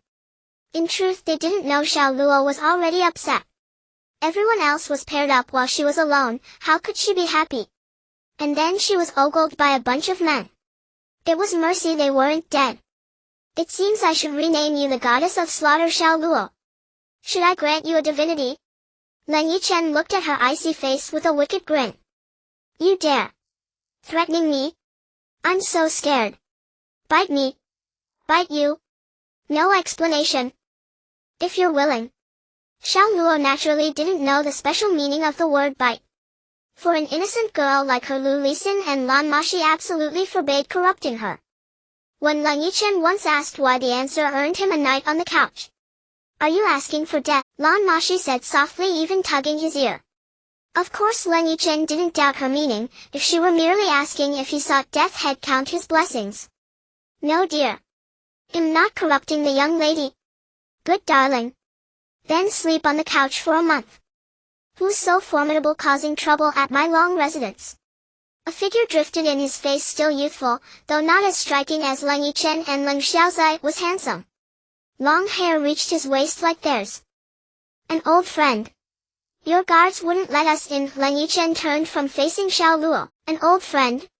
Though Leng Yichen was startled by his appearance, he was worldly. Years had passed and he couldn't immediately recall. "You are? How quickly the mighty forget. Do you remember Leng Yichen and Leng Xia?" If seeing his face hadn't jogged Leng Yichen's memory, hearing those names was impossible to forget. He had nearly fallen to Leng Yichen's hammer back then, a memory etched forever. He vividly recalled how Leng Yichen's Tianjue had utterly crushed him. "Can you fight me again?"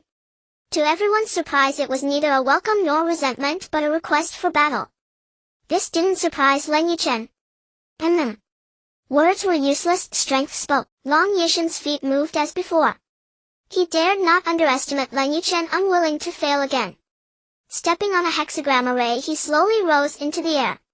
His armor had formed a true battle suit, a dragon pattern sword in hand enhanced by the armor, making him appear more formidable.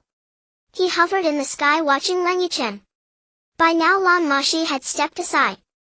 Leng Yichen remained still standing there. His long hair stirred without wind, jet black tresses floating in the air. "You and I are fated rivals," Leng Yichen declared, raising his dragon pattern sword.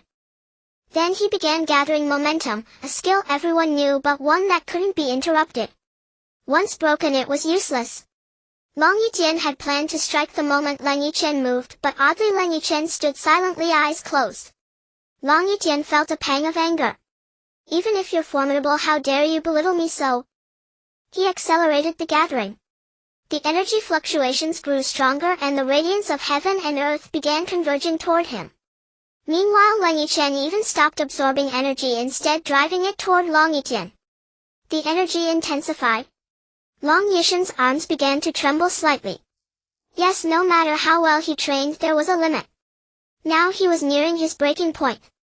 This skill replicated internal energy geometrically. Leng Yichen's power was now 4 times his own. For someone not yet at that level to possess such immense energy, he was challenging his limits. But the skill released at this moment would be geometrically more powerful. Leng Yichen was now using his strongest skill, Void Breaker. The skill of Leng Yichen was formed, but Leng Yichen remained unmoved.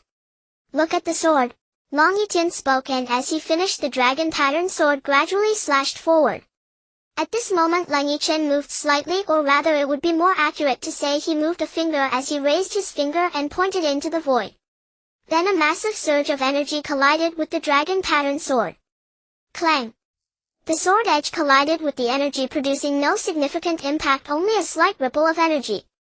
Leng Yichen maintained his calm demeanor, clearly finding this very easy to handle. However, Leng Yichen felt differently. He and Leng Yichen were contemporaries. Since being thoroughly defeated by Leng Yichen, he had endured countless hardships that only he knew about.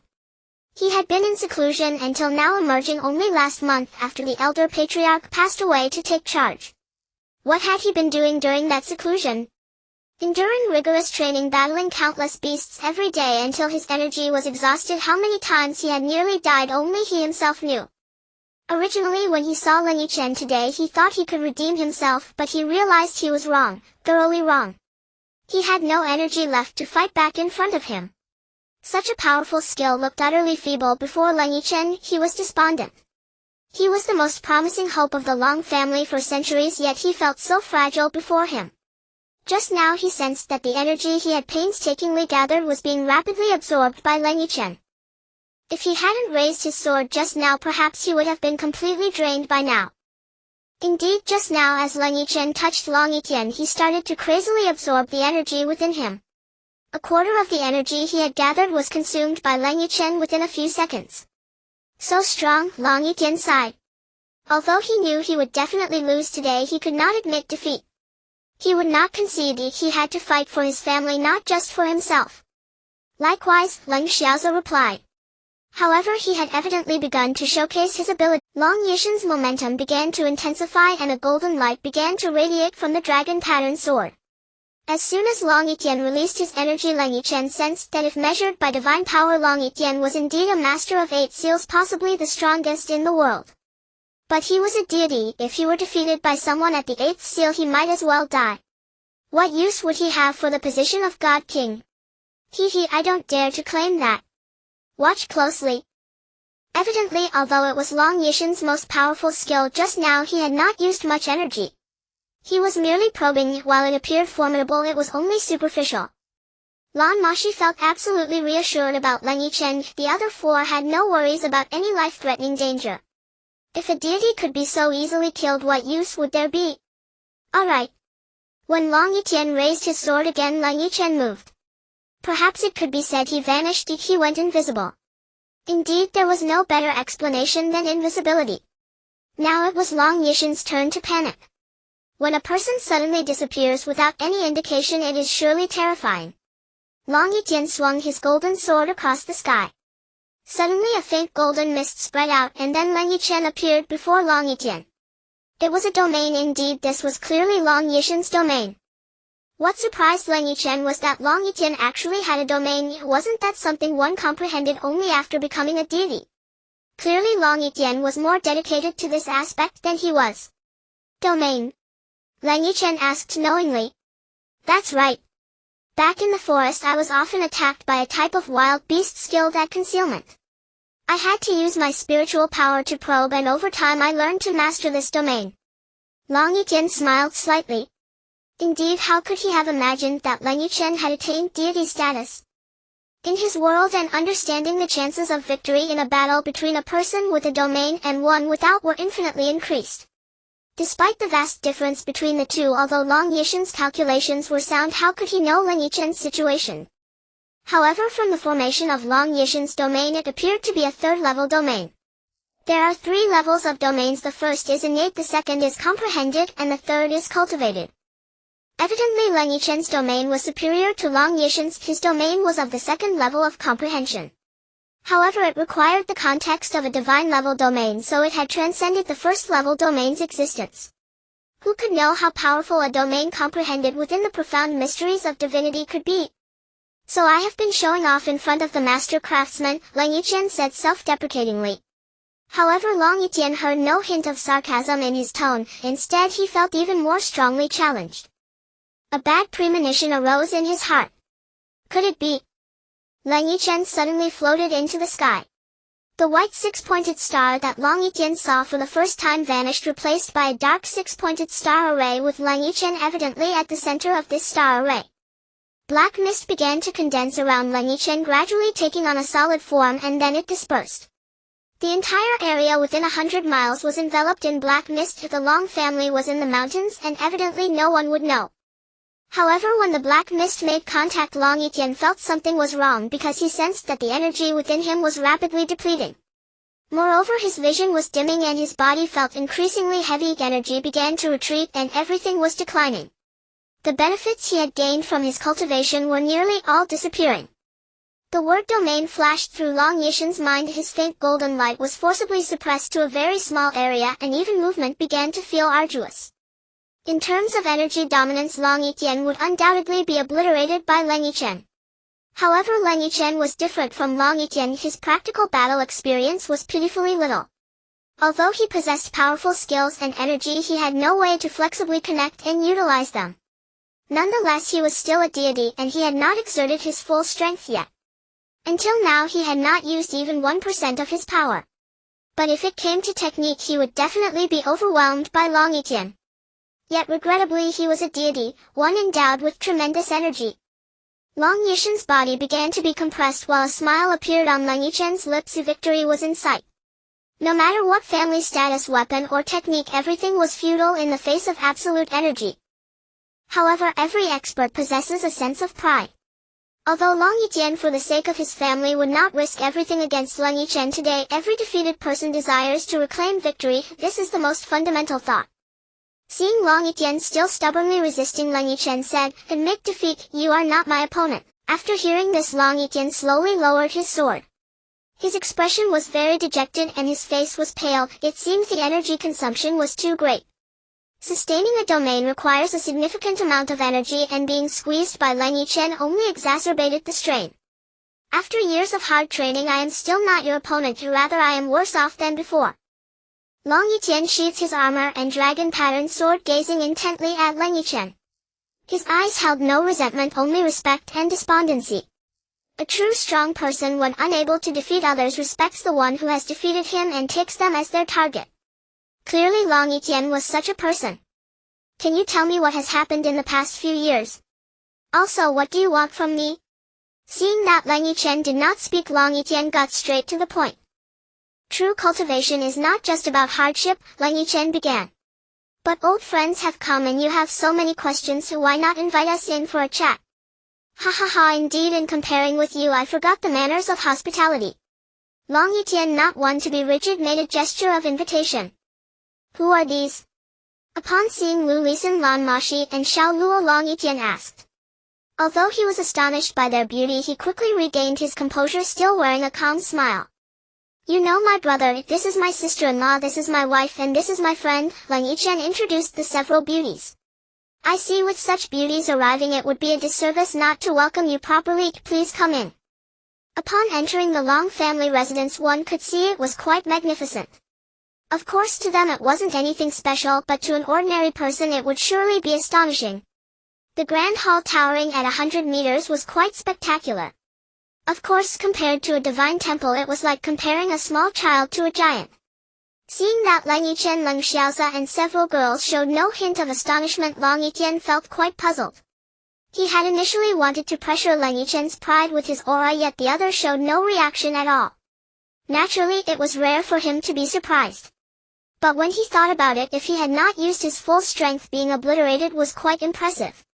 Did he not know his own strength? Was Leng Yichen truly oblivious? They chatted casually, and then the servants brought tea. Leng Yichen lifted his cup as a gesture. Leng Yichen also raised his cup. Brother Leng, you didn't come here just for casual chatting, did you? Although Leng Yichen had been in seclusion for several years, he still had experience in the world.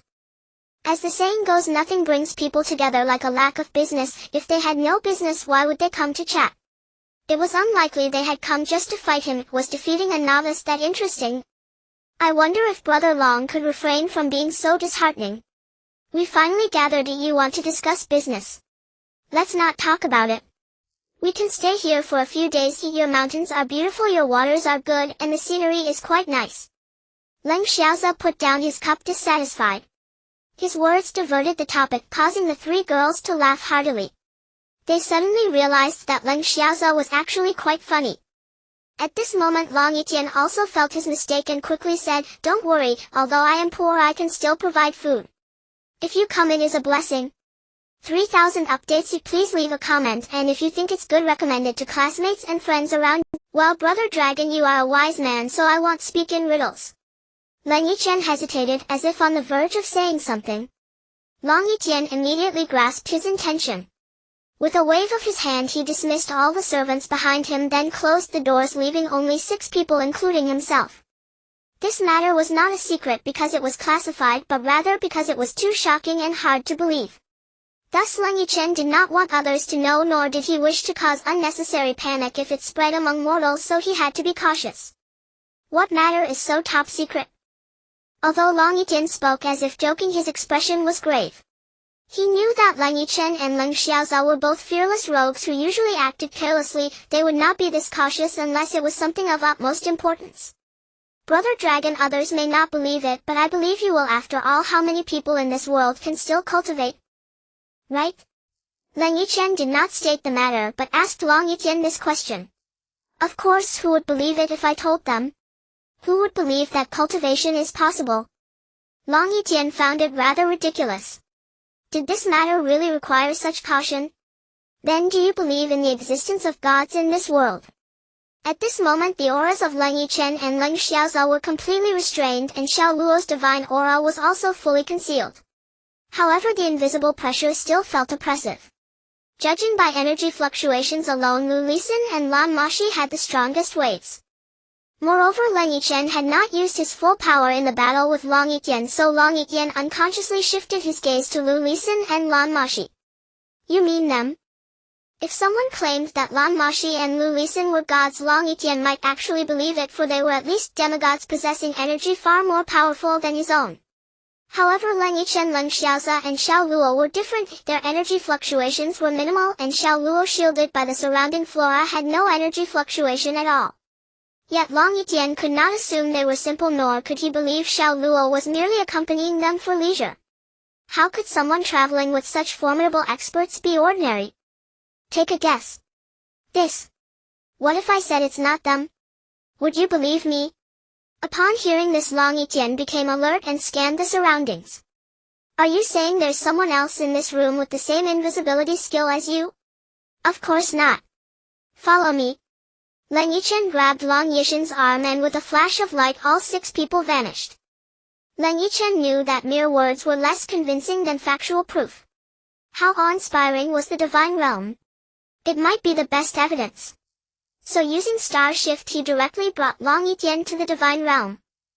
With a flash of light a crystal ball appeared. Though they no longer needed energy shields to pass through the ozone layer, they still felt more comfortable with one. Moreover, even if they didn't need it, Leng Yichen certainly did. Passing through the ozone layer, a hexagram appeared beneath everyone's feet, Leng Xiao's teleportation array. With a flash of light they all arrived in the divine realm. The air was so rich and pure with energy that Leng Yichen let out a pleasurable moan. Yet no one scorned him, for his reaction was far more refined than theirs had been. But when Leng Yichen came to his senses and saw the temple before him, he finally understood why Leng Yichen, Leng Xiaoza and the beauties behind them showed no surprise at all. Even so, Leng Yichen and Leng Xiaoza couldn't help but marvel. Though they had created this temple themselves, seeing it again still evoked awe. It was simply too magnificent. The grand doors of the temple slowly opened and the 6 figures walked in. Along the luxurious carpet, Leng Yichen and Leng Xiaoza ascended to their divine thrones, while Xiao Luo also returned to his forest throne. Although Lan Moxi and Lu Lisin had no divine titles, yet they seated themselves on the thrones of the Light God and the Dark God. By now they had begun to comprehend their own divine positions, though without success. However, Leng Yichen and Leng Xiaoza were already preparing to appoint them as the gods of light and darkness. Given their talent, it shouldn't be too difficult, but the lack of enlightenment troubled the 2 men greatly. Now do you believe? Leng Yichen smiled as he descended from his throne. His magnificent robe trailed to the floor and his long black hair naturally fell to his waist. I understand now why you are so powerful. I believe. But since you are gods, what is there for you to fear? Leng Yichen spoke neither humbly nor arrogantly. Indeed, from a mortal's perspective, gods were synonymous with invincibility. Since they were gods, what could they not accomplish that required his help? Is Brother Dragon's thinking so simplistic? Leng Yichen's tone was flat, devoid of emotion. Lan Moxi had said that gods must maintain dignity and not be perpetually jovial. Then please enlighten me.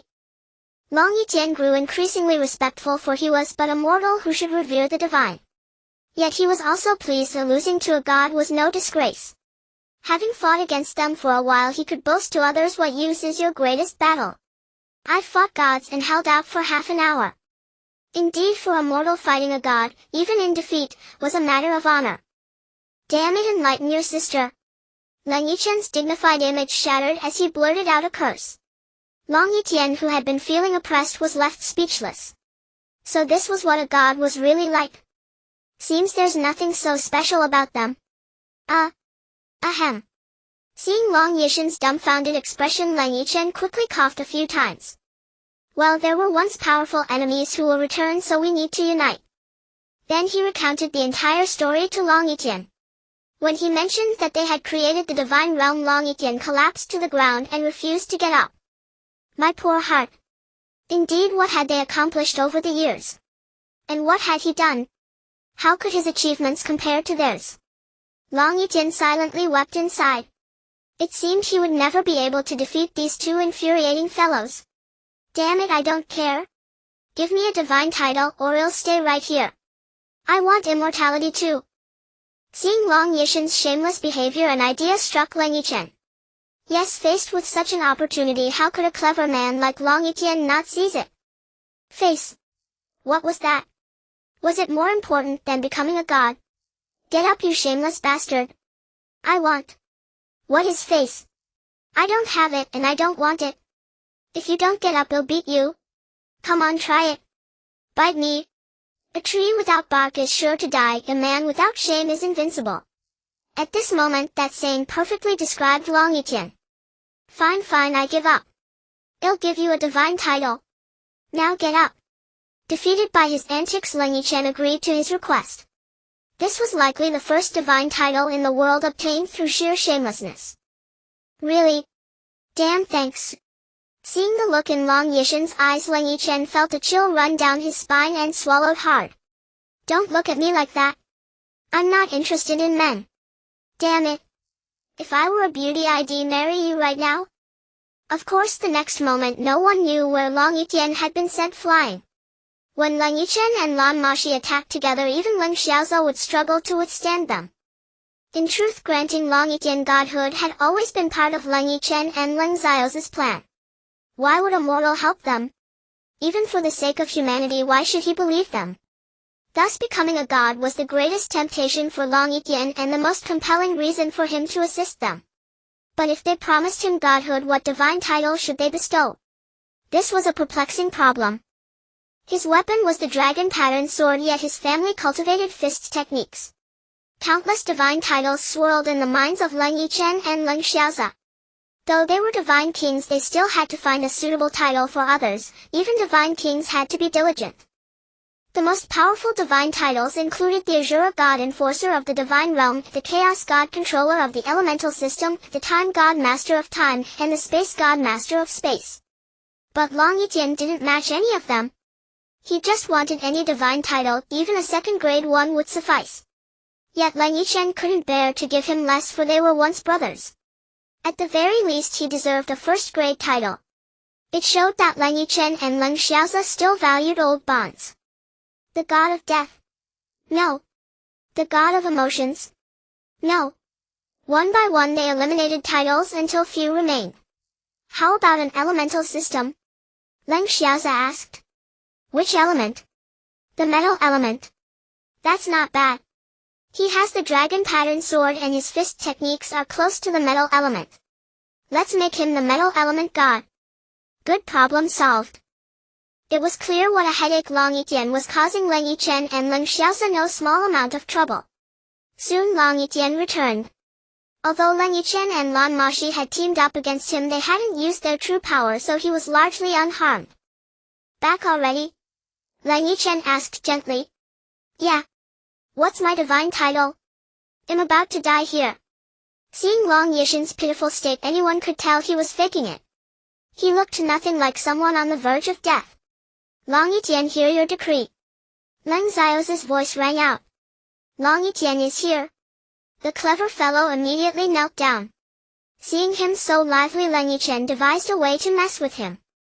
I decree Leng Yichen as the metal element god, the god of gold, controller of the metal element, a first-grade divine title. Below are the divine rules that must be obeyed. As he spoke, a golden light settled above Leng Yichen's head. Thank you, divine kings. Wait. Just as Leng Yichen was getting carried away, a discordant voice interrupted. The source of the voice was Leng Yichen, who smirked and said, Brother Long, although you are now a god chosen, remember this: if you do not break through to the divine level, you cannot truly become a god. For now you are merely considered an heir to the god chosen, and many people know you, so you must strive harder. Leng Yichen was stunned. He never expected such a result. Of course, the idea of being an heir was all fabricated nonsense by Leng Yichen to deceive him. Poor Leng Yichen began to bear the weight of divine rules and devoted himself to cultivation. The god chosen was about to return and the countdown should have begun. Leng Yichen walked alongside Lan Moxi across the vast grassland. The lush green grassland stretched endlessly, evoking a myriad of emotions within Leng Yichen. Everything was so simple and easygoing, yet equally difficult and painful. This contradiction left him with an indescribable feeling. Finally, Leng Yichen sat down with Lan Moxi, observing the creatures on the grassland. Yichen, is there something on your mind? She asked with a worried expression, and it was impossible for Lan Moxi not to notice. No, Leng Yichen replied, coming to his senses as he gently stroked Lan Moxi's hair, his fingers brushing against her delicate face, giving it a light pinch. Don't lie to me. If you have no worries, why are you spacing out? Lan Moxi insisted. Being with you is enough. Why would I care about their return? This answer was off topic, but Lan Moxi understood perfectly. How could she not realize that Leng Yichen's concerns were related to the god chosen? In the depths of his mind, Leng Yichen seemed to see everything clearly. He felt as if he truly glimpsed the truths of the god chosen and the future of humanity. However, that was not the doing of the god chosen. The eye of truth yearned to see more, but what use would that be? The course of the time-space river had already been set. How easy was it to see and change? No more energy was wasted in vain as the two embraced. The climate of the divine realm was eternally warm, like spring, with no distinction between seasons, even at night. They sat still, and several hours passed just like that. Leng Yichen held Lan Moxi tightly as if he would lose her. He could not even bear to let her struggle. Suddenly Lan Moxi felt something wet on her face. She looked up and saw Leng Yichen's face glistening with tears.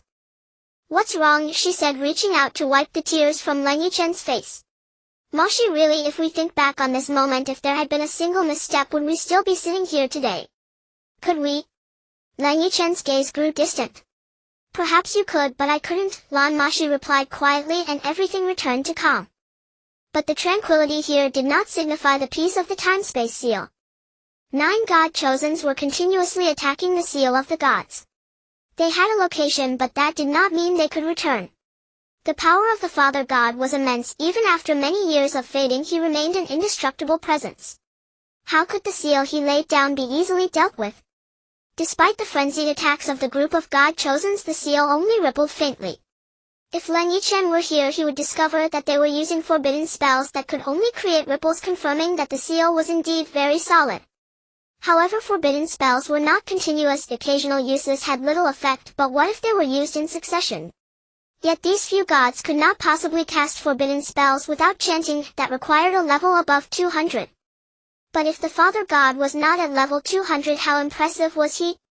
Level 160 was already unrivaled in the world.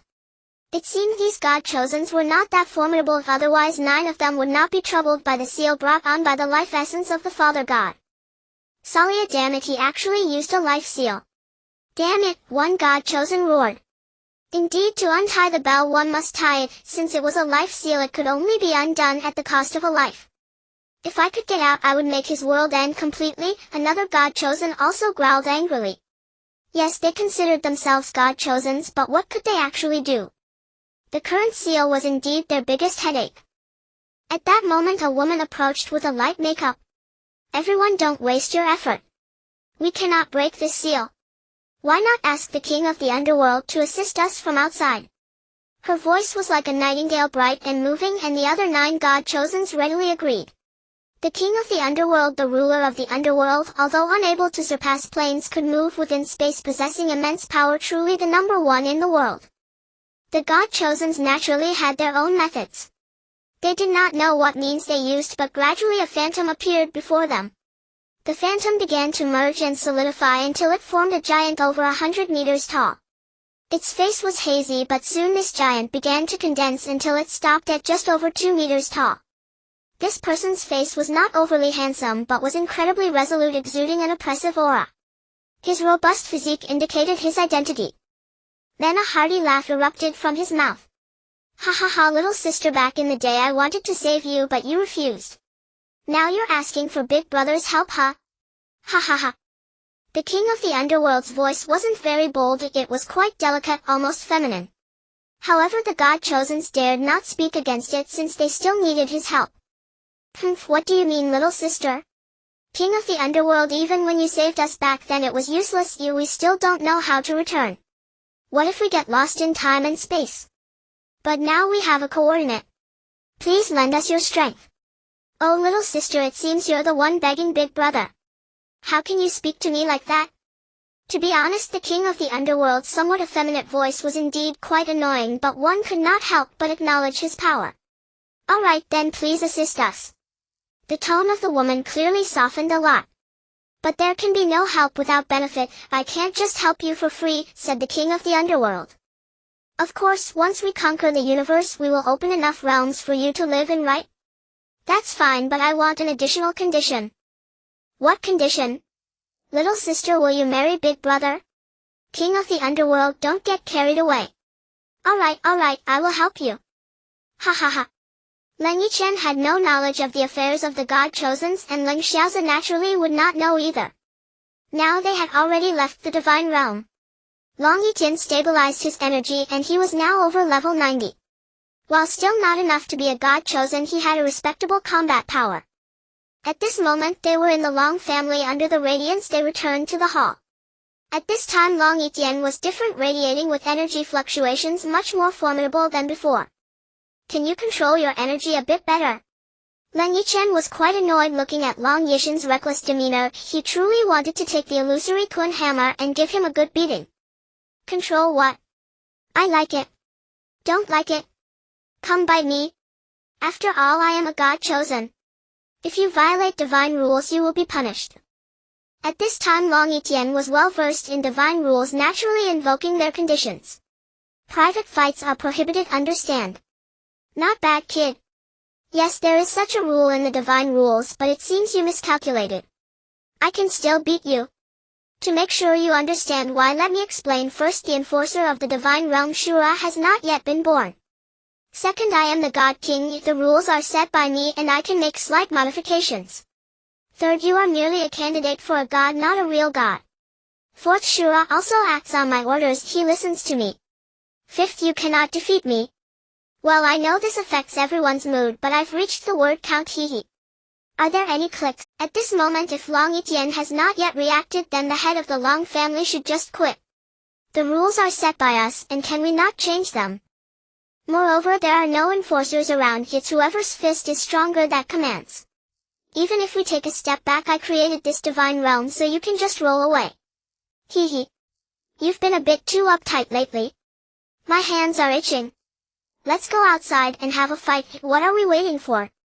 As they opened the windows, Lan Moxi and Lan Yichen did not go out and Xuanhuan covered her eyes. The three girls stayed quietly, saying nothing. Then as two figures rose, their gazes became intense. Immediately black mist enveloped the sky and then a golden figure struggled within it. Indeed, Leng Yichen had activated his domain right from the start, leaving Leng Yichen to struggle, pure torture. Have you ever witnessed such a thing? Lan Moxi and Lan Yichen turned their heads and covered their eyes while Xuanhuan understood what was happening and the servants looked on in confusion. This state did not last long before a piercing scream shattered the sky.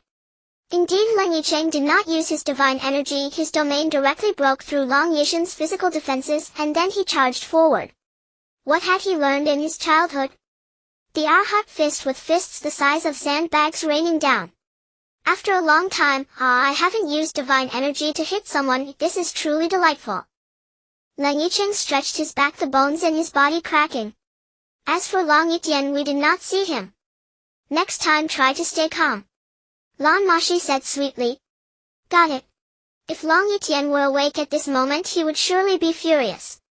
Only the two of them knew what had transpired inside. It was just the beginning. Leng Yichen had released his domain where he was the master. Leng Yichen could hardly move, and just as they struggled, Leng Yichen arrived. Beast! Leng Yichen muttered as he was carried back, repeating this phrase all the way. Isn't it too much to help him remodel his body? When most people had left, Leng Xiaoza appeared from somewhere. Those who gave me life are my parents, those who understand me are Xiaoza. Get lost. Big brother, the Leng family worships the Azura, what do you think? Leng Yichen replied seriously. I think the entrance to the hell of cultivation must be here. It must be here, Leng Xiaoza declared firmly. Everything was under their control. By now Leng Yichen and Leng Xiaoza had returned home, once checked on their parents, and then Lan Moxi and Lan Yichen also visited their parents. In the end, Leng Yichen took a long leave, and now they had no worries, but the school was quite troubled as these two hardly attended classes. Without any worries, the four of them were naturally ecstatic, creating chaos for the Leng family every day. A few days later, when Leng Yichen mentioned the Azura matter to Leng Yichen, surprisingly Leng Yichen did not reject it but immediately spoke of its location. Naturally, they had to visit the Hell of Azura. This was unexpected, yet guardian should strictly keep secrets, yet Leng Yichen did not. This made Leng Yichen suspicious, but since he had mentioned it, they must go and see, otherwise it would feel like prying. Yichen, you mean the blood Azura? Leng Yichen asked. What is the blood Azura? Leng Yichen clearly did not understand the relationship between the Azura and the blood Azura. The blood Azura is a deity that cultivates by shedding blood, while the Azura is formed from killing intent. Obviously the blood Azura and the Azura were quite similar. After all, how could there be killing intent without killing? It might be the blood Azura, Leng Yichen replied. This is troublesome, Leng Xiaoza said as he approached, his tone nonchalant. Indeed, the blood Azura might be hard to deal with. Ever since he found Xuanhuan, Leng Yichen understood that there are many deities in this world yet to be discovered. Although their powers were greater, they were not the only deities. Lan Moxi, being the fastest, asked, why is it troublesome? Let me tell everyone a story, Leng Yichen said as he took a sip of tea. A long time ago there was an elderly couple who had no children throughout their lives. In their old age they adopted 2 children and raised them. Both children were very filial. Later they inadvertently obtained a method of cultivation and became deities, but their parents were killed by enemies along their path. At that time they were still demigods with no deities present, and they became invincible beings. Soon they killed everyone in that realm to accompany their parents in death, and they achieved the position of Asura. However, at this moment divine retribution arrived, and one of them had to die while the other was imprisoned.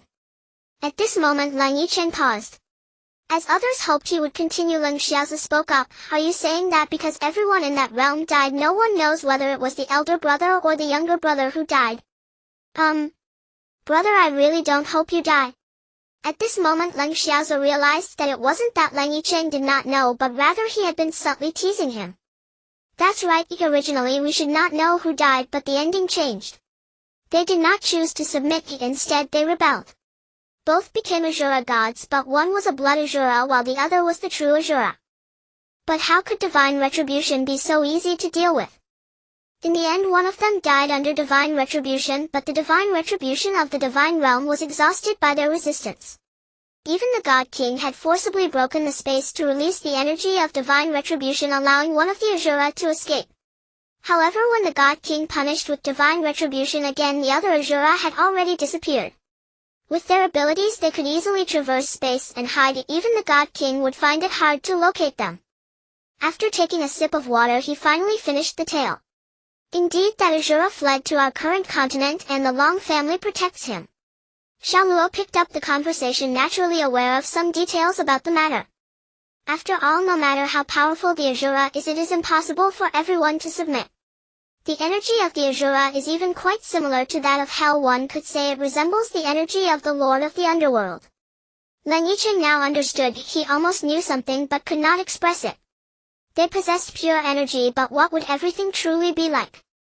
Saria once said that a god of a higher level is invincible against the lower level. Indeed, how many deities are there? And what level are they? The questions that plagued Leng Yichen made him restless. He truly wished to live a stable life in the divine realm. For him the unknown was much more painful than the known. Without their protection they might as well be facing an atomic bomb. But how could even modern technology compete with those gods? What if they encountered someone capable of time travel like Leng Xiaozi? Wouldn't that allow them to return to ancient times and monopolize history? When it comes to true power, Leng Yichen was very reluctant to believe in technology. If in their childhood they leaned more towards technology, then from the moment they began to cultivate they understood that true strength and technology could never be proportional. Even if modern technology developed for another 100 years, it might not be able to compare with them. Today we will take a break, and tomorrow we will visit the territory of the Asura god. Brother Long, you should have a way to get there, right? Direct and straightforward, Leng Yichen asked. All that previous chatter was to ask how to reach the Asura god's territory, otherwise he would have to ask Leng Xiaozi for directions. Of course we have a teleportation array that can take us directly there, but I think it's better if the elder sisters don't go, otherwise they might encounter a strong smell of blood. How could the territory of the Asura lack blood? Don't worry, Sierra and Lioli have seen a lot and won't encounter the situation you mentioned. What else could Leng Yichen say after hearing such a reassurance? In fact, Leng Yichen was not merely concerned about the bloody odor, he was worried about what might happen if one's mind went awry during cultivation. Better to have one more person for added strength. After a peaceful night they had already been practicing less. What good would cramming do? They would talk about it again once those deities returned. Leng Yichen's mindset was always to take one step at a time. In the morning upon waking up he saw Lan Moxi lying beside him. It was the best feeling.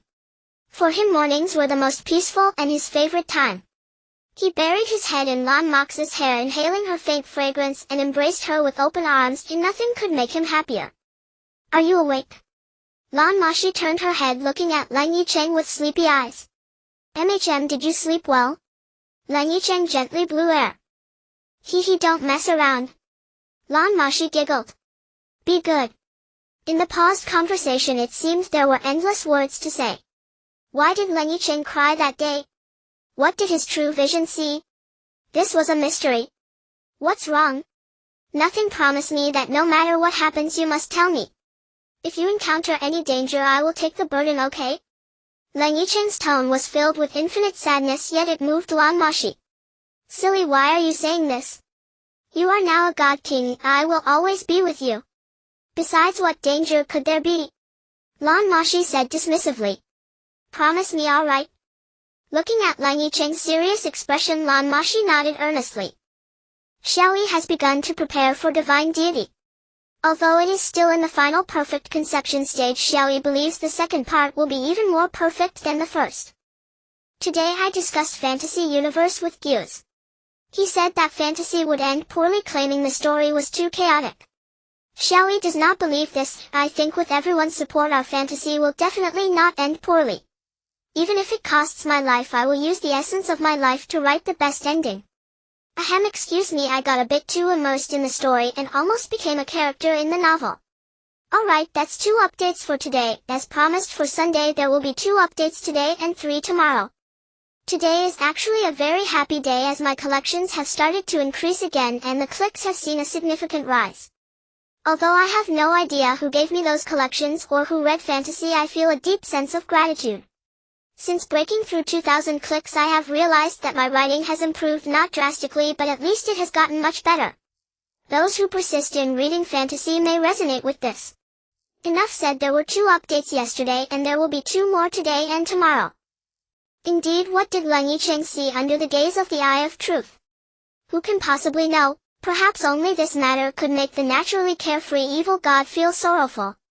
Although Lan Moxi is trying her best to comfort him and urging him not to think too much, what difference does it make? Leng Yichen. An emotional person who believes too much in feelings and what he sees.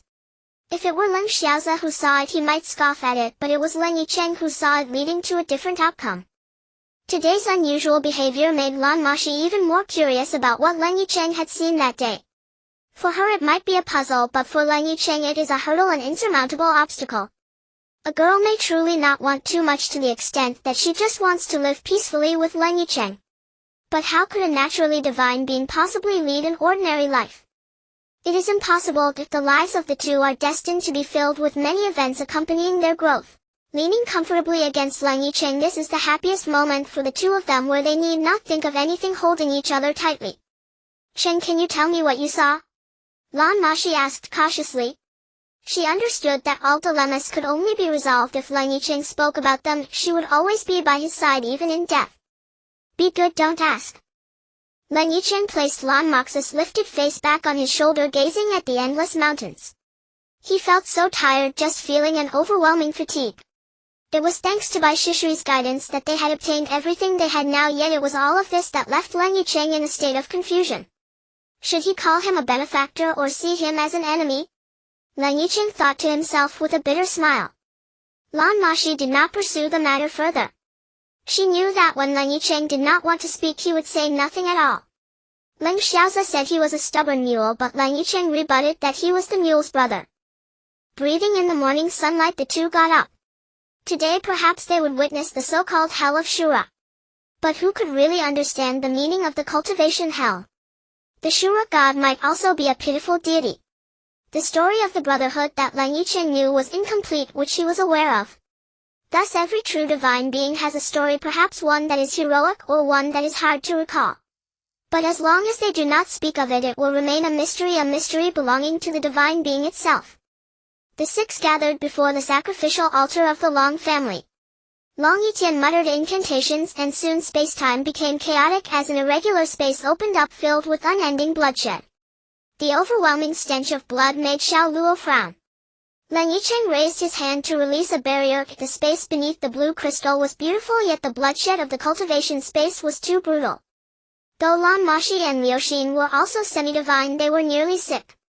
How could a girl be comfortable in such a bloody place? It must be the blood Shura, Leng Xiaozi said with that sacred smile on his face, as if he found it amusing.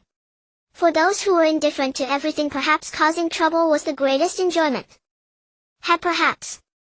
Leng Yichen's lips curled into a sinister smile. To him the blood Shura and the Shura were no different. Unlike other divine beings, as long as you could defeat him, the Shura would follow you wholeheartedly until the end of life. It can be said that becoming a Shura god is the most challenging task, yet every Shura god comes into being. However, when Shura appears for 100 years, the world will be filled with blood and carnage, but after a century a god king will emerge to halt the activities of the Shura and subdue it. Evidently they would be the god kings destined to emerge. As they approached the Shura, the stench of blood became heavier. The overpowering stench made everyone uncomfortable. At that moment the difference between gods and semi-divine beings, as well as that between semi-divine beings and humans, became apparent. Leng Yichen, Leng Xiaoza and Xiao Luo merely frowned, while Lan Moxi and Liu had already begun to use their energy as a shield. The poor Leng Yichen had even put on armor, his pale face looking slightly better. "What's going on?" Leng Yichen asked Leng Yichen. "Want to give it a try?" TCH. After a long period of time they finally reached the end. If only they had known the coordinates, they could have teleported directly. With a flash of light, a snow-white hexagram array flickered within a grand hall and 6 figures appeared. Pure white holiness, pitch black darkness, eerie emerald green, and finally a rendered golden hue, along with 2 figures without any energy fluctuations. Yet none would doubt their abilities. Those who could traverse the Shura space and remain alive were certainly not mediocre. The grand hall, measuring 1,000 square meters, was completely empty except for blood red, a scene stained with fresh blood extremely horrifying. Beneath their feet flowed streams of blood, and what a terrifying sight that was. How many people must be killed to have rivers of blood? The heavy stench of blood made the 3 girls feel nauseous. Lan Moxi was in the best condition, nearly dry heaving due to the dark aura, while Liu and Xiao Luo had never witnessed such bloodshed, nearly vomiting their bile. Looking around the grand hall, everything was empty. The entire world was blood red. Seemingly only this color existed, all blood red. In the center of the hall stood a statue of a divine being surrounded by corpses. In his hand was an artifact, the Shura sword, and his resolute face was so handsome. Yet his blood-red eyes changed everything. That was the Shura god, the true Shura god. Based on this statue, it should be the blood Shura, for only he could kill so many people. Yet everything felt differently behind him. There was endless killing intent, something to be admired from afar and not to be trifled with. The tales of old spoke of the elder brother as the Slayer Shura and the younger brother as the Blood Shura. One embodied killing intent, the other bloodshed. Yet everything seemed to merge into one, which was incredibly distressing for Leng Yichen. An uncontrollable matter was something he could not bear. It was all too eerie, but as divine beings, how could they fear ghosts and deities? "Shall we go in?" Leng Yichen said, taking the lead. "It is said that beside the Shura lies a city of Shura that is quite bloody. How about we go take a look?" Leng Xiaoza's lips always held that faint smile. To an ordinary person he seemed to be more favorable than Leng Yichen, but those who truly understood them would know that both were not easy to get along with. "Well, it has been a while since we had any fun. Moxi, what do you say?" Leng Yichen casually wrapped an arm around Lan Moxi, who was still pale from earlier discomfort. "All right," she replied reluctantly. How could she refuse? She couldn't bear to do so, recalling that day. She truly couldn't refuse. "Let's go." With Leng Yichen's shout, the illusion hammer appeared. Their energy fluctuations all vanished and each of them was sealed. The final strike of the illusion hammer shattered the Shura statue, revealing a bottomless opening. Without a word, Leng Yichen jumped down first, followed by Leng Xiaoza, Lan Moxi, Liu Xiao Luo and Leng Yichen. At this moment Leng Yichen's mind was in a state of confusion. He didn't know how long it had been before they finally reached the ground. What did they see? Oh, it was the sun, or perhaps not the sun, for the sun is bright red, while this sun was blood red, a sun formed from the essence of blood energy.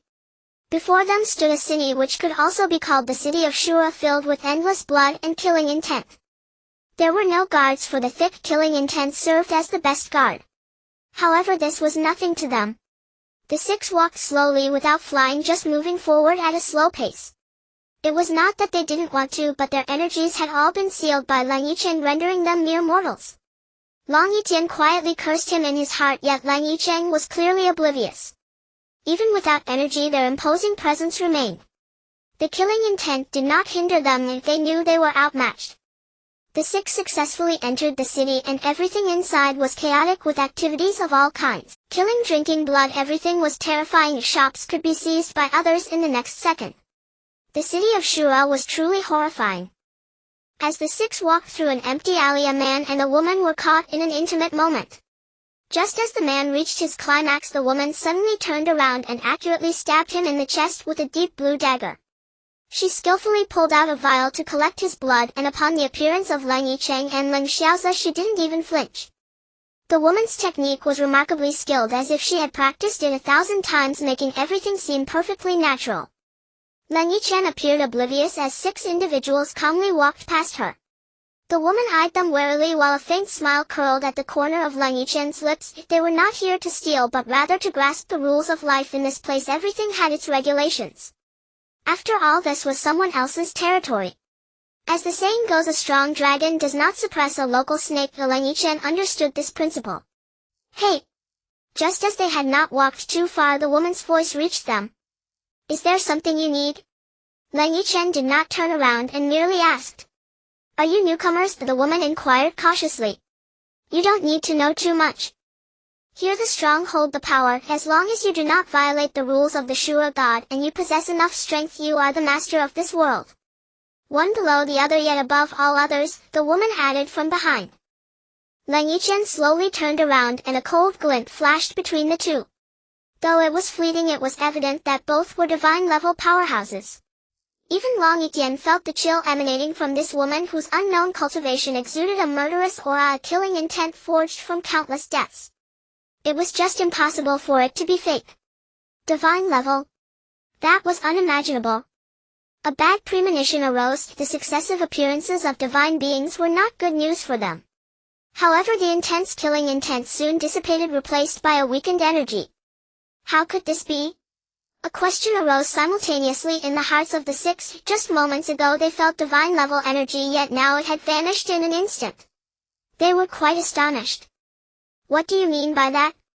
Leng Yichen slowly spoke, his voice heavy as if it came from the depths of hell, pressing down on the woman, making it hard for her to breathe. A dense dark aura gathered around him, making it seem as though he were the ruler of the entire world. You can kill me, but now that I know, you must want to know as well, need to know. Although the woman was under pressure, she appeared remarkably calm. You know, we are newcomers. Leng Xiaoza seemed much calmer than Leng Yichen. He raised his right hand and waved, causing the pressure exerted by Leng Yichen to vanish completely. With the pressure lifted, the woman smiled victoriously. You may speak now. It was not that they wanted to make things difficult for her, but rather that they did not wish to waste too much time. Hey, you also have times when you need me. The woman's tone carried a hint of disdain. I hope you won't waste too much of my time. Humph. But in the next moment the woman's pupils dilated and she collapsed to the ground. Without further ado, Leng Yichen gradually lowered his hand. Why did you have to kill her? Leng Xiaoza approached, clearly aware of what Leng Yichen had done due to his own cultivation. Anyone I dislike must die. She wasted too much of my time. Having said that, Leng Yichen took the lead and walked forward. Lan Moxi said nothing and leisurely followed behind him. Long brother, find someone to deal with. His icy tone felt as though it came from hell. Understood. Leng Yichen promptly disappeared at the end of the alley. Let's go inside and sit. Passing by a restaurant, Leng Yichen pointed inside and walked in. The others followed suit. The establishment was large, yet it was utterly empty save for a woman at the front counter, or rather a stunning beauty. Dressed in a crimson gown with snow-white skin and exquisite features, she surpassed even Liu Xin and Lan Moxi. Even Leng Yichen and Leng Xiaoza paused briefly but did not linger too long, redirecting their gazes to the counter. Miss, do you have any food? Leng Yichen inquired. Yes, what would you like to eat? The woman's voice was like a celestial melody as she gracefully rose, holding a menu that was as tall as Leng Yichen. Casually ordering a few dishes, he requested a bottle of wine. Upon hearing this, the woman walked away. After a hearty meal, the payment was not in currency but in blood. The woman surprisingly asked for 3 pounds of fresh blood for the meal, which astonished them. However, considering everything in the grand hall, what was so strange about blood being used as currency? Maybe, miss, could you tell us the rules of Shura City? Rules. 1. Do not defy the Shura god's orders. 2. Currency is blood. 3. Kill without being killed. 4. Pay the Shura god 1 pound of blood each month. The woman's tone was remarkably calm. After getting used to everything here, what was there to be unaccustomed to? Without saying more, Leng Yichen nodded slightly. Thank you. Thank you. I haven't heard that in a long time, but here thank you is useless. Your blood is the true currency. The woman's heavenly voice uttered such words that were hard to bear, yet Leng Yichen did not wish to stir trouble. Aware that the others were left behind, he stepped out the door, returning with a water pouch which he tossed to the stunning beauty. He signaled the others to leave. Even though Leng Yichen said nothing, the others knew what was inside the water pouch, but no one spoke. Shura, indeed terrifying. Leng Yichen silently thought. At that moment Leng Yichen returned holding a burly man. Just earlier Leng Yichen had released the energy of everyone. Leng Yichen glanced at the burly man, saying nothing as he stepped forward wielding a deep blue dagger, slitting the man's throat and blocking the wound with a water pouch. The girls covered their eyes, finding it too bloody. No one was born bloodthirsty. Nor did anyone inherently desire to kill. Everything was forced by life. The six walked towards the center of Shura city. In truth, their purpose for coming this time was merely to seek the Shura god to enter the divine realm. Additionally, they needed to cultivate their killing intent. Without rich combat experience, how could they battle those divine beings? Days later, the six walked side by side on a bustling street, passing unfamiliar and fearful faces. A group of bloodthirsty maniacs approached them wielding weapons, their demeanor as though they were here to kill the six. They bore no weapons, only faint glimmers of light. Each held a dagger.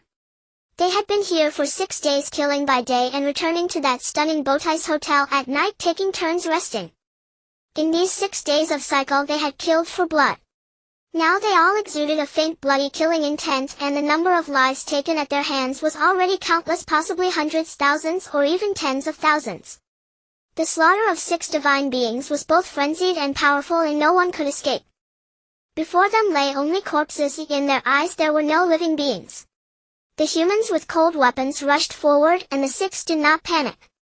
Each raised their daggers and charged forward. With each step there was a body, with each movement blood splattered. These humans had gone mad. They did not wish to die, but if they did not resist they would be killed by Leng Yichen and his group.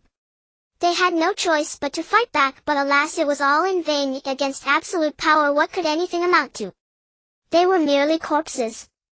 Under Leng Yichen's leadership the 6 moved forward slowly, each step solid, each step stained with blood.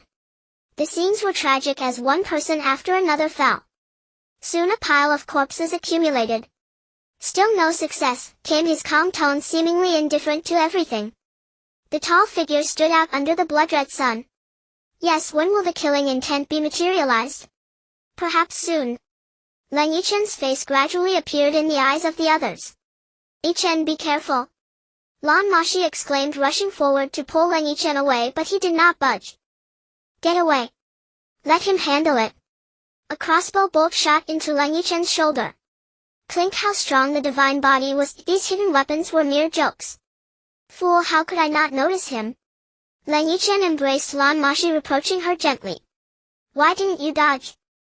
Look how much you love me. You. Before she could finish, Leng Yichen's lips descended. At that moment a thread of red energy surged from his hand, and the one who had just attacked him silently collapsed. Those who are useless must leave. This is the world of the strong. The 6 took enough blood and slowly turned towards the hotel. In this world they had nothing to fear. Even if the Shura came, they would not be able to keep them. As for the ambush by those humans, it was merely a joke to the few of them. At night the moonlight filtered through the window. Since 3 days ago they had not taken turns resting. In this world there was simply no one who could threaten them. Even if they were under the coverage of their spiritual power, how could they not be discovered? Why today? Lan Moxi lay on Leng Yichen, her head nestled against his chest. No reason. Testing me?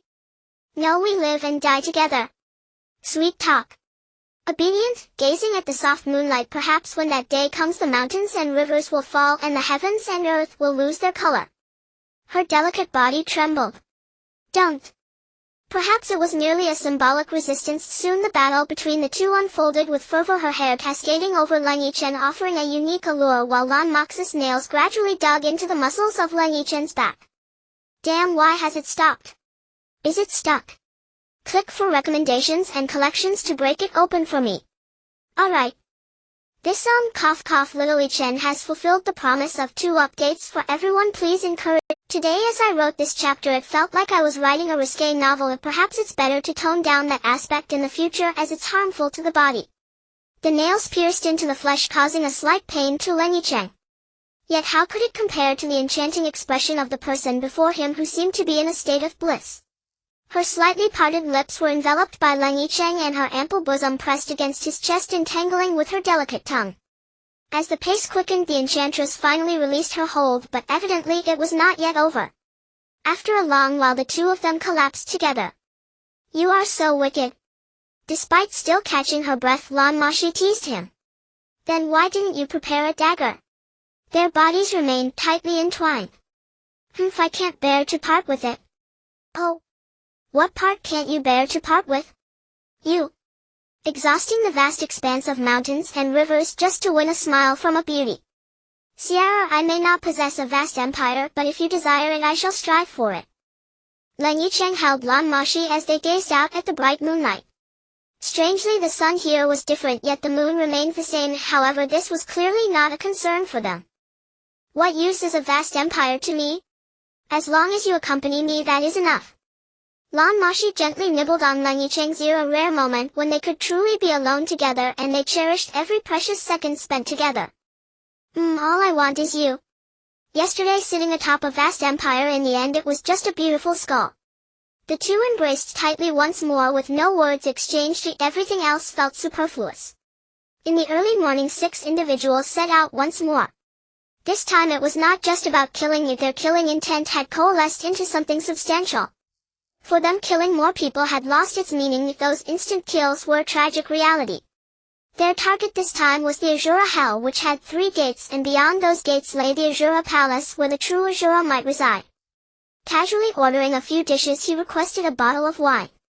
Upon hearing this the woman at that moment from a dark corner a black gun barrel slowly emerged, its robust surface exuding an indomitable power while the crosshairs were aimed at the path of the 6 individuals. Barrett, if Leng Yichen and Leng Xiaoza made a mistake here it would be a 900 heavy sniper. It was nothing remarkable in the human world, but this was hell. The 6 appeared oblivious and continued forward with steady steps. At the street corner a massive force emerged, tenfold the number of yesterday, their target being them. Each one driven to desperation charged at them wielding cold weapons, their crosshairs fixed on Leng Yichen's head. Even with his cultivation, being struck would cause injury. In the human world Barrett was the strongest gun among firearms excluding heavy weapons. However the heavy trigger did not fire, a 1,000-meter distance could not be so precise and the sniper lacked such confidence. The 6 still held their azure daggers and with every step a body fell, yet they drew closer to Barrett's precise shooting distance. Leng Yichen didn't even use his skills. In the dark corner Barrett's safety was already off. With a click the bullet was chambered, the crosshairs slowly moving toward Leng Yichen's head. At that moment a slight smile appeared at the corner of Leng Yichen's mouth, a wicked grin. His right hand continued to slaughter, yet his left hand revealed 2 throwing darts, his very own.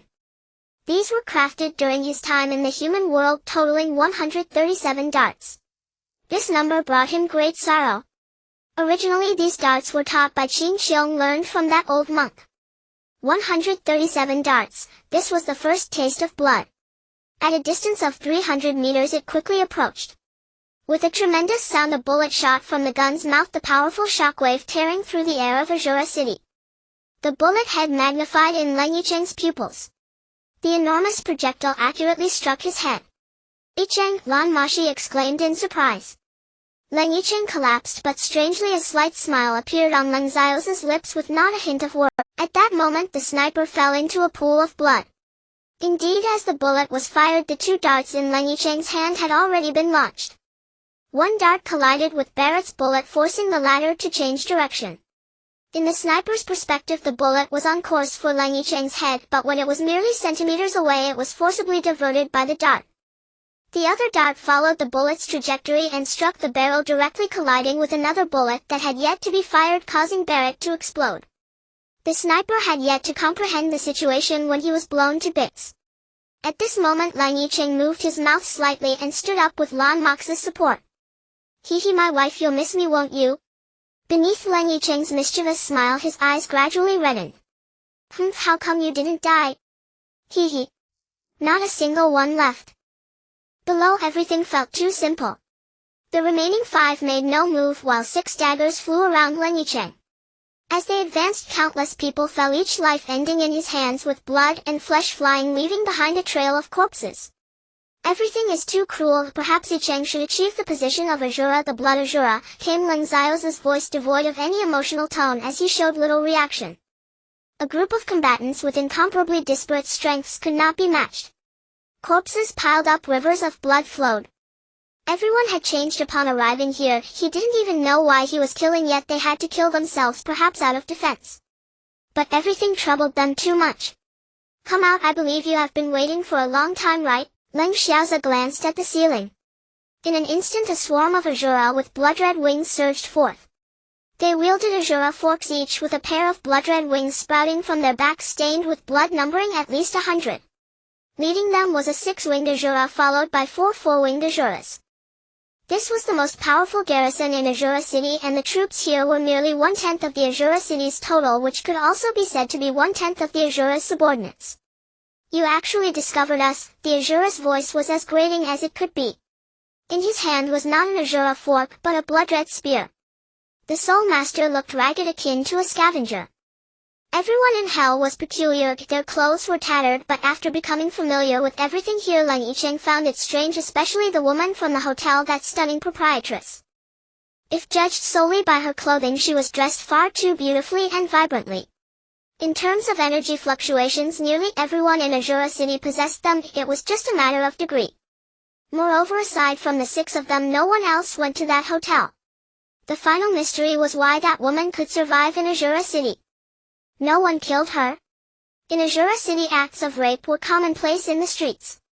Murders were happening constantly, and everything felt disturbingly abnormal. A jumping clown. Leng Yichen dealt with the last person, his gaze sharpening. This was the one he had been waiting for, the one behind the scenes who sought to kill them. 6 daggers flew out, killing 6 2-winged Azura, but were intercepted by a 4-winged Azura who instantly shredded the 6 daggers into fragments with his Azura fork. Leng Yichen smiled faintly, energy radiating from his hand, surprisingly manifesting as tangible killing intent, gradually condensing into a hammer, the Xuanhuan hammer. Perhaps you know our origins, but it does not matter, for I once said that when I possess absolute power, no one can harm me and no one can scheme against me, as anyone who lays a hand on me will die before me. As Leng Yichen's words fell, the Xuanhuan hammer fully formed, unleashing the Zhenzi Tianju. The formation of the Azura demons was immediately shattered. Following that, the condensed Xuanhuan hammer struck down, obliterating dozens of Azura demons, including 1 4-winged Azura. No! The 6-winged Azura screamed, thrusting the spear towards Leng Yichen. To them, Leng Yichen could be said to look down upon their weapons. Even if the Xuanhuan hammer was merely condensed, it was still modeled after a divine artifact. Under the clash of the 2 weapons, the Azura demon was instantly sent flying by Leng Yichen's Xuanhuan hammer. Divine artifacts are not merely for show. The steel spear in the 6-winged Azura's hand shattered. He coughed up blood in large amounts. These weapons had evolved alongside the Azura demons.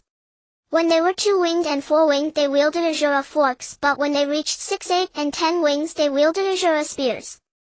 However, upon reaching 12 wings, they would wield Azura swords. At that point, they would no longer be Azura demons, but Azura gods. The energy of the Azura demons was cultivated within their weapons. Without them, it signaled their end. Even if they did not die when their weapons shattered, they would be rendered crippled, perhaps even less than a human. Naturally, Leng Yichen would not allow him a chance to survive. A dart struck the central nervous system and a 6-winged Azura fell. Anyone who has schemed against me cannot remain in this world. Today I apologize to everyone. Xiao Yi must go back on his word, as I couldn't get an update done in time. Just one update. I'm very sorry, I am not asking for anything today, just let everyone— What an imposing demeanor. Those I find displeasing shall perish. Those who scheme against me shall die. Those I cannot tolerate shall meet their end. It is best not to provoke a person with absolute power. Especially that lunatic Leng Yichen. Describing him as such is not an exaggeration. His explanations are utterly nonsensical, and Lan Moxi does not express much, perhaps out of a sense of trust. The next challenge is likely the Azura Temple, Leng Yichen remarked, returning to his usual demeanor as he wrapped an arm around Lan Moxi and began pursuing the fleeing Azura spirits. It seems the Azura spirits had noticed Leng Yichen and his companions vanishing in an instant. Indeed, it was spatial transfer, but while this method might work for others, it was like showing off a grand blade in front of Guangdong for Ling Xiaoza. His teleportation was not in vain. Almost simultaneously as the Azura spirits disappeared, they too entered the time-space traverse. Are you sure this is right? The only one expressing doubt was Leng Yichen, who had little faith in Leng Xiaoza's teleportation. Years ago this fellow had taken a shortcut through a time tunnel previously used by someone else only to end up in the Republic of China. Don't believe me? Get lost, Leng Xiaoza replied curtly, opting not to waste words. The best proof was to provide none.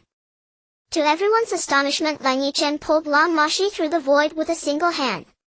It was miraculous, yet the Azura spirits were right above them, and with one punch they shattered the time-space tunnel, allowing the two to slip inside. After all, Leng Xiaoza had witnessed the Azura spirits creating the time-space tunnel while Leng Yichen entered directly. The group of little spirits jumped in shock. How did you get in? One of the four-winged spirits asked in fright. You don't need to know, was Leng Yichen's reply, marking the end of their lives. For him the safest enemies were merely their corpses. The time-space tunnel was now set. They simply needed to proceed forward to reach their destination. The Azura Temple must surely lie ahead.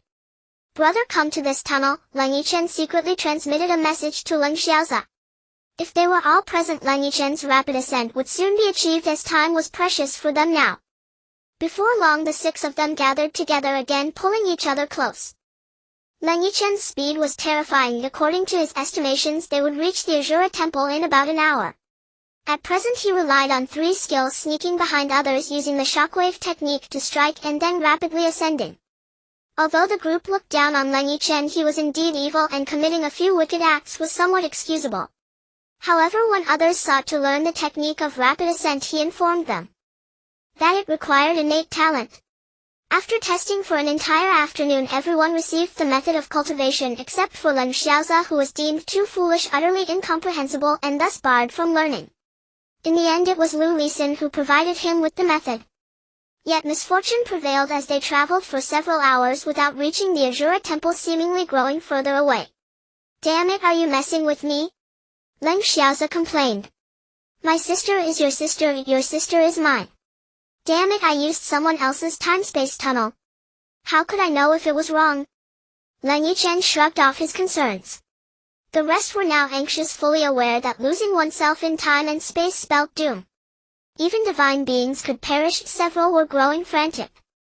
But the tragedy was not here, it was back home, where Leng Yichen and Leng Xiaoza's sister were sneezing incessantly.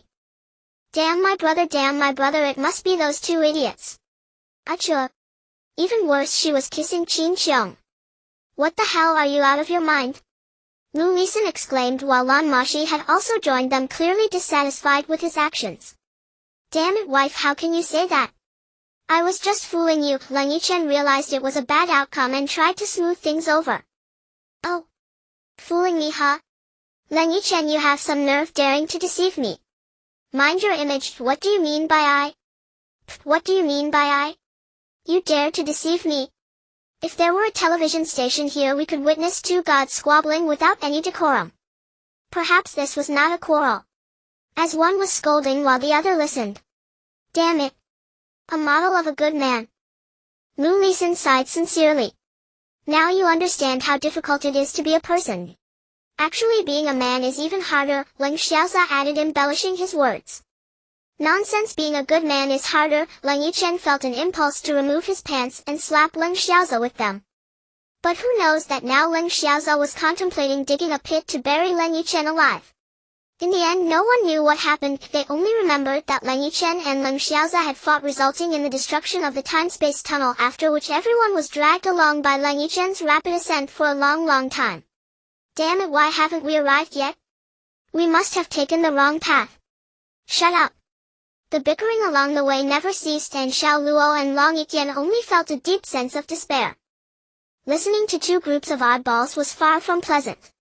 What they did not realize was that entering the Azura Temple had 3 trials, and they were currently facing the first. This isn't right, Leng Yichen suddenly realized. What's wrong? Have you noticed that the dozens of Azura spirits I killed are all around us unmoving? Leng Yichen looked around at the scattered remains. They had indeed been killed completely. But as the time-space tunnel shattered, they had emerged only to be shredded by the rift. Indeed, are we still standing in the same place? Lan Moxi exclaimed in surprise. Perhaps so, Leng Yichen thought deeply with his eyes closed. He had caught up with the Azura spirits and killed them, yet this was their designated time-space tunnel, far too hypocritical and unreal. If this was a trial, then what was it? Perhaps this was merely an intellectual challenge. It was also possible that the Azura Temple and Azura City were not far apart, and more likely they were merely treading water unaware of it. However, returning to the original space was already a problem. Both Leng Yichen and Leng Xiaoza were unwilling to waste more time as it was far too precious. Brother, how do we go back? Leng Yichen pulled out of his meditation. Leng Xiaoza did not respond directly but glanced around at the vast emptiness. If I'm not mistaken, there must be a special sequence to leave here, maybe a certain order. But our primary issue now is that we lack this order. Smart, Leng Yichen and Leng Xiaoza clearly reached a consensus.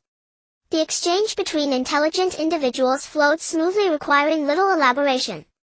2 divine artifacts appeared beside them, marking the first time they had brought them out since becoming gods. Clearly they needed to harness the power of these artifacts now. Leng Xiaoza's Xian staff possessed the ability to tear through the heavens. Coupled with Leng Yichen's Xuanhuan hammer, this would be much easier. At this moment nothing was more urgent than their lives. But brother, another condition is whether this might be an illusion. Leng Yichen gaped in astonishment, remembering how he had once mocked Leng Yichen's armor as merely a facade. Yet looking at the present, his dragon pattern sword was merely a tool for him to shine shoes. What does it mean to feel a touch of melancholy?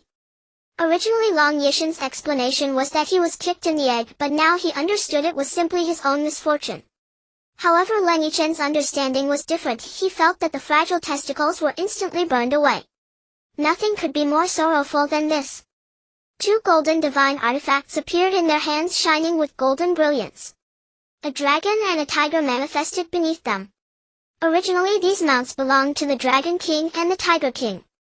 Now as they became divine beings, these 2 divine beasts also attained the status of Tier 2 gods, transforming into the Dragon God and Tiger God. The 2 divine beasts could now be said to possess half the power of Leng Yichen and Leng Xiaoza, essentially becoming the fighters among divine beasts. That was quite impressive. This time, without utilizing any flashy skills, Leng Yichen took the lead and unleashed the shockwave technique. It was not an overly extravagant display. A burst of energy tore through the heavens, confirming Leng Yichen's suspicion that this trial was merely an intellectual one. As the energy dissipated, the endless sky vanished, replaced by a deep tunnel. Indeed, the previous trial was merely a domain, a spiritual realm of the Azura god. Clearly this domain was meant to create illusions, causing one to become lost within fantasies. To pass this trial required absolute energy and intellect. Returning home today, there was no food to eat, was there? Xiaoyi felt a deep pang of heartache. Would he have to cook when he got home? When the teacher learned that I, a male, could actually cook, my biology teacher praised me on the spot, calling me a good man of the 21st century.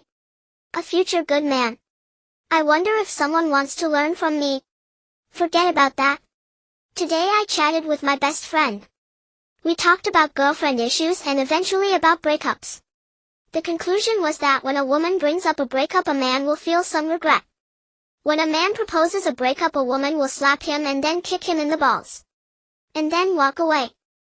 So you see, being a man in the 21st century is tough. You must be able to cook, earn money, and dote on your wife.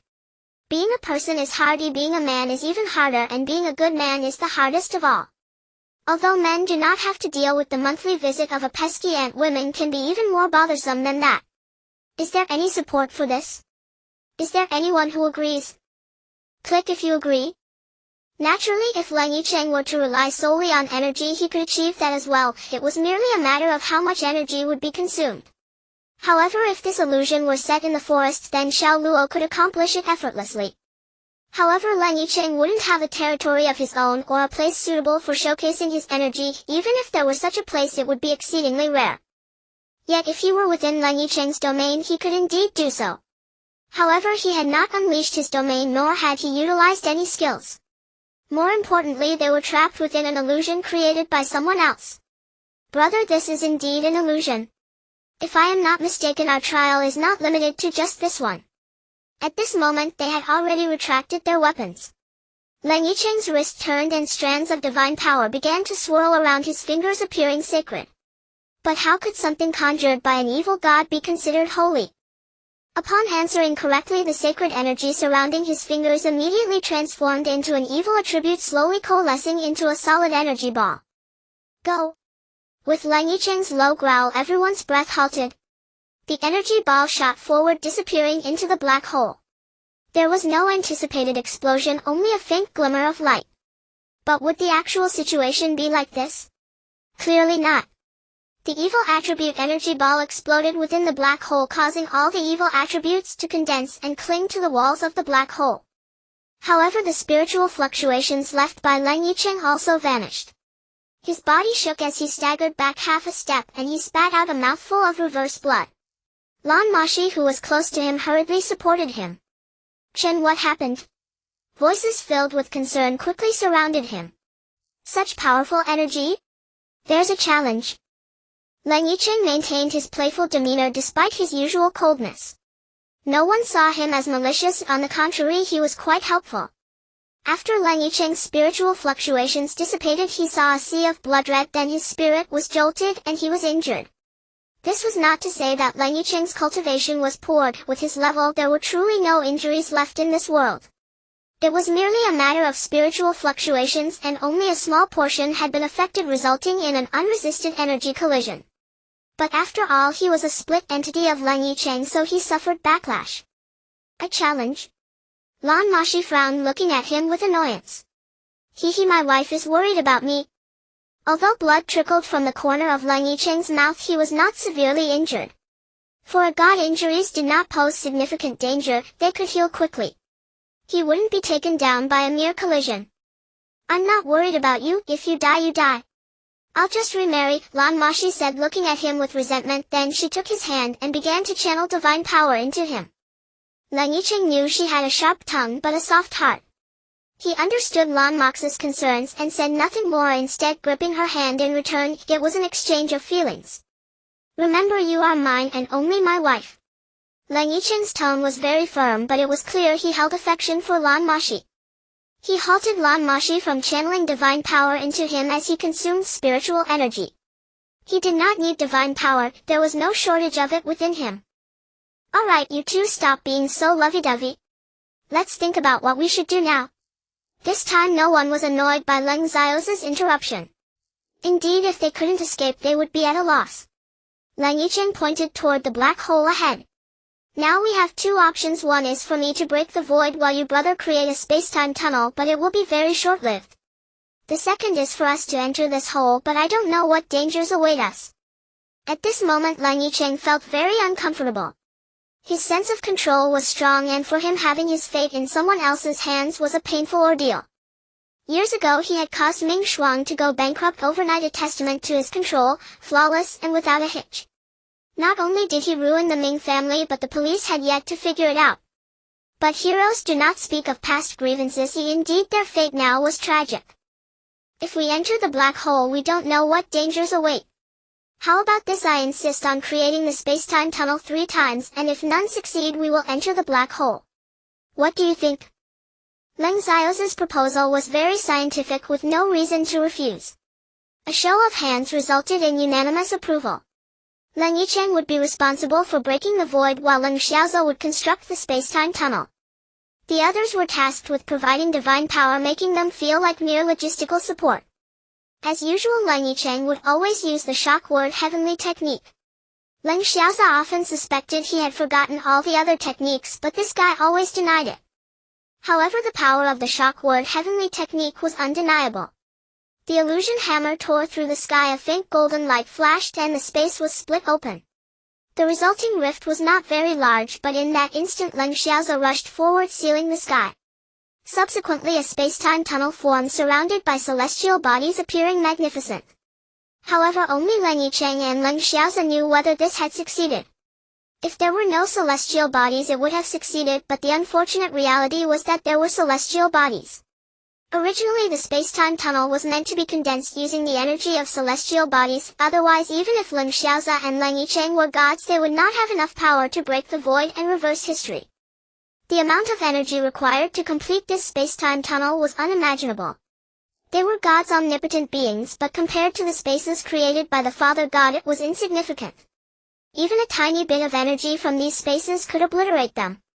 Shaking his head, Leng Yichen again swung the hammer down.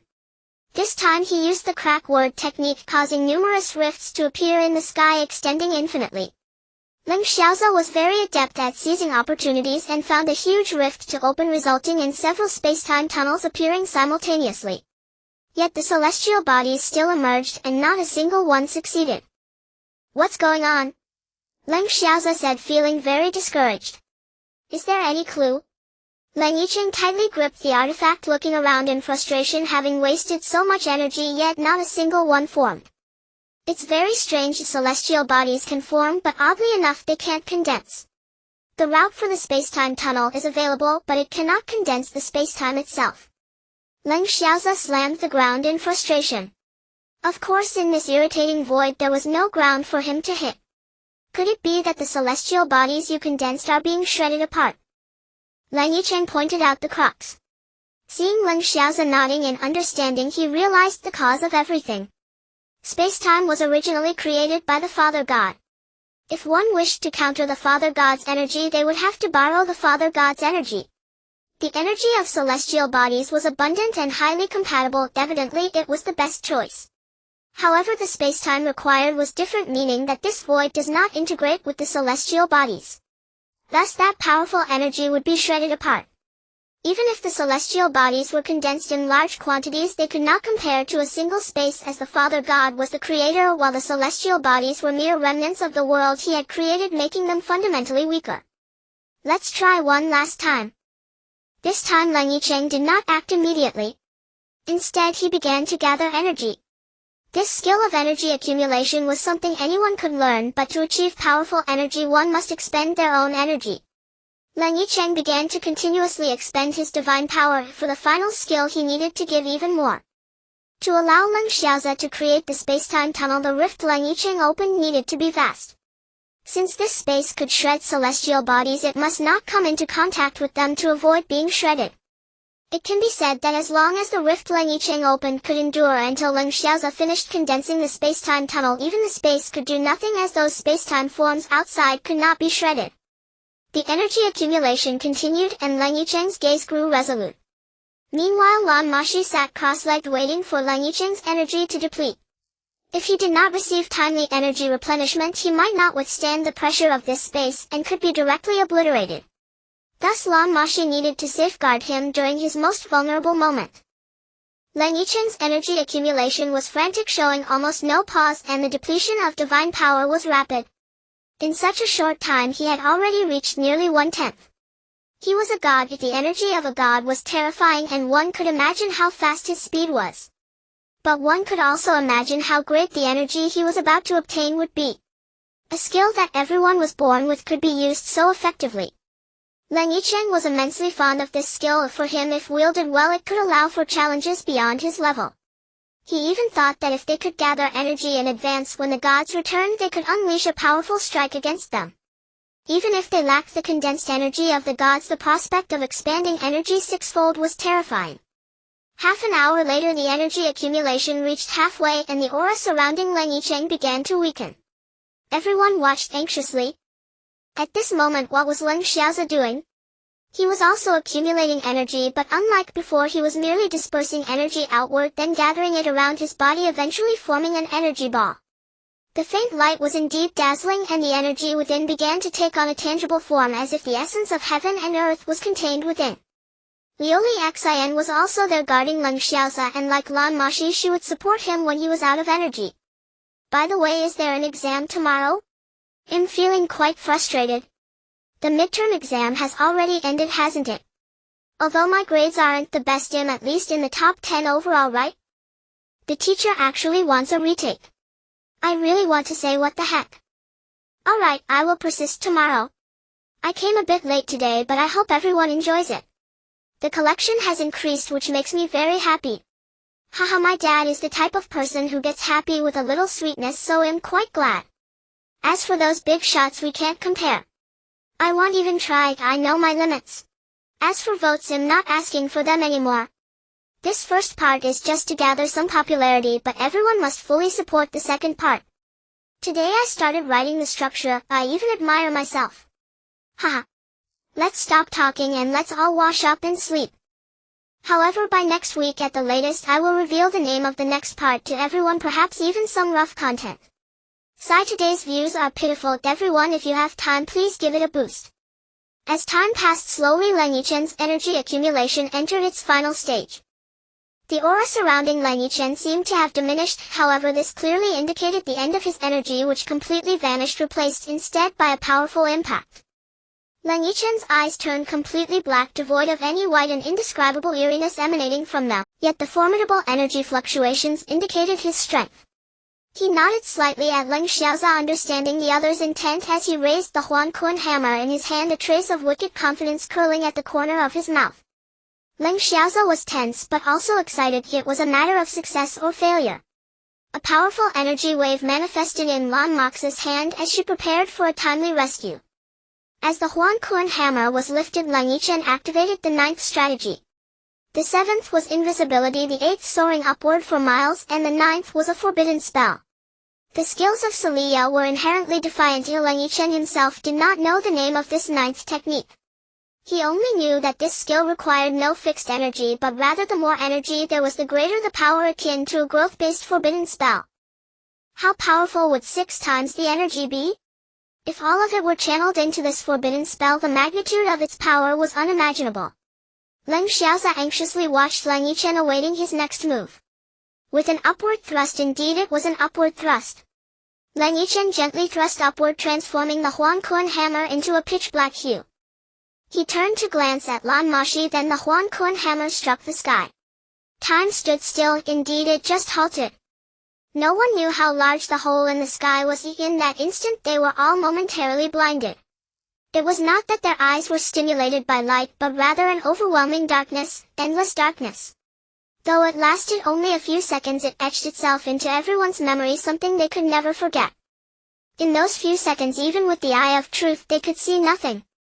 Only Lan Moxi, being of the darkness element, barely caught sight of Leng Yichen's body plummeting straight down. Yichen! Lan Moxi's call awakened everyone. They all came to their senses. At that moment, Leng Xiaoza had already constructed the space-time tunnel waiting for their arrival. However, Leng Yichen was descending rapidly. In just a second he had fallen a considerable distance, and Lan Moxi quickly pursued him. The others entered the space-time tunnel at Leng Xiaoza's beckoning and left the area. However, the heavens heeled tightly and no one could see what would happen inside. They had separated. Xiaoza, what should we do? Lixin asked worriedly, deeply concerned for Leng Yichen and Lan Moxi, as time spent together builds emotions. It's up to fate.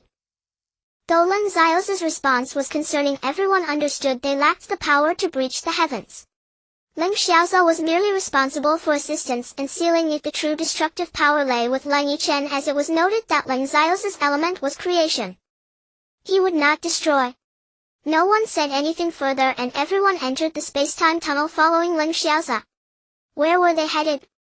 Leng Xiaoza himself did not know. He was aiming for Shura City, unsure if it would work. He had the positioning for Shura City, and the 4 of them proceeded onward. The space-time tunnel was indeed the source of trouble. Leng Xiaoza decided that upon returning he must thoroughly study this space-time tunnel again. As a supporter he needed to master assistance. Meanwhile, Leng Yichen continued to descend, but Lan Moxi had already caught him. Leng Yichen's body had lost its energy fluctuations. The energy accumulation could be said to be a sacrificial skill. Once used, it would inflict significant injury on the body. Even gods were not exempt. A god possesses 3 desperate skills: the flame of life, the soul's fire, and energy accumulation. One can only imagine the extent of the harm that the accumulation inflicts on a god.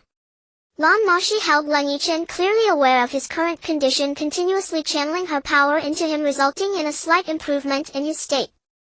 Lan Moxi struggled to stabilize her form. Their descent was too rapid. It was not solely her issue but rather they were being shaken down. The forbidden spell released by Leng Yichen could tear through the heavens, though the energy struck hard even a slight fluctuation of the forbidden spell's energy could bring them down. Maintaining her form, Lan Moxi embraced Leng Yichen and began flying upward. She knew the current situation well. Leng Yichen was not in immediate danger but her energy was nearly depleted. Although she possessed a demigod's physique, she had yet to comprehend the source of the great Tao. Thus her energy absorption was slower than her release, and coupled with supplying energy to Leng Yichen, her own energy weakening was hardly unexpected. Moxi. Leng Yichen slowly awakened, noticing Lan Moxi frantically channeling her power into him. His innate instincts were triggered, adjusting his body, feeling an overwhelming heaviness. With the support of her power they would have been quite relaxed, but now that her energy was nearly exhausted he felt the weight of his body. "You're awake." Lan Moxi's tone carried a hint of tears. Seeing him awake made her heart feel relieved, as Leng Yichen slightly noticed Lan Moxi had settled on a nearby stone. Setting Leng Yichen down, Lan Moxi also lay down on the ground. "What happened?" A smile that would never change looked at Lan Moxi. Even in such circumstances Leng Yichen maintained a playful demeanor. "I thought you were dead." "I'm like a cockroach." Leng Yichen's comical behavior made Lan Moxi laugh. "But what about the others? They don't know where we've gone. We're in big trouble. How do we get back?" Seeing that he was no longer in danger, Lan Moxi felt no worries. For the two of them, each other was what mattered most. He playfully pinched Lan Moxi's nose and began to gather energy in a cross-legged position. The energy in this world was quite troublesome. Leng Yichen didn't know how to describe it, as there were too many impurities requiring numerous repetitions to purify the energy. "Give me your hand." As soon as Leng Yichen's words fell, Lan Moxi obediently placed one hand on his. The energy he had just gathered flowed into Lan Moxi's body. What Leng Yichen was doing now was beneficial to her. The energy that had passed through his divine body was immensely powerful, and when it reached Lan Moxi, especially since his energy was of the evil attribute, it was highly advantageous for her. Let us not forget that she was of the darkness element, and the evil attribute was merely a mutated form of the darkness element having grown stronger.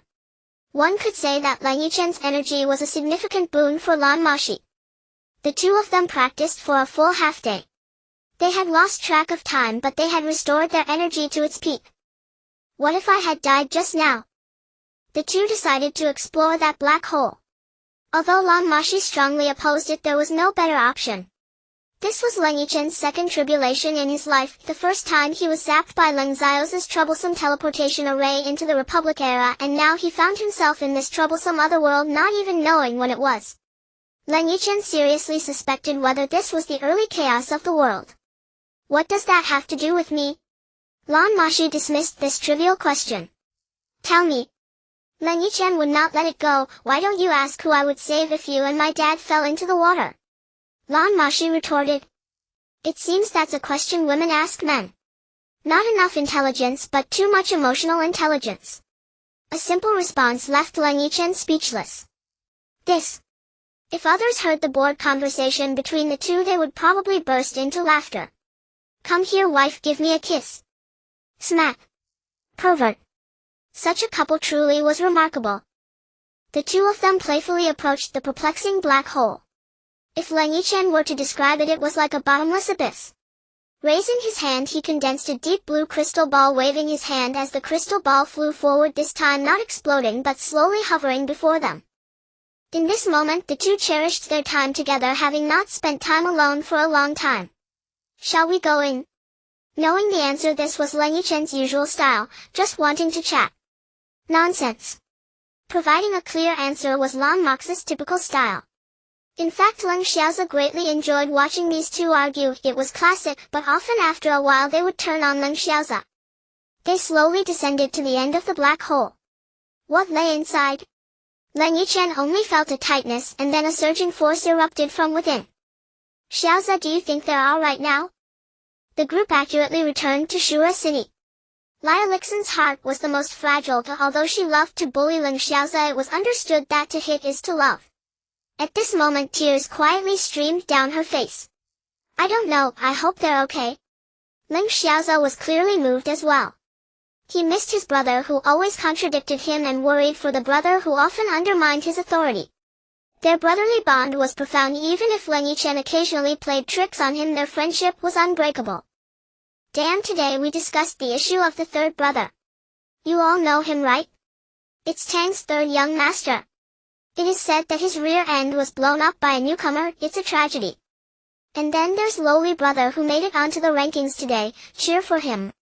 Also there's Fish brother whose collection has also made the list. Congratulations. I really don't know when I can buy it out. In fact, I don't want to anymore, but Xiaoyi understands that one must have goals, right?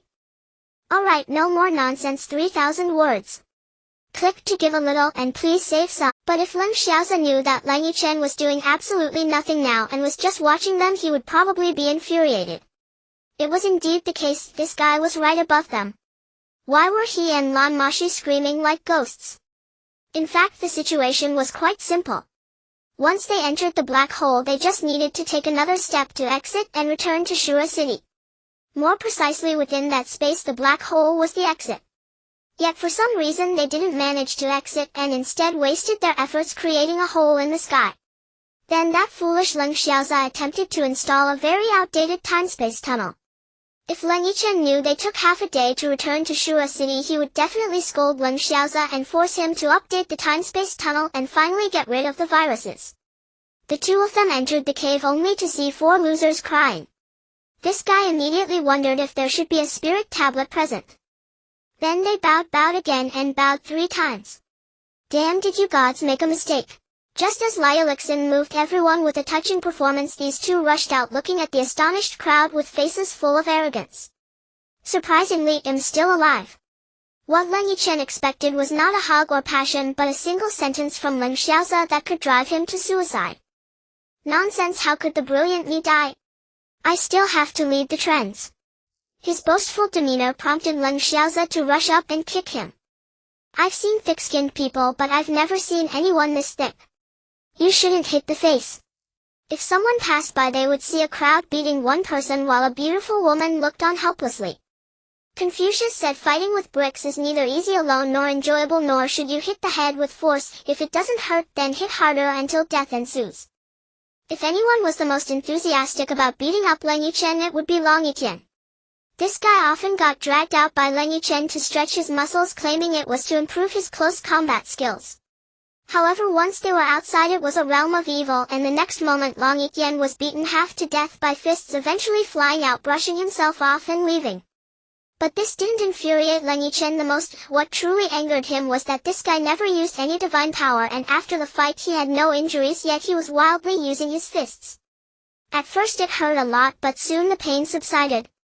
However, in the dead of night, it was like slaughtering pigs. Damn it. Damn, stop hitting me. Leng Yichen roared, his eyes rending, his teeth grinding, and his fists clenched tightly as if he wanted to eat someone. The crowd thought he was really about to explode, but after waiting quietly for a while, the anticipated storm didn't come. Instead, they saw him lower his head and shout at his fingers. They'll tell my mom you're bullying me. Listening to that sultry voice, if one didn't see the person, they would think it was a cute little boy. However, upon seeing him, it was actually a middle-aged man. Indeed, it was a middle-aged man, one could say a handsome one, who had been here for a while and had no beard, with each hair standing upright. He looked like a ruined middle-aged man. Truly pathetic. Damn, I'm not interested in men. Leng Yichen covered his mouth, making a retching expression. But I'm very interested in your flower. With a lewd expression, who else could it be but Leng Yichen? No one else would say such absurd things that left people speechless. After a while, seeing everyone gradually regain their peak, Leng Yichen's heart also settled. He glanced around. If there was no one here, and who didn't know them, they were the murderers. At that moment a gust of bloody wind surged and a wave of killing intent approached, bearing down on the 6 of them. The presents arrived before the person signifying a master. I think you've had enough fun. The emotionless voice originally belonged to Leng Yichen, but today it seemed to have found its master, as if this was his exclusive voice.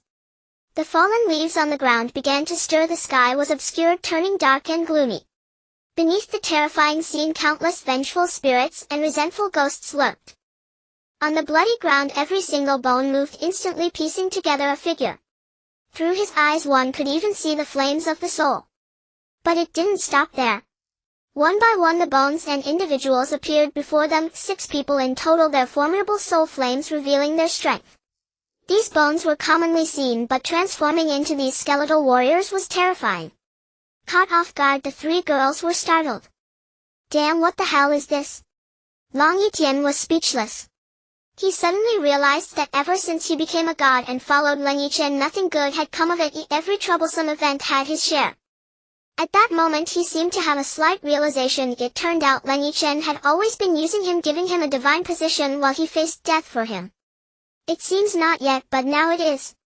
Look at you, you silly fool, have you never seen a necromancer before? Clearly you've never seen the world, you poor loser.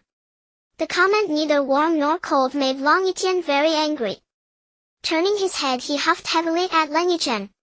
Then Leng's family exclusive armor donned his body and he grasped the dragon pattern sword.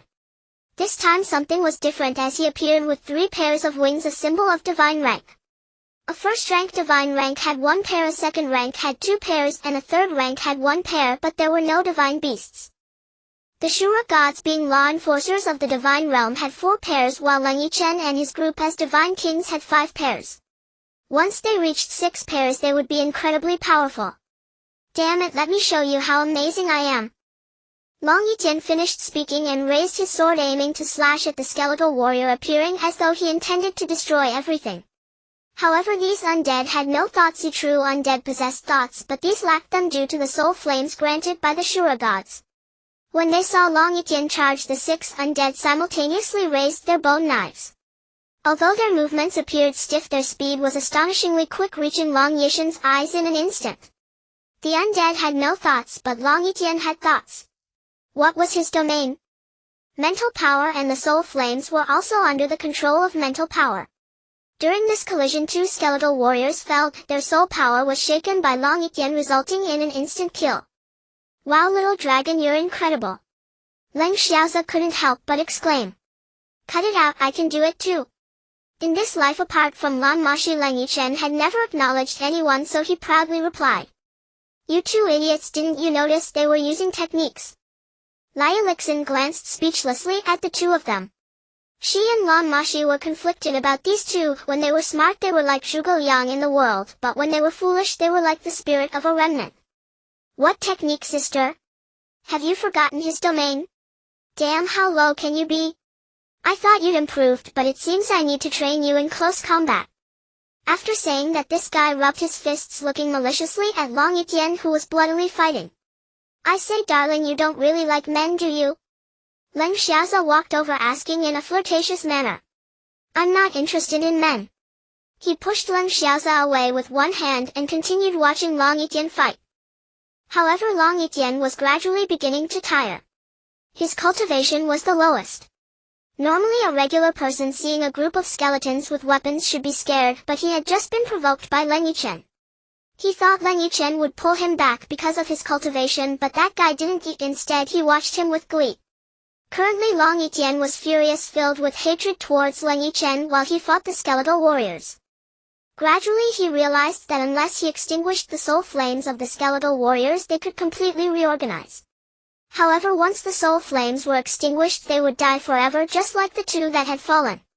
Understanding this principle, Leng Yichen harassed the skeletal warriors with his mental domain while his dragon pattern sword grew in size, stretching to several dozen meters long.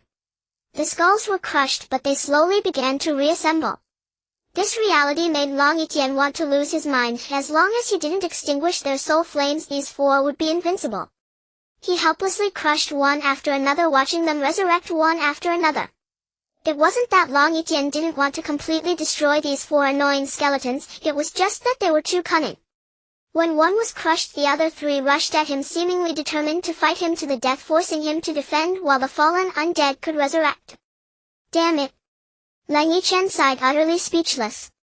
He couldn't directly activate his mental domain and interfere with the 3 undead. Should he kill one and continue dealing with the rest? This was what Leng Yichen most wanted to say, but he no longer wished to speak. Nothing was easier than doing it himself. He summoned the illusionary Kun hammer, and with a flash of white shadow 1 skeletal warrior fell. Indeed it fell, as the skeletal warrior shattered Leng Yichen's dark attributes, absorbed their soul flames, and directly purified them. At this point Leng Yichen realized how nourishing this was. The soul flame of a skeletal warrior was incredibly restorative. In that previously torturous space the injuries he had sustained had instantly healed. Understanding this, Leng Yichen grinned wickedly. Since there was something so restorative, what would he do with his personality? Wow, I've written 100,000 words today. Although I really want to take a break to celebrate, I thought about it and decided to wait until the day after tomorrow. Even if I update today, Brother Cat won't pay me. We still need to pay the electricity bill. Alright, enough nonsense. Today I've written another 3,000 words, and even though Little E updates slowly and has less content, I rarely drop updates. For instance, this month we've managed to keep going. Sigh, looking at my own results I understand what it means to feel heartache. I know what I wrote earlier was quite poor, so when recommending it would be best to mention it. It goes without saying that the Xuanhuan hammer continued to strike relentlessly and the remaining 3 skeletal warriors were also dispatched. Absorbing such a substantial boost, this fellow felt a qualitative leap in his divine power. One must understand that after becoming a god, achieving such a leap in energy would typically take millions of years, yet he was simply that fortunate. All were intrigued by the powerful energy, yet it was merely a figment of their imagination without any substantial action taken. However, Leng Yichen was different. How could he possibly refrain from pursuing what he desired? After absorbing the soul flames of the 3 skeletal warriors, Leng Yichen felt his divine power becoming even purer.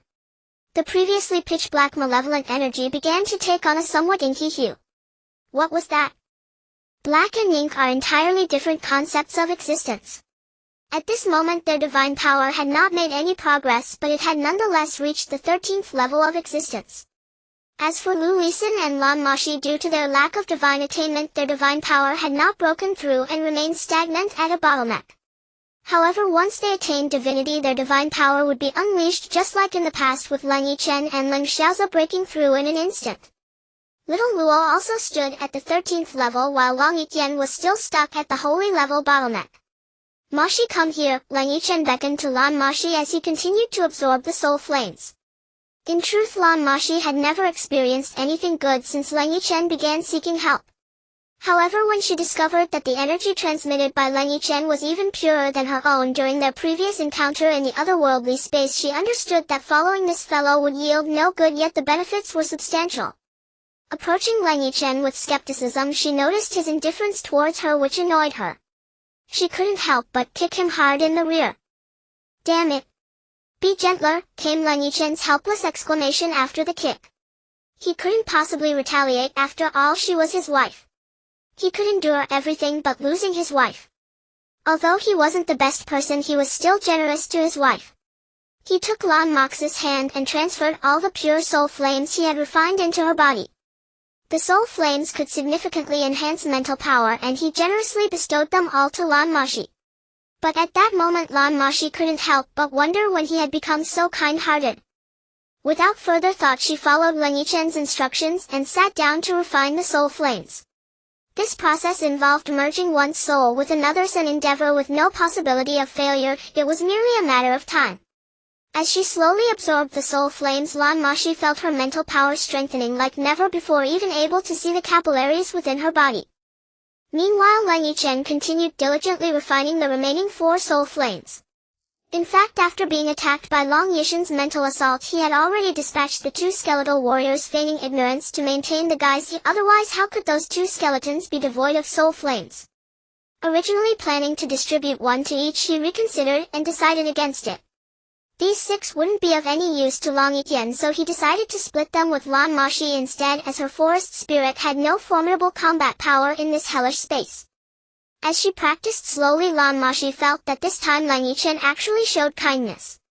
This immense mental power could help her comprehend the essence of the Tao more quickly.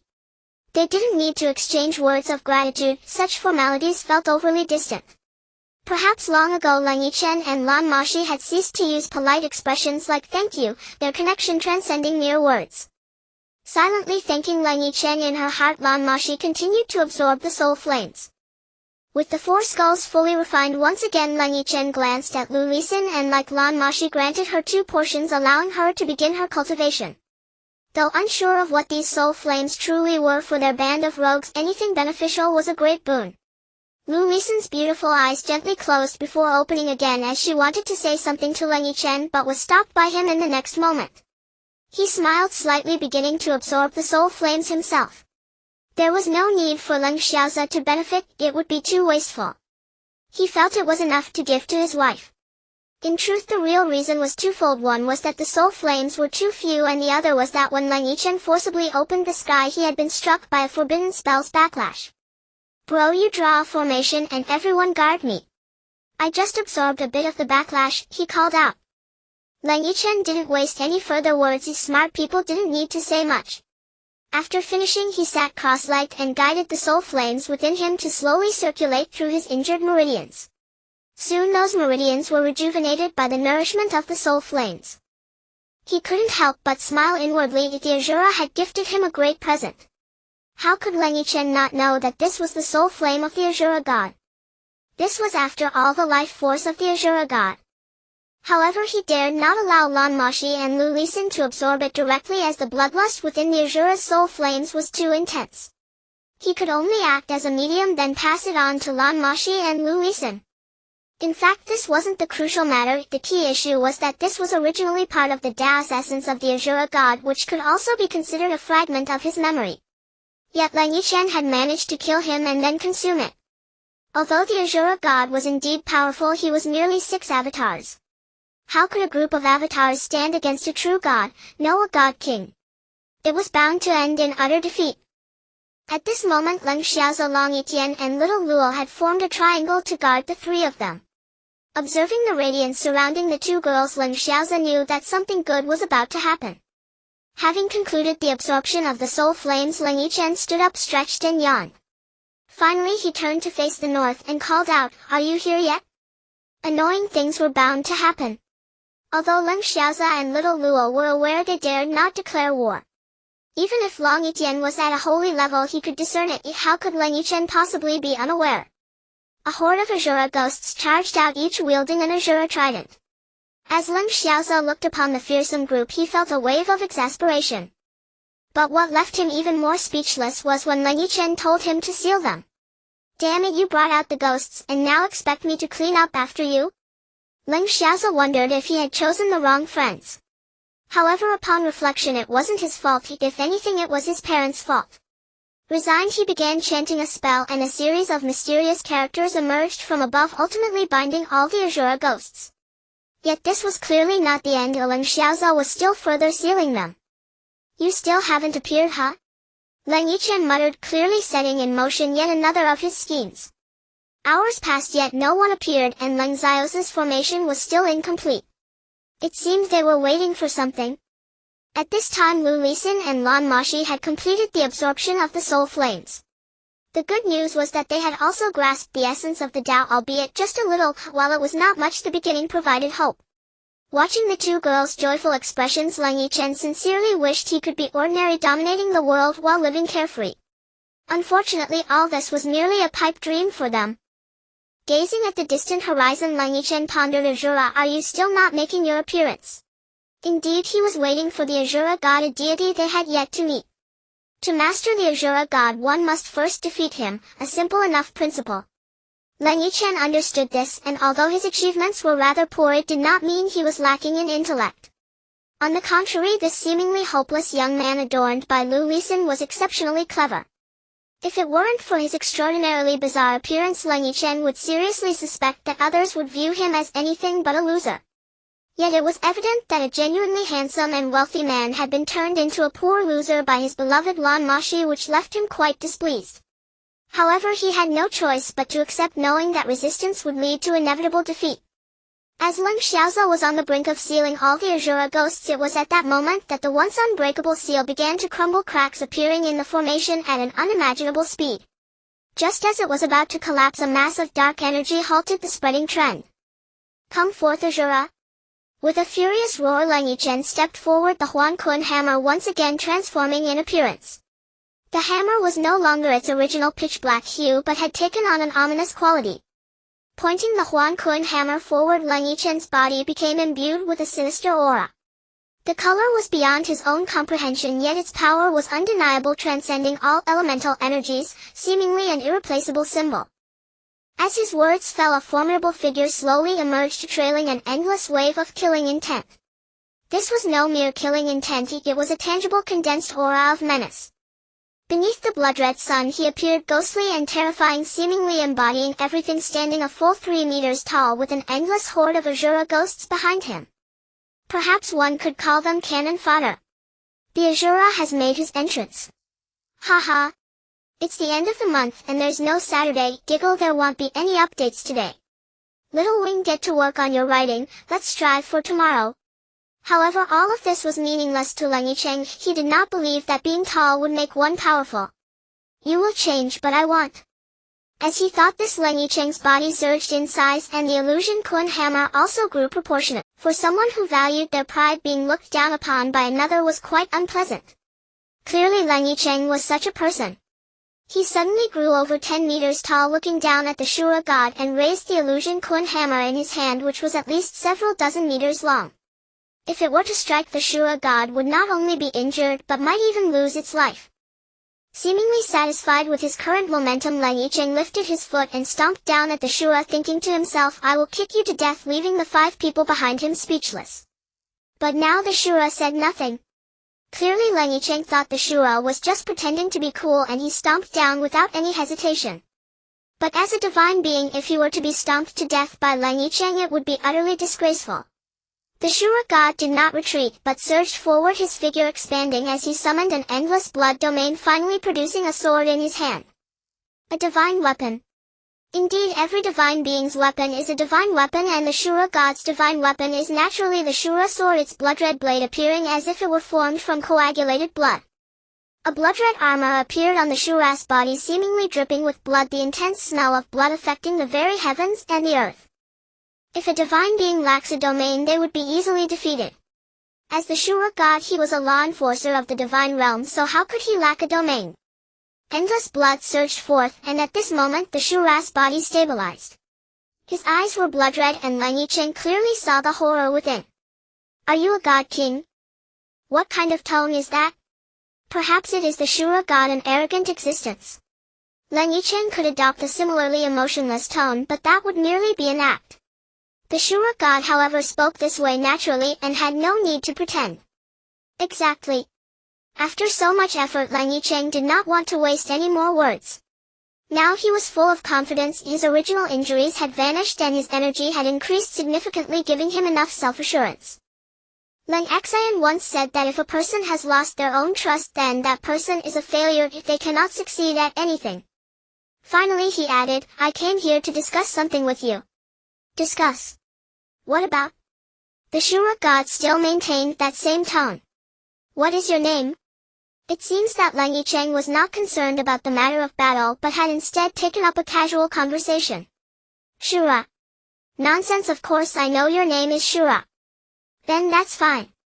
Damn it, to be honest, what we are about to do concerns the survival of humanity, so you need to accompany us. What does the survival of humanity have to do with me? If you can defeat me, then I will naturally listen.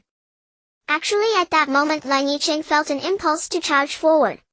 His words were so straightforward that he initially intended to leave the Shura with some strength, but it was still unconvincing.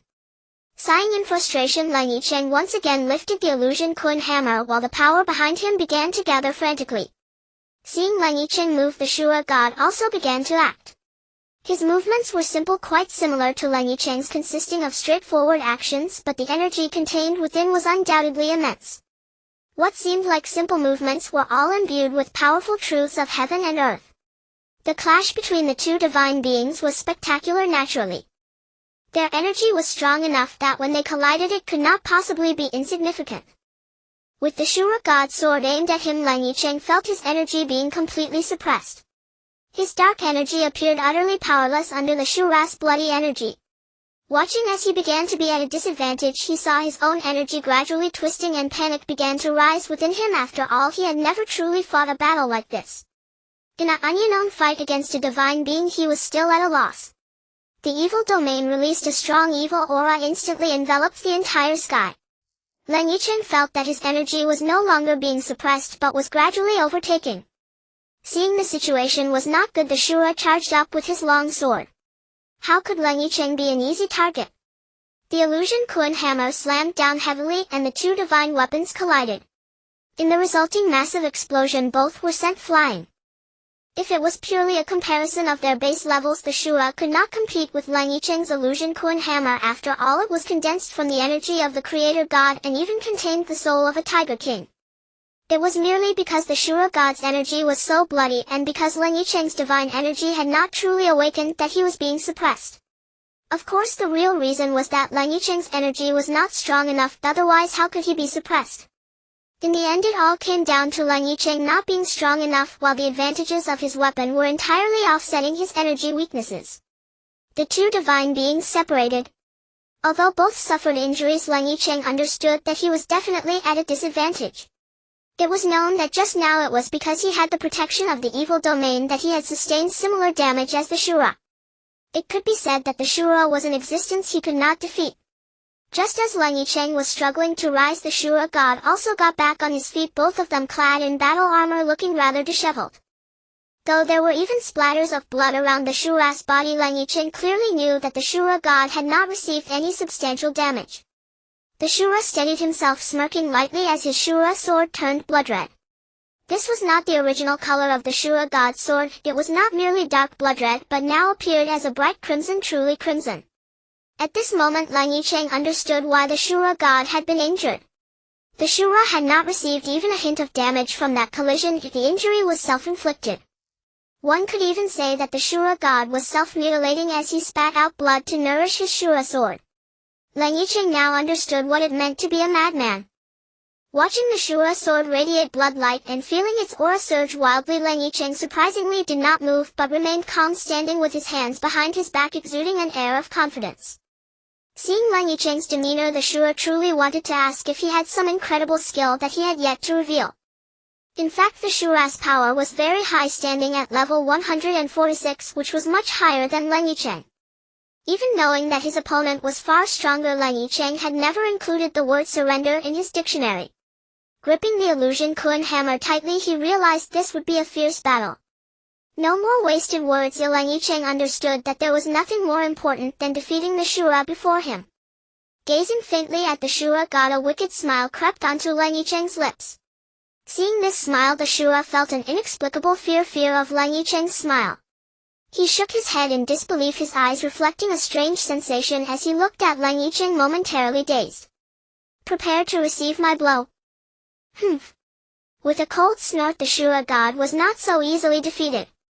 Shaking his head vigorously, he raised the long sword in his hand once more, increasing the pressure against Leng Yichen, causing his grip on the illusion Kun hammer to tremble slightly. Humph.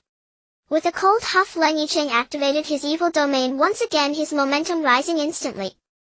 But this time what awaited him was not just the Shura god's long sword, but also the Shura god's blood domain. Yes, it was the Shura god's blood domain, which could also be referred to as the Shura domain. However, it was no longer merely the Shura's domain, for it had evolved into a blood domain, a place where blood flowed ceaselessly.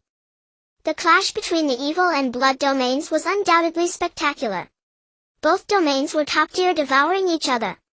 Of course, one can't eat a big meal all at once, even if they knew the other was a great supplement. Consuming it all at once would lead to choking. Thus, the confrontation of the two domains became a battle of mutual erosion. The power of the evil domain was undoubtedly substantial. Just now, having absorbed the soul fire, Leng Yichen had reached the peak of the 13th stage. If he had absorbed all the soul fire as a supplement, he would have already reached the 14th stage. However, he had integrated all the soul fire into the evil domain, which had also reached its peak, with the remaining energy propelling Leng Yichen to the peak of the 13th stage. The evil domain assisted Leng Yichen while simultaneously eroding the blood domain to strengthen itself, but it too was being consumed by the blood domain. Initially the two domains were evenly matched, but gradually the blood domain began to gain the upper hand. Leng Yichen felt his pressure mounting, and the assistance from the evil domain was dwindling until it vanished. Indeed, the evil domain now had no energy left to aid Leng Yichen. It had been eroded too severely by the blood domain, and now it needed to focus on self-preservation. Now you should be the one to lose, right? The Shura god raised his head, revealing a remarkably handsome yet fierce face filled with bloodlust, looking down at Leng Yichen with disdain. In my evil god's dictionary there is no failure. Leng Yichen had lost the support of the evil domain, yet he still stood firm, staring directly at the Shura god, maintaining that wicked smile even though he appeared to be on the brink of defeat. However, the Shura god became cautious. A person who dared to speak such words in this situation could only have two possibilities: one is to scare others, and the other is to possess real ability. The Shura god believed Leng Yichen was the latter. After all, at their level, boasting had no real effect. I'm curious to see what you can do. The Shura never smiles, was the conclusion that Leng Yichen had reached. Firmly gripping the illusion coin hammer, the black light around Leng Yichen intensified. Suddenly his pitch-black hair rose without wind, and the armor on his back began to part.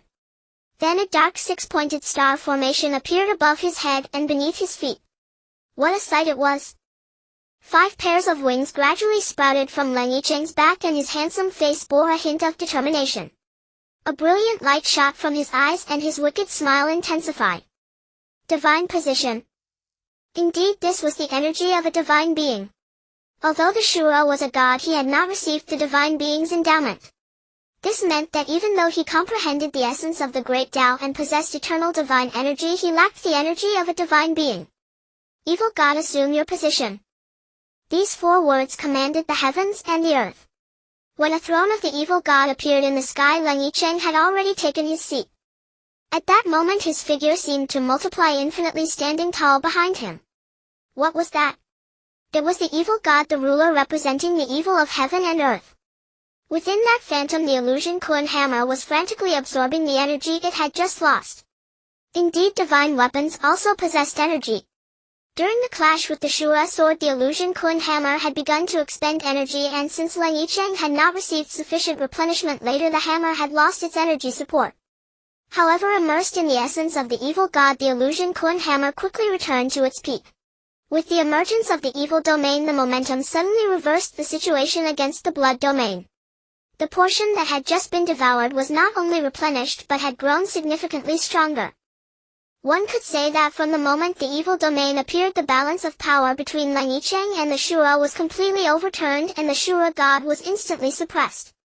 Leng Yichen looked around, seemingly satisfied with everything. It could be said that when the divine position appeared, he had already secured an invincible position. For when the divine position was formed, they existed together with the heavens and the earth. However, if one were to be killed without the protection of the divine position, then revival would be impossible. Yet if the divine position was present, even if one were killed, the divine position could protect their soul, allowing them to reshape their body after enduring years of the essence of the sun and moon. This is why those at the 2nd and 3rd levels of divine beings always carried their divine positions with them. It can be said that apart from freaks like Leng Yichen and Leng Xiaoza who possess the energy to destroy divine positions, possessing a divine position equates to having an invincible existence. What is this? The Shura god dared not look at everything in front of him. Indeed, it was far too bizarre. The sudden emergence of the divine position returned the disadvantage to Leng Yichen, causing the Shura to feel a faint sorrow. This is the divine position. Leng Yichen's response was straightforward, but his actions were even more decisive. The evil domain completely suppressed the blood domain, continuously devouring it while also nourishing Leng Yichen. With a casual gesture, the illusion coin hammer was held firmly in Leng Yichen's hand. Looking at the Shura before him, he was confident he could take him down in an instant. However, he knew this was impossible. The Shura god not only had a higher level but also more techniques. What he lacked was merely the shock of the divine position and psychological fear. Now the Shura finally understood why Leng Yichen appeared so fearless in the later stages. Indeed, from the very beginning, Leng Yichen had been plotting against the Shura god. When Leng Xiaoza went to inscribe that great formation, this conspiracy had already begun. What was the great formation that Leng Xiaoza inscribed? It was clearly an energy-attracting transmission formation. As for why Leng Yichen did not use the divine position from the start, it was not because he was pretending or arrogant, it was simply that he could not use it yet. In truth, no one wanted to wield the divine position. The feeling of dominating others was quite exhilarating. However, divine beings could not tear through the void without their positioning, while divine positions are omnipresent. Breaking through the void requires positioning and time. And arriving too early would obviously be ineffective, as it would alert the Shura, making him less likely to fall for it. Even more frustrating was that once the divine position appeared, it would always float in the sky. Who would be foolish enough to provoke such a situation? One could say that from the very beginning Leng Yichen had no good intentions, he had been calculating the Shura all along. And the Shura had followed his lead step by step, falling into the pit Leng Yichen had dug all under Leng Yichen's guidance. At this moment the Shura god was far from his earlier imposing presence as he looked at Leng Yichen with a hint of confusion, perhaps even fear. Such deep scheming, indeed, if the divine position arrived too early the Shura would escape, and if it arrived too late he would be finished. One could say Leng Yichen was gambling, using his life as a wager. However, upon reflection it was not merely his life at stake. If Leng Yichen were truly killed by the Shura, would Leng Xiaoza and Lan Moxi not intervene? If the other 5 banded together, the Shura would likely be heavily injured as well. One could say that Leng Yichen was standing on an unassailable ground. The iconic smile of Leng Yichen reappeared, and this time the Shura, seeing that smile, understood that for Leng Yichen it was not his ability that was most terrifying but his smile. His smile represented victory and absolute ability. Then please receive my attack. Leng Yichen slowly stood up from the throne of the God King, and the Shura, who understood everything, closed his eyes. He realized that with Leng Yichen's current energy he could easily kill him even with just a finger. This was the terror of substance. A divine being with a divine position is not comparable to a divine being without one. They are simply not of the same level. Blessing of the Forbidden Evil God. Both Leng Yichen and the Shura god's energies were negative, so one could say their energies were on the same path. At this moment Leng Yichen's forbidden spell was an assistive skill, a group assistive skill. To the enemy on the battlefield this forbidden spell was a butchery, to allies it was hope. A wisp of dark evil light burst forth from Leng Yichen's illusion Kun hammer, swiftly penetrating into the Shura's body. Ah! Yesterday Xiaoyi said he would work hard. Haha, did you expect this? 5,000 words. Indeed, Xiaoyi has worked hard today, and tomorrow will also be 5,000 words. Isn't that great? Hee for the dear Shura god. Everyone please click. If there are any tickets, rewards or collections, I wouldn't mind.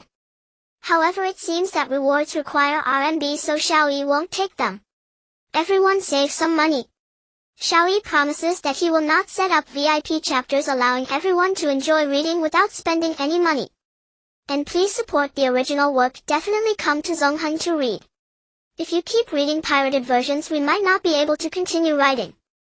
Those pirated websites are too despicable. I have clearly written over 100,000 words, yet they show 200,000. I mean, come on, are several tens of thousands of words just punctuation? Alright, today's update is a bit late, so I apologize. Remember, support the original work. Here is the link. If you read it, please help me promote it. Thank you, hee. Also, if my later writing is not good, please tell the new friends to start from the back, it is more exciting. At first there was no sensation, but soon a strange scene unfolded. Energy from the Shura god was vanishing frantically, and in the blink of an eye 1/10 of it had disappeared without any warning. That was the primordial energy of the Shura god. The 5 people below watched in silence as Leng Yichen unleashed his ultimate move. They were aware of this technique, which was essentially a supportive energy now being utilized according to Leng Yichen's strategy in battle. It could be blocked with just a little energy, yet upon seeing the divine position of Leng Yichen, Shura had already lost the confidence to defend himself. It could be said that Leng Yichen had defeated Shura both psychologically and in terms of power. The Shura god absorbed the energy into his body while Leng Yichen manipulated the flow of energy, making Shura feel as if death might be the better option. Do you submit? Leng Yichen looked at Shura with an air of arrogance, returning to his divine position with a wicked smile still playing on his lips. Confidently placing the illusory Kun hammer into his phantom to absorb energy, Leng Yichen leaned back, adopting a swaggering posture that made him look like a rogue who had just finished a brawl. Having finally managed to control the energy within him, Shura looked up to see this scene and nearly spat blood in anger. He glared fiercely at Leng Yichen and charged forward once more with the Shura sword. At this moment the sword had lost its former glory, appearing dull and lifeless with no energy fluctuations emanating from its dark purple blade. In truth, Leng Yichen was quite shocked, as Shura was truly formidable. Even with all the energy sucked away from him, he could still wield this divine weapon, evoking feelings of admiration within Leng Yichen. However, admiration did not equate to leniency. Anyone daring to provoke him would surely pay the price. The evil god's divine position several meters high radiated a brilliant light with the fierce carvings on it appearing lifelike. The terrifying dark energy surrounding it made Leng Yichen's smile vanish, replaced by a serious expression as he watched the charging Shura slowly raising his hand. Eternal confinement. To his astonishment, since obtaining the title of God King, he no longer needed incantations for his forbidden spells. The forbidden spells taught to him by Leng Xiaozi now resided in his heart, and after becoming the evil god he had also acquired some forbidden spells himself. As Leng Yichen's voice fell, a six-pointed star array descended beneath Shura's feet, pitch black in color. In an instant the array took Shura away, disappearing without a trace. On the ground, Lan Moxi rubbed her eyes, unable to believe what she had just witnessed. Had a god truly been killed in an instant by Leng Yichen? The answer was impossible. After exerting so much effort, it wouldn't be worth it to kill him outright. In reality, Leng Yichen hadn't done anything, he had merely transported Shura into space. And then, there was nothing more, as he had thrown Shura onto a satellite. The next day's world news reported an unidentified person on a satellite belonging to a certain country suspected to be an alien dressed strangely, with weak energy fluctuations on his upper body. Of course, when those space astronauts came to find this peculiar individual, Leng Yichen had already teleported him to Shura City. Shura looked at Leng Yichen speechlessly, feeling a pain in his pride. Oh no, it was a very severe pain. Shura, do you have anything to say? Leng Yichen remained seated on the evil god's throne, prompting Leng Xiaozi to summon his own divine position, resulting in 4 divine chairs appearing in the sky. A god occupied each, but on the 2 massive divine thrones sat a woman as well. Without needing to ask, it was clear that it was Lan Moxi and Lu Lisan. Leng Yichen vowed that once he returned to the divine realm he would definitely grant both Lan Moxi and Lu Lisan divine titles. As for what titles, was there any need to ask? Light and darkness. Damn, my pride hurts. Shura had psychologically accepted following Leng Yichen as his leader, but he still found him irritating. Cut it out. A delicate voice came from Lan Moxi. Normally a beautiful voice would be delightful, but Lan Moxi forcibly altered hers. Although it didn't harm her body, it was truly frustrating, causing Shura to shudder involuntarily and sit down helplessly. Seeing Shura return home to pack, the 6 people understood that their mission was complete. A group of gazes turned towards Leng Yichen, who felt speechless. What the hell? Without any attention they thought of him. Did they think he was an engine? Yet even if he truly thought this, he dared not voice it lest he be beaten up. Shura's journey has ended, perhaps our calamity will soon arrive. Everyone sensed the gravity in Leng Yichen's words and fell silent, but a smile crept back onto Leng Yichen's lips as he murmured, the true Shura should be arriving soon, right? The true Shura? Upon hearing this, everyone was shocked. Are you saying the Shura we just saw was fake? Lan Moxi asked eagerly. If the Shura they had just encountered was a fake, then that was terrifying. With astonishment and fear they gazed at Leng Yichen, who clarified, that was indeed a Shura, but not the true one, he was the blood Shura.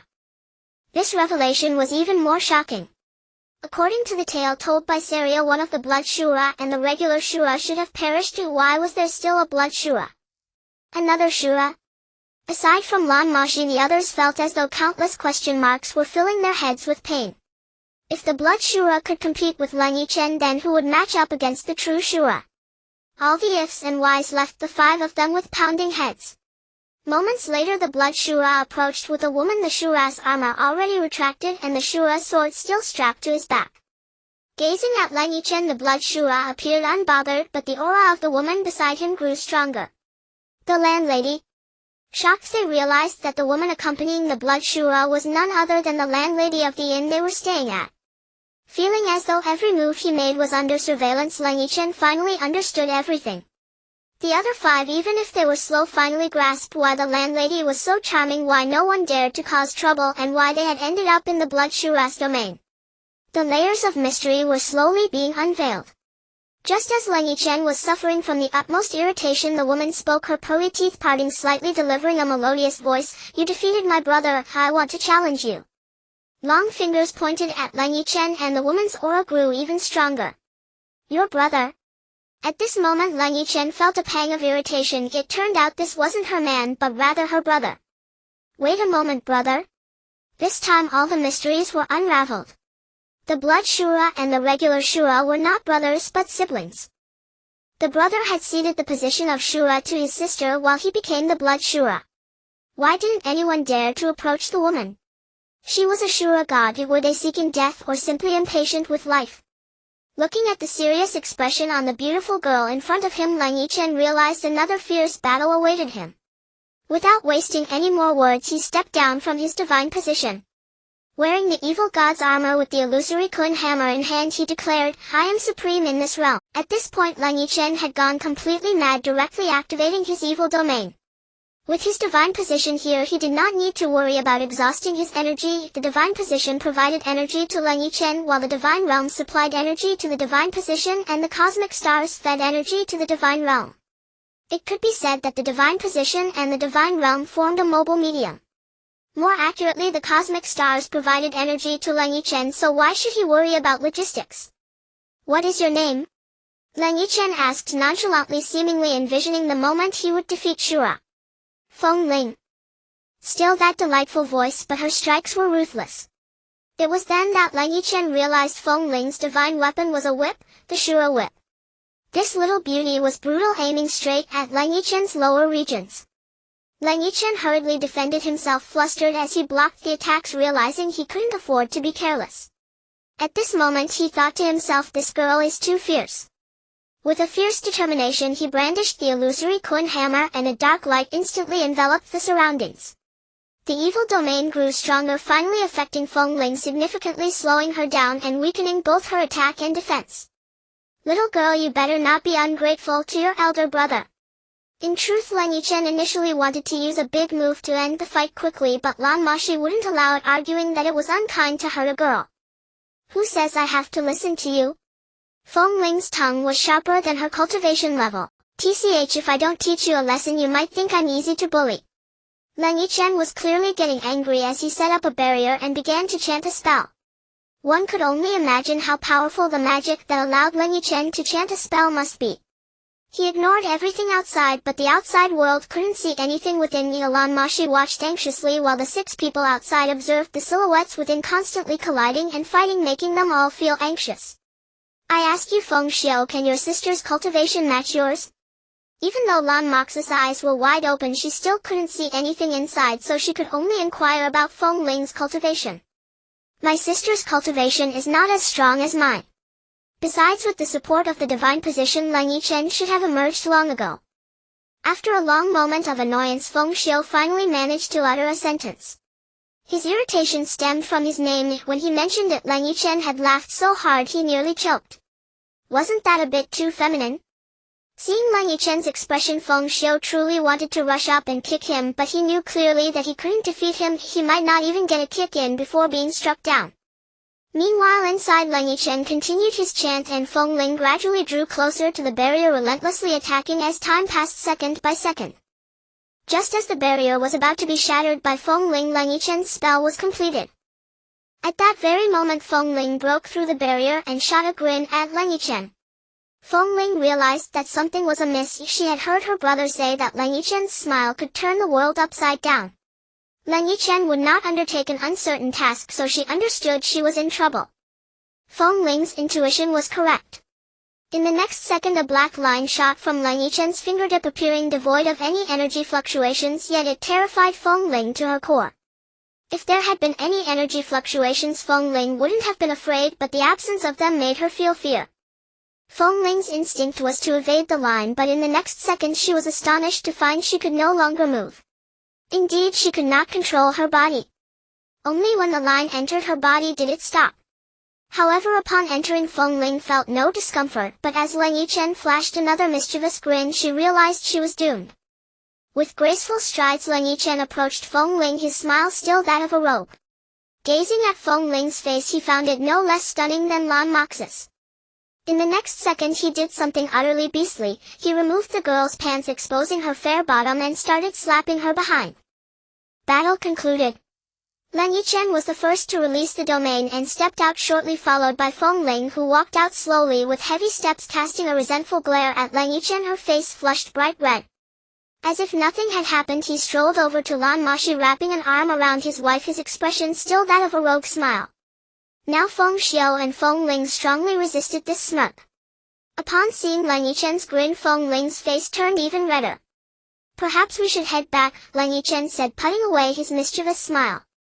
He looked around and realized they had gained much. They had secured 2 divine titles, and they need not fear those returning divine titles. With temporal positioning, they no longer needed to traverse that damn temporal tunnel.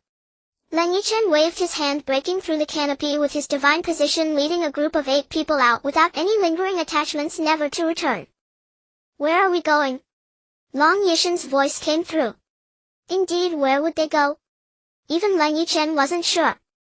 Let's head back to Earth first, Leng Yichen decided, not having a better idea, wanting to check on his parent. Like a shooting star, they darted toward Earth, with Lan Moxi leaning against Leng Yichen's shoulder, her long hair brushing against him. Why had Leng Yichen dared to do such an unthinkable thing earlier? Who else but this little demoness beside him? They found a secluded spot to land. If they had touched down on a busy street, they likely would have been captured and taken back to the laboratory. Looking at the lively group beside him, Leng Yichen felt utterly speechless. A bunch of idiots were gawking around as if they had never seen anything before. He truly wanted to declare, I don't know them. Little Luo was a bit better, but Feng Ling and Feng Xiao were curious about everything. Fortunately, Leng Yichen had given them modern clothing, otherwise they might have been captured for experimentation. Let's go to our home and check on the old man and mom. At this moment, they were in a house in Yangzhou. Leading the group to the garage, Leng Yichen missed his modified off-road vehicle. He found a parking spot, took the car out, and then drove off with Feng Ling, Feng Xiao, and Lan Moxi. Watching Feng Xiao tapping and jostling, Leng Yichen feared he might blow up the car. He shot Feng Xiao a disapproving glance, and this fellow felt embarrassed and subdued. Following suit, Leng Xiaoza brought Lu Lisan, Little Luo, and Leng Yichen into his car. Overall, it was relatively calm. Both vehicles were moving at a slow pace, but once they hit the highway, both cars' engines roared to life, speeding down the road like the wind. Before long, 2 police cars chased after them. Leng Yichen looked back at the officers, suddenly feeling mischievous. He pressed the clutch, shifted gears, released the clutch, and floored the gas pedal, leaving the police cars in the dust amid the roar of the engines. Seeing Leng Yichen's antics, Leng Xiaoza felt utterly speechless, muttering about his pride as he too sped up. In fact, the most annoyed were the traffic police. When they noticed 2 cars showing signs of stopping, they slowed down. Just then the cars shot forward, prompting the officers to pursue, but when they saw another car preparing to stop, they still sped off. The 4 police officers suddenly seemed to realize they were being played. Speechlessly, they pressed the gas pedal harder, chasing after them. Seeing the police officers closing in from behind, Leng Yichen pulled out an M4A1 from his ring and unleashed a barrage of fire, causing the officers to abandon the pursuit. They radioed headquarters, this is 001. We've been attacked, suspecting terrorists. Requesting backup. If Leng Yichen were here to hear the officer's report, he might have laughed out loud. Casting a disdainful glance back, he pressed the gas pedal, speeding down the highway without looking back. 5,000, please click. If the police were to chase after them, Li Ming would never doubt that Leng Yichen would give them an anti-tank missile. The 2 cars sped along the highway. Thinking back, the last time he drove so freely was probably when he was going to school in Yangzhou. Back then he was merely at the peak of the 4th level, but now looking back, he had already reached the peak of the 13th level, and the distance covered was merely a few short years. While lost in thought, he pressed down on the accelerator. The engines roared as the cars approached a near godlike speed, driven by Leng Yichen. However, this was only a thought. If he were to use the technique soaring straight up for 90,000 miles, he could probably reach home in mere seconds. He tossed a cigarette to Feng Xiao and lit one for himself as music played inside the car while a CD was pushed in. Leng Yichen continued to drive, and after a while he opened the car window to flick away the ash. Through the rearview mirror he saw a shocking scene. Feng Xiao was trying to smoke, but couldn't manage to get any smoke. Leng Yichen glanced at Feng Xiao with exasperation, handed over a lighter and gestured for Lan Moxi to help him light it. Soon after, he saw Feng Xiao coughing uncontrollably. He exited the highway, navigating a winding country road, slowly driving deeper inside. Among the towering mountains, the Leng residence appeared, now visible and hidden. Mom and Dad, are you well? With emotion in his heart, Leng Yichen couldn't help but accelerate a bit more. Before long they entered the Leng residence. Looking at the towering villa and the vast grasslands, Leng Yichen knew that his parents were doing well. The 8 of them got out of the car and walked inside. "Ah, who is that?" A servant stopped in their tracks and asked the person next to them. "Who knows, but they look so familiar." Since childhood these servants have watched him and Leng Xiaozi grow up, how could they not recognize them? Suddenly one shouted, "The 2 young masters are back." This shout startled everyone in the house, and they rushed out looking at the 2 with utter disbelief. They weren't dead and resurrected, it was just that they had been away for a bit too long. But their feelings were understandable. Leng Yichen said nothing more, smiling kindly. Although it was still that mischievous grin that frightened Feng Ling and Feng Xiu, it brought warmth to the servants. Leng Xian also slowly walked out accompanied by his mother. At that moment Leng Yichen and Leng Xiaozi rushed forward and hugged them tightly. Perhaps their parents didn't understand much, but how could Lan Moxi and Lu Lisan not comprehend? After all, how many lives and deaths had they experienced? How many times had they turned danger into safety? They reminisced and introduced each other without saying much more as the group walked into the living room while the servants went to prepare lunch. Perhaps this was the happiest thing for Leng Yichen recently. Soon after, Leng Xian called for Lan Moxi and Lu Lisan's parents to come over. What followed was a scene reminiscent of life and death partings, but these were tears of joy. "Yichen Xiaozi, come here for a moment." Jikong had unknowingly walked out. His appearance hadn't changed, he still looked like the monk who roamed the world. It seems that fate had brought him to stay in the Leng family. Seeing Jikong made Leng Yichen and Leng Xiaozi nod in understanding and walk out together. At this moment Lan Moxi also turned her head, and seeing them walk out she merely smiled faintly. Her abilities were now nearing the divine level, naturally allowing her to sense everything around her. Although she and Lu Lisan had only grasped a bit of the essence of the Tao, it was incredibly precious. It was the soul fire given by Leng Yichen that allowed her to comprehend. "Master. Once a master, always a father." Leng Yichen and Leng Xiaozi called out as they just exited the villa following Jikong. Jikong nodded slightly. How profound was his Buddhist philosophy? He no longer cared about worldly fame. As for Leng Yichen and Leng Xiaozi calling him master, he was happy to accept.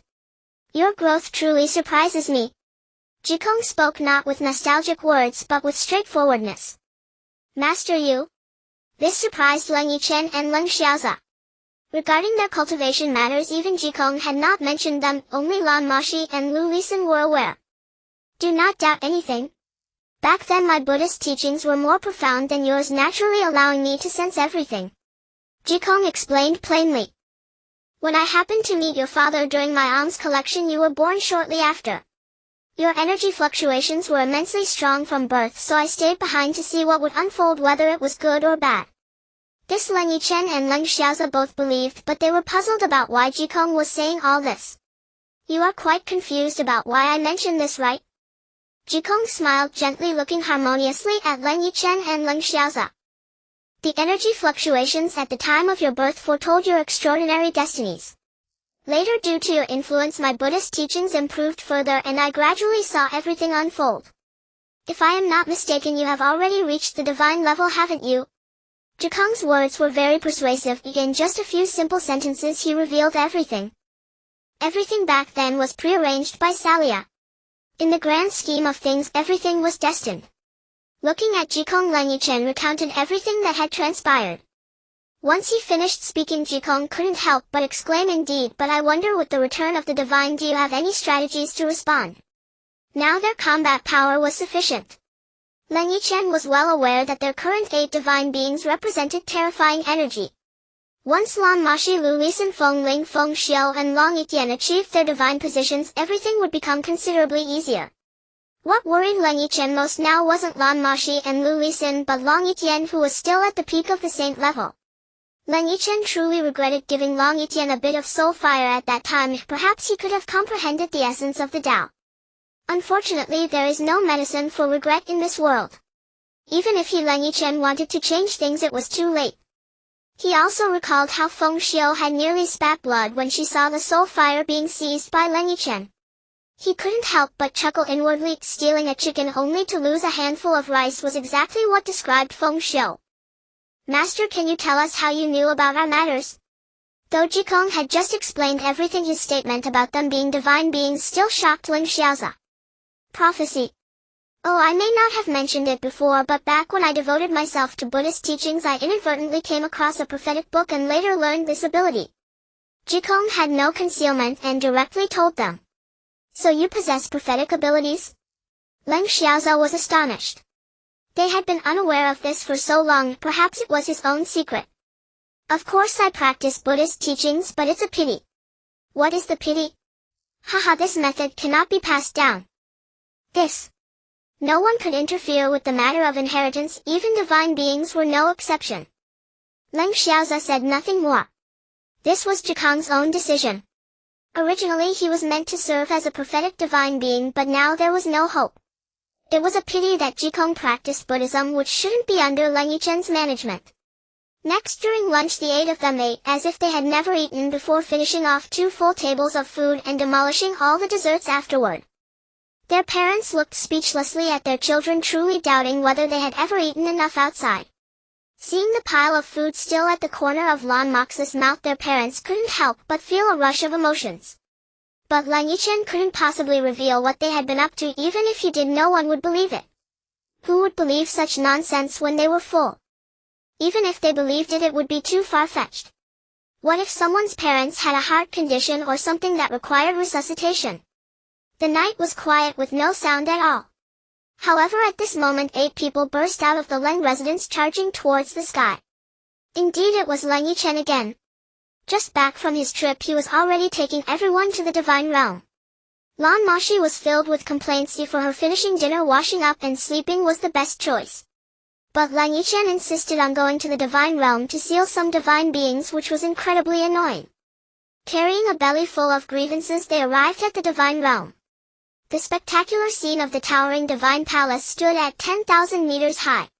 Feng Ling and Feng Xiu finally understood why they could not defeat the others. Their houses were grand. But when they saw the grand gates of the divine palace, Feng Ling and Feng Xiu, just like Leng Yichen back then, stood there with their mouths agape. Finally back, Leng Yichen really wanted to shout, but gods needed to maintain their image. He deliberately kept himself composed. Lan Moxi looked disdainfully at Leng Yichen, unimpressed. The beautiful woman was angry. She had been dragged from her bed. Lan Moxi was quite displeased. Time to seal a divine being below. Looking dramatically at the crowd, Leng Yichen and Leng Xiaoza walked up to the divine position. What bothered Leng Yichen the most was that the position of goodness and evil were placed side by side. He had no idea which was superior, so he just watched who spoke first. All hail our king. Leng Yichen truly didn't know what Xiao Luo was thinking, kneeling down directly. Seeing Xiao Luo kneel, Feng Ling and Feng Xiu didn't understand the situation and followed suit, leading everyone to kneel. At this moment, Lan Moxi and Lu Lisin were already planning how to deal with these 2 rude fellows when they got home. Clearing his throat, Leng Yichen pretentiously shouted, "Seal Lu Lisin as the goddess of light governing all elements of light, may light endure between heaven and earth.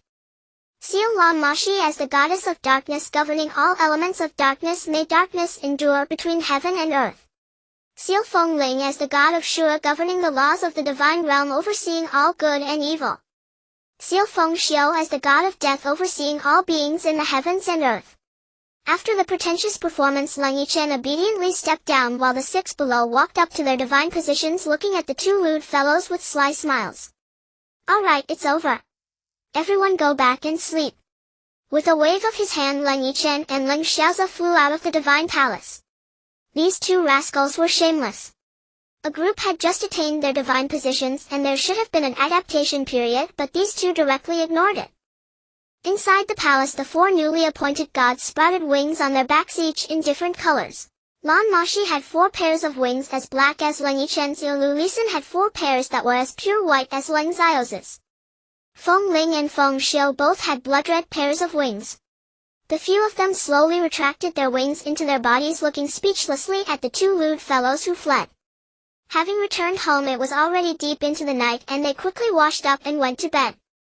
The next day, Leng Yichen mentioned retiring and passing his position to Leng Xiaoza, asking Leng Yichen to assist him. As a result, these 2 nearly scared Leng Yichen to death. This was no joking matter, they still hadn't resolved their own issues yet their father wanted to give his position to them saying he was still in his prime and that they were too young. After some back and forth they finally settled the matter with their troublesome father. Leng Yichen and Leng Xiaoza were too lazy to deal with his mess. To put it frankly, Leng Xian was an absolute good example of how to lead their children astray. What fighting, what chasing girls, weren't all these taught by Leng Xian? Old man, where has my sister been these days? It could be said that Leng Yichen had come home for so many days without caring about his sister Leng Yan. Ah, finally missing your sister, huh? What do you think she is doing at this time? Leng Xian put down his newspaper looking disdainful. She should be at school. Leng Yichen had a face full of frustration. He had been away for so long, how could he know what had happened? Haha, that's right, she's at school. Missing her? Go pick her up from school. Okay, but which school? At that moment Leng Xian had the impulse to slap Leng Yichen for not caring about his sister Leng Yan as much as Qin Qiong did. Women's Experimental High School. Alright, I'll go. He climbed into the car without saying a word.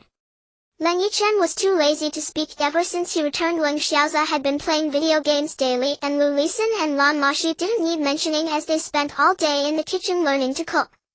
But Leng Yichen could guess what they were up to with just a finger. Leng Xiaoza's gaming was not something they would bother him about, so the task of tasting the food fell to Leng Yichen. As a result, over the past few days Leng Yichen's stomach had been in quite a good state. Finally he had the opportunity to escape. He wouldn't be foolish enough to ask Lan Moxi if she wanted to join. Moreover, the last time he visited their kitchen Leng Yichen nearly died of fright. It was a complete mess. But what could the servants say? One was the first wife and the other the second wife, each with their backgrounds and support. As a result Leng Yichen had to swallow down things he couldn't eat, which were all premium ingredients, yet the dishes. What could Leng Yichen say? He sped toward Women's Experimental High School looking at the tall teaching building and couldn't help but feel emotional. Being an emotional person, he loved to reminisce. However, it wasn't wrong. If he hadn't discovered the cultivation method, he might have been studying diligently in school now. After pulling the handbrake and parking the car, Leng Yichen slowly walked to the school gate. Stop! What are you doing? The security guard immediately stepped out to block Leng Yichen. Looking for my sister. Looking for your sister? Damn it, your sister! Thus a 90s kid and a 70s grandpa began a quarrel. In the end the old man was left speechless and Leng Yichen finally understood he and this grandpa were from different eras and of course he wouldn't understand the internet language.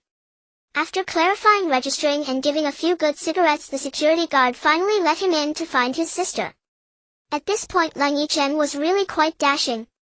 With his dark hair and handsome features he could charm countless girls. Plus he had a notable family background. He swaggered into the girls' middle school following the security guard's directions, climbed to the 6th floor of the teaching building, turned left at 14 corners near the restroom, then turned right, went down a floor, climbed 2 more floors and finally found that annoying classroom after turning right at 14 corners. Now he understood the security guard's intentions. What was this about? Wasn't it just a curse directed at him? This was absurd. He had been tricked into walking so far. He looked inside speechlessly and immediately spotted Leng Yan. Upon seeing his sister again, Leng Yichen nearly failed to recognize her. Girls really changed a lot as they grew up. At this moment Leng Yan had blossomed into a stunning beauty. Moreover, having been well-nourished since childhood, Leng Yan had developed a curvy figure. Qin Qiong was truly fortunate. Thinking of this, Leng Yichen forced himself to control his thoughts and calmly knocked on the door. Who are you? The door was opened by a teacher and seeing the aging teacher, Leng Yichen had nothing to say. He directly stated his purpose and then Leng Yan flew out and leaped into his arms. What truly annoyed Leng Yichen was that he hadn't even clarified his relationship with Leng Yan and this teacher directly assumed that he was Leng Yan's boyfriend. Misunderstandings continued to unfold. Watching the teacher approach like a torrential rain, Leng Yichen suddenly understood the situation. Explanation was a cover and covering up only confirmed the truth. Leng Yan in his arms grabbed Leng Yichen's ear and bit down hard. Brother, did you miss me? Leng Yan still couldn't change her mischievous nature. Like Lan Moxi in Leng Yichen's eyes, she was still a child who would never grow up. Damn it, he had written 5,000 words at home today, but he only saw 2 clicks. He was immediately filled with despair. Why? Please give me a reason. 5,000 words. Can everyone please support a bit more? I'm just asking for clicks. Have you missed your brother? Leng Yichen affectionately stroked Leng Yan's head as if she would never grow up. In his eyes she was that innocent, the little sister who always hid behind him to watch him fight yet feared for his safety. Of course I have. She released his ear, buried her head in his chest and giggled while biting his pectoral muscles, though her bite was anything but gentle, making him gasp in pain. It could be said that Leng Yan grew up under Leng Yichen's protection since elementary school. Once when a male classmate bullied her, she told him, and he directly summoned a group of underlings to harass the boy's family daily until the student transferred and his entire family moved away from Suzhou. After that no one dared to provoke Leng Yan at school. Offending a beauty was one thing, but offending her brother, especially a rogue brother, was sheer misfortune. Thus Leng Yan grew up under the protection of Leng Yichen, Leng Xiaoza, and Qin Xiong. As for being bullied, she had long forgotten what that felt like. Second brother. Just as Leng Yichen and Leng Yan were chatting animatedly, 4 underlings approached, bowing at a perfect 90-degree angle, respectfully greeting Leng Yichen. When Leng Yan first entered the experimental girls' middle school, she had a group of underlings following her, all bowing and scraping behind her, which led the girls to harbor improper thoughts. Then rumors about her being a gangster's woman spread wildly. The next day those who spread the rumors vanished from the world, silenced forever. And then you may go. I'm taking the young miss home today. Leng Yichen waved his hand, tossing a few thousand yuan. Go buy yourself some cigarettes. It could be said that Leng Yichen was the most easygoing among the leaders. Every time he came to pick up Leng Yan, he would give some money to the underlings to improve their lives. Yes, second brother. The group of underlings happily disappeared into the school hallway. Second brother. It had been a long time since he was called that. Shaking his head, Leng Yichen took Leng Yan's hand and disappeared without looking back at the end of the corridor. Then came a flurry of gossip from a group of girls. Hey, who do you think that handsome guy was? I wonder if he has a girlfriend. I don't know. Maybe he's her boyfriend. Oh, Leng Yan is so lucky. But she called him brother. Brother could also be a lover. If Leng Yichen and Leng Yan had heard this, they wouldn't have known how to explain. Holding Leng Yan's hand, he didn't know what to say. It had been a long time since he felt this way. Little Leng Yan used to trot behind Leng Yichen and Leng Xiaoza, watching as they took her to internet cafes, KTVs, bars, and dance halls. Little Leng Yan was always their shadow, but Leng Yichen and Leng Xiaoza were more than happy to bring her along. Innocent and adorable, she was a beauty even as a child, especially in her princess dress, trailing behind the 2 extraordinary brothers. Wherever they went, they were the envy of all. Xiaoyan, it's been a while since I took you out to play, hasn't it? Leng Yichen looked at her long hair, then thought of his wife sighing. He had no idea what kind of mess Lan Moxi had made of the kitchen, not to mention Lu Lisan. He doted on this sister immensely. Perhaps among his family the one he could never let go of was Lan Moxi, but the second was undoubtedly Leng Yan. Yeah, after you and big brother went to Yangzhou, you rarely called me. You didn't come back for years. I thought you had abandoned me. Leng Yan pouted with grievance. With her makeup-free face, Leng Yichen couldn't help but reach out and gently pinch her little nose, shaking it left and right. To an outsider they might have looked like a couple. Second brother, stop it. Forcefully shaking off his hand, Leng Yan chased after him. Leng Yichen ran ahead swiftly with her in pursuit, without any trace of spiritual power, until she collapsed onto the grass from exhaustion. He slowly walked over and lay down beside her. By the way, how are things with you and Qin Xiong? Leng Yichen suddenly blurted out. Brother Qiong. Leng Yan was a bit surprised. Yeah. What's wrong? Second brother, don't you know about me and brother Qin Xiong? What happened? Brother Qiong's family fell from grace and our engagement was annulled. Father then arranged for me. No further explanation was needed. Leng Yichen understood everything. Aside from the bond of father and son, Leng Yichen felt only indifference toward Leng Xian. For instance, when he was 14, his father betrothed him to a girl from another family, which disgusted him. How could a political marriage ever bring happiness? Do you still love Qin Xiong? Without another word, Leng Yichen was now concerned only with Leng Yan's feelings. For his only sister, he would not allow her to suffer even the slightest harm, especially in matters of marriage. For someone she didn't love, no amount of benefits could sway him. Second brother. At this, her earlier excitement vanished. She clung to his shoulder, sobbing uncontrollably, her delicate frame trembling. Even at 176 meters tall, she still seemed so fragile in his arms. She nestled against him like a little bird, silent. Naturally, he understood her thoughts. Qin Xiong had grown up with them. Leng Yan and he had been engaged from the start. And how did Qin Xiong treat her? He was beyond kind to her. Without another word, Leng Yichen had already decided that no matter what happened, he would not let her enter into this political marriage. As for those who opposed them, if Leng Yichen wished it, they would vanish from the world forever. Second brother, what are you thinking? Lying in her brother's arms, Leng Yan felt safe for the first time. Perhaps for this brother who had always protected and cherished her since childhood, she harbored deep affection, of course the familial kind. Their father spent his days scheming to expand his territory while their mother had little say. All her life it was her brother who had cared for her. All right, silly sister, let's go home. I'll take care of this for you. If they disagree, I'll fall out with them. No matter what, the family business now, including that 1/3, was earned by me and your big brother. Indeed, back when they annihilated the Ming family, the Leng family's territory instantly expanded by half, which was why Leng Yichen could speak thus. Dusting off the dirt from his clothes, Leng Yichen led Leng Yan toward the troublesome BMW. She naturally recognized the car. When he first drove it home, he immediately took her and Leng Xiaoza for a spin. On the highway, she screamed as the three of them partied all night, wearing down the tires until the car drifted.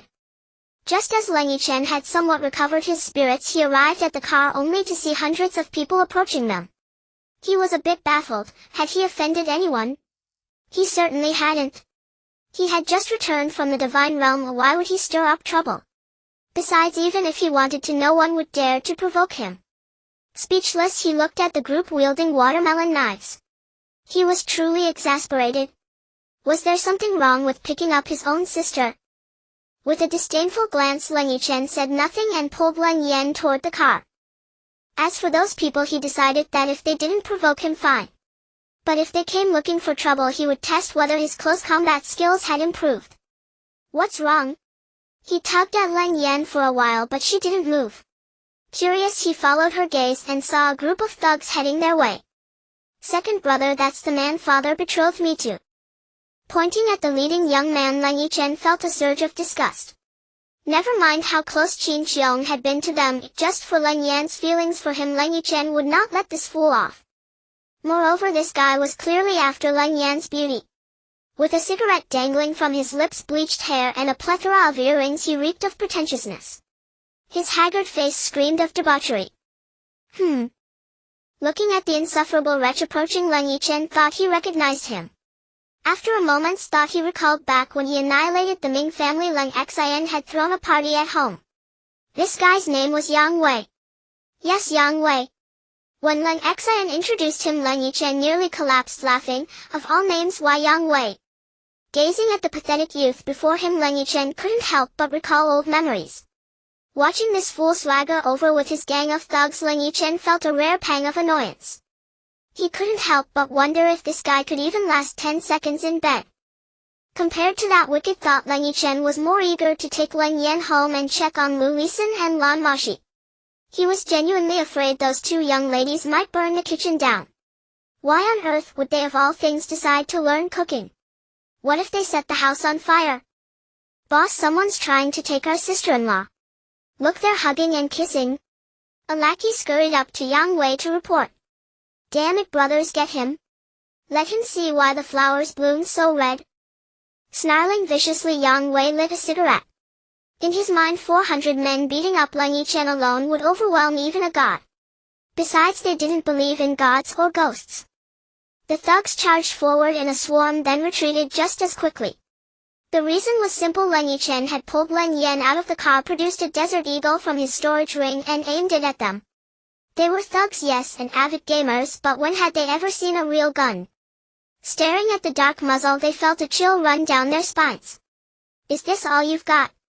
And you call yourselves gangsters? Look at yourselves. What's the matter? Scared of a gun? Got any balls down there? Are you even men? Leng Yichen sneered. Speaking the language of the underworld, Leng Yichen's words immediately told Yang Wei he had stepped on a landmine. Anyone who could stand there holding a gun was no small fry. Who had been the arms dealers in this territory back in the day? The Leng family and the Ming family. Then for Lan Moxi's sake, Leng Yichen had wiped out the entire Ming family overnight, leaving them no chance to recover. The Leng family became the undisputed rulers, the true power brokers. Even the police chief had to show them respect given the mountains of money Leng Xian had handed over. And now this man dared to openly brandish a gun while standing so nonchalantly. Yang Wei had to think twice. At that moment Leng Yichen indeed looked the part of a gang boss, waist-length black hair, handsome features, a straight posture, and a desert eagle in hand. May I ask who you are, brother?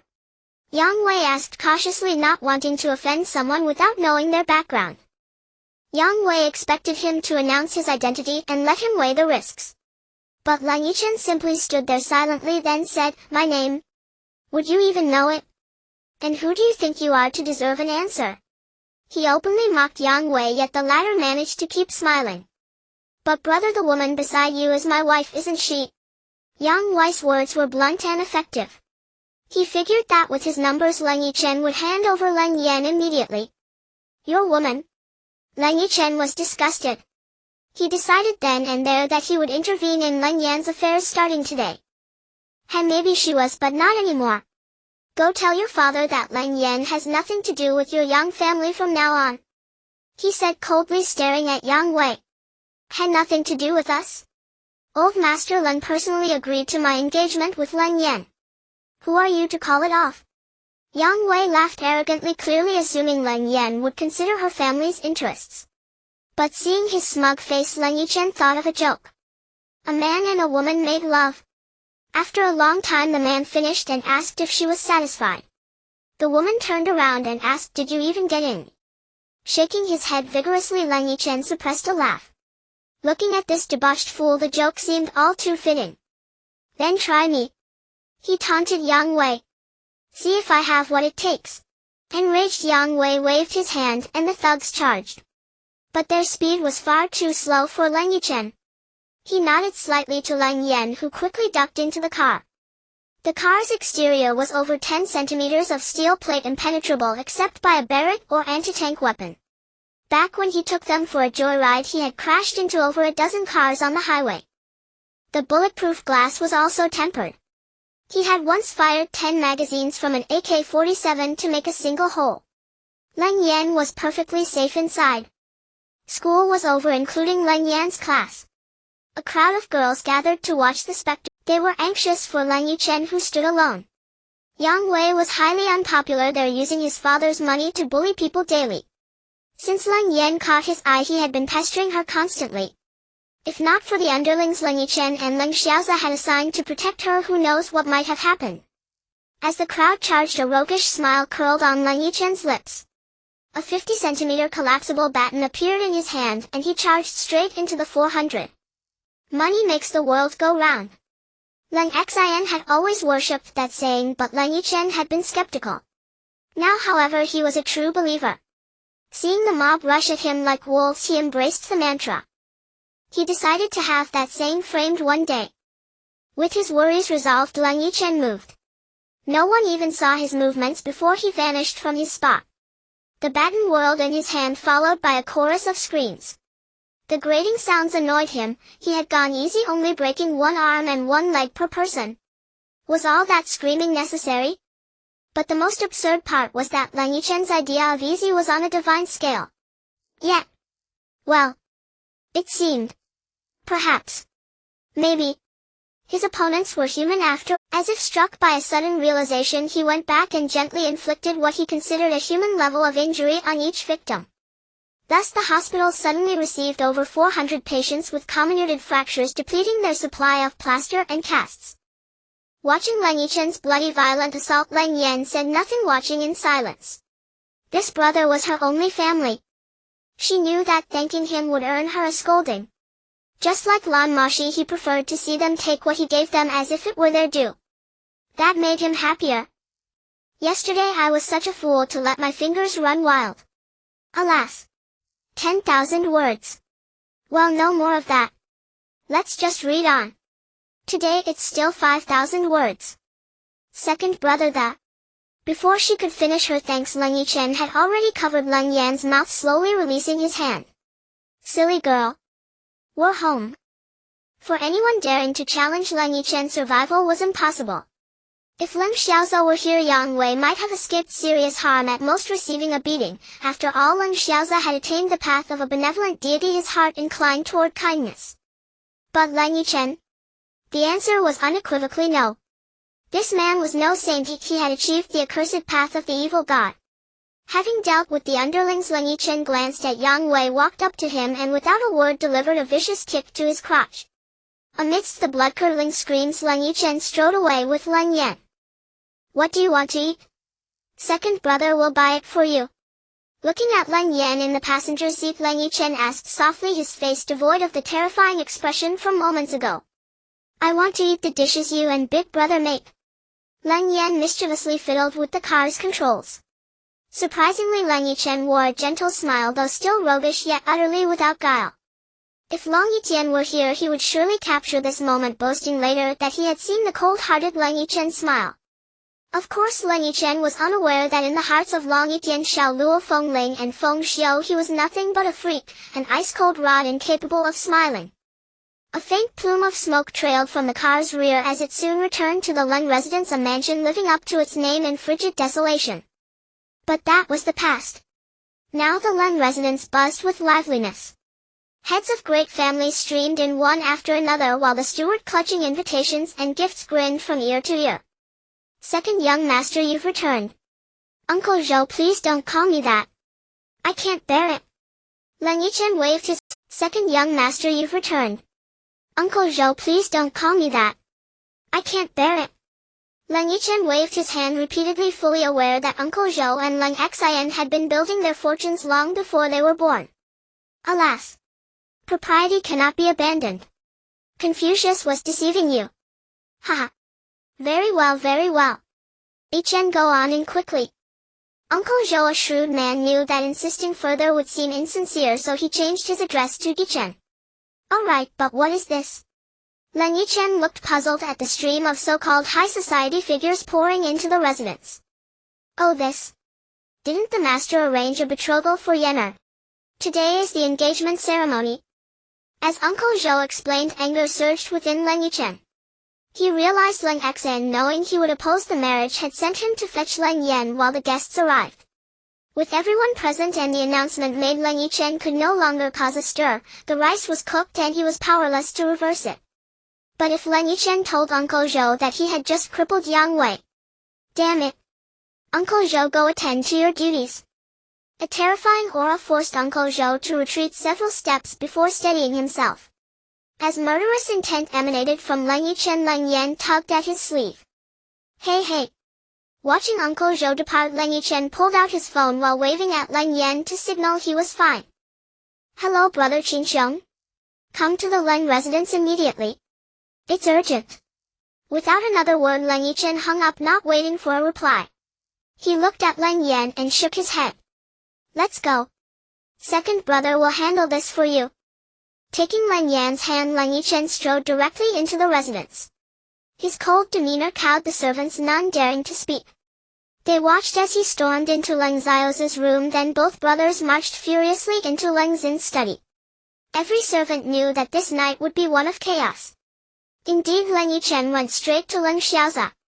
Mid-conversation, Leng Xiaoza shot to his feet and the three of them stormed into Leng Xin's room. They intended to confront Leng Xian. After all, they had contributed half the effort to build the Leng family's domain. How could their sister's matter be decided without consulting them? The 4 guards at Leng Xin's door rushed to block the imposing duel. The outcome was never in doubt. Leng Yichen merely raised his head, and with a flash of sharp light from his eyes, all 4 were sent flying.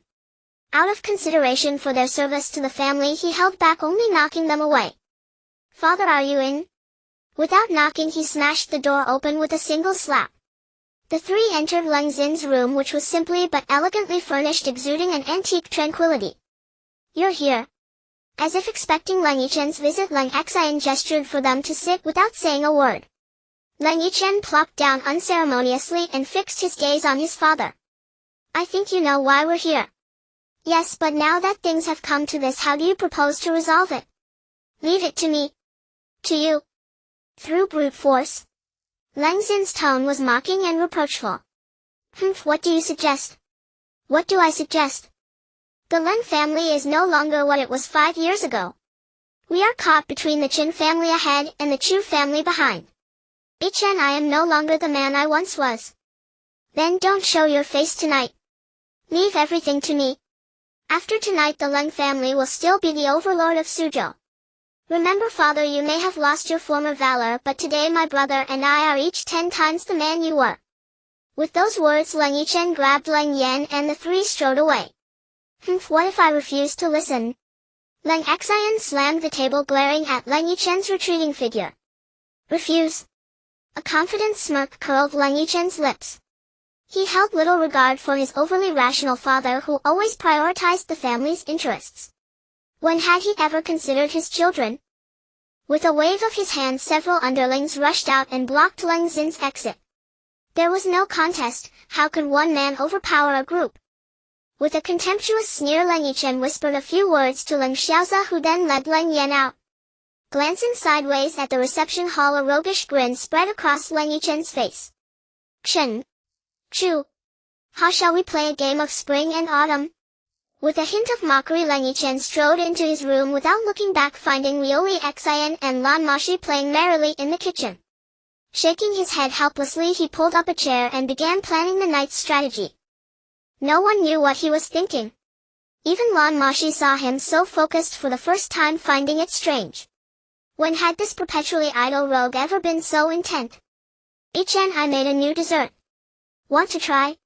She didn't disturb him until he stood up. Sure." Snapping back to reality, he saw Lan Moxi's excited face. Though he doubted this little demoness could create anything delicious, curiosity got the better of him. As the saying goes, curiosity killed the cat. Leng Yichen was that poor cat.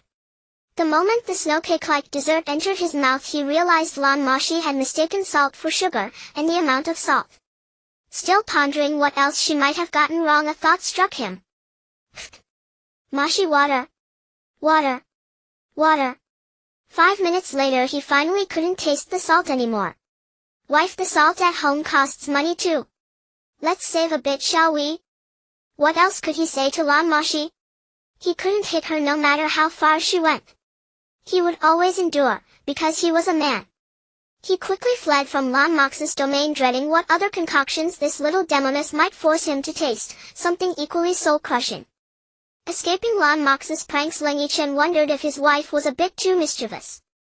It seemed his workload had increased. He now had a perpetually childish wife to care for. His burden had grown heavier. Sighing at the unresolved matter of Leng Yan, he shook his head and strode toward the hall. The party was set to start at 10. It was now 9:30 and Xinxiong still hadn't arrived. He had called him at 7. By his speed, he should have been here by now. Glancing at the gate again, Leng Yichen decided to investigate first. Donning his carefree expression, he swaggered into the hall, only to be greeted by the sight of the man who made his blood boil, Yang Wei. Speechless, Leng Yichen detoured around him, wondering how the hell this guy could still attend the banquet after being stomped on. Standing at the head of the hall, Uncle Zhou immediately handed him a microphone. It was obvious, Leng Yichen had effectively confined Leng Yichen. The shrewd Uncle Zhou understood this perfectly. But being a shrewd man, he knew Leng Yichen's ambition was waning. Perhaps Leng Yichen taking the reins wasn't a bad choice. "Everyone quiet down and listen to me." Leng Yichen spoke calmly. In his eyes, no one present could threaten him. He was a deity. Would a god fear mortal threats? If angered, he might just cast a forbidden spell and blow their houses away. Instantly the crowd fell silent. A few scattered murmurs annoyed Leng Yichen, but mouths were on other people's faces. Even as formidable as he was, he couldn't sew them shut. Most eyes on Leng Yichen were filled with surprise. He was far too young. Every person here was a seasoned player.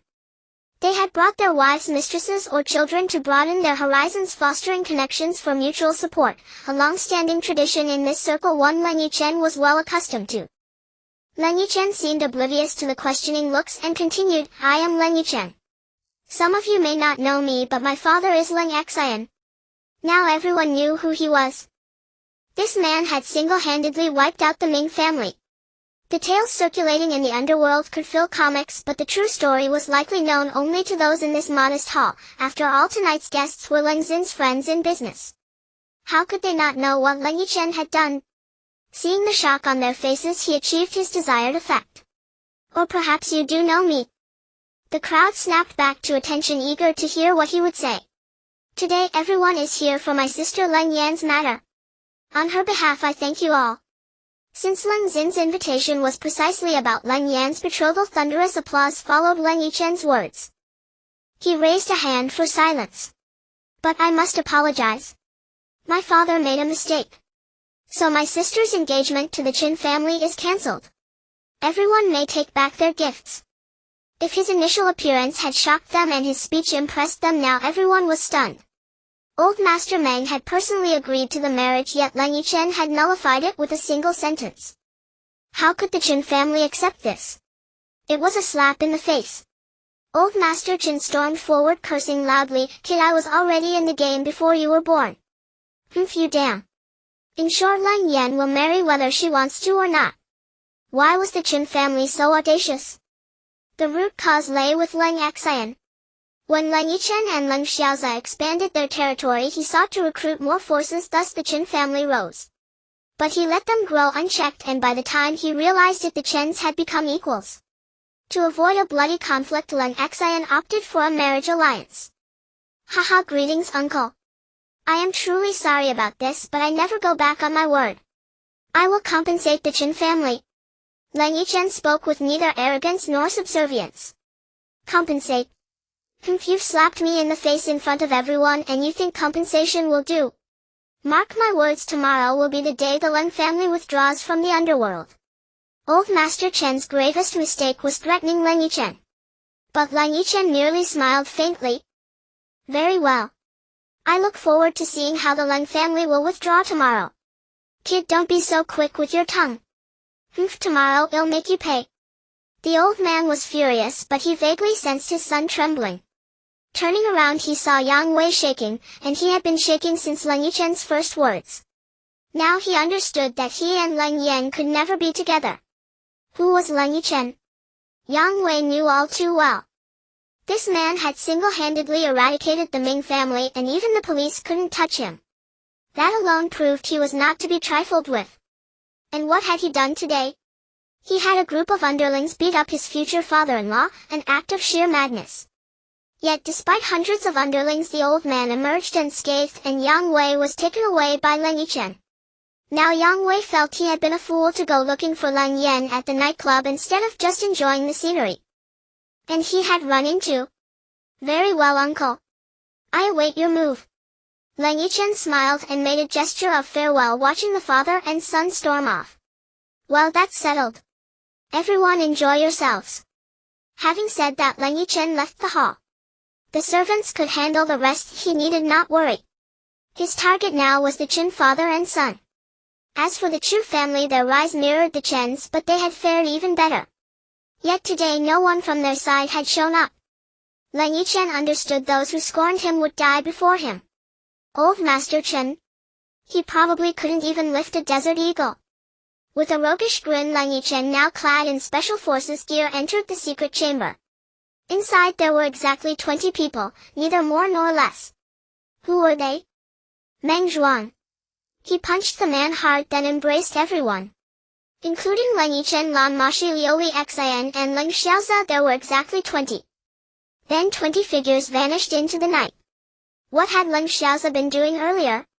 Without asking, he had gone to the Republican era to fetch their 16 comrades. Leng Yichen didn't want Feng Ling and Feng Xiu involved in this fight. The 20 of them coordinated flawlessly, each armed with modern weaponry. 20 Barretts and M4A1 assault rifles. Leng Yichen was confident he could take down the Qin father and son. Spotting the distant car lights, he whispered orders to prepare for battle via radio. With a synchronized click as if rehearsed 1,000 times, 20 barrettes aimed at the drivers. Leng Yichen had chosen the ambush point perfectly, the midpoint between the Leng Yichen estates, ensuring reinforcements from either side would arrive simultaneously. But Leng Xiaosa hadn't just fetched the men, he had also planned the route attack strategy, retreat path and ambush points. Every possible scenario had been accounted for. Old Master Chen would never have imagined that Leng Yichen had already planned this striking first. How could Old Master Chen have known that Leng Yichen had made up his mind the moment he arrived? I always keep my word. Today it's still 5,000 words. Nothing else to say, let's read. I'm delighted to see the clicks increasing today. Our insane PE teacher nearly wore me out today. When I got home all I wanted was to sleep. But thinking of my brothers and sisters I forced myself to get up. Enough said. You must fully acknowledge my spirit, right? Then give me some clicks. At this moment in the car, Old Master Chen was sulking while Yang Wei tried to comfort him. Grandpa, don't be angry. Tomorrow we will take care of the Leng family. Alright. But why you should change your household registration back someday? Don't go by your mother's surname Yang anymore. This Yang Wei. Sigh. This name makes Grandpa feel quite embarrassed. At this moment Yang Wei or perhaps Chen Wei could say nothing. This name makes you feel embarrassed? I'm the one who feels embarrassed? However, Yang Wei dared not voice this sentiment. Back then he insisted on taking his mother's surname and marrying someone with the character Wei. Chen Wei was one thing, but to be called Yang Wei was just too much. Take action. With Leng Yichen's command, 20 bullets sliced through the air, each one striking the driver's chest. The unfortunate man had not even realized what was happening when 20 agile figures descended before them. The silenced M4A1 bullets were like the scythes of death, each shell casing that fell signifying a life extinguished. In front of their group these people were hardly a match. Despite having firearms, how could they possibly compare to those who had been trained and tormented by the devil like Leng Yichen for so long? The 20 vehicles were riddled with holes, none of them intact. Seemingly satisfied with everything, Leng Yichen strode confidently towards the central vehicle. Inside the car where Old Master Chen sat, both he and his son were terrified. The driver in front was dead beyond revival, gazing at the palm-sized hole in his chest. Leng Yichen pretentiously touched his own chest. Coming back to his senses, he turned to the Chen father and son, saying, "So Old Master, I Leng keep my word, don't I?" The endless mockery, though Leng Yichen merely spoke casually and had not even moved, Old Master Chen felt as if he was being slapped in the face by Leng Yichen. Indeed, during the peak of the Leng family's power, he had created the Chen family right under Leng Xin's nose, demonstrating his own exceptional abilities. However, he never imagined this outcome under Leng Yichen's hand. Just moments ago he was planning to take the Leng family down with him, thinking he could feast on the fat meat of the Leng family. But just a few minutes later his dreams were shattered. You. Pointing at Leng Yichen, the head of the Chen family could say nothing, staring wide-eyed at Leng Yichen. Bang! With the sound of the M4A1's firing pin, the head of the Chen family vanished from this world, forever gone, never to exist again. He never imagined that he could act with impunity under Leng Xin's watch, that he could sit evenly with Leng Xian without showing any sign of unease, that he could monopolize the Leng family's market and force Leng Xian into a marriage alliance. Yet he never expected to die at the hands of Leng Yichen, and in such a wronged manner. He was taken down without a fight, and even the law could not restrain Leng Yichen. My opponents are merely corpses. Looking at the head of the Chen family, whose head had been blasted open, Leng Yichen's smile appeared terrifying. Him. Pointing at Yang Wei, Leng Xiaosa asked Leng Yichen, "What should we do? Kill him? He cannot be killed." After counting their men, a group of 20 plus Yang Wei disappeared into the night silently and forever. On the way, Leng Yichen gently explained to Leng Xiaosa. Since the Chen family could stand on equal footing with the Leng family, they naturally wouldn't lack people. Although it's said that when the tree falls the monkeys scatter, how could the Chen family lack relatives? What if another female hero comes along and takes Leng Yichen down with beauty tricks? Thus Yang Wei became a good card in his hand. You could say he was a trump card, perhaps he was the true key to solving the problem. Unaware that he had already become a pawn in Leng Yichen's hands, Yang Wei kept begging for mercy along the way. Don't shout you want to die, but I'm not ready to let you go yet. Leng Yichen, feeling quite impatient, shouted at Yang Wei. After hearing Leng Yichen's words, Yang Wei stopped shouting but looked at him with a strange gaze, realizing his slip of tongue. What do you mean you can't bear to look at you? My sexual orientation is quite normal, he muttered helplessly, and Leng Yichen moved ahead without looking back. What kind of nonsense is that? If I took a brick to smash an egg, wouldn't it just smash everywhere? A group of people returned to the Leng residence and immediately began to rest, as everything that followed was too thrilling. Leng Yichen and Leng Xiaoza returned to the living room and looked at the guests. No one knew anything about what was happening outside. In fact, the entire Leng residence was filled with gunmen, with no less than 1,000. If the banquet ended later, those people would likely be turned into Swiss cheese if they tried to leave. Using his divine sense to perceive the situation, he noticed the guests were harmonious, with no bad incidents occurring. Hopefully it would stay that way, Leng Yichen thought faintly, then nodded slightly at Leng Xiaoza. Understanding the signal, Leng Xiaoza immediately began to carve the formation. If they were driving, it would take at least a few hours, so it was better to let Leng Xiaoza handle it. At that moment, a car approached the entrance of the Leng residence, and the dust on it revealed who was coming. Watching Qin Xiong jump out of the car, Leng Yichen said nothing as an M4A1 suddenly appeared in hand, hastily shoving some magazines into it. Leng Yichen pointed towards Leng Yan's room. Even a fool would understand what had happened. Qin Xiong nodded in gratitude and rushed towards Leng Yan's quarters. Before long, seeing the blue light flicker, everyone stood up. The 20 were already used to it and quickly arrived at the formation, then vanished from their original spot. Traveling swiftly, Leng Xiaoza had already enhanced these abilities. After all, he was a god now. Second brother. Looking at the supermarket before him, Meng Zhuang softly called out to Leng Yichen. Proceed as planned. Group B, follow me. With a wave of his hand, Leng Yichen charged out first. What was the original plan? Of course, it was to have Leng Xiaoza's Group A cut all the wires and disrupt all signals. This way, the largest supermarket of the Chu family would fall into Leng Yichen's hands. Yes, they were now on the Chu family's territory. In fact, this supermarket had 50% of its shares owned by the Chen family. That was why Leng Yichen chose to strike here. It was a Tubertswithenestone situation, striking fear into both the Chu and Chen families. Since the Chu and Chen families could threaten the Leng family, it was time to eliminate this thorn in the flesh. As the 10 entered the supermarket, in that instant all systems crashed, indeed crashed. All the lights went out and even the emergency equipment did not light up. There was no gunfight, for in the next second everyone dispersed. Everything was so orderly as countless C4 explosives were installed in various corners. In just 5 minutes the 20 retreated. Their mission was complete, and now it was time for the crowd to evacuate. Of course they weren't reapers, they couldn't just take others' lives at will. The next second after leaving, flames soared into the sky as a 100-meter-high building collapsed. Flames shot up, layer upon layer, explosions ensued, and that night was filled with endless explosions. In all 4 corners of the city, everything erupted in emotionless explosions, as if it were the Reaper's symphony. If the blasts made one dare not applaud. Because the orchestrators were now playing games, a group of 20 in camouflage entered the internet cafe. Who the hell would dare to stop them? The owner respectfully handed over the tickets and escorted the group to the private room upstairs. What's next? What do we do? As they typed on the keyboard, the group logged into CF Crossfire.